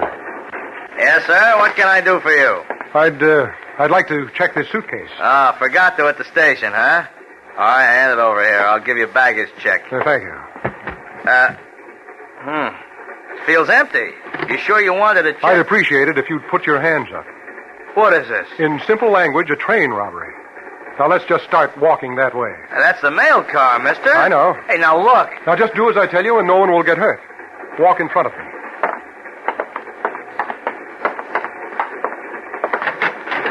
Now, knock and yell for the guards to open the door to the mail car. They won't open it for me. Oh, yes, I think they will. Now, knock. Okay, mister. It's your funeral. Hey, Red, open up. It's Harold. What do you want, Harold? There's nothing... Pardon me, but would you put up your hands? What are you talking about? You'll force me to shoot this man. I wouldn't want to do that. What is this? A train robbery. Now, I'd appreciate it very much if you gentlemen would back up against that wall.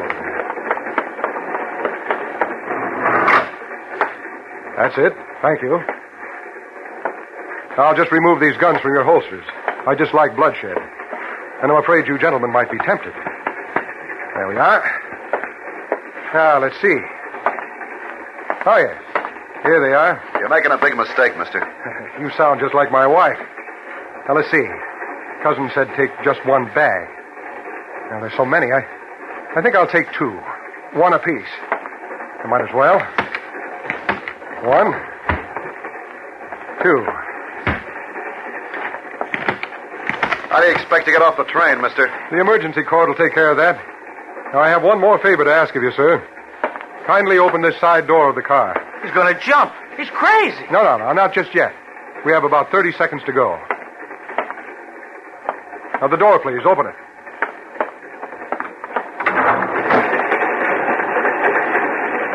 15 seconds. 10 seconds. 5, 4, 3, 2, 1. Now!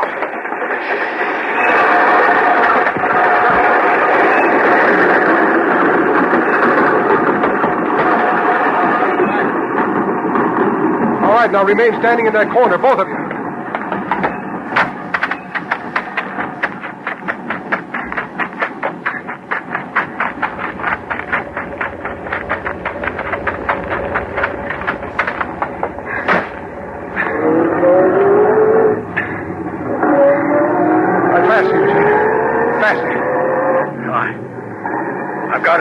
Now, Cousin Walter.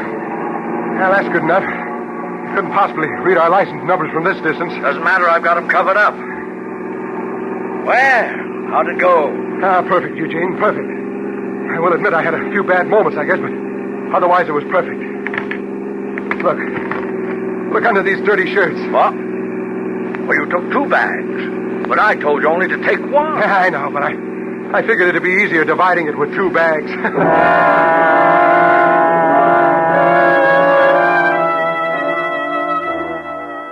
We didn't even bother to stop for any sort of refreshments. We drove straight through to Sacramento. When we got there, Eugene thought we ought to separate, and we did. I hated to see Eugene go. I'd grown very fond of him in the short time we'd been in business together. But it was a separation that you might call a necessity. When I got back to Oakland, it was almost 4:30. A good time, I thought to myself. I'll have the whole weekend to rest up before I have to go back to work. The house looked the same as I drove up. Maybe now I'll have it painted, I thought to myself. There was a car parked in front of the house. It was probably another salesman. I took the suitcase with my share of the money in it from the back seat and walked up to the front door. I had a wonderful feeling inside. Why, Walter, dear. Hello, Bess. Oh, Walter, where have you been? Where have I been? Why, Bess, you know very well You where look a mess, Walter, but I'm so glad to see you, dear. Bess, what's wrong? Oh, here, dear. Come on into the living room and sit down. But, Bess, I don't understand why you're acting so hysterical. I don't. Here, Walter, put down your suitcase. Well, Bess, who are these? Oh, these gentlemen are from the police station, Walter. Beaumont? The police station? Oh.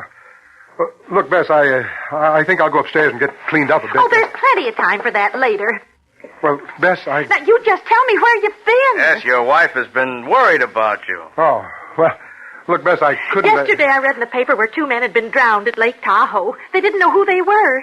When I tried calling the Hillary Lodge, they told me you and Eugene weren't even registered there. Oh, I see. And I just got worried sick. So I called the police station.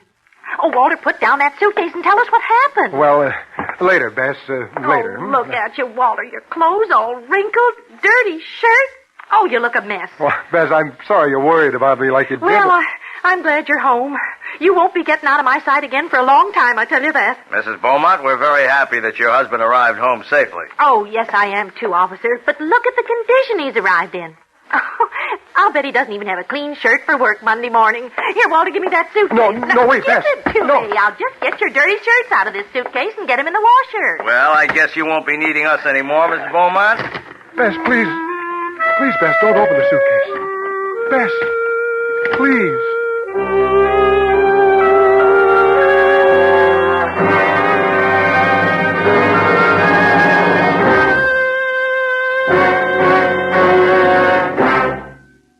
Suspense, presented by Autolite. Tonight's star, Mr. Fred MacMurray.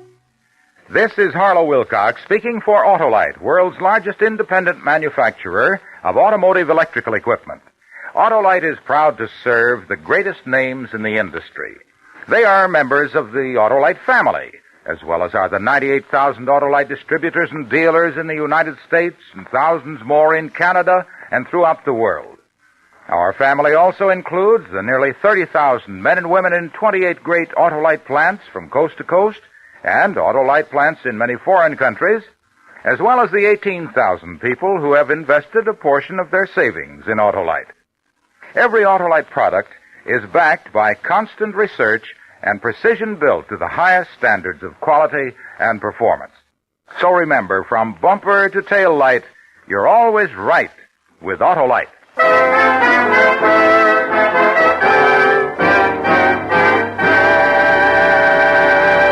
Next week, the story about a man who committed a murder and got away with it for quite a while. The story is called Public Defender. Our star, Mr. Robert Ryan. That's next week on Suspense. Suspense is produced by Elliot Lewis and was directed tonight by Norman MacDonald. Music was composed by Lucian Morwick and conducted by Lud Gluskin.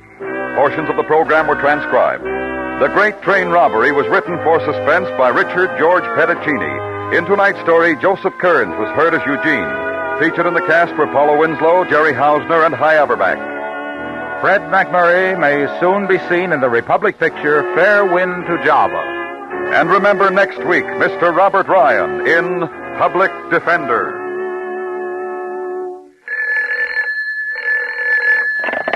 You can buy Autolite electrical parts, Autolite stay-full batteries, and Autolite resistor or standard type spark plugs at your neighborhood Autolite dealers. Switch to Autolite. Good night.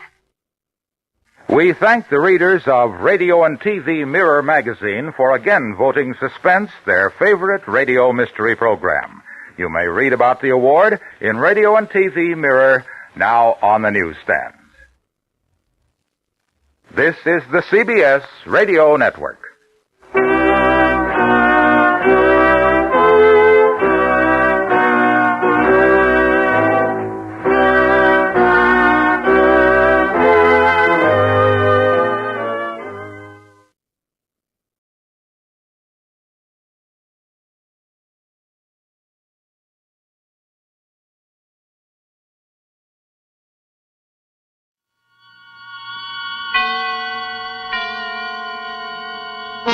Suspense.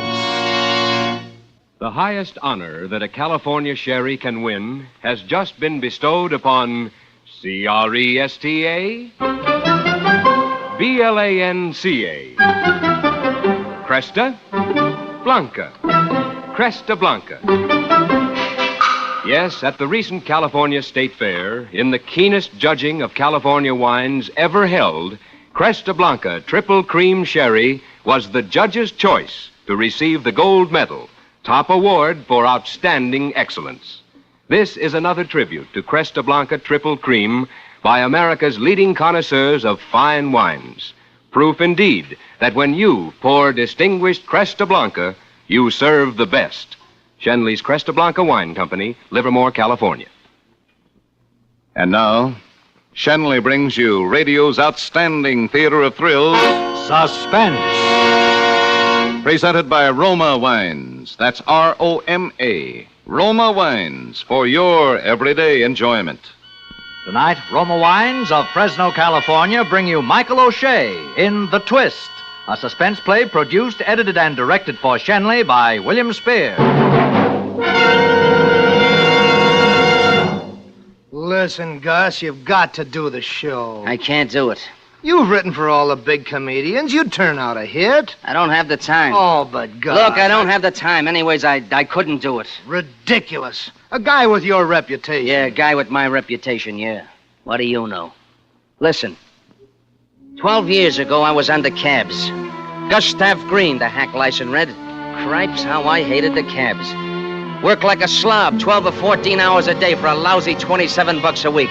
Now, do you blame me that I took to daydreaming? Like maybe it was my limousine and I was driving because my chauffeur had a day off? I used to sit at the wheel figuring out the darndest situations. Like I'd pick up some rich old dame and she'd leave me $1 million, or I'd save a guy. All kinds of situations.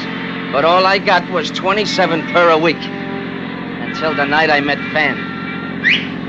Hey, Cabby. Take me home, driver. Home? Your home or my home, wise guy? Huh. Wait, sir. Well, you got talent and you're driving a cab. Where can I get a job driving a cab? You want the radio on? Definitely no. Oh, now don't let's be bitter, shall we?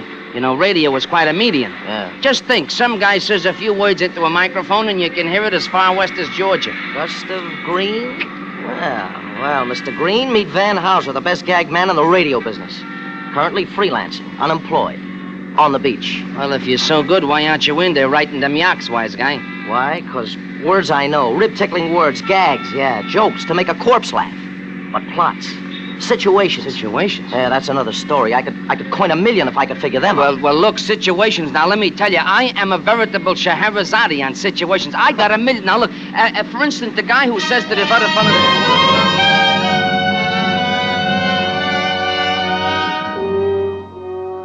I don't know, something clicked between me and Van Houser. From the beginning, I always hated his guts, the way he talked to me like I was dirt. But up in his room, I started feeding him stories, stuff I dreamed up on the cab. He put it into good words, and it came out very funny, too. Well, inside a couple of years, I was getting $1,500 a week, but I was tied to that guy. I couldn't work with nobody else. I'd sit down with another gag writer, and nothing would happen. Yeah, I knew it was Van, $40 a week in some broken-down job. So I hung on to him like a barnacle. I worked with him, ate with him, played with him. My place was just down the hall from his at the hotel. Sometimes I thought I'd go nuts if I had to look at his sneering ugly puss another day. And the only satisfaction I had was that he needed me and hated me just like I needed and hated him. But one day while we were writing a spot for Schmo for a Day, he throws me a very unfunny line. Gus, my goon boy, you may be interested to know that I'm going to marry Julie Phelps. Julie Phelps, a dancer? That's right. Used to be at the club Catalina. She making trouble for you? Cut it. All right. I didn't say nothing against her. All right, you better not. Okay, go ahead and enjoy yourself. Well, thanks. So, Gus, my cornball colleague, we may not be seeing so much of each other hence. Oh, now, look, you don't mean that, but... hey, now, wait a minute. What's going to be with our partnership here? Well, we'll see. I'll talk it over with Julie. No, Van. Now, look, I mean it. We've always done what we wanted to. Loafed all day, worked all night, ate and slept at any crazy hour. Now, no dame is going to stand for that. Huh? Julie is different. No dame is different. Yeah, she knows how we operate. And she knows you, Gus. Yeah, and she's not exactly crazy about me, neither. I was just coming to that. Now, if you want to stay in with me, be nice to her, huh? It won't do no good. Listen, Van, she'll make trouble between us, see? She'll work on that as soon as the knot is tied. I said... Now, listen to me. I'm your pal, Van. A dame like that is bad business. You know what, the club Catalina, well, she wasn't exactly... Gus, Julie is 1 in a million. A joke man like you comes a dime a dozen. Okay, if that's the way you feel. That's the way I feel. Pardon me for having any feet, hey? All right, just be nice to her. No cracks. Okay, so I'll be nice. Now, look, about Sunday show... I said be nice to her. If you're not, Gus, we're finished.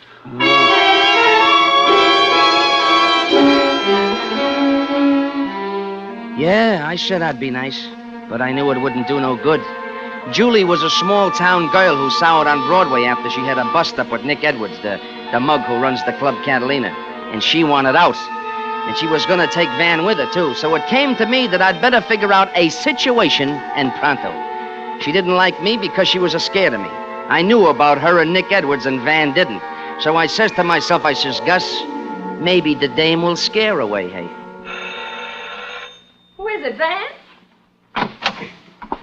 Well, Gus Green, what a surprise. Hello there, Julie. Yeah, this is for you. Flowers? Yeah, Van told me about you, too, see, and I figured... They're lovely. Come on in, Gus. Thanks. I miss flowers so much in the city. Back home, the garden's always full of them. Yeah. Say, this is a nice place you got here. Thanks. Yeah, very swanky. Wasn't that chair once in the lobby of the Club Catalina? Well, I bought it when they redecorated the place. Oh, sure you did, honey, but it just reminded me. About what? I just happened to see your friend Nick Edwards today. I haven't seen Nick in months. Oh, sure you haven't, honey, but he's still carrying the torch over for you. I'm not interested. No, I didn't say you were, but you might be interested in the fact that Nick said, if Van Houser marries Julie, so help me, I'll kill him. Did he say that? Now, would I lie, honey? Well, that settles it. I've had enough of show business. Van and me are going back home. Oh, no, you can't do that to Van, Julie. This is his life. What's he going to do in a small town? I don't care. I'm sick of it. Sick of all the cheap characters, the bums, and the hangers-on. If I want him to, Van will come with me. Oh, look, maybe he would. Well, I'm sure he would. But, Julie, what I really wanted to say was, why don't you give me a few days? I'll go talk to Nick, and who knows, maybe I can fix the whole thing up. Would you, Gus? I'd like to stay for Van's sake. I'd like to see him get a good job with regular hours. Maybe an advertisement. Sure. Nick'll listen to me. Well, at least I can try, huh? Thanks, Gus. You're nice. I didn't know. And then I got another idea. What's that? Maybe the three of us could all work together. Oh, I can't write. I can type. Well, we need a secretary. We could dictate our stuff to you. I don't know shorthand. You don't have to. After all, what is a comedy script? Along the left-hand side of the page, you put the name of the character, and then you write out what he's supposed to say. Simple? Sounds simple. Well, you could spend more time with Van. How would you like to try? I'd love to. Gus, it would be wonderful.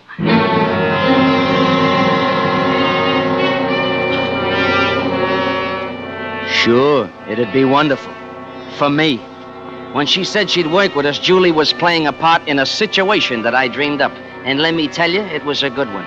Because it ended with me still making $1.5 grand per week, and Julie Phelps, well, Julie Phelps was just not there.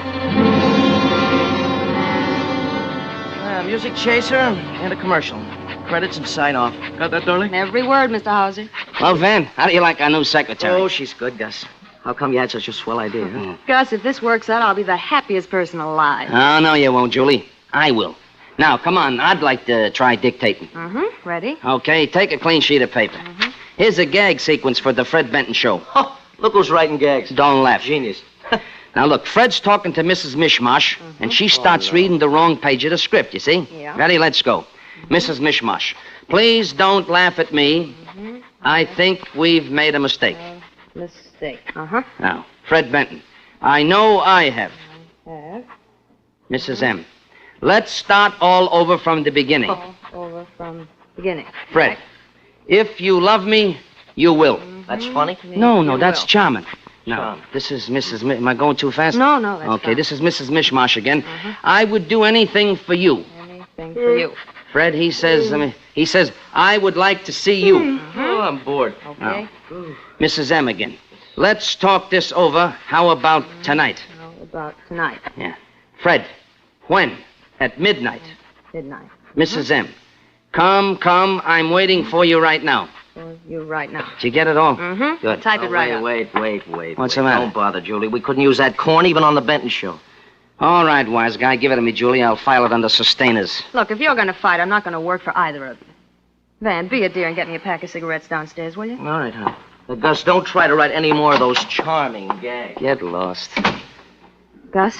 Yeah? Did you get anywhere with Nick? Well, yeah, Julie, he's softening up, but he wants to see you. Gus, I don't want that man near me. Now, look, you'll see him. You better start wearing black for Van. You know Nick Edwards. I know Nick wouldn't stop at killing, but I... Now, listen, Julie, I haven't got time to argue with you now. Van will come back, but why don't you come to my place tomorrow night at 11? I'll run into Van for sure. Well, then come before 8 and wait for me. We'll have rehearsals till then. What about Van? Tell him you're going to sleep early or something. What if he calls anyway? I'll cover you. I'll probably be with him anyhow. He must never know about Nick. I get it. Now, listen, Julie, you just leave everything to me, and in a couple of days, you won't have to worry about Nick Edwards again. Yeah, just leave everything to me, and you won't have to worry about anything anymore, Julie Phelps. Not even your own funeral.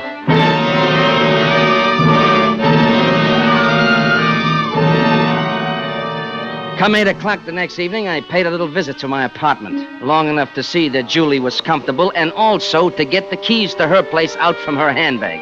I drove over there and went upstairs to do some interior decorating. My kind.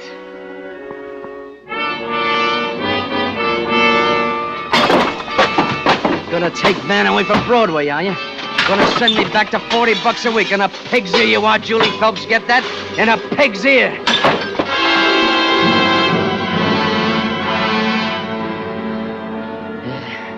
Now, just one more touch to complete the situation. A little business outside the Club Catalina. Hey, kid, come here. Here, listen now. Here's a dime, kid. Take this note in this here envelope and give it to Nick Edwards. And if anyone asks you, say a dame gave it to you. Got that? A beautiful dame. You got it from a beautiful dame, right?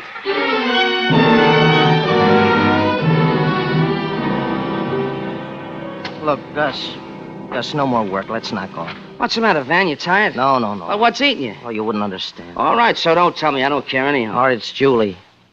Said she had to go to bed early tonight. So what? It ain't legal? I called a half dozen times, no answer. Uh-huh. Afraid she's two-timing you, huh? I didn't say that. Yeah, but I know how you feel. Yeah, well, mind your own business. Look, my friend, I'll do you a good turn. Leave me dial the number for you. The number's on the pad. Let's see what your fat fingers can do. Okay. You could talk to her while I go down to my room to get my hat and coat. I'll take you for a drive before we hit the sack. Well, sometimes you're even human. Okay, here, take it. It's ringing now. I'll be right back. I see.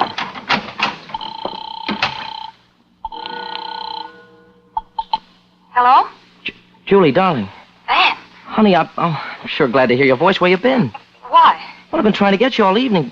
No answer. Then Gus tried Van, dear, I told you. I was going home to get some sleep. Well, when I phoned, you must have... Maybe it didn't wake me. Well, now, baby, that's hardly likely with a phone right near your bed. Sometimes I sleep. Julie. I can... Julie, is there someone there with you? Of course not, Van. I'm alone. I'm by myself. What are you... No. Julie. Van! Julie! Van! Julie, what's the matter? Julie! Julie!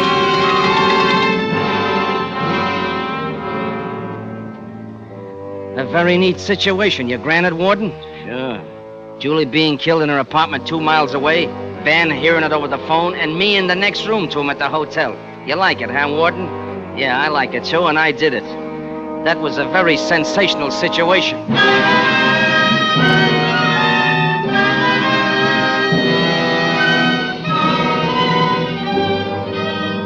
For Suspense, Roma Wines are bringing you Mr. Michael O'Shea in The Twist. Roma Wines' presentation tonight in radio's outstanding theater of thrills, Suspense.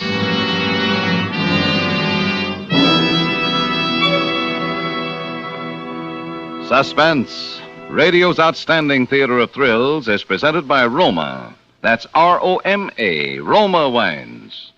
Selected from the world's greatest reserves of fine wines. Have you discovered how much Roma California wines add to your everyday enjoyment? For example, millions of American homemakers serve delicious Roma wines to dress up everyday dishes, to make even the simplest meals really delightful events. Yes, good food does taste better with better tasting Roma wines. And there's a delicious Roma wine to complement your enjoyment of every dish.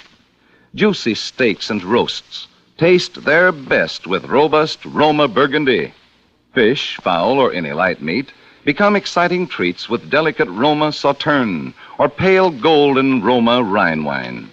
For entertaining, too, you'll find better tasting Roma wine adds the gracious festive note that charms guests and makes any dinner a rousing success.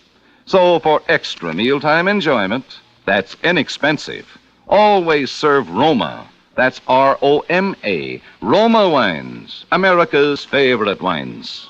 And now Roma Wines bring back to our Hollywood soundstage Mr. Michael O'Shea as Gus Green, with Sidney Miller as Van Hauser in The Twist, a play well calculated to keep you in suspense.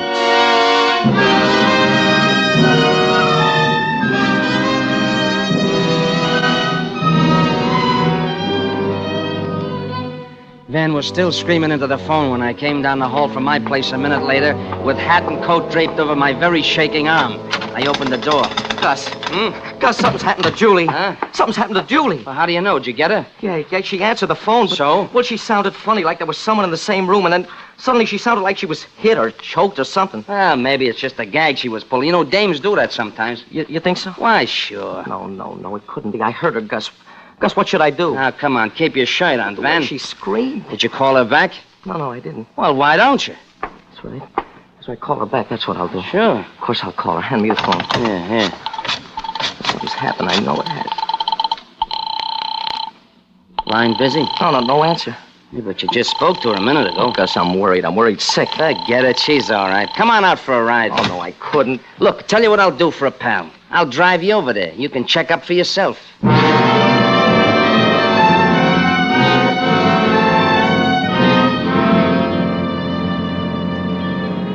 Van looked pretty grim as we drove over to Julie's place in the West 70s.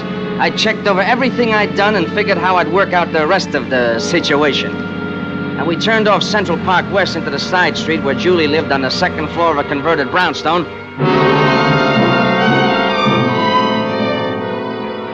Hey, look, there's a guy coming out of the house. That's probably can't see who nobody. it is. He's making a getaway. Gus, follow him. I never catch him now. Oh, gosh, Gus, if you'd only got close enough to see his license number. Well, I did. What was it? LK573498. LK573498. All right, Sam Spade. Now let's go upstairs and visit Julie, huh? The door to Julie's apartment was wide open when we got upstairs, and the place was just like I left it. Like there'd been some kind of a fight. And then I saw where I'd made a mistake. The telephone where Julie was supposed to be strangled was as neat as a pin. I watched Van's face to see if he noticed it, but, well, he was too broken up to notice anything. Julie. Gus, she was a sweet kid. What do you mean, was? I know.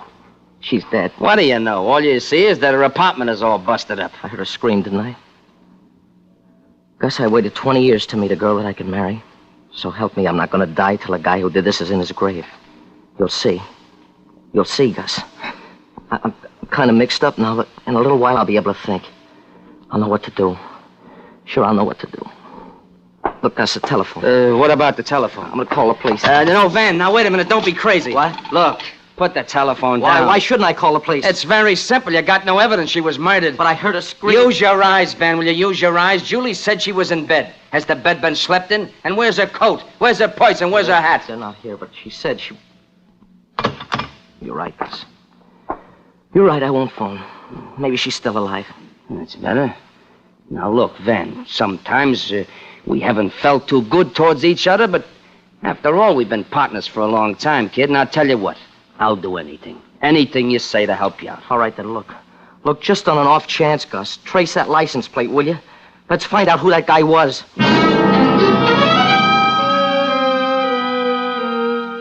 We went back to our hotel. I slept like a log because I knew that Julie was 10 feet from my bed in the closet, very dead, where she couldn't come between me and Van anymore. Next morning, I told Van I'd checked at the license bureau. Whose car was it? Nick Edwards. Kathleen Edwards? That's right. Why, that dirty goon, Now, look, you don't think that he... I don't have to think. I'll let the police... Now, wait a minute. Hold it. Look, Van, I never told you this before, but I knew all along that Julie was playing around with Nick Edwards. With Nick Edwards? Yeah. That's why I never liked her. Now, you better not call the cops. Maybe we was just busting in on a private little party last night. No, I can't believe it. No, not Julie. Well, we gotta find out where she is. And the guy who knows is Nick Edwards. What makes you think he'll tell? I'll tell you what. I'll call him at the club tonight and ask him over. I think maybe he'll accept me invitation.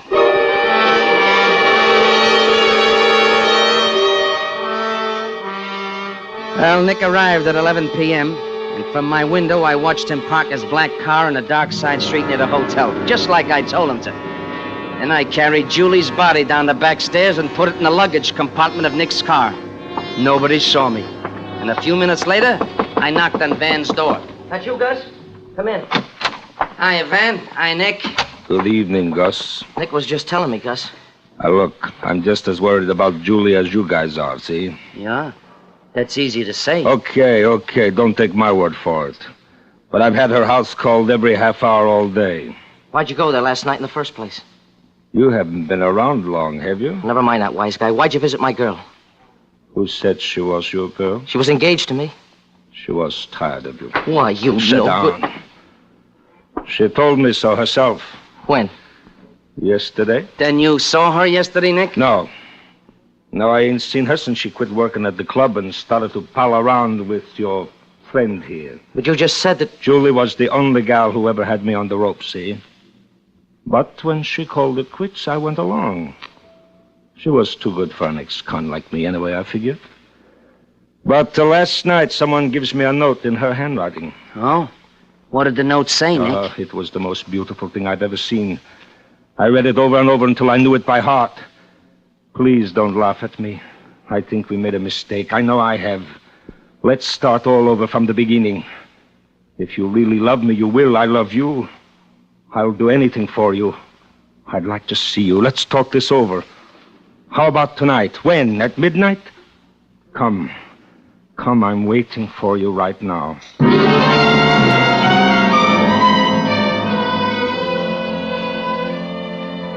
As soon as Nick Edwards left, I told Van I didn't believe anything he said, and as far as I was concerned, Nick either killed Julie or had taken her away.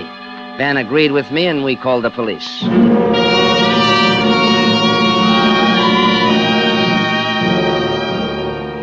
Ah, yes, it all made a perfect situation. The best I'd ever dreamed up. All of Nick Edwards' high-powered lawyers couldn't save him from being sentenced to the chair. Yes, sir, life looked pretty sweet, but there was just one thing wrong. Van's comedy was getting worse and worse. Fred Benton told us we'd have to get better or else. Now, we sat in Van's room sweating out a Benton program that was a day overdue. Van, for the love of Mike, will you pull yourself together? Gus, I can't think. You don't have to think. I gave you the whole situation. All you gotta do is write the gags for it. Gags? Now, look. In the first scene, Fred and Mrs. Mishmash steal a horse. But here's the twist. The horse is blind. You get it? Yeah. Well, come on, then, Gib. You know hundreds of horse gags. Now, just give them a twist and fit the situation. I can't. They just won't come. Look, if we don't get this script in tomorrow, Fred will can us. Now, come on, guy, will you write? I'll write yourself. Then you know I can't write. I'm no good without a gag man. Get yourself another gag man. I'm through. Look. Washed up. You know it won't work, Van. You know that. I've tried it on the QT. I was afraid that someday would break up, but it never worked. With you and me, Van, something happens. We're a great team. Without me, you're just another guy making with words. Without you, I'm just another Joe. Now, don't you see, kid? That's why we gotta stick together. Even if we do hate each other's guts. That's why nobody can't never break us up. Now, come on, guy, write, will you? I can't think of anything. Look, how we got something in the files we haven't used. You had a scene you dictated to Julie. What was that? Huh? That Mrs. Mishmash or something. Fred. Was it Please Don't Laugh at Me or something? I think we made a mistake. No, Van, look, that's a no-good situation. That's dead. Let's get something new here. It's a good situation. No, a very clever situation.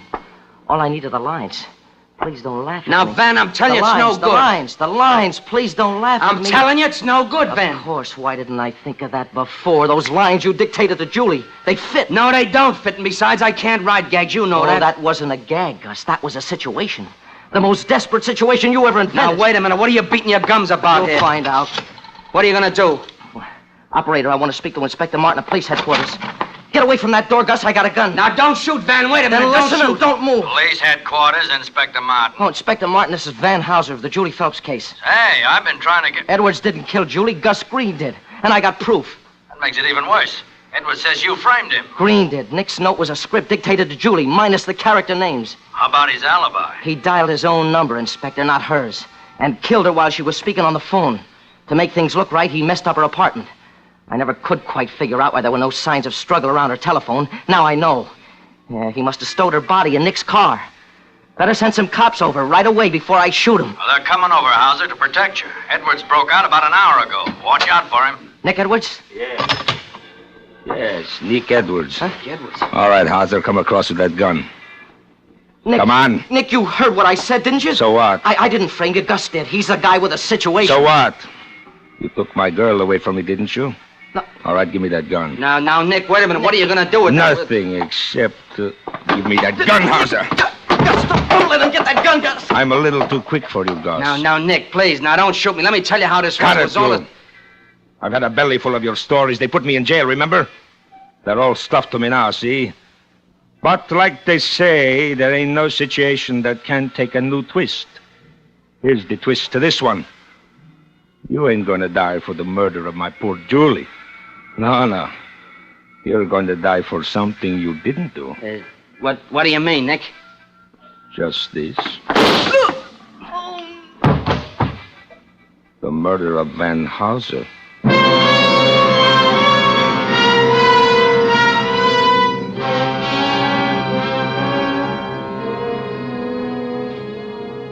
Well, they didn't believe me at the trial. So I'm up for killing my late, unlamented partner. But you know me. I always like a twist. They got Nick for killing Julie.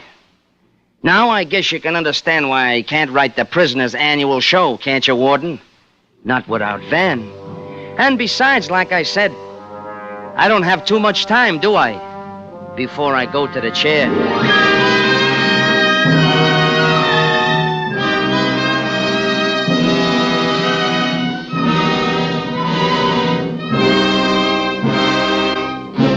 Suspense. The Twist, starring Michael O'Shea, Presented by Roma Wines. That's R-O-M-A. Roma, California Wines. America's largest selling wines. When your family and friends enjoy glorious golden amber Roma Sherry or ruby red Roma Port, you share the rich reward of choicest California grapes, selected and gently pressed at peak taste richness, with ancient skills and winemaking resources unmatched in America. Roma master vintners guide this grape treasure unhurriedly to full taste perfection.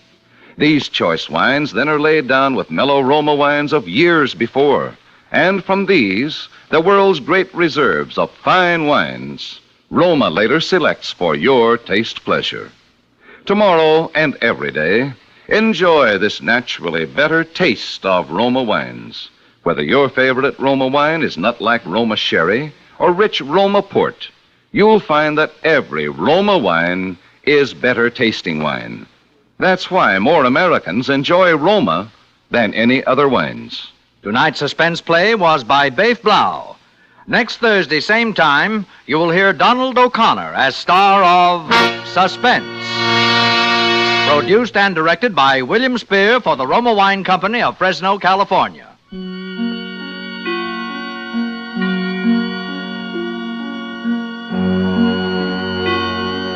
In the coming weeks, Suspense will present such stars as Claire Trevor, Kirk Douglas, and others. Make it a point to listen each Thursday to Suspense, radio's outstanding theater of thrills.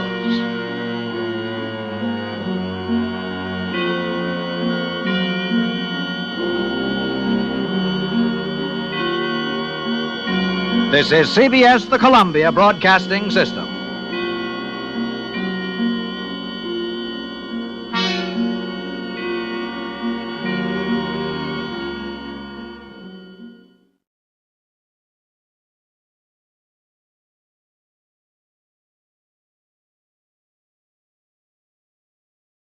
And now, Roma Wines, R-O-M-A, made in California for enjoyment throughout the world. Roma Wines presents Suspense.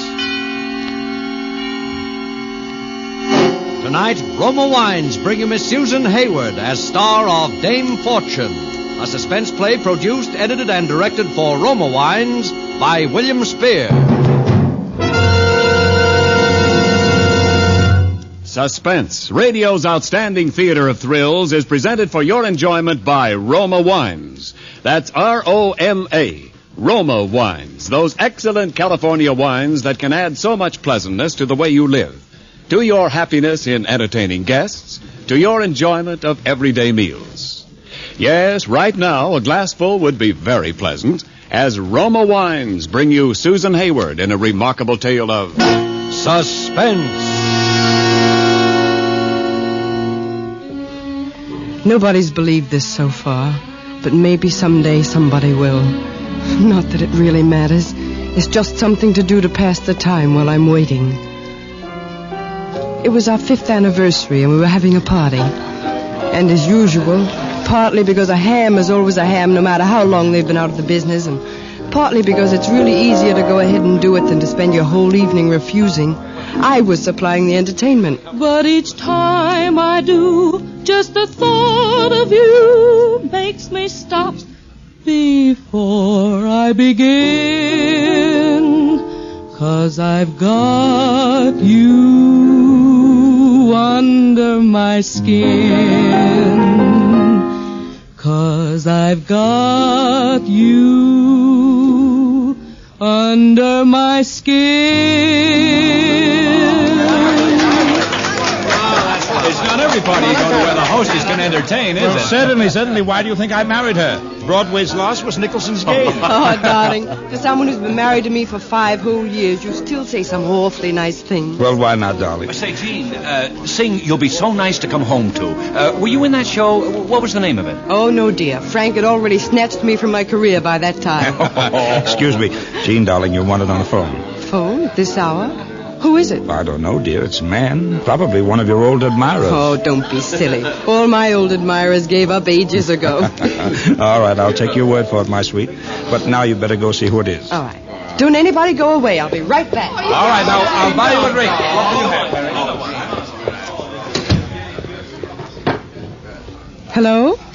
Hello, Jane. Who's this? And perhaps I should say Mrs. Nicholson. You're not Jean Marley anymore, are you? Who is this?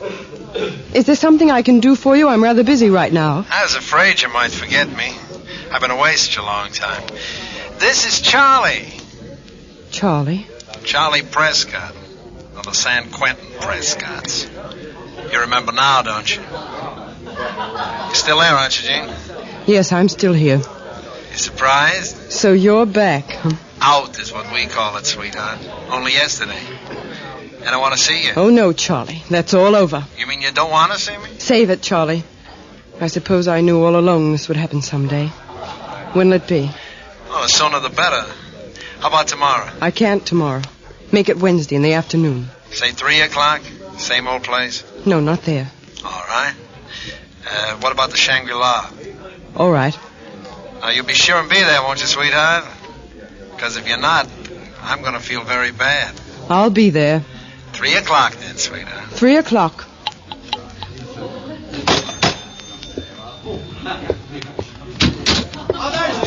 Hey, where have you been? Come on, sing another song. Who was it, darling? Anyone I know? No, just an old friend. Oh, why didn't you ask him over? Oh, he was just passing through town and wanted to say hello, that's all. Well, maybe some other time. Yes, some other time.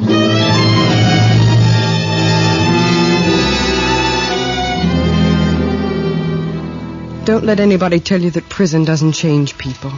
It does. And Charlie'd had 7 years of it. It's not just the prison pallor they always tell you about, or extra dividends and gray hair. It's something else. An expression in the eyes. And more than that, something I didn't figure out until quite a while later. I'll say you're looking great, sweetheart. Let's cut out the compliments, Charlie. You don't mean them, and neither do I. Now, wait a minute, sweetheart. Don't get me wrong. You don't think I'm sore about anything? Like, say, because you're married? You don't think that now, do you? Why should you be? You knew I wasn't going to wait around for you. It was never that serious between us. Ah, that's what I'm saying. Why, I'm tickled pink you married the guy. Particularly since I hear he's really in the dough, huh? But good. The trouble with you blackmailers is... Oh, that's a nasty word, sweetheart. The trouble with you blackmailers is that you think all a woman with a wealthy husband has to do is just run down to the cellar and bring up a basketful anytime she wants to. Well, it's not like that. He spends the money, I don't. No joint bank account? Oh, sure. What do you think happens when all of a sudden $200 or $300 a month just starts disappearing? I wasn't thinking of hundreds, sweetheart. Oh, of course not. And the bigger you think, the harder it gets. Don't you see that? Well, he's got a will, hasn't he? I suppose so. Don't stall, sweetheart. You know he has. You know what's in it. It all goes to you, doesn't it? Yes. I guess it does. You know it does. And you want a cut. I want half. Before taxes are deducted or after? Don't get wise. I did a lot of figuring where I was, and I figured you owed me something, sweetheart. I figured you owed me plenty. Well, you're going to have a long time to wait for it, darling. I'd say about 30 years, because he's healthy as a horse. Who said anything about waiting? You do have big ideas, don't you? You like it? You don't really think I'm going to become a party to the murder of my own husband, do you? Sweetheart, you mustn't use those words. You must have gone a little crazy up there, Charlie. And who said anything about your being a party to it? Oh, you handle it. I just wait. Is that it? Well, I know it's not as big a part of the job as you handled the last time, but that's a general idea. What do you say? What do you think? Sweetheart, did you ever stop to figure out what they'd give you if they found out? I don't know. I do. The same as they give me. Maybe worse. Listen, Charlie. Suppose I told you I love him. You? I wouldn't believe you. I wouldn't believe it if he combined the best features of John D. Rockefeller, Albert Einstein, and Clark Gable. No, I suppose you wouldn't. Well, that's the way it is, sweetheart. That way or the other. Make up your mind. Well, it would have to be an accident. That's okay. It could be an accident. All right, Charlie. You win.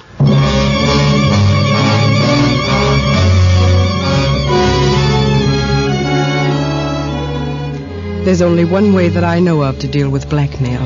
Agree to the terms first and finding out afterwards. And that's how I'd planned to play it. I will confess that the murder of my husband for his estate was a little stiffer price than I'd been prepared for. But by the time I left, I knew how I was going to play that, too.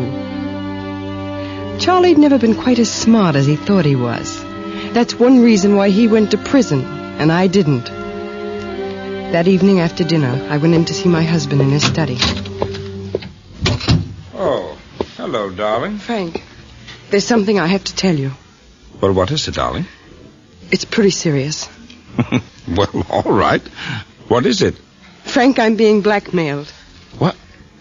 Blackmailed? This is going to hurt you, darling.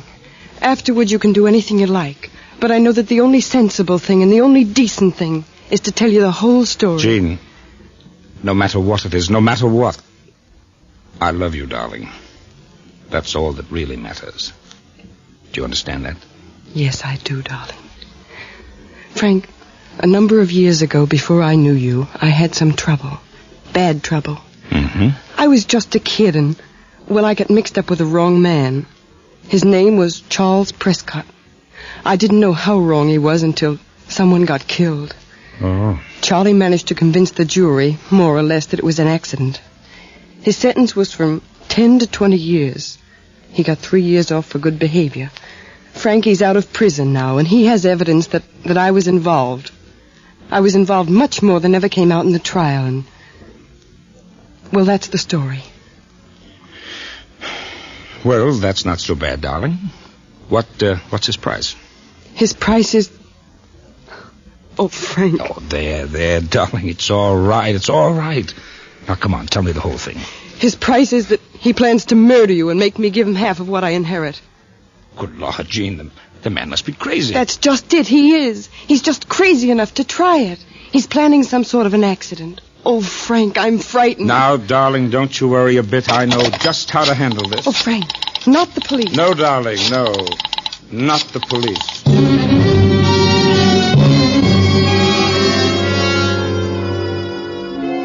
Early the next morning, we were visited by a chunky little man named Sparks from the Continental Detective Agency.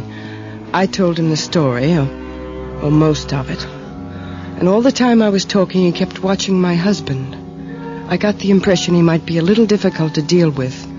As it turned out, I wasn't far wrong. It's a good story, Mr. Nicholson, but it's not right.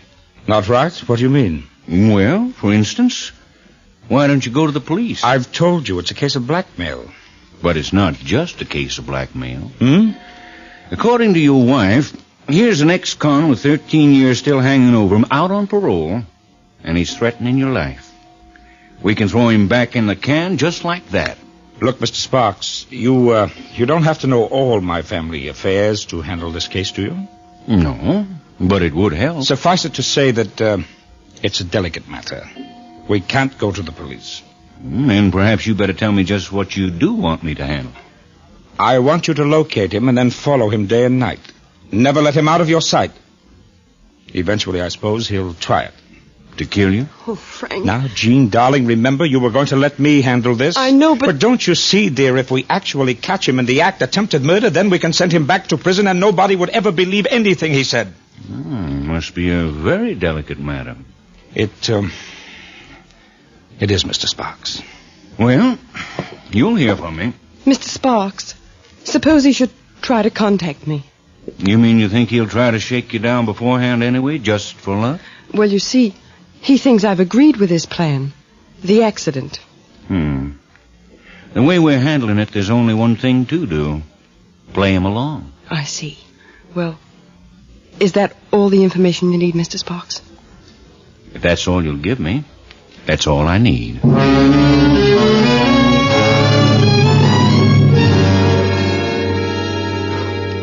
By Friday night, they'd located Charlie. By Monday morning, they knew more about him than his own mother. Frank took the train for San Francisco that night. He wasn't due back until Wednesday morning. Tuesday afternoon, Charlie called me, as I told him to. Hello? Hello, Charlie. Oh, hello, sweetheart. Everything in order? Yes? You get that, what you said you'd get for me? Yes, I got it. I hope you got enough, because, well, what I mean, Well, there's going to be, expenses. Expenses? Yes, I got to make contacts. You know, I don't let anybody else in, but I'm going to need a little outside help on one or two things. Oh, I see. And these things take time. Maybe quite a while. I'm not stalling, you understand, but you can't expect action on a thing like this right away. I think I understand. Maybe 2-3 weeks, even more. It's got to be laid out right, you know what I mean? Mm-hmm. Well, where can I pick it up? The stuff you got for me. You can come out here. Out there? Yes, this evening about 10. There'll be no one here. Listen, I don't think that's so good. You're not afraid, are you, Charlie? No, but... Besides, you ought to see the layout of things. It might give you some angles. Well, yeah, but... You remember what we said? How it had to be done? You mean accident? That's right. Sure. Well, you be here at 10, Charlie. I'll have everything ready for you.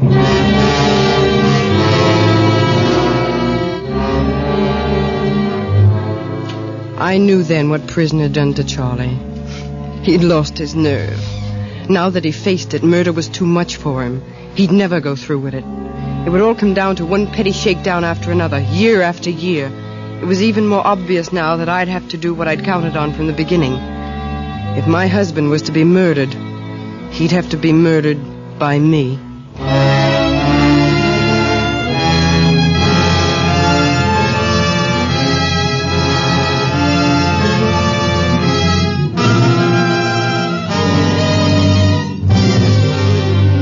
For Suspense, Roma Wines are bringing you Susan Hayward in Dame Fortune by Max Wilk and E.R. Merklin. Roma Wines' presentation tonight in radio's outstanding theater of thrills, Suspense.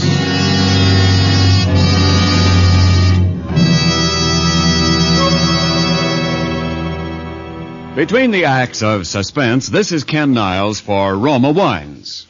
Next Thursday, ghosts and goblins will haunt your street. It's Halloween, a good night for grown-ups to remain safely inside, entertaining a few trusted friends. A good night to serve Roma wine, so delicious with snacks or sandwiches. Yes, Roma wines add friendly companionship to any occasion. And with Roma California Sherry, Port, or Muscatel, you're sure to please every guest because more Americans enjoy Roma than any other wine. The reason? Roma wines taste better.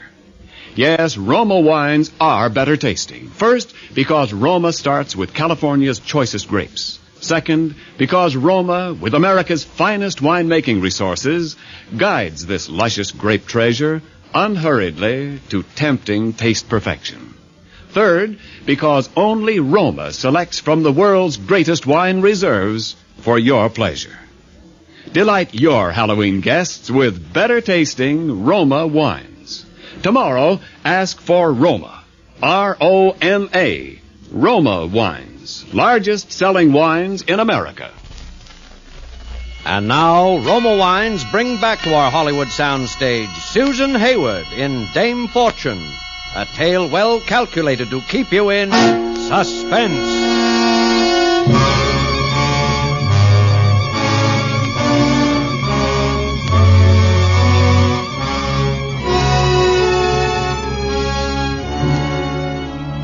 Charlie arrived that evening in a rented car, right on time. As I opened the door to him, I noticed another car just putting out its headlights about a quarter of a mile down the hill from our driveway. That would be Mr. Sparks. Charlie had never seen the house before, and he was impressed, but a little nervous. I took him into the drawing room. Hey, quite a layout you got here, sweetheart. Frank likes to have the best of everything, and he can afford it. Sit down. Well, you know I can't stay but a minute or two. What's the matter with you, Charlie? You seem jumpy. Oh, me? Why should I be jumpy? I don't know. I'll tell you something, though. How's the clock? I have had the funny idea somebody was following me the last couple of days. Who'd want to follow you? That's what I can't figure. I'm clean with the local dicks, and they don't tell you unless they think you're working on a job. Nobody else would want to tell me. Unless I've been double-crossed by somebody. Like you, sweetheart. But if I double-crossed you, you'd see that I was sent to the penitentiary, wouldn't you, Charlie? I would devote my entire time to it, sweetheart. And that's why I wouldn't double-cross you, isn't it, Charlie? Yeah, I guess you're smart enough to see that, all right. You got the dough? Yes, I've got it. How much? $1,000. Well, that's... Oh, I know you'll be around shaking me down for more before you get to business. But that will hold you for a while, won't it? Sure. Well, I better be moving. Where's the dough? I don't have it here. You don't have? No, it's in the car. Frank was home for a while, and I didn't want to bring it into the house. He's inclined to be a little snoopy sometimes. Well, let's get it. You can get it on the way out. It's in the glove compartment. No, wait a minute. I'm not sure I like this. Oh, don't be silly. The car's in the garage and nobody's around. It's chilly and I just don't want to go out, that's all. It's in the Cadillac convertible. Yeah. I guess you're in no spot to pull any fast ones at that, are you, sweetheart? Okay. You'll be hearing from me. Yes, Charlie, I'm sure I will.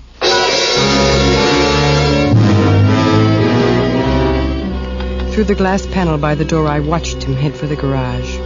Somewhere out there in the darkness, I knew that Mr. Sparks would be watching him, too. Then I buzzed the house phone for Olson, the chauffeur. He lived over the garage. Olson speaking. This is Mrs. Nicholson. I'm sorry to disturb you, Olson, but I happened to glance out of the window just now, and I thought I saw a man prowling around the garage. A man? Yes. Oh, I suppose it's silly, but would you mind looking out your window and see if you notice anything? Sure, Mrs. Nicholson. Say, Mrs. Nicholson, that's right. I seen him. He was running away. You want me to go after him? He was running away? Sure, he's running plenty, but maybe I can catch him. Oh, no, that's all right. If he was running away, I'm sure he won't come back. There's nothing you could take out there anyway. If you want, I'd be glad to. Oh, no. No, that's all right. I'm sorry I bothered you, Olson. Good night. Good night, Mrs. Nicholson.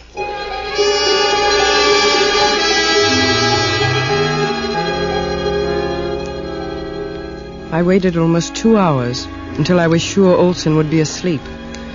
Then I went out to the garage myself. I'd taken a course in automobile mechanics during the war. I hadn't learned much, but I'd learned enough to know what would make a steering knuckle fall apart after about an hour or two of hard driving. And Frank was driving down to San Diego the next morning as soon as he got back from San Francisco. And Frank was a hard driver.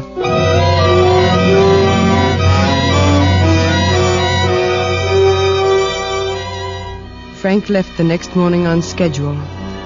I won't say it was pleasant waiting. I paced the living room and the hall for almost an hour, but never more than 10 steps from the telephone. Hello? Gene? This is Charlie. I gotta talk to you. I can't talk to you now. Listen, Gene, I gotta tell you something. I can talk to you now. I began my pacing again. The phone rang 3 more times in the next 15 minutes, but I didn't answer it. Then it stopped. Almost 3 hours went by. I'd begun to be afraid that one of those other calls had been the one I was expecting. And then it rang again. Hello? I'd like to speak to Mrs. Frank Nicholson, please. This is she. Mrs. Nicholson, this is Dr. Whittier of the La Jolla General Hospital. I'm sorry to have to tell you this, Mrs. Nicholson, but there's been an accident. Your husband. My husband? Oh, is he? Well, it's hard to tell just yet, Mrs. Nicholson, but I think you'd better come down here.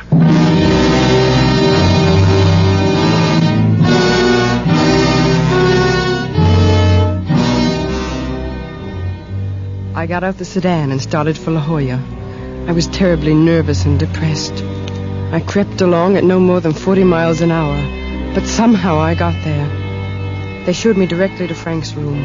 He was all covered with bandages, but he was sitting up in bed. And with him was Mr. Sparks. Hello, Jean. Frank, are you... Not too bad. Oh, darling. A couple of ribs and an arm. They thought I had a fractured skull for a while, but I guess I have a pretty hard head. Well, what happened? Well, something went wrong with the car, Jean. I was going pretty fast. I'm lucky to be alive, I guess. Charles. Prescott. Frank, I saw a man prowling around the garage last night. Olson saw him, too. You think Prescott might have tampered with the car? Oh, Frank, I told you not to go through with this thing. Well, I don't know. What do you think of that theory, Mr. Sparks? Oh, you remember Mr. Sparks, don't you, Jean? Of course. It couldn't have been Prescott, Mr. Nicholson.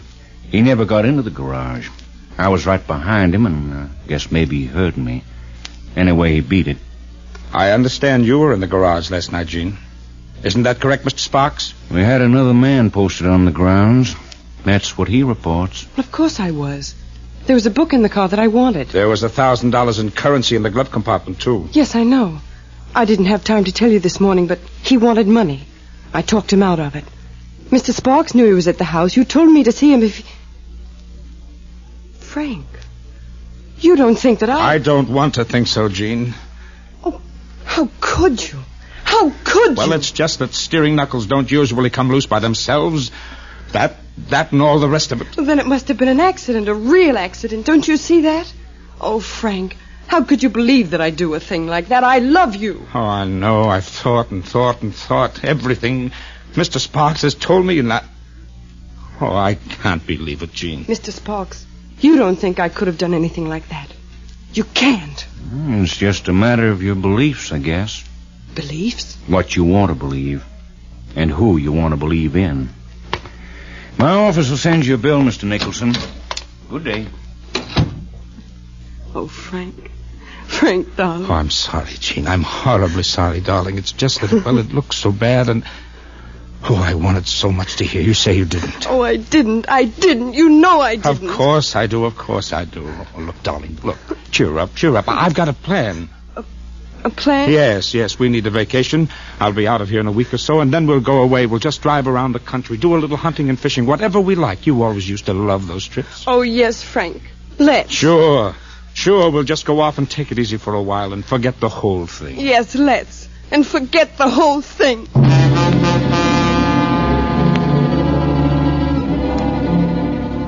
That's what we did. And I almost did forget the whole thing. It seemed like a nightmare that I dreamed a long, long time ago. I couldn't believe that I'd really done what I'd done. And I knew I'd never do it again. As though by mutual consent we never spoke another word about it. But I was at peace for the first time since I could remember. And I knew that even Charlie could be dealt with somehow when we got home. We drove all over the state for almost 3 weeks. And on the way back, we stopped over at a little lake in the Sierras. One day we rode across it and had a picnic lunch on the other side. Oh, it was beautiful and so peaceful. There wasn't another soul around for miles. Frank still had the cast on his left arm. It made him a little clumsy. Getting back into the boat again, he stumbled over the shotgun, tilted up against the seat. I knew he was dead even before I got to him.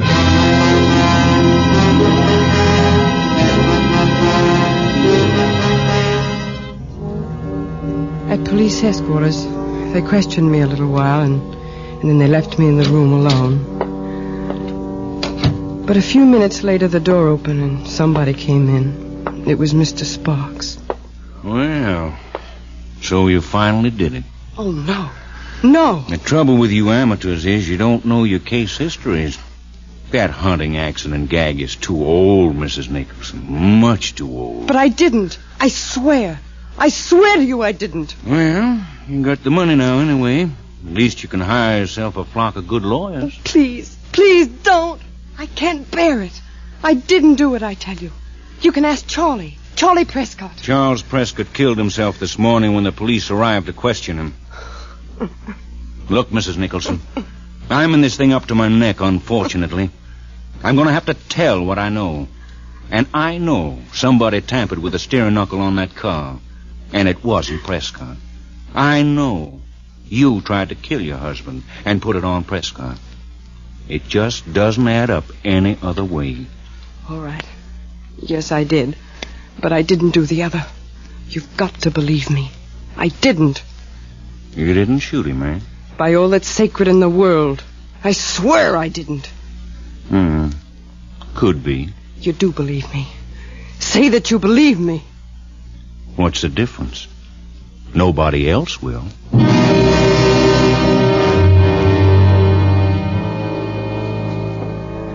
That's all.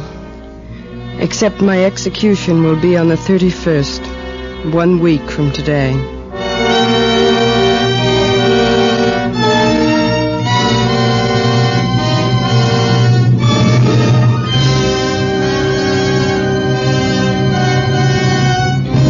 Suspense. Presented by Roma Wines, ROMA, made in California for enjoyment throughout the world. And now this is Ken Niles returning for the curtain call with the lovely star of tonight's suspense play, Miss Susan Hayward. Susan, we think you were wonderful. Well, it was a wonderful part, Ken. For your grand performance, Susan, here's a gift basket of Roma wines with Roma's compliments. Well, thank you very much. Ken, will you grant me one tiny little favor? Why, certainly. Just name it. I'm simply fascinated by the way your narrator says suspense. Ask him to say it again, huh? Just for me. For you, Susan, he'd probably say it in Technicolor. Joan? Suspense. And, Susan, you needn't be in suspense about what to serve when friends drop in. For the Roma California Sherry in your gift basket is the favorite of millions for afternoon or evening entertaining. And Roma Sherry is the perfect first call for dinner. Roma Sherry. I'll remember, Ken. And when you serve Roma Sherry, Susan, your guests will remember its finer taste. For to make Roma Sherry better tasting, Roma vintners select California's choicest grapes. Then, with America's finest wine-making resources, Roma guides this grape treasure to tempting taste richness. Later, Roma selects from this world's greatest reserve of fine wines for your pleasure. No wonder more Americans enjoy Roma than any other wine. That's a real recommendation, Ken. And now tell me who's on Suspense next week. Well, next week it's Brian Donlevy in a suspense play about a man upon whom a freak of nature confers a terrifying attribute. He is a human lie detector. Mm-hmm. It's impossible for him to hear a falsehood without instantly knowing it and revealing the deception. Well, terrifying is right. I'll certainly be listening. And that's no lie. Well, thanks, Susan. And we're looking forward to seeing you in the Walter Wanger production, Smash Up. Thanks, Ken. Good night, everybody. Next Thursday, same time, you will hear Mr. Brian Donlevy as star of Suspense. Produced and directed by William Spear for the Roma Wine Company of Fresno, California. This is CBS, the Columbia Broadcasting System.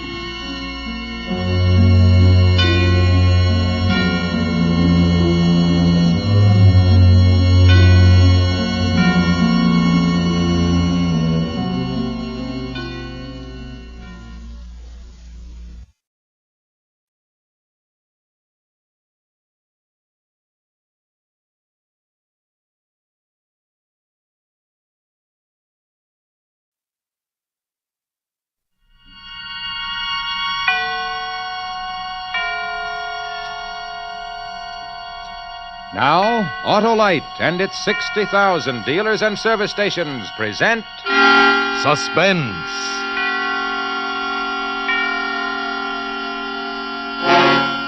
Tonight, Autolite brings you Van Heflin in Cornell Woolrich's famous 3 o'clock, a suspense play produced and directed by Anton M. Leader. Friends, get in step. Give your car a rep for pep. Replace those narrow gap spark plugs with wide gap Autolite resistor spark plugs. Your car will idle smoother, smooth as silk and satin. Give you tip-top power and performance on leaner gas mixtures. Actually save gas dollars. That's right, actually save gas dollars. Autolite regular type spark plugs have long been standard factory equipment on many leading makes of cars and trucks. And now 6 of these leading makers of cars and trucks have switched to Autolite resistor-type spark plugs for factory installation on their new 1949 models. The new Autolite resistor spark plugs are the spark plugs of today and the future. Remember, you're right with Autolite. And now, Autolite presents Van Heflin in a tale well calculated to keep you in suspense. Francie signed her own death warrant. She signed her own death warrant, didn't she? You're a good husband to her, and yet she's two-timing you with another man, isn't she? And you made up your mind weeks ago to kill her, didn't you? Well, now at the last second, what are you waiting for? You've got everything down here you need to do the job. That box near the wall filled with explosive, 2 copper wires already capped. This alarm clock, what's holding you back? Memories of your honeymoon? She's two-timing you with another man. Weigh that in your hand. All right, then, get to work. First, set the alarm. When she gets back from shopping around 2:30, you better set it for 3 o'clock. Good. Now then, wind it up. Now then put the cap end of the wires into the little holes you drilled in the box. Oh, no, wait. That explosive's kind of tricky, temperamental. Don't touch that box any more than you have to. First, attach the wire to the alarm clock. I wonder why more people haven't thought of this. Probably wouldn't know how to go about it if they did. There. Now the cap end of the wires into the box. Careful now, careful. There it is. Check it over now. You don't want any slip-ups.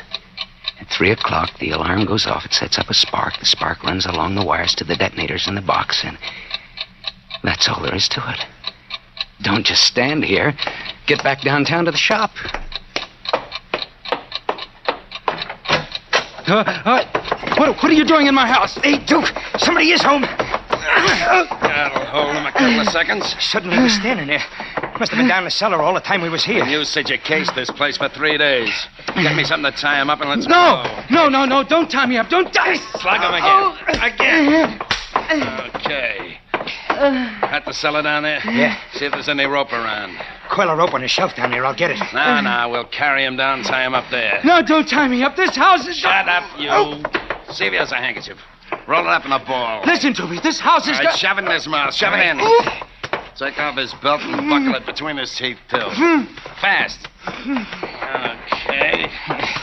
What's he putting up such a fight about? This place is a lemon, nothing in it. Take his legs. Okay. I did my last stretch just on account of leaving a guy in the open where he could put a squad car in my tail too quick. Okay, dump him here. Now, give me that rope. I'll hold him. What's he putting up such a fight about? Look, mister, we ain't gonna hurt you. Just leave you here in the cellar. He still ain't convinced. I can't figure him. Okay, that does it. All right, I'll tie him to this pipe. Otherwise, somebody's liable to come home right after we leave and hear him thrashing around. These houses are like matchboxes. I wonder what he's trying to say. Don't leave me tied up down here. I won't call the cops, I swear it. This place is gonna blow up, don't you understand? Explode. This house is gonna explode. Who cares what he's trying to say? Let's go. We'll pull another job tonight. Right. This time I'll do the picking. Well, it looked like a good setup, standing way off like it is. Hey, mister, will you relax? You'll never get out of them nuts. Hey, what's he so bug-eyed about? What is it, mister? This alarm clock over here? What do you care what time it is? You ain't going anyplace. Hey, should we take the clock, Duke? Nah, couldn't raise a buffalo nickel on it. Ordered it, Sue. Let's go. We got work to do. Right. Come back. Don't leave me here. This house explodes at 3 o'clock. Listen to me. It blows up in an hour and a quarter. Come back. Come. All set? Let's take the back way.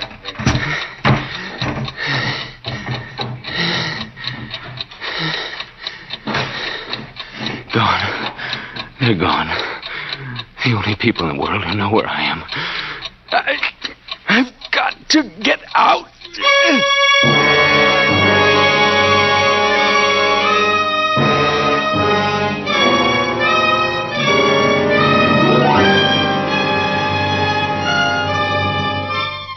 For Suspense, Autolite is bringing you Van Heflin in radio's outstanding theater of thrills, Suspense.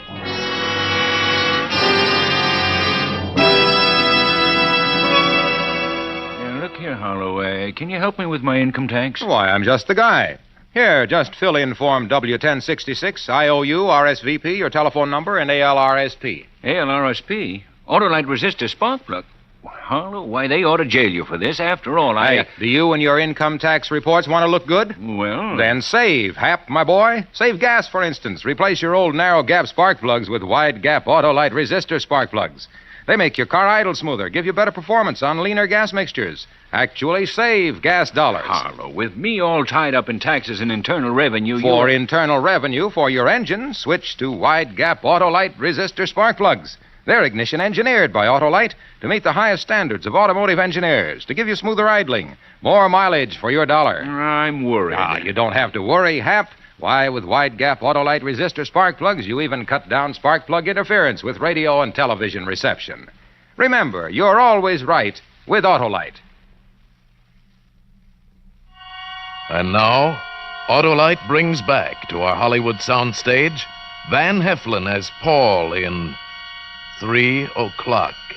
A tale well calculated to keep you in suspense. I can't get out. Nobody knows I'm here. 56, 57, 58, 59. 12 minutes to 2. It goes so fast. That second hand goes so fast. 5, 6, 7. Less than 72 minutes. Help me. Somebody help me. Help me. Help me.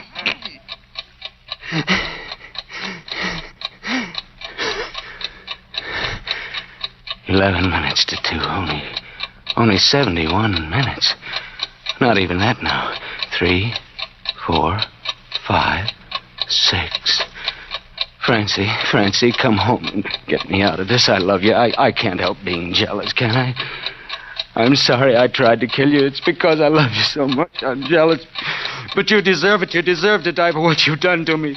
Can't you imagine how I felt that day last month when I came home? That you, Paul? Paul, you're home so early. Are you sick? Another one of your headaches? Oh, I feel fine, honest. Why are you home so early? Well, I don't know. I just got lonely for you, and I said to myself, well, you're the boss, old boy. It's your watch repair shop. Now, if you want to close ahead of time, who's to say no? Come on, hold still a second. Your lipstick is smeary. It is? Well, I was lying down. I guess Well, it's all right. Now, come on, pucker up. Well, you smeared again. Well, I'll fix it. As long as you're home early, why don't you rest a while? The morning paper's still in the den. I guess I will at that. I had a heavy lunch, pot roast and potatoes and apple pie. And what'd you do today, honey? Oh, the usual. Cleaned the house, went marketing. Wish we could afford a car. I mean, isolated the way we are, walking. I sat down on the couch, and there it was in the ashtray on the end table. A cigar butt, still moist on one end, still warm on the other. Any, visitors today? What'd you say? I said any visitors today. No. None. Not even a peddler. You're a liar, Francie. You lied to me that time. 42, 43, 44, 45. No clock has ever gone this fast. Of all the thousands I've looked at and set right in my shop, not one has ever gone so fast. Its quarter hours go around like minutes, and its minutes like seconds. 3 minutes to 2. That's cheating me. It's not keeping the right time. That second hand's whirling like a pinwheel. Make it stop, somebody. When the clock says 3, the house explodes. Make it... Oh, somebody's at the door. Come in, please. Please come in and find me and let me out of here. Please. Gas company. Gas company. The one call in all the day's routine from the earliest morning till latest night that can possibly bring anyone down here to the cellar. Anybody home in there? Gas company. Anybody home? I am. I'm down here. Don't wait for somebody to answer the door. It's not locked. Come in. Please. He's gone. No. He's coming around to the back. Why don't we... What? I said, why don't we go in and read the meter anyway? Even if nobody's home. Yes. Company policy. We never go in to read a meter unless somebody's home. I'm sure they're never home when you want them to be. But I am home. I am. I'm right down here. Look, I can see your legs through the window. All you have to do is to bend down and look in, and you'll see me. No, don't go away. Stay. Look, I'll kill you if you go, so help me, I'll kill you. No, I didn't mean that. Please stay.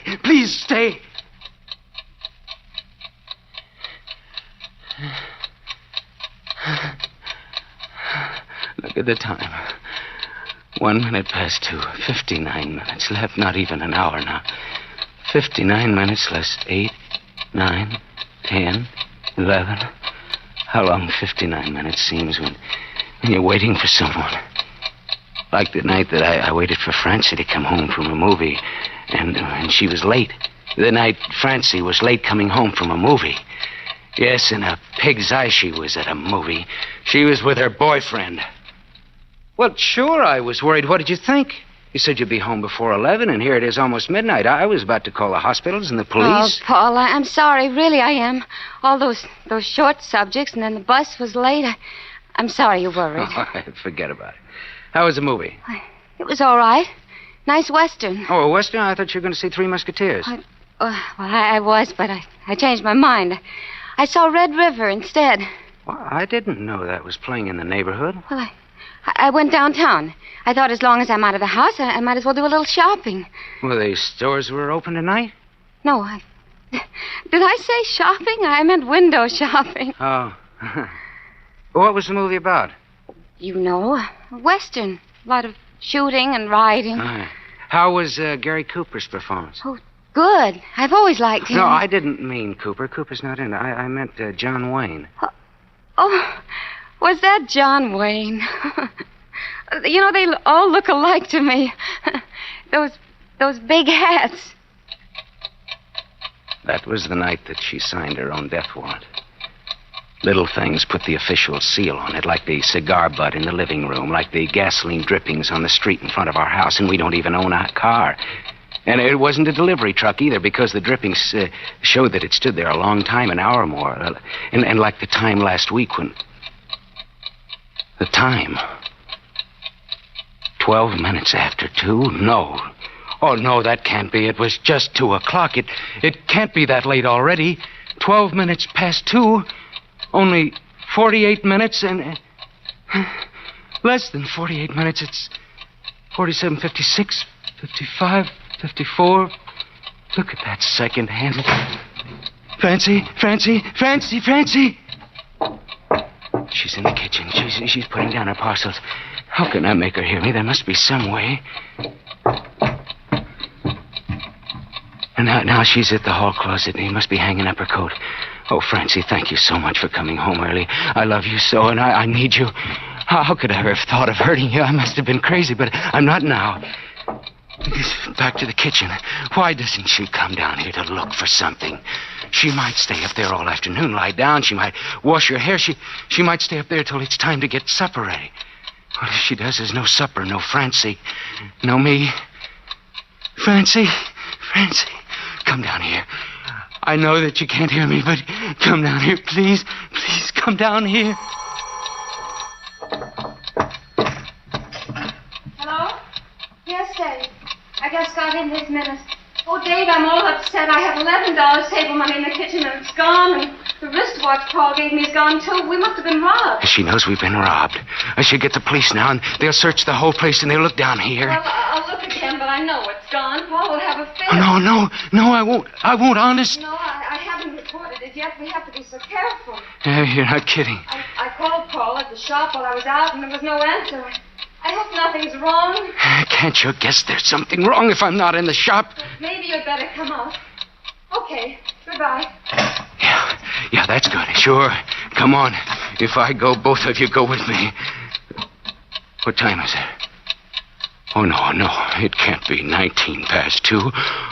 Only 41 minutes left. 33, 34, 35, 36. Tick-tock, tick-tock. Oh, there I go. Stop it, and think fast. Think like you did last week when you came home and she threw her arms around you and hugged you and, well, that little liar. Hi, Paulie. Hello. No kiss? Yeah, sure, why not? Oh, what's the matter? Hard day? So hard you can't even force a smile? I'll make you smile. I'll make you laugh. Kissy, coo. Come on, smile. Stop tickling. Hey, will you? Cut it out. What's it? This in your pocket? Francie, don't. A present for me? Yeah, I said don't. Give me that. All right. You don't have to grab. What is it? Well, it's fertilizer. That's what it is. Fertilizer? Yeah, a sample package. I figured maybe we'd start a little garden in the back. A few flowers, maybe. Oh, well, that's a nice idea. That's just what I'll do. Yeah, well, I'll keep it down in the cellar. The fella gave it to me, said that it should be kept in a cool, dry place. I'll buy the seed just as soon as you make up your mind what you want. Fertilizer. She never even suspected that it was an explosive. I brought other things home last week, too. Every day something else. some more sample packages of fertilizer, which I carefully packed into a soap box that I had in the cellar, and copper wire and dry cell batteries, and this clock. And she never suspected a thing. She was so flustered trying to cover up the fact that she had a caller that I could have brought in a grandfather's clock under my arm, she probably wouldn't even have noticed it. Oh, but, Francie, that doesn't matter now. If you'll just come on downstairs. He's here. Her boyfriend's here. Hello, Dave. Well, did it turn up yet? No, and I haven't heard anything from Paul either. The police will think I did it, I suppose. Well, don't say things like that. Come on into the kitchen. Coffee's ready. What are they going to do? Just sit there? Don't they know that it's 28 minutes to 3? Only minutes left now. Minutes, not even a full half hour anymore. Don't you think we ought to tell Paul about us? I don't know. How'll he take it? Paul isn't narrow-minded. Well, we can't keep on like this. It's better to go to him ourselves and tell him about you than wait till he finds out. He's liable to think something else entirely. What's she talking about? I know he didn't believe me that night when I helped you find the furnished room and told him I'd been to a movie. I'm so nervous and upset all the time. I feel as guilty as if I were one of those disloyal wives or something. Oh, didn't you ever tell him about me at all? I told him you'd been in one or two little scrapes, but I let him think I'd lost track of you and I didn't know where you were anymore. Well, that was her brother she said that about. I'm gumming things up for you all right. An escaped convict for a brother. Oh, Francie, I didn't know. Why didn't you tell me it was your brother? Why didn't you tell me? Let's go downtown and talk it over with No, stay here. Don't go downtown. Stay here. You shouldn't be seen with me. You would get into trouble yourself. Telephone Paul to come here instead. Yes, stay here with me. Please, stay. I'm not afraid. What can I do? What can I do? This pipe leads upstairs. Hit it with something. With what, though? What? My head. What was that? What? I didn't hear anything. I thought I heard a noise in the cellar. Yes, you did. It's me. It's me. Want me to take a look? Yes. No, I guess I was wrong. Let's go, Dave. Francie! Come down here and look. Only 22 minutes left. Francie!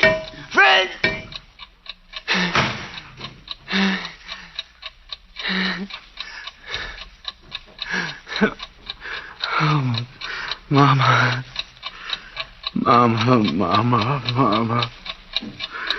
It's gained another minute. Help me, Mama. Help me, Mama. Help me, Mama. Be careful what you're doing, Bobby. What? Oh, that's a kid bouncing his ball against the house. Yeah, it's a little kid. Bobby, come away from that cell. Oh, no, let him stay. Stay there, Bobby. Don't move. Did you hear what I said, Bobby? Bobby, just turn your head this way and you'll see me. A little more, Bobby. That's it. He's looking right at me, but he doesn't see me. Don't you see me turning my head from side to side, back and forth, back. He sees me. Bobby, what are you doing? Mommy, look. Does he understand what he sees? Oh, if he were only just a few years older, a child of 7 or 8 could understand that. Bobby, are you coming? I'm waiting. Stay where you are, Bobby. Make her come to you. Did you hear what I said? When I call you, I want you to come to me. Mommy, look! Funny man! Why, Mommy can't peek into strange people's houses. Come on, dear. Funny man, tied up. Yes. Well, say goodbye to the funny man tied up. Bye-bye, funny man tied up. Bye-bye, funny man tied up.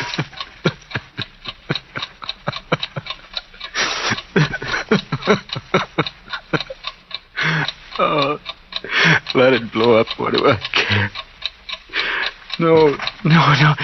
How much time is left? 10 minutes? Well, someone could come down here now, or even 6 minutes from now, or 7, and I could still escape. 42, 43, 44. The clock's beginning to look like people, like Mama. Oh, my head hurts. Mama, I'm sorry for what I've done. Paul's sorry. He won't do it again, honest. Just let him go this time and not punish him. He's learned his lesson. He'll never do it again. Poor Paul. Poor Paul. Oh, that must be Francie. It must have found the shop closed, trying to find out if I came back here while she was gone. When no one answers, will that tell her that something's wrong? Why should she think I'm stretched out down here in the cellar if I don't answer the phone?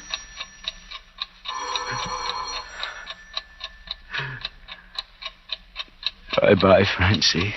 Bye-bye. Bye-bye. Tick-tock. Bye-bye. Tick-tock. 7 minutes to 3. In 7 minutes, the alarm goes off. 7 minutes to 3. The alarm rings for me. That's a poem, Francie. It's a funny poem. 7. Please let time stand still. 7. Now it's 6. What a precious number, 6. So round, so comfortable. Let it be 6 forever, not 5 or 4, but 6 for all eternity. Let time stand still at 6. Oh, that's 5. 5. 5. 5. 5. 5. 5. 5. 5. 5. 4. 4. Bye-bye, 5. Paulie says bye-bye, 5. Good morning, Paulie, dear. Good morning. Wake up, sleepyhead. Wake up. Do you know what time it is? No. What time is it? Take your head out from under the pillow and see for yourself. All right. It's exactly 1 minute to 3. 1 minute to 3. Oh, I was dreaming. 1 minute to 3, not even a minute. Barely 50 seconds. 50 seconds to go. 50 seconds to live. Help me, Mama. Help me. Francie, Paulie needs help. He dies in 40 seconds. 39, 38, 37. He's not a bad little boy. He always means well, so help him. Help, little Paul. Mama, where are you? Quick, I haven't got much time. I have 20 seconds. 19, 18, 17, 16, 15, 14, 13, 12, 11, 10, 9, 8, 7, 6, 5, 4, 3, 2, 1.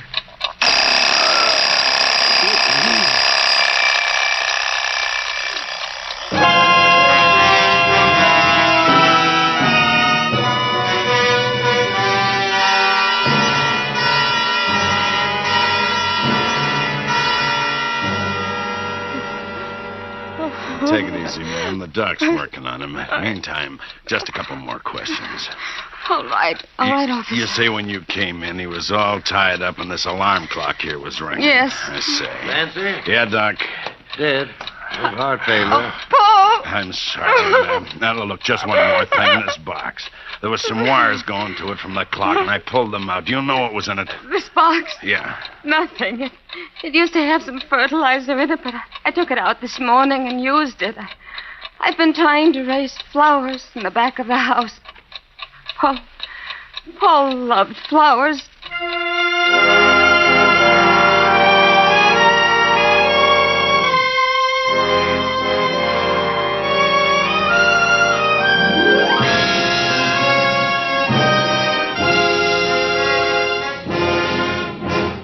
Thank you, Van Heflin, for a splendid performance. Hello, about my income tax report. Oh, forget it, Hap, and be happy. Ask for those mighty marvels, those gas and money savers, those ignition-engineered Autolite resistor spark plugs.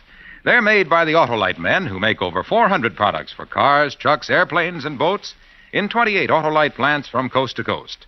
Autolite also makes complete electrical systems for many makes of America's finest cars. Batteries, spark plugs, generators, starting motors, coils, distributors. All ignition engineered to fit together perfectly, work together perfectly, because they're a perfect team.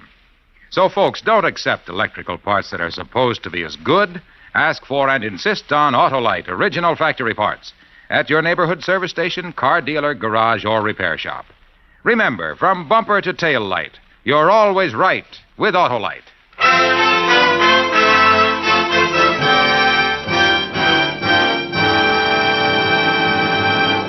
And now, here again is Van Heflin. First, I'd like to say that it's always great fun and a lot of work to appear on Suspense. And second, come on out here, Tony. That's right, come on out. Ladies and gentlemen, Radio Mirror magazine has asked me to call Tony Leader, the producer-director of Suspense, down out of his glass cage up there for a very special reason. What's it all about, Van? Tony, I'd like you to meet Miss Ann Daggett, Western editor of Radio Mirror magazine. How do you do? How do you do, Mr. Leader? As a Suspense fan of long standing, I am very happy to have the privilege of presenting to you this scroll. It is in recognition of the fact that Suspense has been chosen radio's outstanding mystery show by Radio Mirror magazine, which will be on the newsstands tomorrow. Well, that's wonderful. And on behalf of our writers and our actors and musicians, Lud Gluskin in particular, and technicians without whom Suspense couldn't even begin to suspend you, I want to say thank you very much. Well, my congratulations, too, Tony, and I'll be tuned in next week to hear Gregory Peck in Murder Through the Looking Glass, another gripping study in Suspense. Van Heflin appeared by arrangement with Metro-Goldwyn-Mayer, producers of the Technicolor picture Little Women, starring June Allison, Peter Lawford, Margaret O'Brien, and Elizabeth Taylor. Tonight's Suspense play was written by Cornell Woolrich and adapted by Walter Newman. Music was composed by Lucien Morawek and conducted by Lud Gluskin. The entire production was under the direction of Anton M. Leader. Remember, next Thursday, hear Gregory Peck in Murder Through the Looking Glass. You can buy Autolite electrical parts, Autolite resistor spark plugs, Autolite stay-full batteries at your neighborhood Autolite dealer. Switch to Autolite. Good night. Here's great news. Suspense on television may be seen in many parts of the country every Tuesday night. This is CBS, the Columbia Broadcasting System.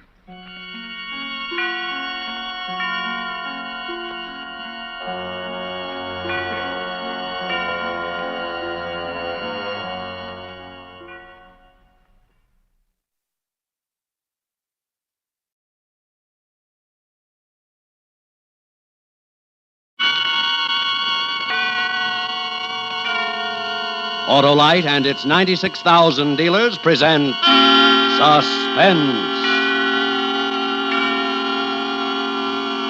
Tonight, Autolite brings you Too Hot to Live, a suspense play starring Mr. Richard Widmark.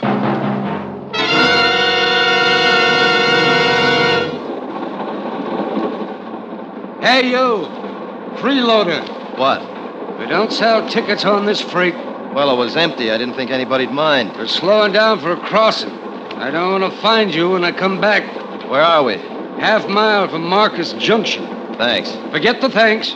Just beat it before somebody inquisitive starts asking questions. Yeah, don't they always? The train rolls by, slowing, and the crossing bell warns that death is here. I don't recognize it, though. I walk toward Marcus Junction, toward death. In just a moment, Mr. Richard Widmark in the first act of Too Hot to Live. Well, Hap, how are the hobgoblins? Well, Halloween isn't here yet, Harlow. Soon will be, and that means the time has come to have your car made ready for the cold driving days ahead. And your friendly Autolite spark plug dealer is the man to see. And what'll he do, Harlow? Why, your Autolite spark plug dealer will winterize your car, put in antifreeze, change the oil and grease. And check the spark plugs, too. Thanks, Johnny Plug Check, for a worry-saving reminder. Because spark plugs are the very heart of your car's ignition system. These are better than ever. You mean spark plugs need winterizing, too? They sure do, Hap. And that's why it pays to have your Autolite spark plug dealer replace worn-out spark plugs with world-famous ignition-engineered Autolite spark plugs. Autolite spark plugs, you know, are ignition-engineered to operate as a perfect team with your car's ignition system. And that's why you can't buy better spark plugs for your car than Autolite. So, folks, see your friendly Autolite spark plug dealer. And remember, you're always right with Autolite. And now, with Too Hot to Live and the performance of Mr. Richard Widmark, Autolite hopes once again to keep you in suspense.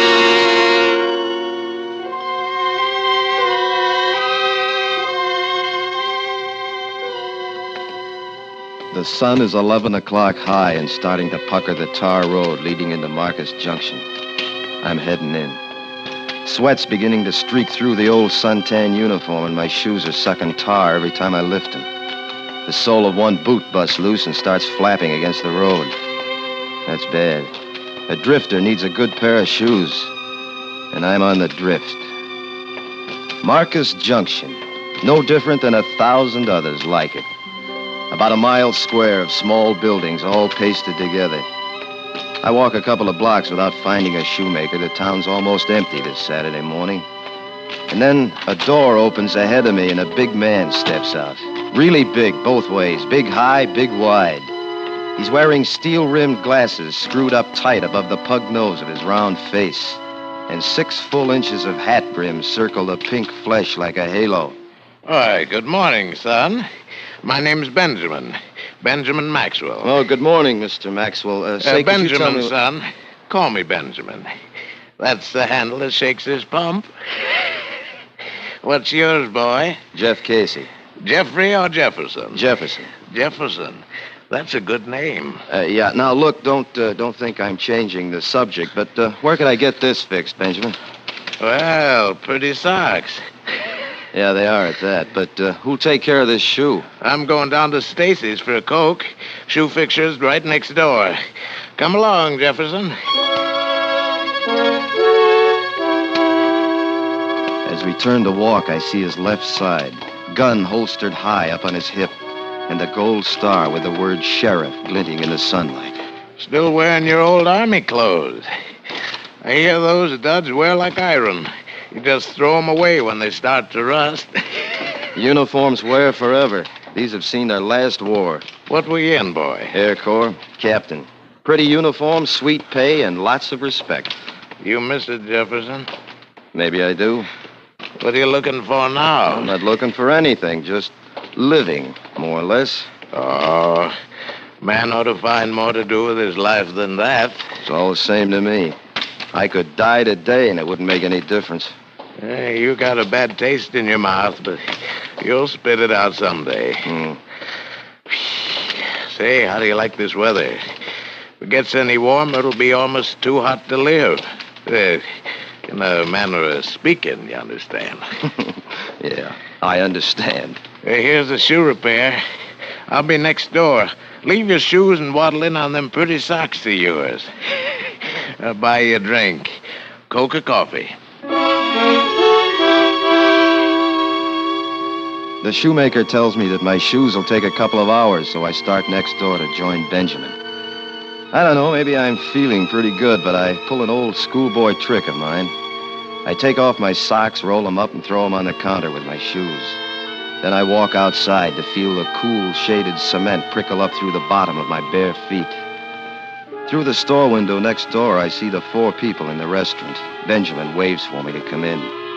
Inside the entrance, a blonde waitress is arguing with a tall sliver of a man who's showing about 3 inches of wrist and shin bone below the edges of his clothes. The squat, moon-faced grill man has his pop eyes focused intently on the argument.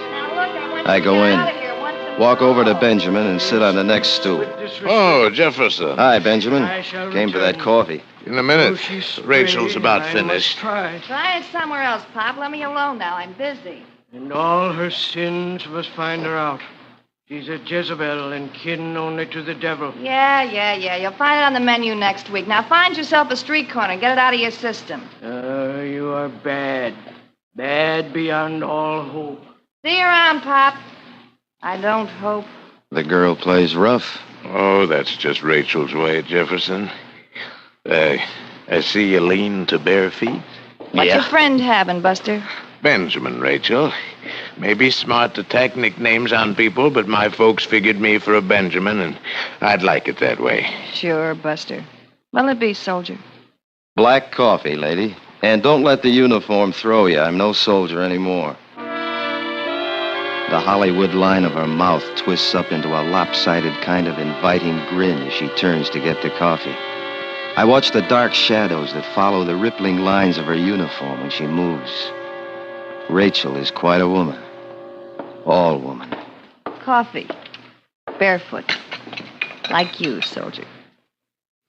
Your friend's real pretty, Buster. You think everybody's pretty. He's a doll. You be around long, soldier? Long enough to get my shoes fixed, Rachel.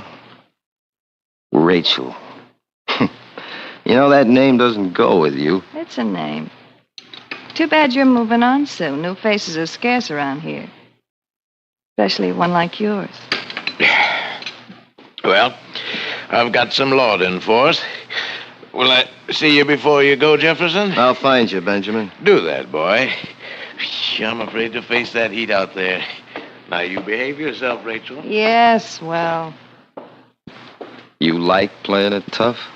Under it all beats a heart of gold. Mm-hmm. Tell me what it's like in the world outside, soldier. Hey, Rachel, why don't you put up some more coffee? Tend to your bacon, lover. I got company. Your boyfriend? Lover boy there? No, that's Kenny. He's keeping company with a hot grill. You oughtn't to talk about me like that, Rachel. Not very nice. Well, then don't bother me while I'm with my friends. Hey, soldier, I'm off about now. Let you and me go out to carnival for a couple hours, huh? Hey, you. You let her alone. Don't you go with her. You hear? Yeah, I hear, Kenny. Well, I'd like to, Rachel, but how do I go barefoot?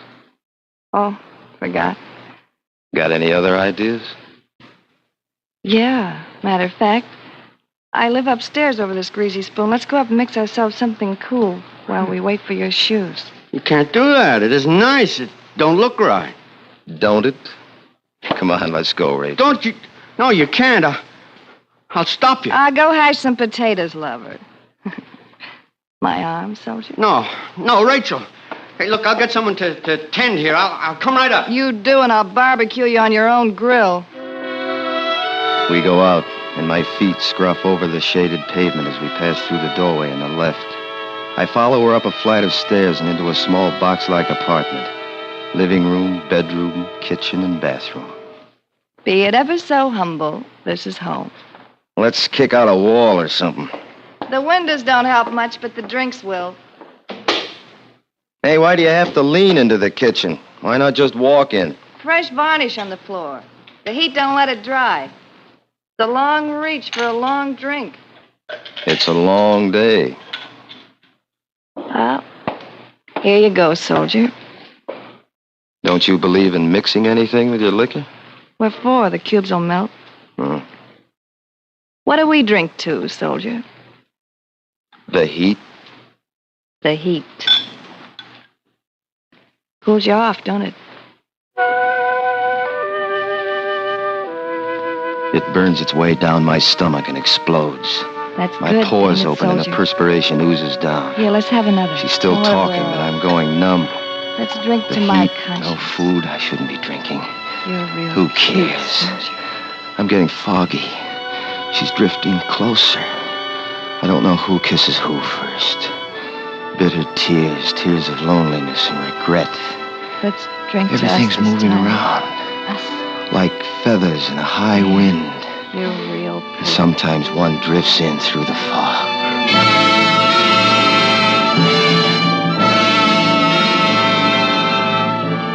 We're drinking. How many? I don't know. Another drink. Breathing, sucking down scorching air, hot, damp waves of heat. Clumsy soldier. Here's another glass. Can smell perfume, cheap like tin earrings. How? Black rolling in, black velvet. And the shimmering heat, wavering like plucking a taut string.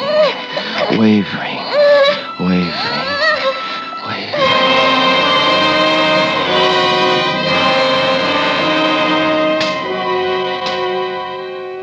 There's a steady sound, sharp, smart little cracks. I tear my eyelids apart and a flash of ceiling whirls by. A purple-red mass is coming toward my face, and when it hits, there's a sound in the ceiling moving the other way. Laugh this off. Laugh now, why don't you? A frozen kind of pain is seeping through to my brain, and I can make out a voice now. Then laugh. I want to hear you laugh. I get my hand up to my face, and I wipe my eyes. Come on, wake my up. hand comes away You wet, hear me? sticky and red. The ugly purple mask comes. Awake now? Swell. I got something for you. Let me alone. There, in the corner of the kitchen. See how she's lying there? Take your hands off me! That's how I found her. You beside her, your filthy hands still tied around her throat. What's the matter with my hands? They're sticky. Wet. That's varnish and blood, your blood. See that knife in her hand? She cut you trying to stop you. You killed her. You killed Rachel.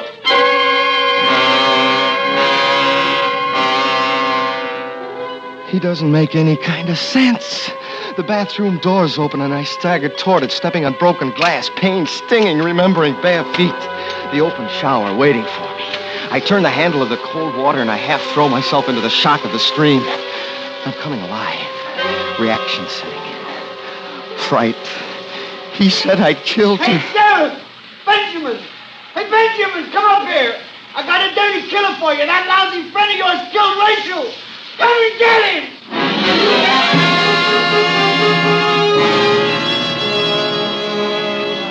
Kenny shouting out the window in the other room to Benjamin. I gotta get away. I gotta think. What happened? What? I get through the bathroom window out into the glare of the sun. My feet hit the scalding tar of the marquee. I scramble across it, drop to the street.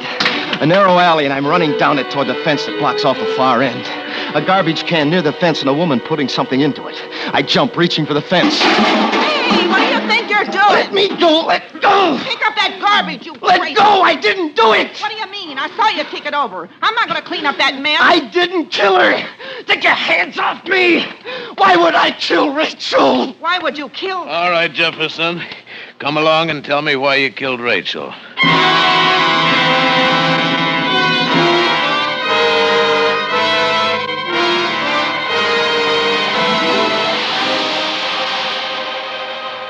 Autolite is bringing you Mr. Richard Widmark in Too Hot to Live. Tonight's production in radio's outstanding theater of thrills, Suspense.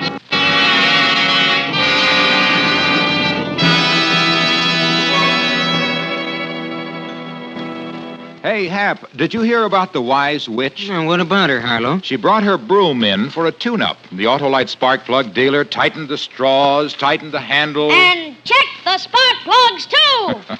He would have if that broom had them, Johnny Plug Check. Spark plugs are the heart of a car's ignition system. One of the keys to efficient engine operation. And did the witch understand, Harlow? Why, sure, Hap. Being a sage sorceress, she knew all about ignition-engineered Autolite spark plugs, the spark plugs that are world famous for quality and dependability.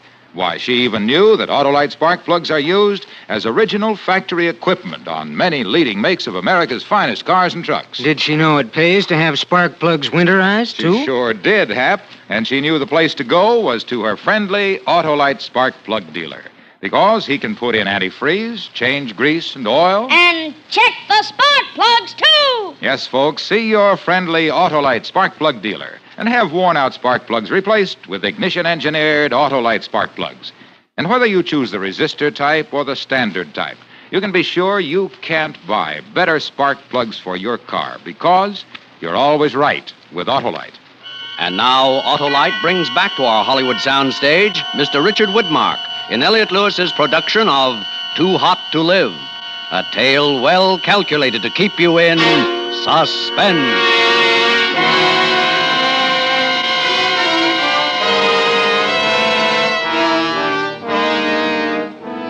Benjamin is leading me out into the sweltering street again.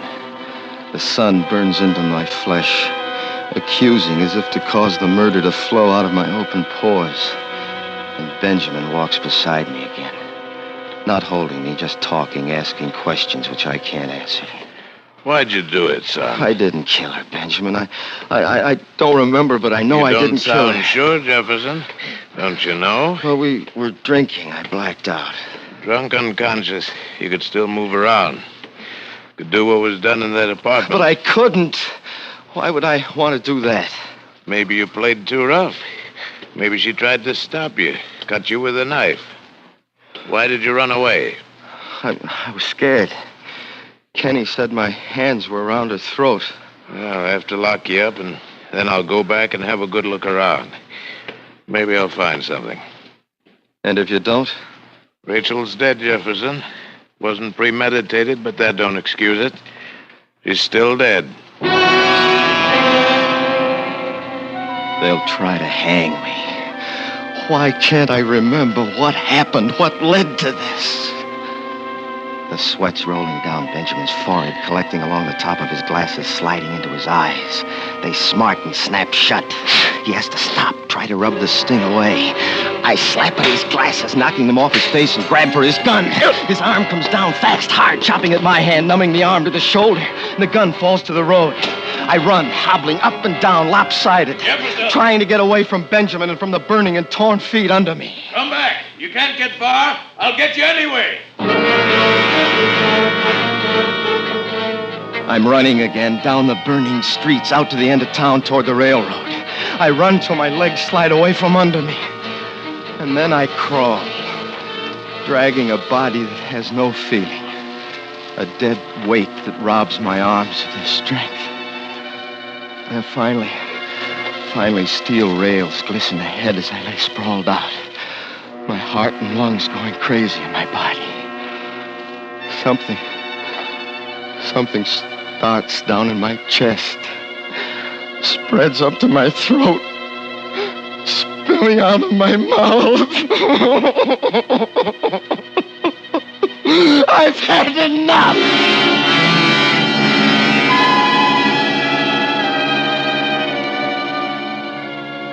An hour's passed. The sun is moving away toward the west. No trains have passed, but it's all right. I know what I have to do now. Find Kenny. And one way or another, force him to tell the truth. For he must be lying.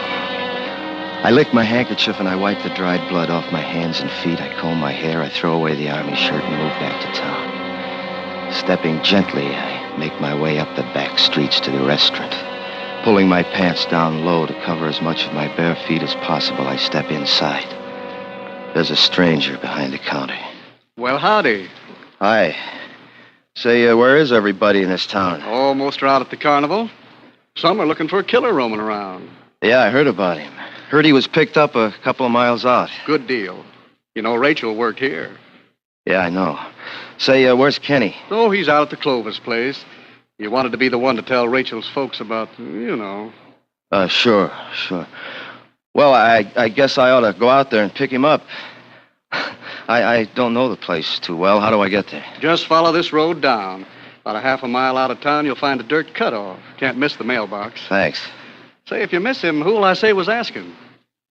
Just tell him his cousin Jim was here. Well, pleased to have met...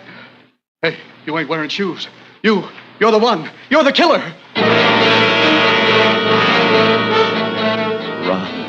Run again. Another alley, blistering pavement, cement ripping in the jagged rocks again. Time's running too, running out. Benjamin will know where I'm going. Out to the main highway, pants pulled low and thumb up in the air. Here comes my ride. He's got to stop. He's got to. Stop, please! Hop on, son. Oh, thanks. Thanks, mister. Thanks a lot. You're welcome, but I'm not going far. Well, I'm just going out to the Clovis farm. I know the place. Why are you going there now? I'm a cousin at Kenny's. I'm going to meet him out there. Oh? I don't place you. I'm visiting from back east. You're not wearing shoes. Yeah, it's a silly thing, isn't it? I lost my shoes while wading barefoot in a stream. Didn't help my feet any. What stream is that, fella? Well, you know the one. I don't know the name of it. It's out there in the woods. Oh, yeah. I think I know the one. Yeah, this is the dirt road you want. The house is over the rise. Thanks again. I'll see you. I limp up the rising dirt path. At the top, I turn for a look at my ride. He's swinging around toward town. Benjamin will get to me, and soon. An old two-storied farmhouse rises out of the cleared fields around me. A big gray barn stands off near the house, and 2 old cars are sitting empty behind it. Kenny's got to come to one of them.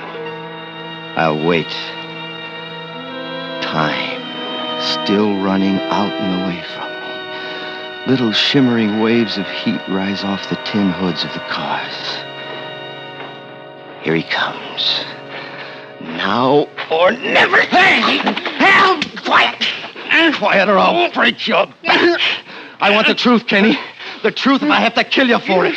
I didn't kill Rachel. You did! I didn't! I didn't! You killed her. You were crazy jealous. No! Yes! You came to check up. You found us drunk and you got wild. You killed her. I didn't. I can prove it. How can you prove it? That wasn't 3 minutes from the time I left the restaurant and the time I called Benjamin. Not enough time to get up there, kill her, and bring you around. 3 minutes. I can prove it. That's all the time. You did it. You have cut hands from a knife. Those hands were still around her throat when I came in. You killed Rachel. And there it is. He isn't lying about the 3 minutes. That gloating smirk on his face tells me that. I had killed her. The horror of this afternoon had been for nothing. I tried to save my life, and instead I'd proved myself guilty. Tied the rope finally and for all time around my neck. Shoot him! Don't just stand there. Shoot! He's the man who killed your daughter. He stands there watching. The gaunt sliver of a man with shins and freshly scarred wrists exposed below the edges of his clothing. A double-barreled shotgun is cradled in his arms, but he just looks at me. A wild fire striking out of the black pupils of his eyes. Shoot him! He killed your daughter! He killed Rachel! So you're her father. I thought it was just another nickname. She was no daughter of mine. She was born to me, and I named her Rachel from the Bible. But she was the daughter of Satan. I'm sorry, Mr. Clover. Go on, shoot him! Because of him, Rachel's dead! She turned away from me, but within me the voice was strong. I followed her, begging, to the place where she lived. I'm sorry. I was drunk, in crazy. that apartment, the stench of drink like an evil cloud. You lying there, drunk with the devil's fever. You were there. Shut up, you crazy old fool. And it came to me like a voice from on high. And I knew what I must do. You killed her. It wasn't me, it was you. Now you did it. Why couldn't you keep your mouth shut? And you knew he did it, Kenny. You tried to make me believe that I'd been the one. Why? You and tramps like you. Always keeping her from me. Coming along every time. But I couldn't know this, Kenny. You didn't care. You laughed at me. You made Rachel laugh at me. I passed the old man when I went up. I knew as soon as I walked into the room. You tried to blame it on me. Well, why not? It wasn't the crazy old goat who killed her. Now you killed her, and you'll die for it. Give me that gun, old man. No, Kenny, not now. Come on, turn around, soldier. No. Turn around and see it when it happens. Pull up your gun, Kenneth. No. No!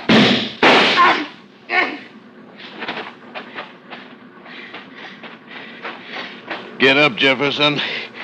We'll go home now.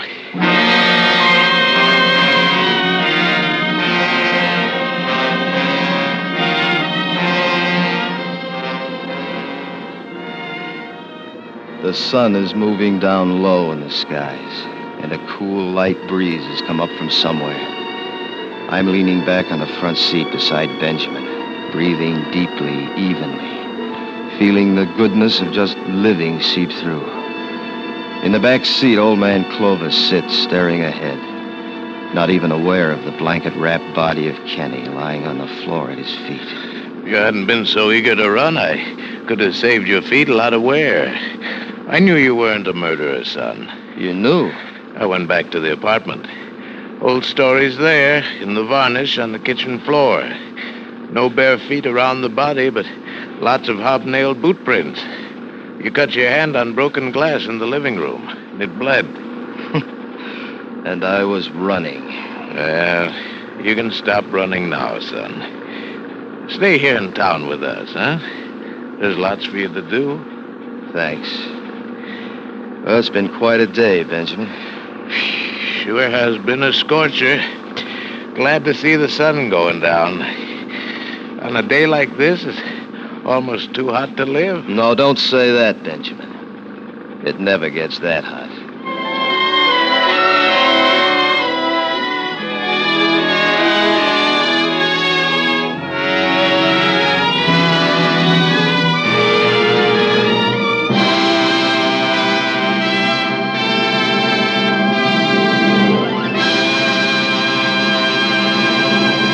Suspense, presented by Autolite. Tonight's star, Mr. Richard Widmark. Hey, Hap, did you hear about the ghost who got stiff on Halloween? How come, Harlow? The laundry starched his sheet. Oh, that must have been cornstarch. Well, this is no corn, Hap. It's good advice. Get your car tuned up and winterized now. And remember, Autolite makes more than 400 products for cars, trucks, planes, and boats in 28 plants coast to coast. These include complete electrical systems used as original equipment on many of America's finest cars. Generators, coils, distributors, voltage regulators, wire and cable, starting motors, and electric windshield wipers. All engineered to work together perfectly as part of the Autolite team. All engineered to give you unexcelled Autolite service. Don't accept electrical parts supposed to be as good. Ask for and insist on Autolite original factory parts at your neighborhood service station, car dealer, garage, or repair shop. Remember, you're always right with Autolite. Mr. Widmark may currently be seen in the 20th Century Fox production, Darrell F. Zanuck's No Way Out. Next week on Suspense, Mr. Herbert Marshall as star of Victoria Cross. And in weeks to come, you will hear such famous stars as William Holden, Cary Grant, Ozzie Nelson, and Harriet Hilliard, all appearing in tales well calculated to keep you in suspense. Suspense is produced and directed by Elliot Lewis, with music composed by Lucien Morawek and conducted by Lud Gluskin. Too Hot to Live was written for Suspense by Sam Rolfe. And remember, next week on Suspense, Mr. Herbert Marshall in Victoria Cross. You can buy world-famous Autolite resistor type or standard type spark plugs, Autolite stay-full batteries, Autolite electrical parts at your neighborhood Autolite dealers. Switch to Autolite. Good night. When you give your time or your dollars to the 1950 Red Feather campaign, you're giving to the best possible cause. Your community chest benefits everyone. Won't you help now? This is CBS, the Columbia Broadcasting System.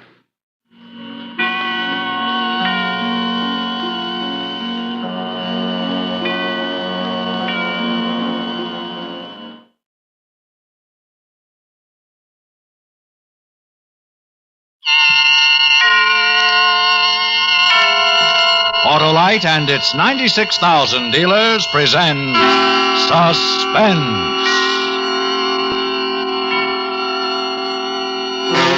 Tonight, Autolite brings you a transcribed tale of violence and tenderness.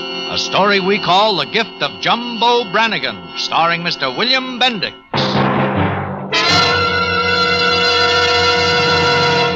Before our play begins, here is a word about Autolite from a good friend of ours.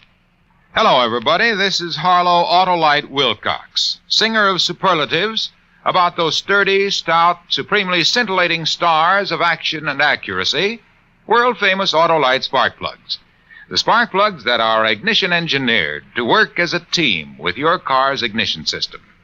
When you replace worn-out spark plugs with ignition-engineered Autolite spark plugs, that fickle, finicky, and faltering engine will happily hum and gleefully give smoother performance, quick starts, gas savings, all mighty important advantages to every car owner. That's why we say spark plugs should be regularly and carefully checked by your friendly Autolite spark plug dealer. He'll check your spark plugs with the exclusive Autolite Plug Check Indicator. That's a special device that tells the right story for your type of driving. And if cleaning or adjustments are needed, he has the equipment to do the job quickly and efficiently. And remember, too, your Autolite spark plug dealer is the only one who can offer you your choice of Autolite standard or resistor-type spark plugs. So go to your Autolite spark plug dealer soon, because you're always right with Autolite. And now, with the gift of Jumbo Brannigan and the performance of Mr. William Bendix, Autolite hopes once again to keep you in suspense.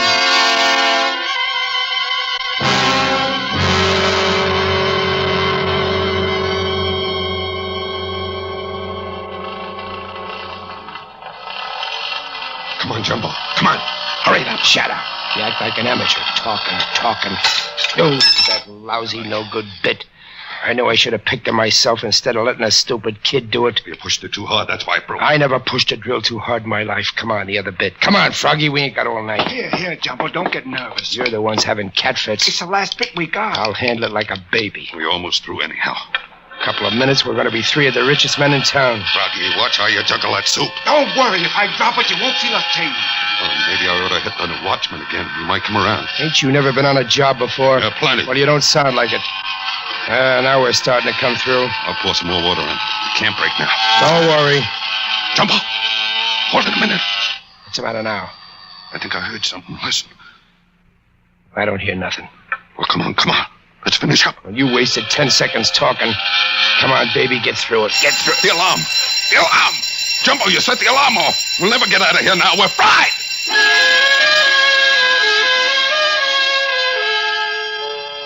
I dropped the drill and listened.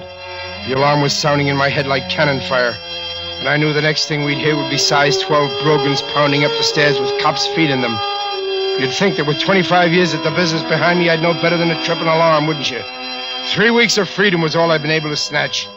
It didn't feel like 3 weeks, but more like 3 minutes ago, somebody called my name out. Francis Augustus Brannigan. All right. Knock off, you guys. Knock off. Benzie, you've been a trustee a long time. So maybe you trust me to rearrange your face. The name's Jumbo Brannigan. Don't get sore, Jumbo. Only use your whole name for a joke. This is quite an occasion. Oh, okay, Benzie. I guess this is the one day I should let you have your fun. Warden sent me to get you. He's waiting. You hear that, you failures? The warden's waiting for me. So long, guys. Take care of yourselves. So long, Tiger. So long, Peanuts. So long. Greatest bunch of no-good bums in the world. Yeah. Oh, how I've been waiting for this. Are all my papers right and everything? You're as clean as a snowflake, Jumbo. Your release is signed, train tickets on the warden's desk. All you gotta do is tell him goodbye. Goodbye, warden. Goodbye, warden. You know, I might even say something nice to the creep. Insult it for me, will you? I'm in no position to do it myself. All right, inside. Just a second. All right. Yes, what is it? Brannigan's ready to leave, sir. Well, Brannigan. Oh, hello, warden. Nice day, huh? Beautiful. That'll be all, Benzie. Bye, Jumbo. I'll keep it camped in the window for you. Yeah, don't bother. Great guy. How old are you, Brannigan? 51, I think, warden. How many years have you spent in prison? Well, counting reform school and everything, 25 years. Half your life. Don't you think you've been a failure long enough? Oh, yeah. Yeah, warden, you're right. Those long nights back in there really pounded a lesson into this thick skull. From now on, I'm going to be known as Honest Jumbo Brannigan. Well, you'll have a chance to prove that. I wonder if you can. What do you mean by that, Crack? Have you forgotten about your boy? Oh, yeah, the kid. Well, I haven't heard much from him, and I don't even know what he looks like. How he looks isn't important. It's how he feels. Put yourself in his place. He's only 14 years old. He spent 10 of those 14 years as a ward of the state. Never had a family or a chance. Oh, poor kid. Too bad his mother didn't live. I wish there was something I could do for him, but I guess there ain't. Well, now, here's where we start putting some lives back together, Jumbo. There is something you can do for that kid. I'm going to tell you just what it is. When you get outside, you're going to take that kid, and the two of you are going to live as father and son. But warden... We've already got an apartment for you. The rent's paid for 6 months. We've gotten you an honest job. Doing what? Working in a department store. Mr. Bishop, who does rehabilitation work, has agreed to take you on. Oh, that's swell. The parole office, the Child Welfare Bureau, and the police department are going to keep tabs on you both until you straighten out your life. And Brannigan, you step out of line once, and you'll wish you'd never been born. Oh, warden, I told you. I'm going out of here, and I'm going to go straight. I'm planning to make a decent home for myself, and I'll be glad to make a home for that kid. He won't have to worry, and you won't have to worry. Nobody will. Because Jumbo Brannigan's going to live an honest life from here on out. Is that clear? That's clear, Brannigan. You have my best wishes.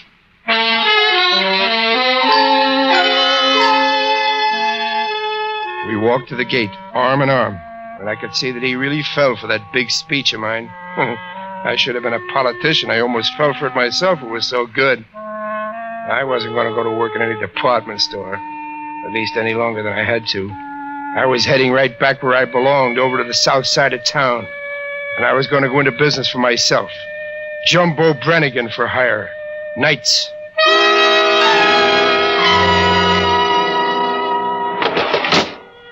And then all of a sudden I was outside. Free. I spit on the sidewalk, stretched my arms out wide, and took a good deep breath of that sucker's air. Jumbo. It's me, the kid. What? The kid? Mine? Sure. Didn't they tell you I was going to be waiting for you out here? Well, no, I guess they forgot. Well, you think I'd let you down? My old man, Jumbo Brannigan? You're kind of skinny. Oh, I've been a little off my feed. You know, the excitement of you getting out. Well, nothing to get excited about. I've been out before. We're going to live together, huh? Have our own place, huh? You're all right, kid, so we're going to live together. But get this straight. I'm making the rules. You keep out of trouble. You get in by 10 o'clock at night. And if you call me Daddy once, I'll loosen a few of those baby teeth. Okay, Jumbo. We'll do anything you say. Anything you say. You don't know how good it is to see you. My old man.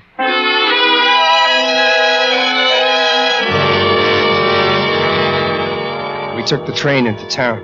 I never seen a kid so excited, or anybody so taken with me. He looked at me like I was an all-American fullback who just scored the winning touchdown for Podunk.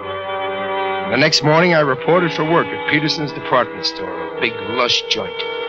I met the manager, Mr. Bishop, the jerk the warden had told me about. Well, Brannigan, it's nice to have you join our little family. Oh, thank you, sir. It was nice of you to do something for me. I'm not doing much for you, Brannigan, but you're doing something for me. You're filling a necessary job in my department store. Well, I don't know much, but I'll do my best. I'm sure you will. I believe in the basic honesty of the human being. And so far, in this little rehabilitation venture, I haven't been disappointed. The parole board felt that if you had some definite responsibility, you and your boy would make out all right. I'll do my best, sir. You don't have to call me sir. Just call me Bishop, as everyone else does. I'm going to put you down in the shipping room to start. Suit you? Oh, fine, sir. Then you can move up into any job you want. Who knows, someday you might have my job, manager. Oh, just any job would make me happy, sir. Bishop, as long as it's honest. That's the kind of talk I like to hear. I'm pinning my faith on you, Brannigan. Anytime you have a problem or get the urge to, come to me directly. And remember, we work on the honor system.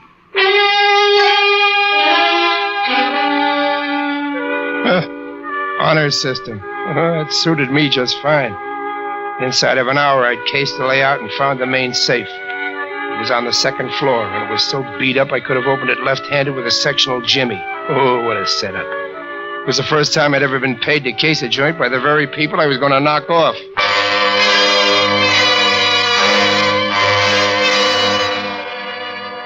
Well, 3 weeks went by while I tossed crates and boxes around in the shipping room, playing the innocent-eyed ex-con. What I was really doing was mapping the place, right down to the tacks and the rugs.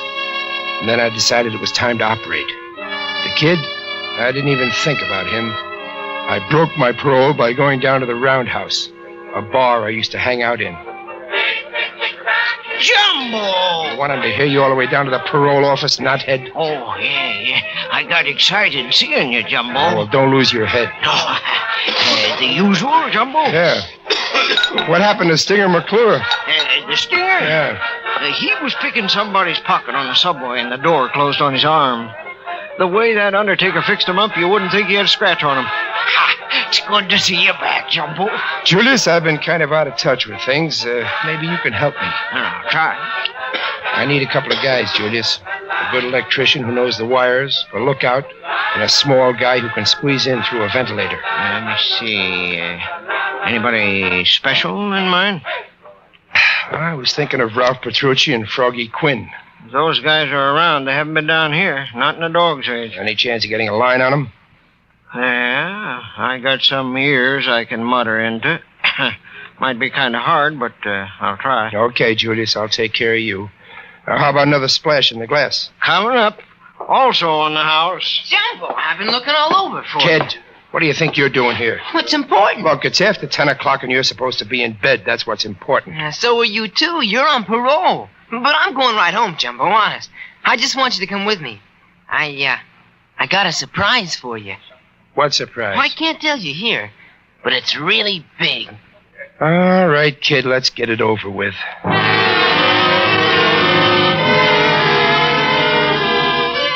He led me out of the bar and up the street like he just discovered oil in our kitchen. I couldn't figure out what the surprise could be. And when we got to the apartment and opened the door, you could have knocked me over with a baby's rattle. The two guys I asked Julius, the bartender, to scout for me were sitting on the sofa, big as the ears on a bull.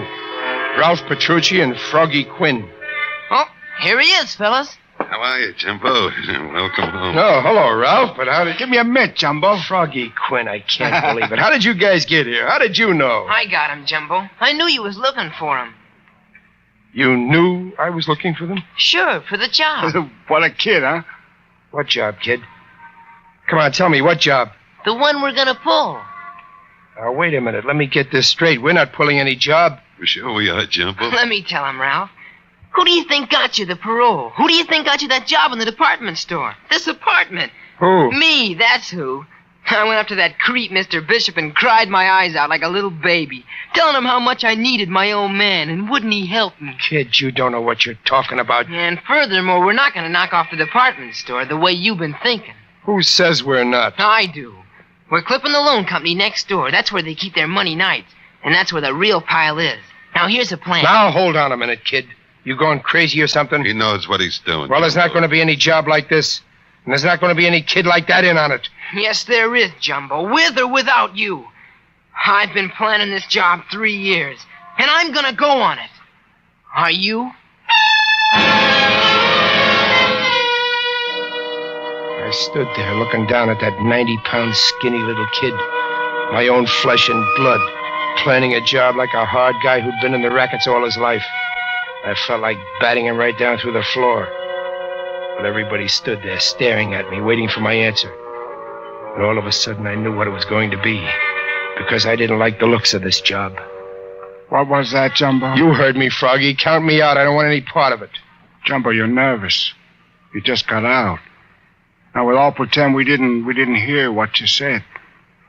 A chance to say something else. Jumbo, I thought you'd be proud. I planned it. I said I want no part of it. Now, don't waste time beating your gums. What's the matter, Jumbo? Don't you trust your own kid? Save that dog guy for some stupid cop when you're standing in a lineup. Jumbo Brannigan don't trust nobody. Jumbo, you're forgetting the kid here's got a real head on him. He even sprung you. I've already thanked him. So long. Wait a minute.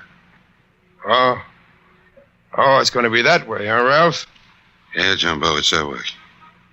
Now, while you're watching the gun, let me explain something to you. Before the kid could get in front of that parole board, he had to hire a longmouth, and that longmouth charged $5,000. Me and Froggy got it up. And that means we sort of got an interest in you. Is that right, kid? Sure it is. We got you out to pull this job tonight. And it's gonna be pulled tonight. We can't get nobody else to stand in for you. I mean it, Jumbo. $5,000 don't grow on trees, so just try to walk out of here. I'll kill you. Right in front of your own kid.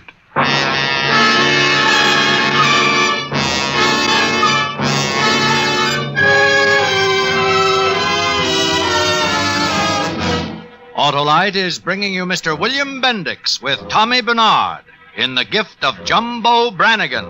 Tonight's production in radio's outstanding theater of thrills, Suspense.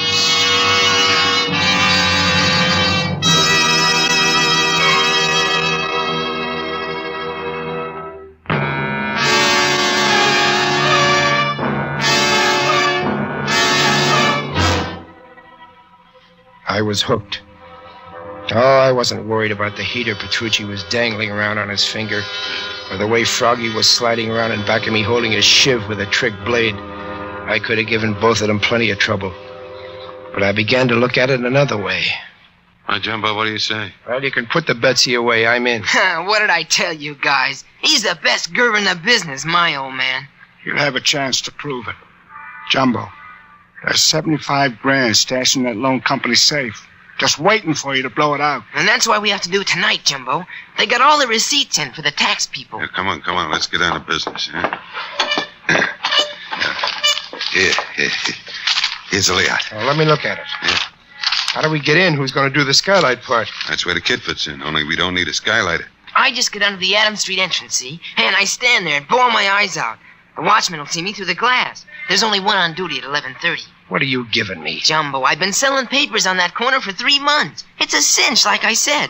The watchman will come out and wonder what's the matter with me. And you guys will go in. How's that for an angle, Jumbo? Well, I got to get some tools. Don't worry, Jumbo. I already got them. Look. Silk drills, fuses, torch, everything. Well, all right, you guys case on out of here. What? I said breeze. I want to talk to my kid. Okay. But don't make the mistake of changing your mind. Ralph, you can push me only so far, and I'll beat it.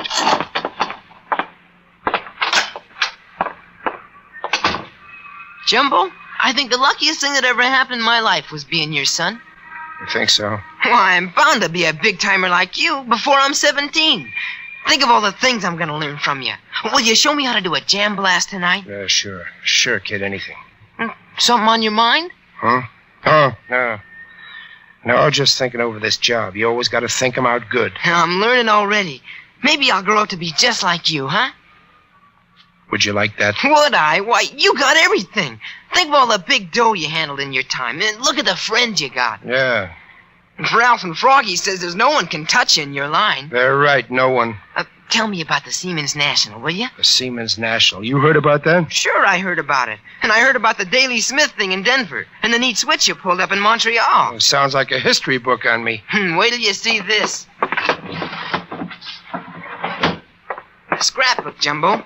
I got all your clippings. From the first time they nailed you on the St. Louis thing. St. Louis. I was 15. Yeah. And right down to the Akron, Ohio caper. Boy, was that something. Yeah. Kid. What? You believe me when I tell you something? I know what kind of guy you are. You wouldn't kid me. Sure, I believe you.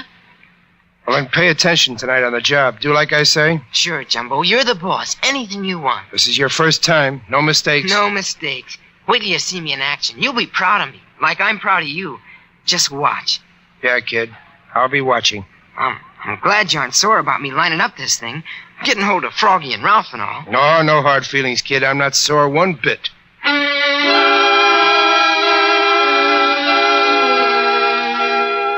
We all started out at 11:15. Ralph and Froggy were nervous. The kid acted like an old trooper on opening night. We stood in a doorway while he went into his act. The watchman opened the door. Oh, what's the matter, Sonny? What are you crying for? I got no place to go. No place to go? Yeah, but you're only a kid. Where's your mother and father? I don't have any, mister. I'm all alone. I'm afraid. Well, I shouldn't do this, but... Shut up. Get back inside. What? Make one sound and I'll blast your head off. Froggy? Yeah. His gun. Got it. Now inside. The street's all clear, Jumbo. You sure? Like a dance hall Sunday morning. Let me take care of this guy. I'll do it. Yeah, now look here. You hit it kind of hard, Jumbo. What's the matter? No guts? Froggy, tie him up. Okay, Jumbo. And gag him. Yep, right. Ralph, the shades. Okay. Where's he alone? I told you don't have to worry a thing about that, Jumbo. You let me do the thinking. It's by the office door. I wonder if he's dead. Well, the guard just made his call in. We got 15 minutes to crack it. Do you think we can do it, Jumbo? You think we can? All right, Yellow Belly, this is where you get off. Get off? Yeah, outside. Go on, get out of here. But, Jumbo, what's the matter? What did I do? You dumb little bonehead. Anybody could have set this crackerbox up. Now get out of here. I waited a long time for this. I won't go. I thought we were pals. And you hit me. You're kind of hot on a kid, ain't you? Keep your mouth shut or you'll get the same thing. We can't have him hanging around. I won't go. You can kill me first. Oh, no. You won't. You won't throw me out. I want to be in on the job. I want to be in. Now get away from here, or you'll bone up the whole thing with your bawling. Jumbo! Now let's get to the men's work.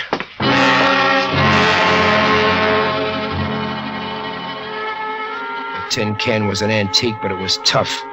I worked as fast as I dared. Ralph and Froggy helping me, but the drills kept breaking off. Ralph was nervous and Froggy was juggling the nitroglycerin in a way that set us all on edge. I was using my last drill bit when the job came to a sudden end. The alarm! The alarm! Jumbo, you set the alarm off. We'll never get out of here now. Froggy, put that nitro down. Okay, but I'm blowing. All right, everybody, put up your hands. Stay where you are. Nobody's gonna take me. Froggy, put that gun down. You won't find me that easy. Ralph, get out of my way, Jumbo. Get back.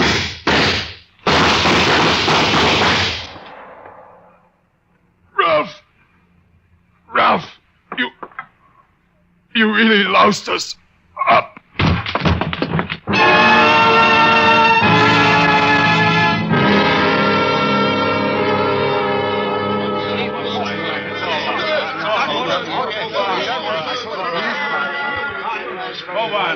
Is that all, Brannigan? That's all, Father. Ego te absolvo. In nomine Patris Let me et through. Filii et Let me Spiritus through. That's Sancti. my old man there. Jumbo. What's the matter, kid? Ain't you ever seen a guy lie in a gutter and die? I thought you'd been around. It happens lots of times to guys like me. You can do it yourself someday. Just keep on the way you're going. Jumbo, I was gonna learn things from you. You can still learn things. After I'm gone, study that scrapbook. Look at the pictures in it of me in and out of jail. Pictures like the ones they're taking of me right now. They ought to be swell for you. Go on, get away from me. Get away from me. And don't forget the way you saw me dying, will you? Don't forget. Because if you're as dumb as I've been, you're going to end up the same way. Kid, take a good look at me. Was that the best way? It was the only way. Maybe he understands now. Hiya, Captain Cross. Thanks for answering my phone call. You wouldn't have been hit, Jumbo, if Petrucci hadn't tried to run. That's all right. Just saved everybody a lot of trouble. Jumbo, why did you tip me off in advance that you were going to pull a job? The Padre here can tell you, Captain. It was a little gift I arranged for my kid. Vos omnipotent Deus Peter Spiritus Spiritus Sanctus. Amen.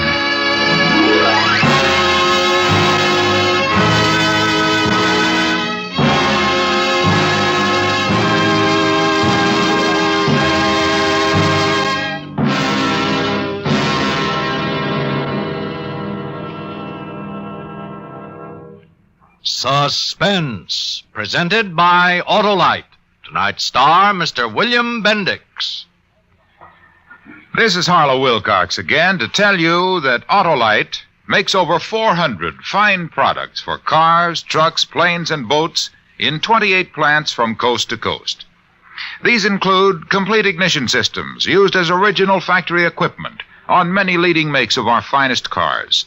Generators, coils, distributors, electric windshield wipers, voltage regulators, wire and cable, starting motors, and many more.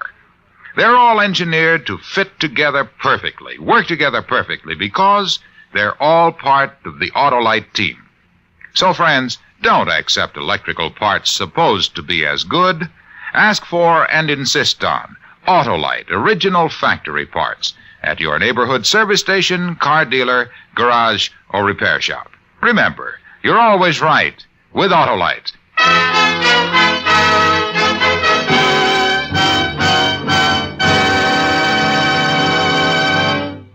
Next week on Suspense, our star will be Mr. Ronald Coleman in Vision of Death. And in weeks to come, you will hear such famous stars as Mr. Van Johnson, Miss Joan Crawford, and Mr. Jack Carson, all on Suspense.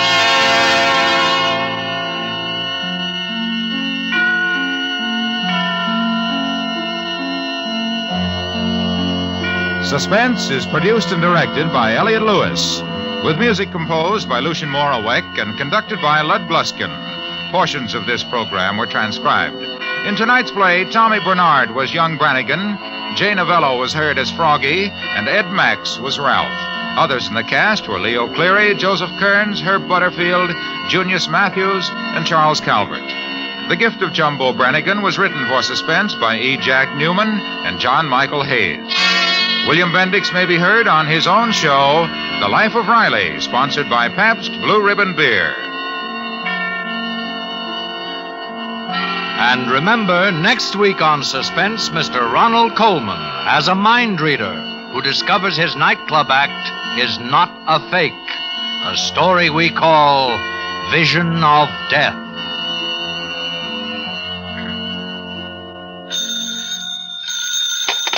You can buy world-famous Autolite resistor type or standard type spark plugs, Autolite stateful batteries, Autolite electrical parts at your neighborhood Autolite dealers. Switch to Autolite. Good night.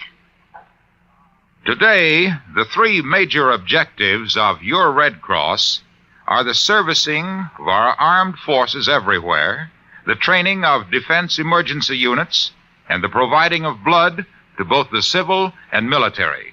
Donate your time or money to the Red Cross. This is CBS, the Columbia Broadcasting System.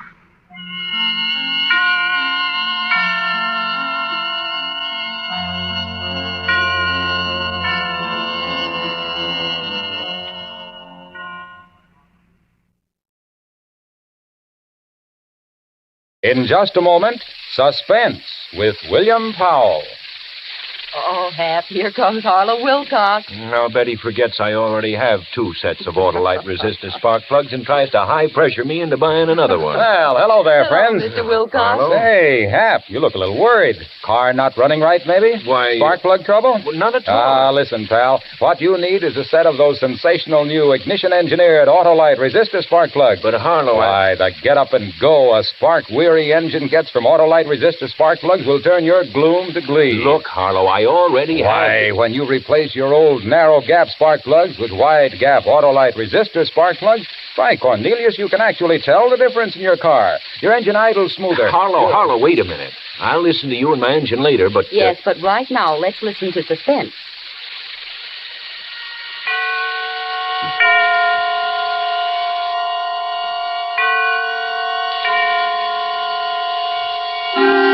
Suspense.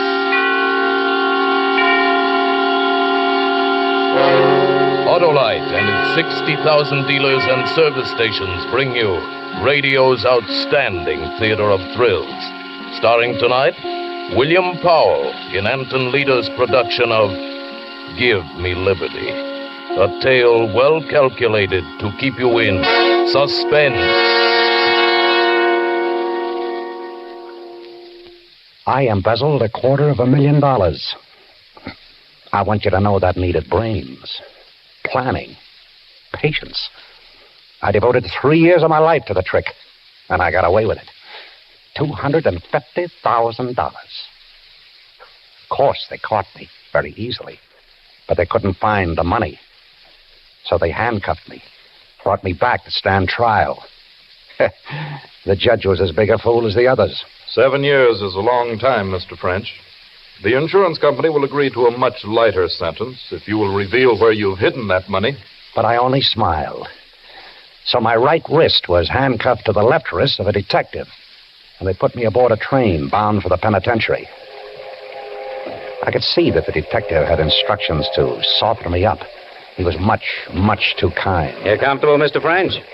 You want a magazine?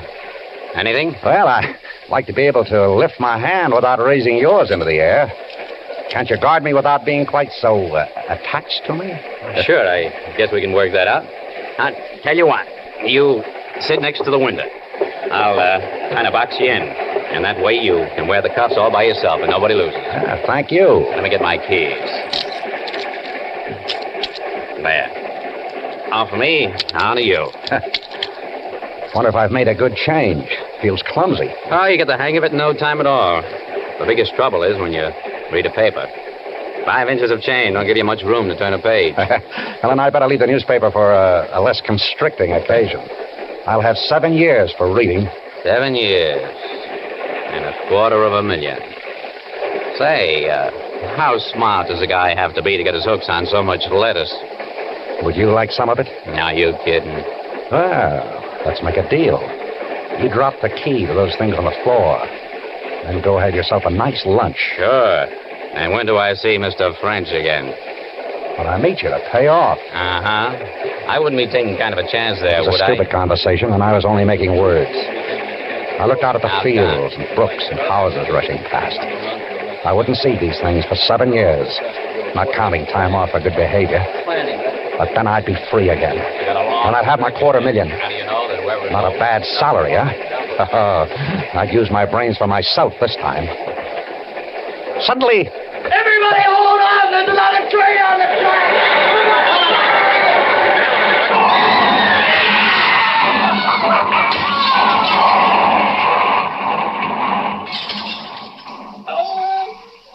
French. You all right? Yes, I beat a car. Gotta get out of here. A car lay on its side, in flames. And those passengers who could move scrambled through the broken windows, paying no attention to a helpless man in handcuffs. French. Give me a hand. It was the detective. His legs pinned to the wreckage. Move, will you? You want to see me roasted? What can I do with my hands like this? Where do you carry the key? What do you want with a key? You can pull me out by an arm, can't you? You can grab me by the head. You thick-headed fool, we'll both die here if I can't use my hands. You can use them good enough. Where's the key? I can't find it. French, it ain't in my pocket. Look on the floor. You're a liar. French, my shoes are on fire. Please. The only weapon was a suitcase. Yeah. I kicked him in the face. I bashed the suitcase on his head. And he didn't have the key. I emptied his pockets down to the last crumb of tobacco. But the fire crept closer. He hadn't the key to the handcuffs. And I wanted it. Because this wouldn't be an escape. This would be a disappearance. Oh, what a chance. What a chance. I'd have my liberty. And I'd have my money. There's somebody in my car because that's where I saw something moving there. I threw away his pistol. I wouldn't need a gun. I used my head. I squeezed my college ring on his finger. I switched wallets. Is there anybody in that car? Pete, this way! Over here! There was a conductor out there. A crowd of passengers. I got to the opposite side of the car. No one. Not a soul. And there wasn't a splinter of glass left in the window. I slid down the side of the car, cleared the wheels, and struck the ground running. A few moments, a few hundred steps, and I was safe in the darkness. I was free. They'd think I was dead. And I had $250,000.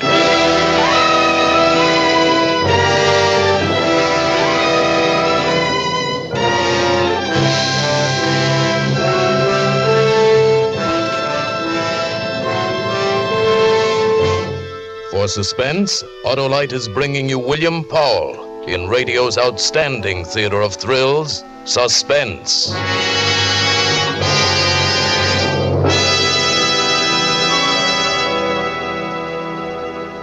Hap, my friend, have you ever heard a conversation between two cars? Two cars? Harlow, Wilcox, are you crazy? Crazy like a fox. Listen, a sorrowful-looking sedan came up to me on the street the other day and said, "Pardon me, pal, but have you got a potent pill for a sput-puttering engine that keeps popping along on poor-firing spark plugs?" Well, this car had sure come to the right man, old ALRSP Wilcox. ALRSP? ALRSP for Autolite Resistor Spark Plugs, of course. Oh. Well, before I could answer this fumbling four-door, up glides a cute coupe with a mellow murmur and says, "Say, chum, if you want to hum and hustle on the highway, if you want to idle smooth as a satin slipper, if you want better luck with lean gas mixtures, actually save gas, why, switch your narrow gap plugs for a set of those wonderful, sensational, wide-gap Autolite Resistor Spark Plugs. What's more," continues this chatty convertible, "Autolite Resistor Spark Plugs cut down spark plug interference with radio and television reception. Really the spark plug of the future. Why, I was talking to a delighted television set Wait a yesterday. minute, Harlow. Now you've got a car talking to a television set. By Cornelius Hap, television sets, cars, and everybody are talking about Autolite Resistor Spark Plugs. And no wonder, because new Autolite Resistor Spark Plugs have a 10,000 ohm resistor, ignition engineered right into the spark plug. and a wider spark gap setting that means smoother idling and gas dollars saved. Autolite resistor spark plugs fit any make and size of car, and don't forget, Autolite resistor spark plugs are backed by the reputation of Autolite and the over 400 automotive, marine, and aviation parts made by the Autolite people. Pipe that. Okay, but right now, let's pipe Suspense. And now, Autolite brings back to our Hollywood soundstage William Powell as Earl French in Give Me Liberty, a tale well calculated to keep you in suspense.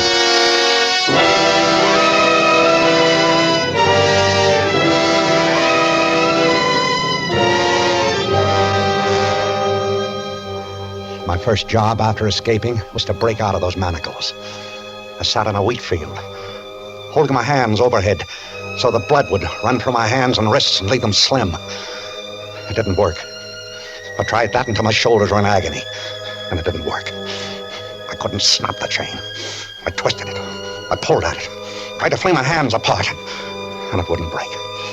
I rubbed it against stones until my skin was torn and bleeding, and it wouldn't break. By this time it was morning, and I was pretty desperate. I found a match in my pocket. I went into the woods that bordered the field and built a fire. First the chain grew hot, and then my wrists. But I held them over the fire until I couldn't keep back the scream. And not until then would I believe that I needed help. I pushed through the wheat and the corn beyond it, and I stumbled down a slope into a barnyard. Down, Jack, down! A woman was standing near one of the hen houses, pan of chicken feed in her hand. What do you want? There was nothing to say. She had seen the handcuffs. Come on, speak up. Look, What do you want? I'm innocent, I swear to you, I'm innocent. Where you from? How'd you get away? Well, we were going up to the prison, and there was an accident. Well, what do you want from me? Could you lend me a file? And if you could spare some food, I'll be glad to You pay don't for... have to pay me for anything. Wait here. Jack, you're watching. The fool went into the house, and the dog sat down on its belly and placed its nose between its paws, and its eyes never left my face for an instant. And then through the stillness, I heard the cranking of an old-fashioned wall telephone, and I knew what she was doing. I ran like a whirlwind.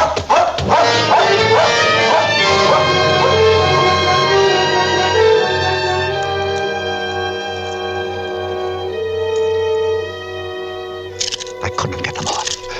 I couldn't get the handcuffs off. I couldn't get anything to eat. I couldn't show myself. Do you know what it means to see food all about you and not be able to buy it? Don't tell me I could have eaten corn and fruit and roots. I can tell you the nature of every dog in that area, and the feel of every barbed wire fence, and the spang and roar of every rifle and shotgun. That was him, Harry! That was him down in the brush there around on the other side!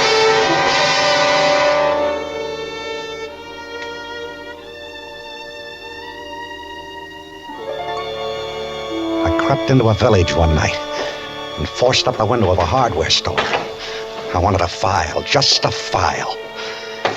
Do you know what they carry in hardware stores these days? Glassware, kitchen gadgets, garden tools, seeds, ovens, rat poisons, dressers. And then I moved behind a counter. A hardware store has to have a file somewhere. And my foot struck a wire, stretched across the floor.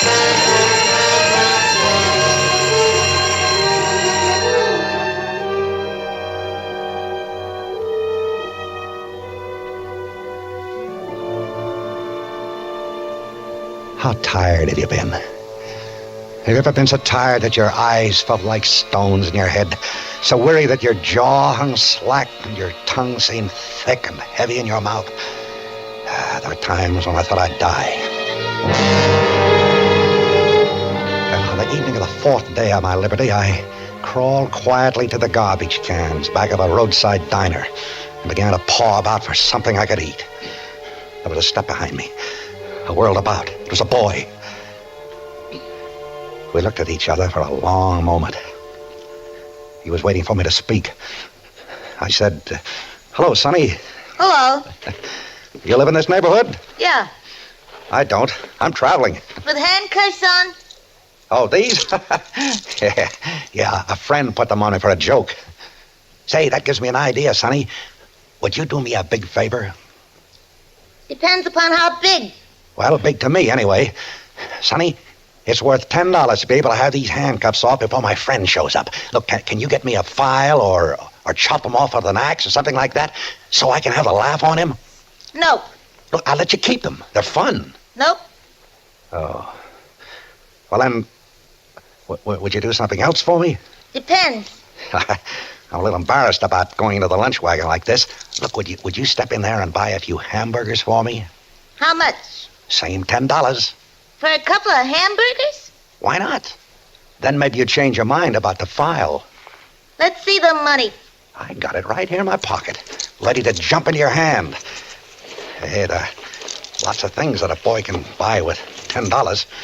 Ah, there we are. How do I know it's good? Don't you trust me? Drop it on the ground. Drop it? Why? You drop it and back away. Then I'll pick it up. Oh, say, that's very smart. How's that? Far enough?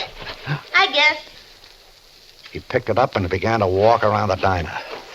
But when he was out of reach, he broke into a run. Pop! There's a convict out back! Pop, a guy with handcuffs on! Pop, and there's convicts back in the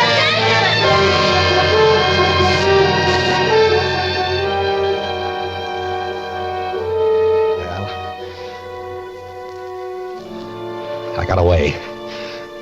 And I couldn't tear them off. I couldn't.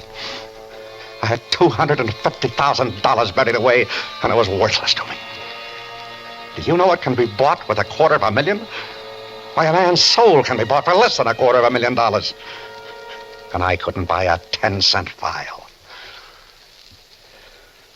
I spent that night in a nest of cast-off railway ties attached to a siding. When I opened my eyes in the morning, I had company. There was a hobo sitting on the top of my fortress-like bedroom. A very unusual-looking hobo in blue jeans and a navy coat. She was counting my money, smoothing each bill with loving care. She grinned when she saw I was awake. Good morning, chum. You sleep like an honest man. What's the matter, chum? Never speak till they bring your orange juice? Listen, I'm in trouble. I want you to help me. To get the bracelets off? Yeah. Oh, chum, wouldn't that be kind of silly? I might lose all this hard-earned dough.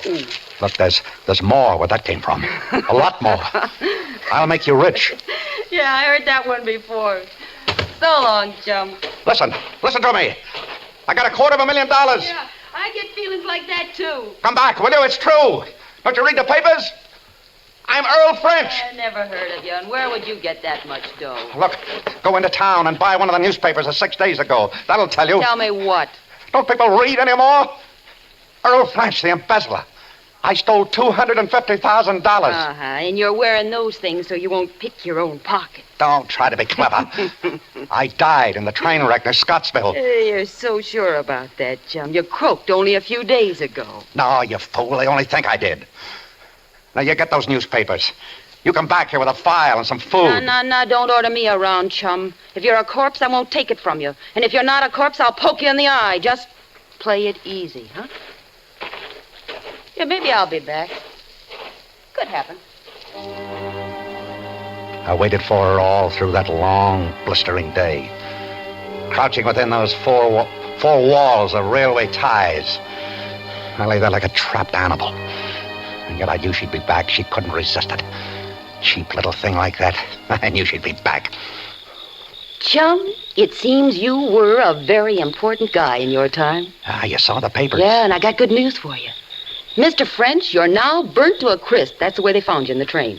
Recognize me by the ring on my finger? Yeah. Well, you're dead, all right. You and $250,000. Well, we'll come to that later. You get to work with the file. No. You're giving orders again, and I told you I don't like it. Give me that file. It's right here in my jeans. And that's where it stays until you lead me to my share of that dough. Oh, you'll get it. You'll get it. Chum, listen to Mama.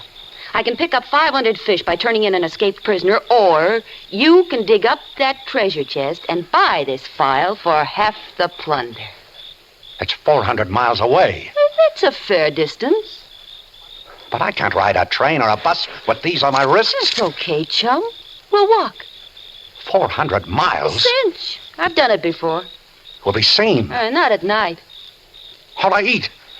Where will he sleep? You'll sleep in the woods, and I'll bring the grub to you. Me, I'll sleep in town, where I'll be snug and safe. You don't take this file from me, chum. Not till I see my half of that dough.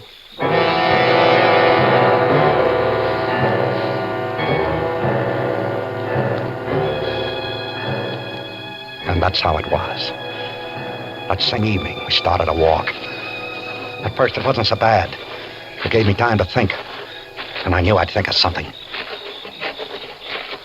You know, there's kind of a sneaky look about you. What? You figure that in 400 miles, a lot of things can happen. Oh, no. After all, I want to do what's fair. Let's split. If we don't, I'll split your skull, and don't kid yourself that I won't, little chum. Been waiting a long time for a break like this.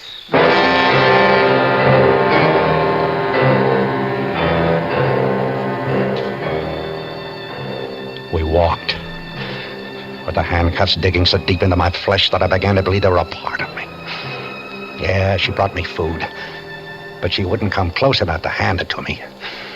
And every time I reached for anything, it was torture. My hands and wrists were a mass of misery. And as though her pet animal were on a leash, my friend always walked 6 paces behind me. She was too smart. And I realized that I had to get away from her. And soon. And the morning I decided to do it, she found me a shack to hole up in. I could hardly wait for her to leave and go back into town. Yeah, this shack looks good. I'll meet you back here tonight. All right. See you tonight. That's the way I like you, chum. Nice and agreeable. Why not? Why shouldn't I be? See you tonight, as usual. Sure there isn't anything special you'd like me to bring you to eat? No, nothing special. Uh-huh. Say, chum, I think you better turn around. Why? God! Hey!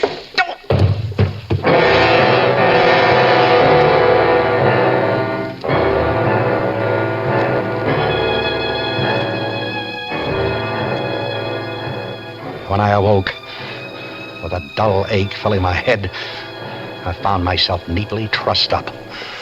I could move a little, but not enough to get free. Talk about female intuition.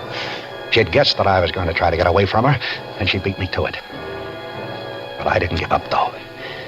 She'd have to make one mistake. Well, the next night, we'd stop for a rest.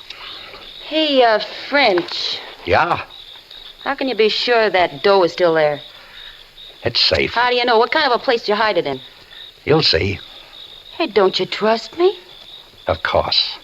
As much as you trust me. And it's time we stop playing this little game. Now get out that file. When I see the dough, little chum. Take them off, will you? How long do you think I'm up? Shut up. You'll wake up the neighbors. Come on, move. No.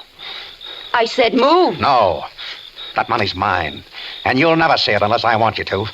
And we'll go to it the way I say. Chum, you're making me mad. You get out that file and take these off. Go on, get it out. I can give orders, too. What do you think you are, an animal trainer? No, that's not a bad idea. Is it? But it happens that I'm not an animal. And it happens that... What's that for? You can't frighten me with a knife. I wouldn't try. You use that on me, and we both lose out. Whenever my old man used to beat one of us kids, he always said the same thing. He said, never use a switch thicker in your thumb. Breaks the skin, but no bones. A kid can go on working. A switch? Yeah, like this one. Nice and green and limber. That's all the knife is for. I wouldn't use a knife on a buddy. You won't use that either. Put it down. You know, this is something I wanted to do ever since I found you sleeping in those railroad ties. You gonna get up? No. This'll hurt. I'll kill you someday. I swear I'll kill you. I once had a husband like you. Brave enough outside, but once anybody put on the pressure... You talk too much. Go on, I'm calling your bluff. I'm sick of hearing you talk. All right. No! No! Get up! No!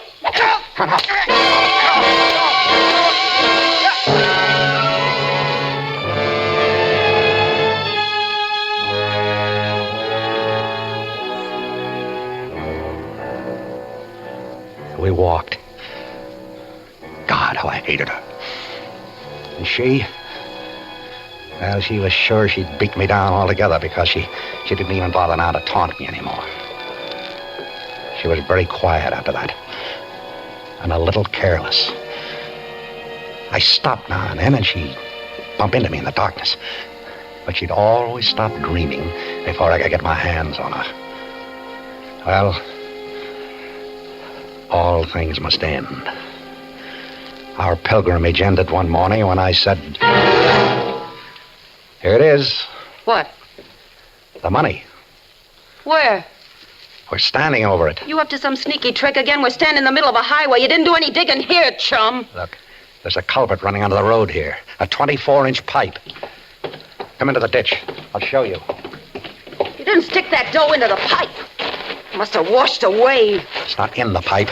It's in a deep crevice between the pipe and the concrete. Pull out some of those stones. You pull them out. What, with these hands? Why, I can't touch anything without screaming. Pull them out. French, so help me, if this is a gag. She believed me. She had to. She saw the truth in my eyes. The money was there, my $250,000. She bent over to tug at the stones. She turned her back to me for the first time. And that was it. That was the mistake I was waiting for. I sprang forward and I crushed her handcuff. Down on her head. The back of her neck. Her head. Ah, the pain. The pain of my wrist. Ah, but I didn't care. I didn't care.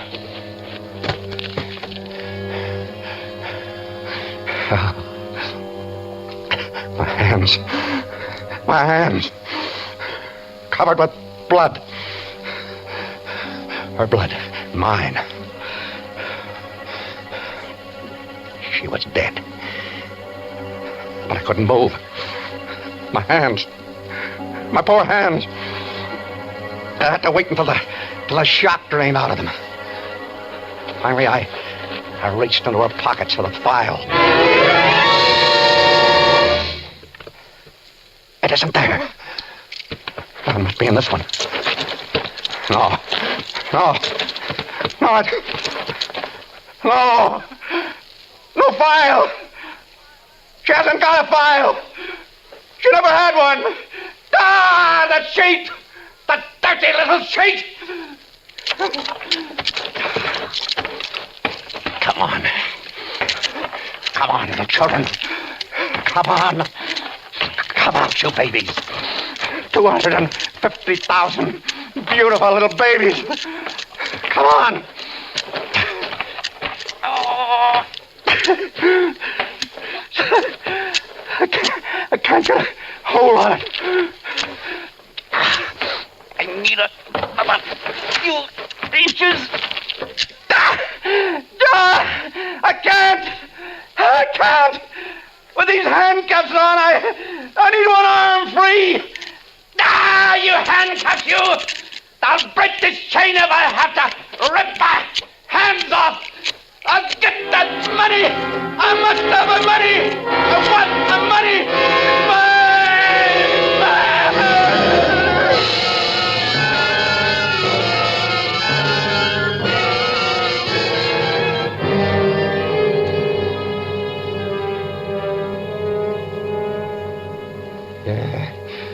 It's money. It's my money. That's the way I found him, Chief, sitting in the ditch beside a dead girl and babbling like an idiot.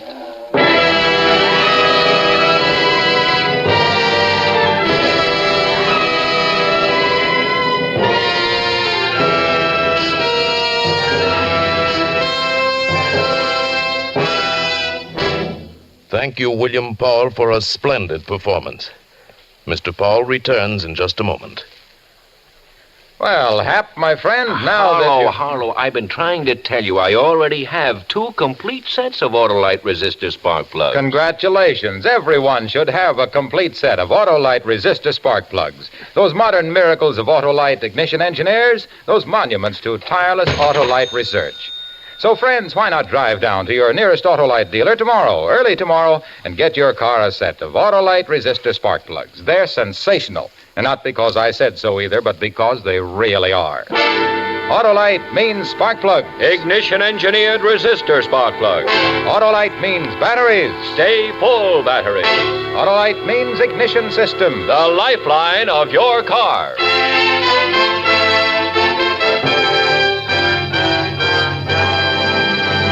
And now here again is William Powell. My thanks to the fine cast of Suspense actors who helped to make my appearance here so pleasant an experience. I'm a regular listener to radio's outstanding theater thrills, and I'll be tuned in next time to hear John Garfield in Death Sentence, another gripping study in Suspense. William Powell appeared by arrangement with Metro-Goldwyn-Mayer Studios, producers of the Technicolor production The Three Musketeers, starring Lana Turner, Gene Kelly, June Allison, and Van Heflin. Tonight's suspense play was written by Herb Meadow, with music composed by Lucien Morawek and conducted by Lud Gluskin. Ann Morrison played the part of the hobo. The entire production was under the direction of Anton M. Leader. This is the Autolite Suspense Show. Subscribe to your local community chest. Everybody benefits. Everybody gives. Good night. This is CBS, the Columbia Broadcasting System.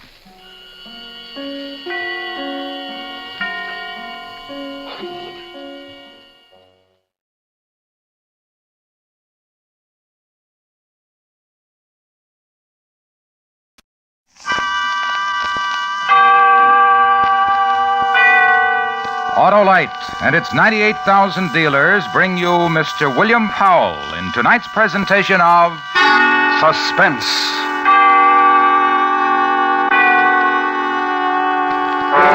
Tonight, Autolite presents a story based on fact. The dramatic report of a man's desperate race for freedom, with names and places changed in order to protect the lives of 3 people.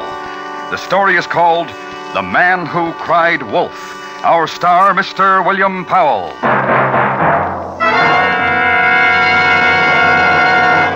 Okay, Mr. Wilcox, you're all set. Thanks, Sam. My complete Autolite electrical system is tuned to a T, eh? Yes, sir. The coil, distributor, starting motor, generator, spark plugs, battery, and all the other parts are working together like a perfect team. And that means smooth and economical performance. You know, that electrical system has a big job. It goes to work the instant you press the starter button and continues to function every second your car's in motion. In addition, it works for you every time you blow your horn, turn on your lights, radio, heater, and electric windshield wiper. Yep. And that's why it pays to keep the electrical system really running right. You bet. So, friends, have your car's electrical system periodically and expertly checked at your car dealer's or authorized Autolite service station. You can locate your nearest Autolite service station through the classified section of the phone book under Automobile Electrical Service, or by calling Western Union by number and asking for Operator 25. And remember, from bumper to tail light, you're always right with Autolite. William Powell is appearing by arrangement with Metro-Goldwyn-Mayer, producers of the Technicolor picture The Naked Spur, starring James Stewart, Janet Leigh, and Robert Ryan. And now, Autolite presents The Man Who Cried Wolf, starring Mr. William Powell, hoping once again to keep you in suspense.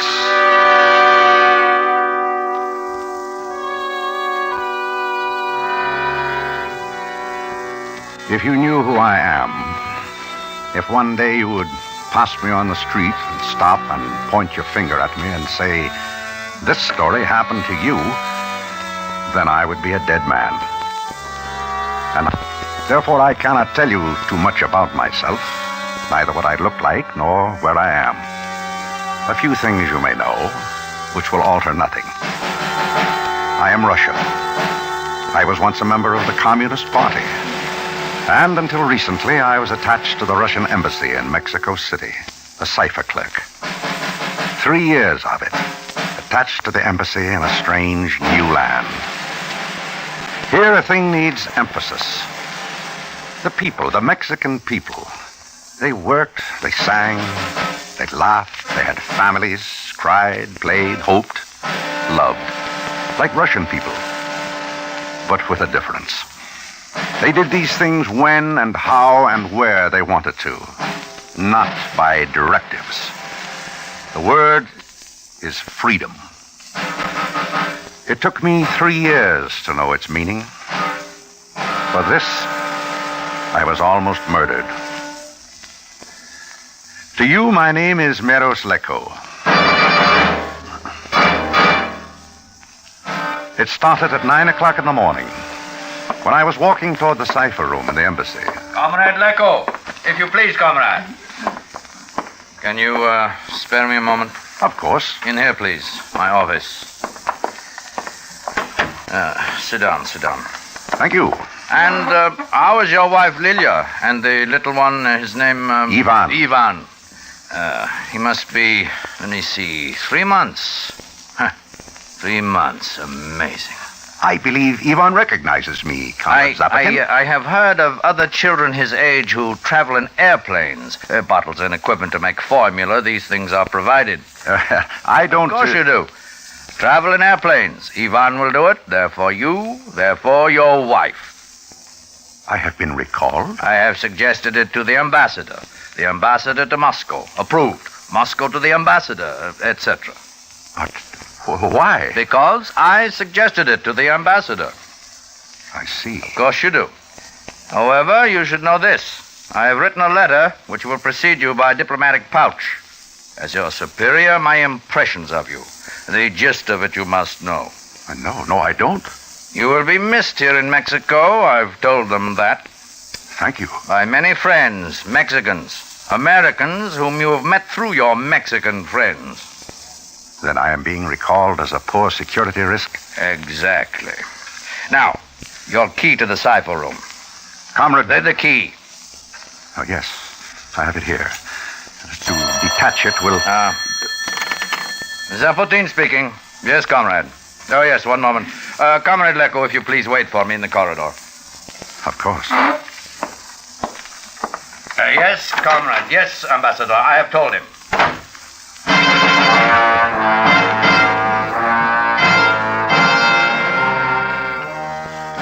There is no melodrama attached to it. Merely a simple truth. To be sent back to Moscow is a bad security risk. Prison, work camp in Siberia, death. Therefore, do a thing. Pursue a plan. Ensure my living. Do not wait for Zapotin. Back to the cipher room. Use the key. Steal certain papers, documents, for the occasion of remaining alive. This one. And this. Secret documents to buy my own security. Papers dog-eared for the purpose. Stay alive. And these. This. Comrade Leko. And put them into my coat pocket. Inside. Comrade. A moment, comrade. Open. I told you to wait. But I had duties here in the cipher room. You are relieved of them. I told you this. No. Merely that I'm returning to Moscow. Tomorrow. Yes. The key, comrade. Of course. Here. You will go immediately to your house. You will inform your wife. You will pack. You will get your child ready. And you will be delivered to Moscow. Under escort, comrade. Now, good day.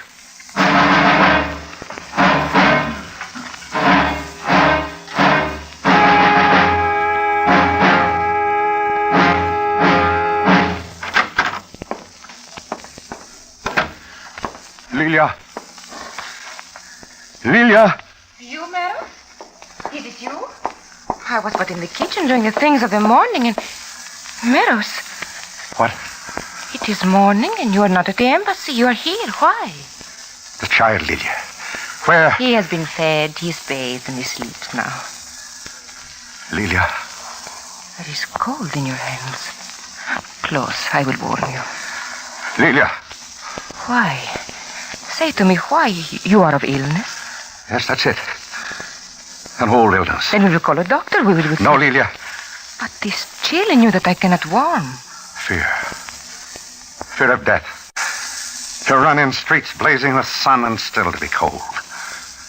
What cure for that, Lilia? Death. To begin tomorrow. For you. For me. And for the child. I don't know what it will be for the child. Your lips spoke death. I'm being recalled, Lilia. Why? Why? You have worked hard for them. And I have talked to people here. And I have sat in sunlight and laughed with them. And somewhere in darkness it was observed and reported.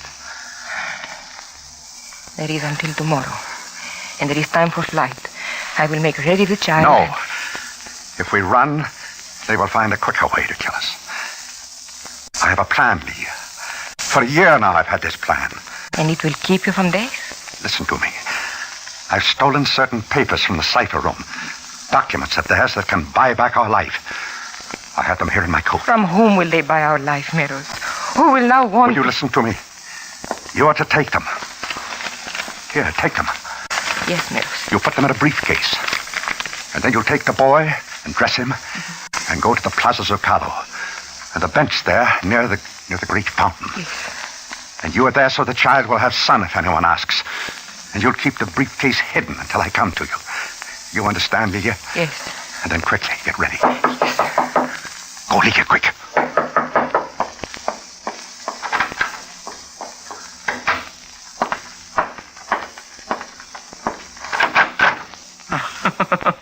Oh, Senor Cardoza. You give me surprise, Senor Lecco. It was not you I expected to see this hour. But I'm glad to see you.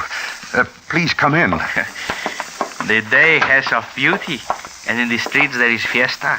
And I thought to me, the Senora Lecco would care for fiesta, she and the pequeño. Ay, the Senora and the pequeño. Muy buenos días to you both. Senor Cardoza. You'd better take the child and go, Lilia. There's not much time. Yes, Meadows. But, Senor, I've come for you and the little one to the fiesta. Lilia. I'm sorry, Senor Cardoza. Perhaps another time.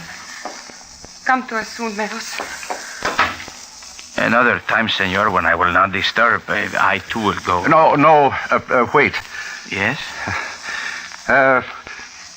3 years we've known each other now. Neighbors. You've done kindnesses for us. Are you also my friend, Cardoza? But this is a question of ridiculous. That I am your friend? I, who have held the pequeño Ivan in my hands, who have babysit for him, who have... Listen to me. Just listen. I've come across certain documents. They prove a conspiracy exists between members of your government and mine. These papers can buy back my life. I have only until tomorrow to sell. Oh, I have read of such grotesque things. Where do I buy back my life, Cardoza's, and Lia's, and Ivan's? You were a lawyer and a Mexican. Where do I trade? It is to ponder. A moment. If I were not a poor lawyer, if I were an editor, perhaps, of a great newspaper, and there was a week's headlines to be had for so little price. Oh, pardon, how frightful I am. I did not mean that. Editor. Newspaper. Yes, of course. Oh, mil gracias, Cardoza. 10,000 thanks for our lives.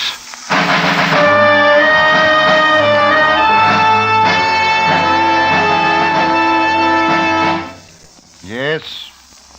What do you wish of me? I am Meros Lecco.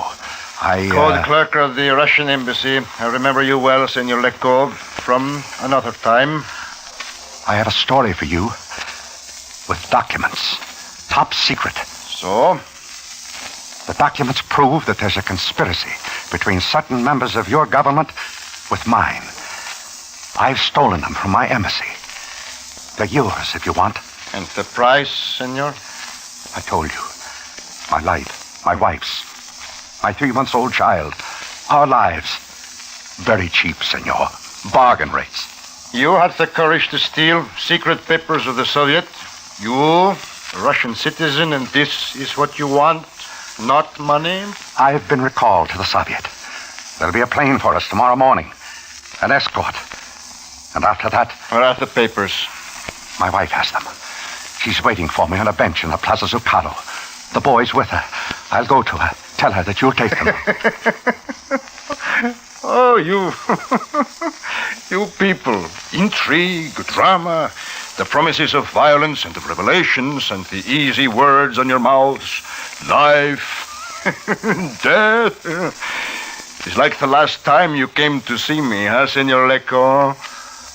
What? Not a year ago, Senor Lecco, you were here. You then had another thing to sell. Listen to me. The thing of Dr. Diego. Remember? Professor of electronics in the University of Mexico.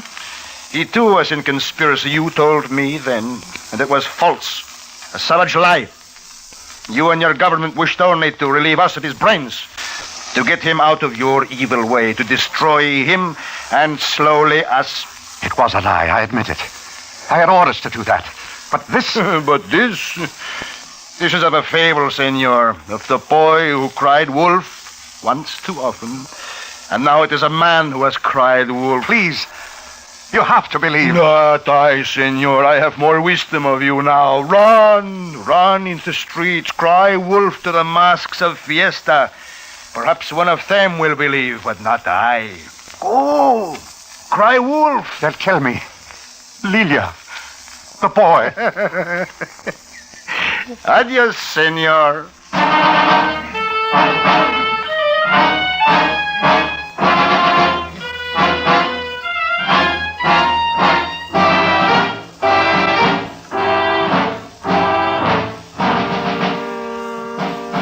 Autolite is bringing you Mr. William Powell in The Man Who Cried Wolf. Tonight's presentation in radio's outstanding theater of thrills, Suspense.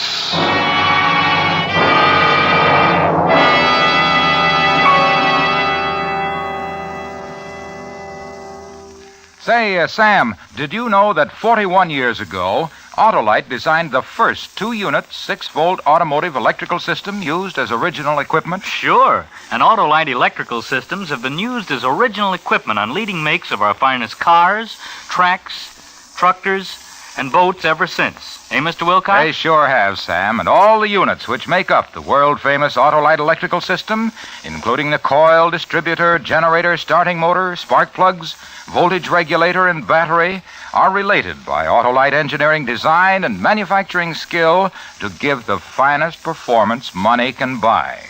Every unit, as well as the component parts that go to make up every unit, are designed to fit and work as a family team. So be sure. Insist on Autolite original service parts for your Autolite-equipped car. Right, Sam, because then you're sure of getting the best. Friends, you'll find it pays to keep the Autolite electrical system of your car a family system. Insist on Autolite original service parts. And remember, from bumper to tail light, you're always right with Autolite. And now, Autolite brings back to our Hollywood soundstage Mr. William Powell in Elliot Lewis's production of The Man Who Cried Wolf, a story well calculated to keep you in suspense.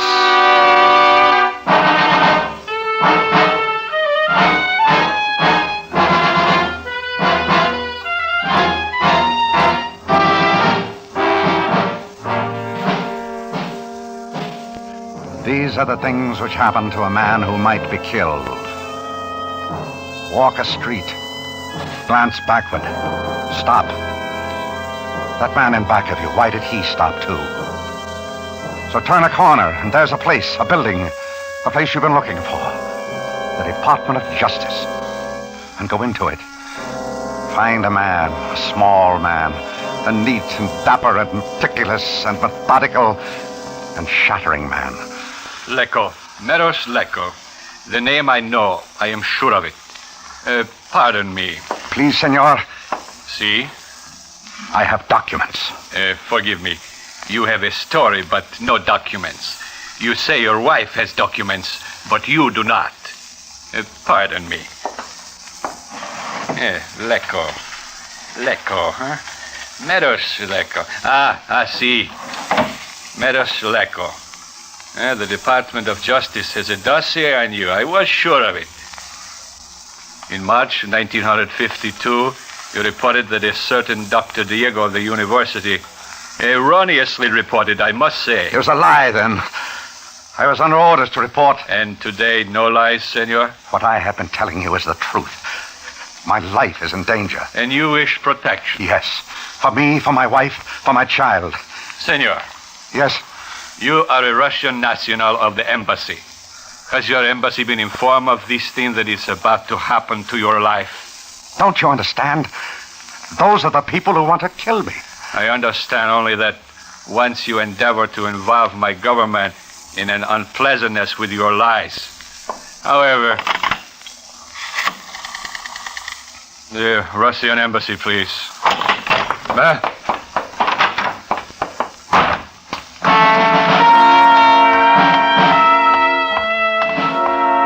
Leave him. Get away from him. Flight from a phone call to death. Mine. And for a woman who sits in the plaza near a fountain and waits. And for a child whose fingers play with drifting golden feathers of sunlight. And try not to run. Through a long corridor of marble and columns, quick, blurred faces, and of voices, and their fleet murmurings of the tongues of terror. And great doors of metal and glass open onto a pavilion of steps, closer now to the images of fiesta, to the masks of fiesta, to the women and the music and the spinning scarlets and golds and green of fiesta. And across the street is a lifetime away. And a cry of laughter and small fright. You've made a child, a young boy, sprawl against confettied pavement and take the precious time to help him to his feet and say you're sorry. And a few steps to another building, to a shuttered door and beat on it. Because there's help there and refuge. And Senor Cardoza's, the office of Senor Cardoza's. Cardoza's! Cardoza's! Senor Lecco. Let me in. Venga usted, amigo, come in. Always I close my office for fiesta. He wouldn't listen to me, Cardoza's. He wouldn't believe me. Huh? Oh, the man of the newspaper. Someone has to believe me, Cardoza's. Someone has to see those documents. Perhaps. What? A friend to me in the secret police. I could say to him of you, and perhaps he... Maybe... You have no wish of secret police, Senor Lecco. Get to him. Tell him. I have but to phone to him. He's a friend from student days. He will meet us.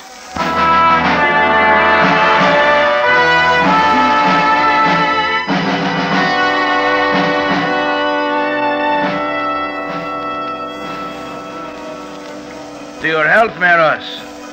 Drink, amigo. Where is your friend? He will meet us here in good time. Drink. Meros. Yes? Are you not worried about your wife, about the pequeño? They will be all right. Yes, I'm sure. That man who came through the door. Pepe, aquí. Siéntate, Pepe. Amigo Pepe, amigo Meros. Buenos días. How do you do? You are in trouble, senor? Yes. What trouble? Pepe, may I call you that? Si. I have stolen some documents from the Russian embassy. Where are they, senor? My wife has them. And where is your wife? She's waiting for me. When you hear my story, if you believe me... No one believes him, Pepe. The story, senor. Tomorrow, I'm to be sent back to Russia. I have stolen documents to prevent this. But that is the part that is difficult for authorities to understand, Pepe. My friend Meros talks of documents and has no documents. See, this I notice. To give them to my wife and separate from her is part of a plan. By this time, surely the theft of the documents has been discovered. By this time, the embassy looks for me. If they catch me, they cannot harm me. See, the blackmail of the documents. Do you believe my story? Senor, I wish to tell you something. Do you believe me? To us of the police, the names of all members of your embassy is known. Yours. I will not conceal from you the fact that I know of the tricks you played with us last year. The matter of the professor at the university. It's the truth. What I tell you is the truth. Believe him, Pepe. Why should I believe you, senor? Because it is the truth. See, I saw his wife, Lilia, leave. I will take you to her. I do not wish to be made a fool of. I will give you the papers. Believe him, Pepe. I have a car outside. We will go to your wife.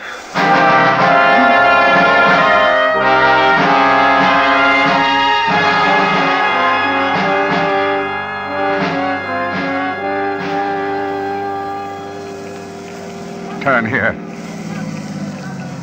My wife waits for me at the Plaza Zugallo. And she will wait?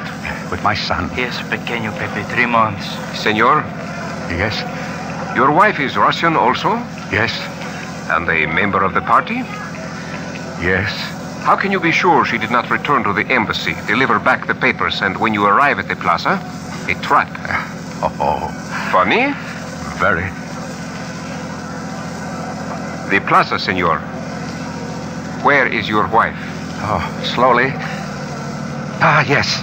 Yes, there she is. By the fountain where I told her to be, with the child. See.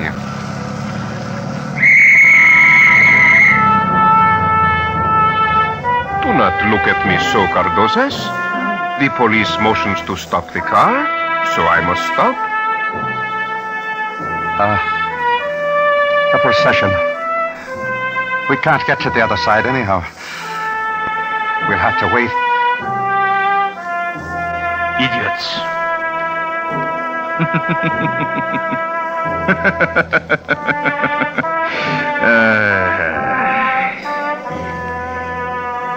A parade. Such a solemn parade. How ridiculous. And they bow their heads. You're communists. Both of you. Spies. Tricked me. Hey, you won't get away. I'll show you. Hold him. These people. People, listen to me. You are fools. Listen.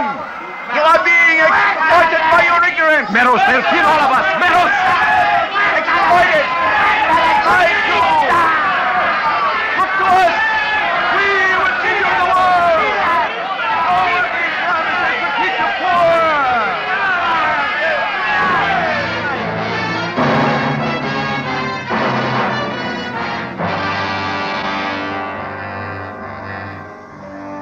And that's the way it ended.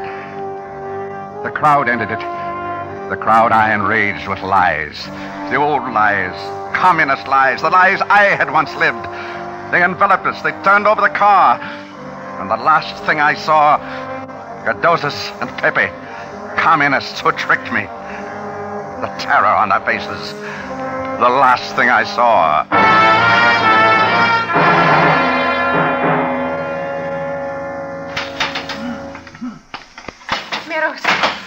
Meadows. Oh, Lilia. Are you all right? Yes. And Ivan? At home. Home? Where? At another place. Meadows, you are released. I will take you there. And the papers? The documents? The police. They believe you? Yes. Oh, yes. We are free, Meadows. Not to return to Russia. A new homeland. That is freedom. And no fear. Freedom.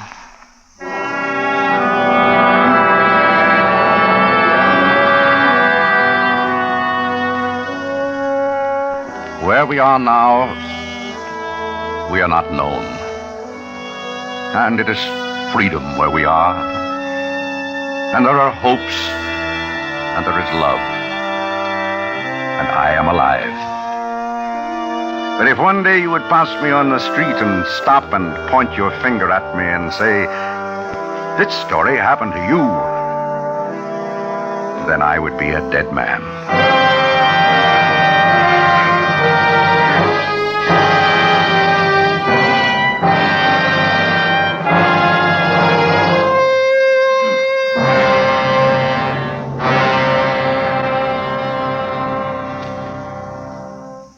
Suspense, presented by Autolite. Tonight's star, Mr. William Powell. This is Harlow Wilcox again, speaking for Autolite, world's largest independent manufacturer of automotive electrical equipment. Autolite is proud to serve the greatest names in the industry. That's why during these early months of '53, the Autolite family joins together in saluting the leading car manufacturers who install Autolite products as original equipment. Our Autolite family is made up of the nearly 30,000 men and women in 28 great Autolite plants from coast to coast and in still other Autolite plants in many foreign countries. Our family also includes more than 18,000 people who have invested a portion of their savings in Autolite. as well as 98,000 Autolite distributors and dealers in the United States and thousands more in Canada and throughout the world. Our Autolite family will salute the National Safety Council and its accident prevention work on the next Autolite Suspense television program. If you live in a television area, check the day and time of Suspense so that you'll be sure to see this program.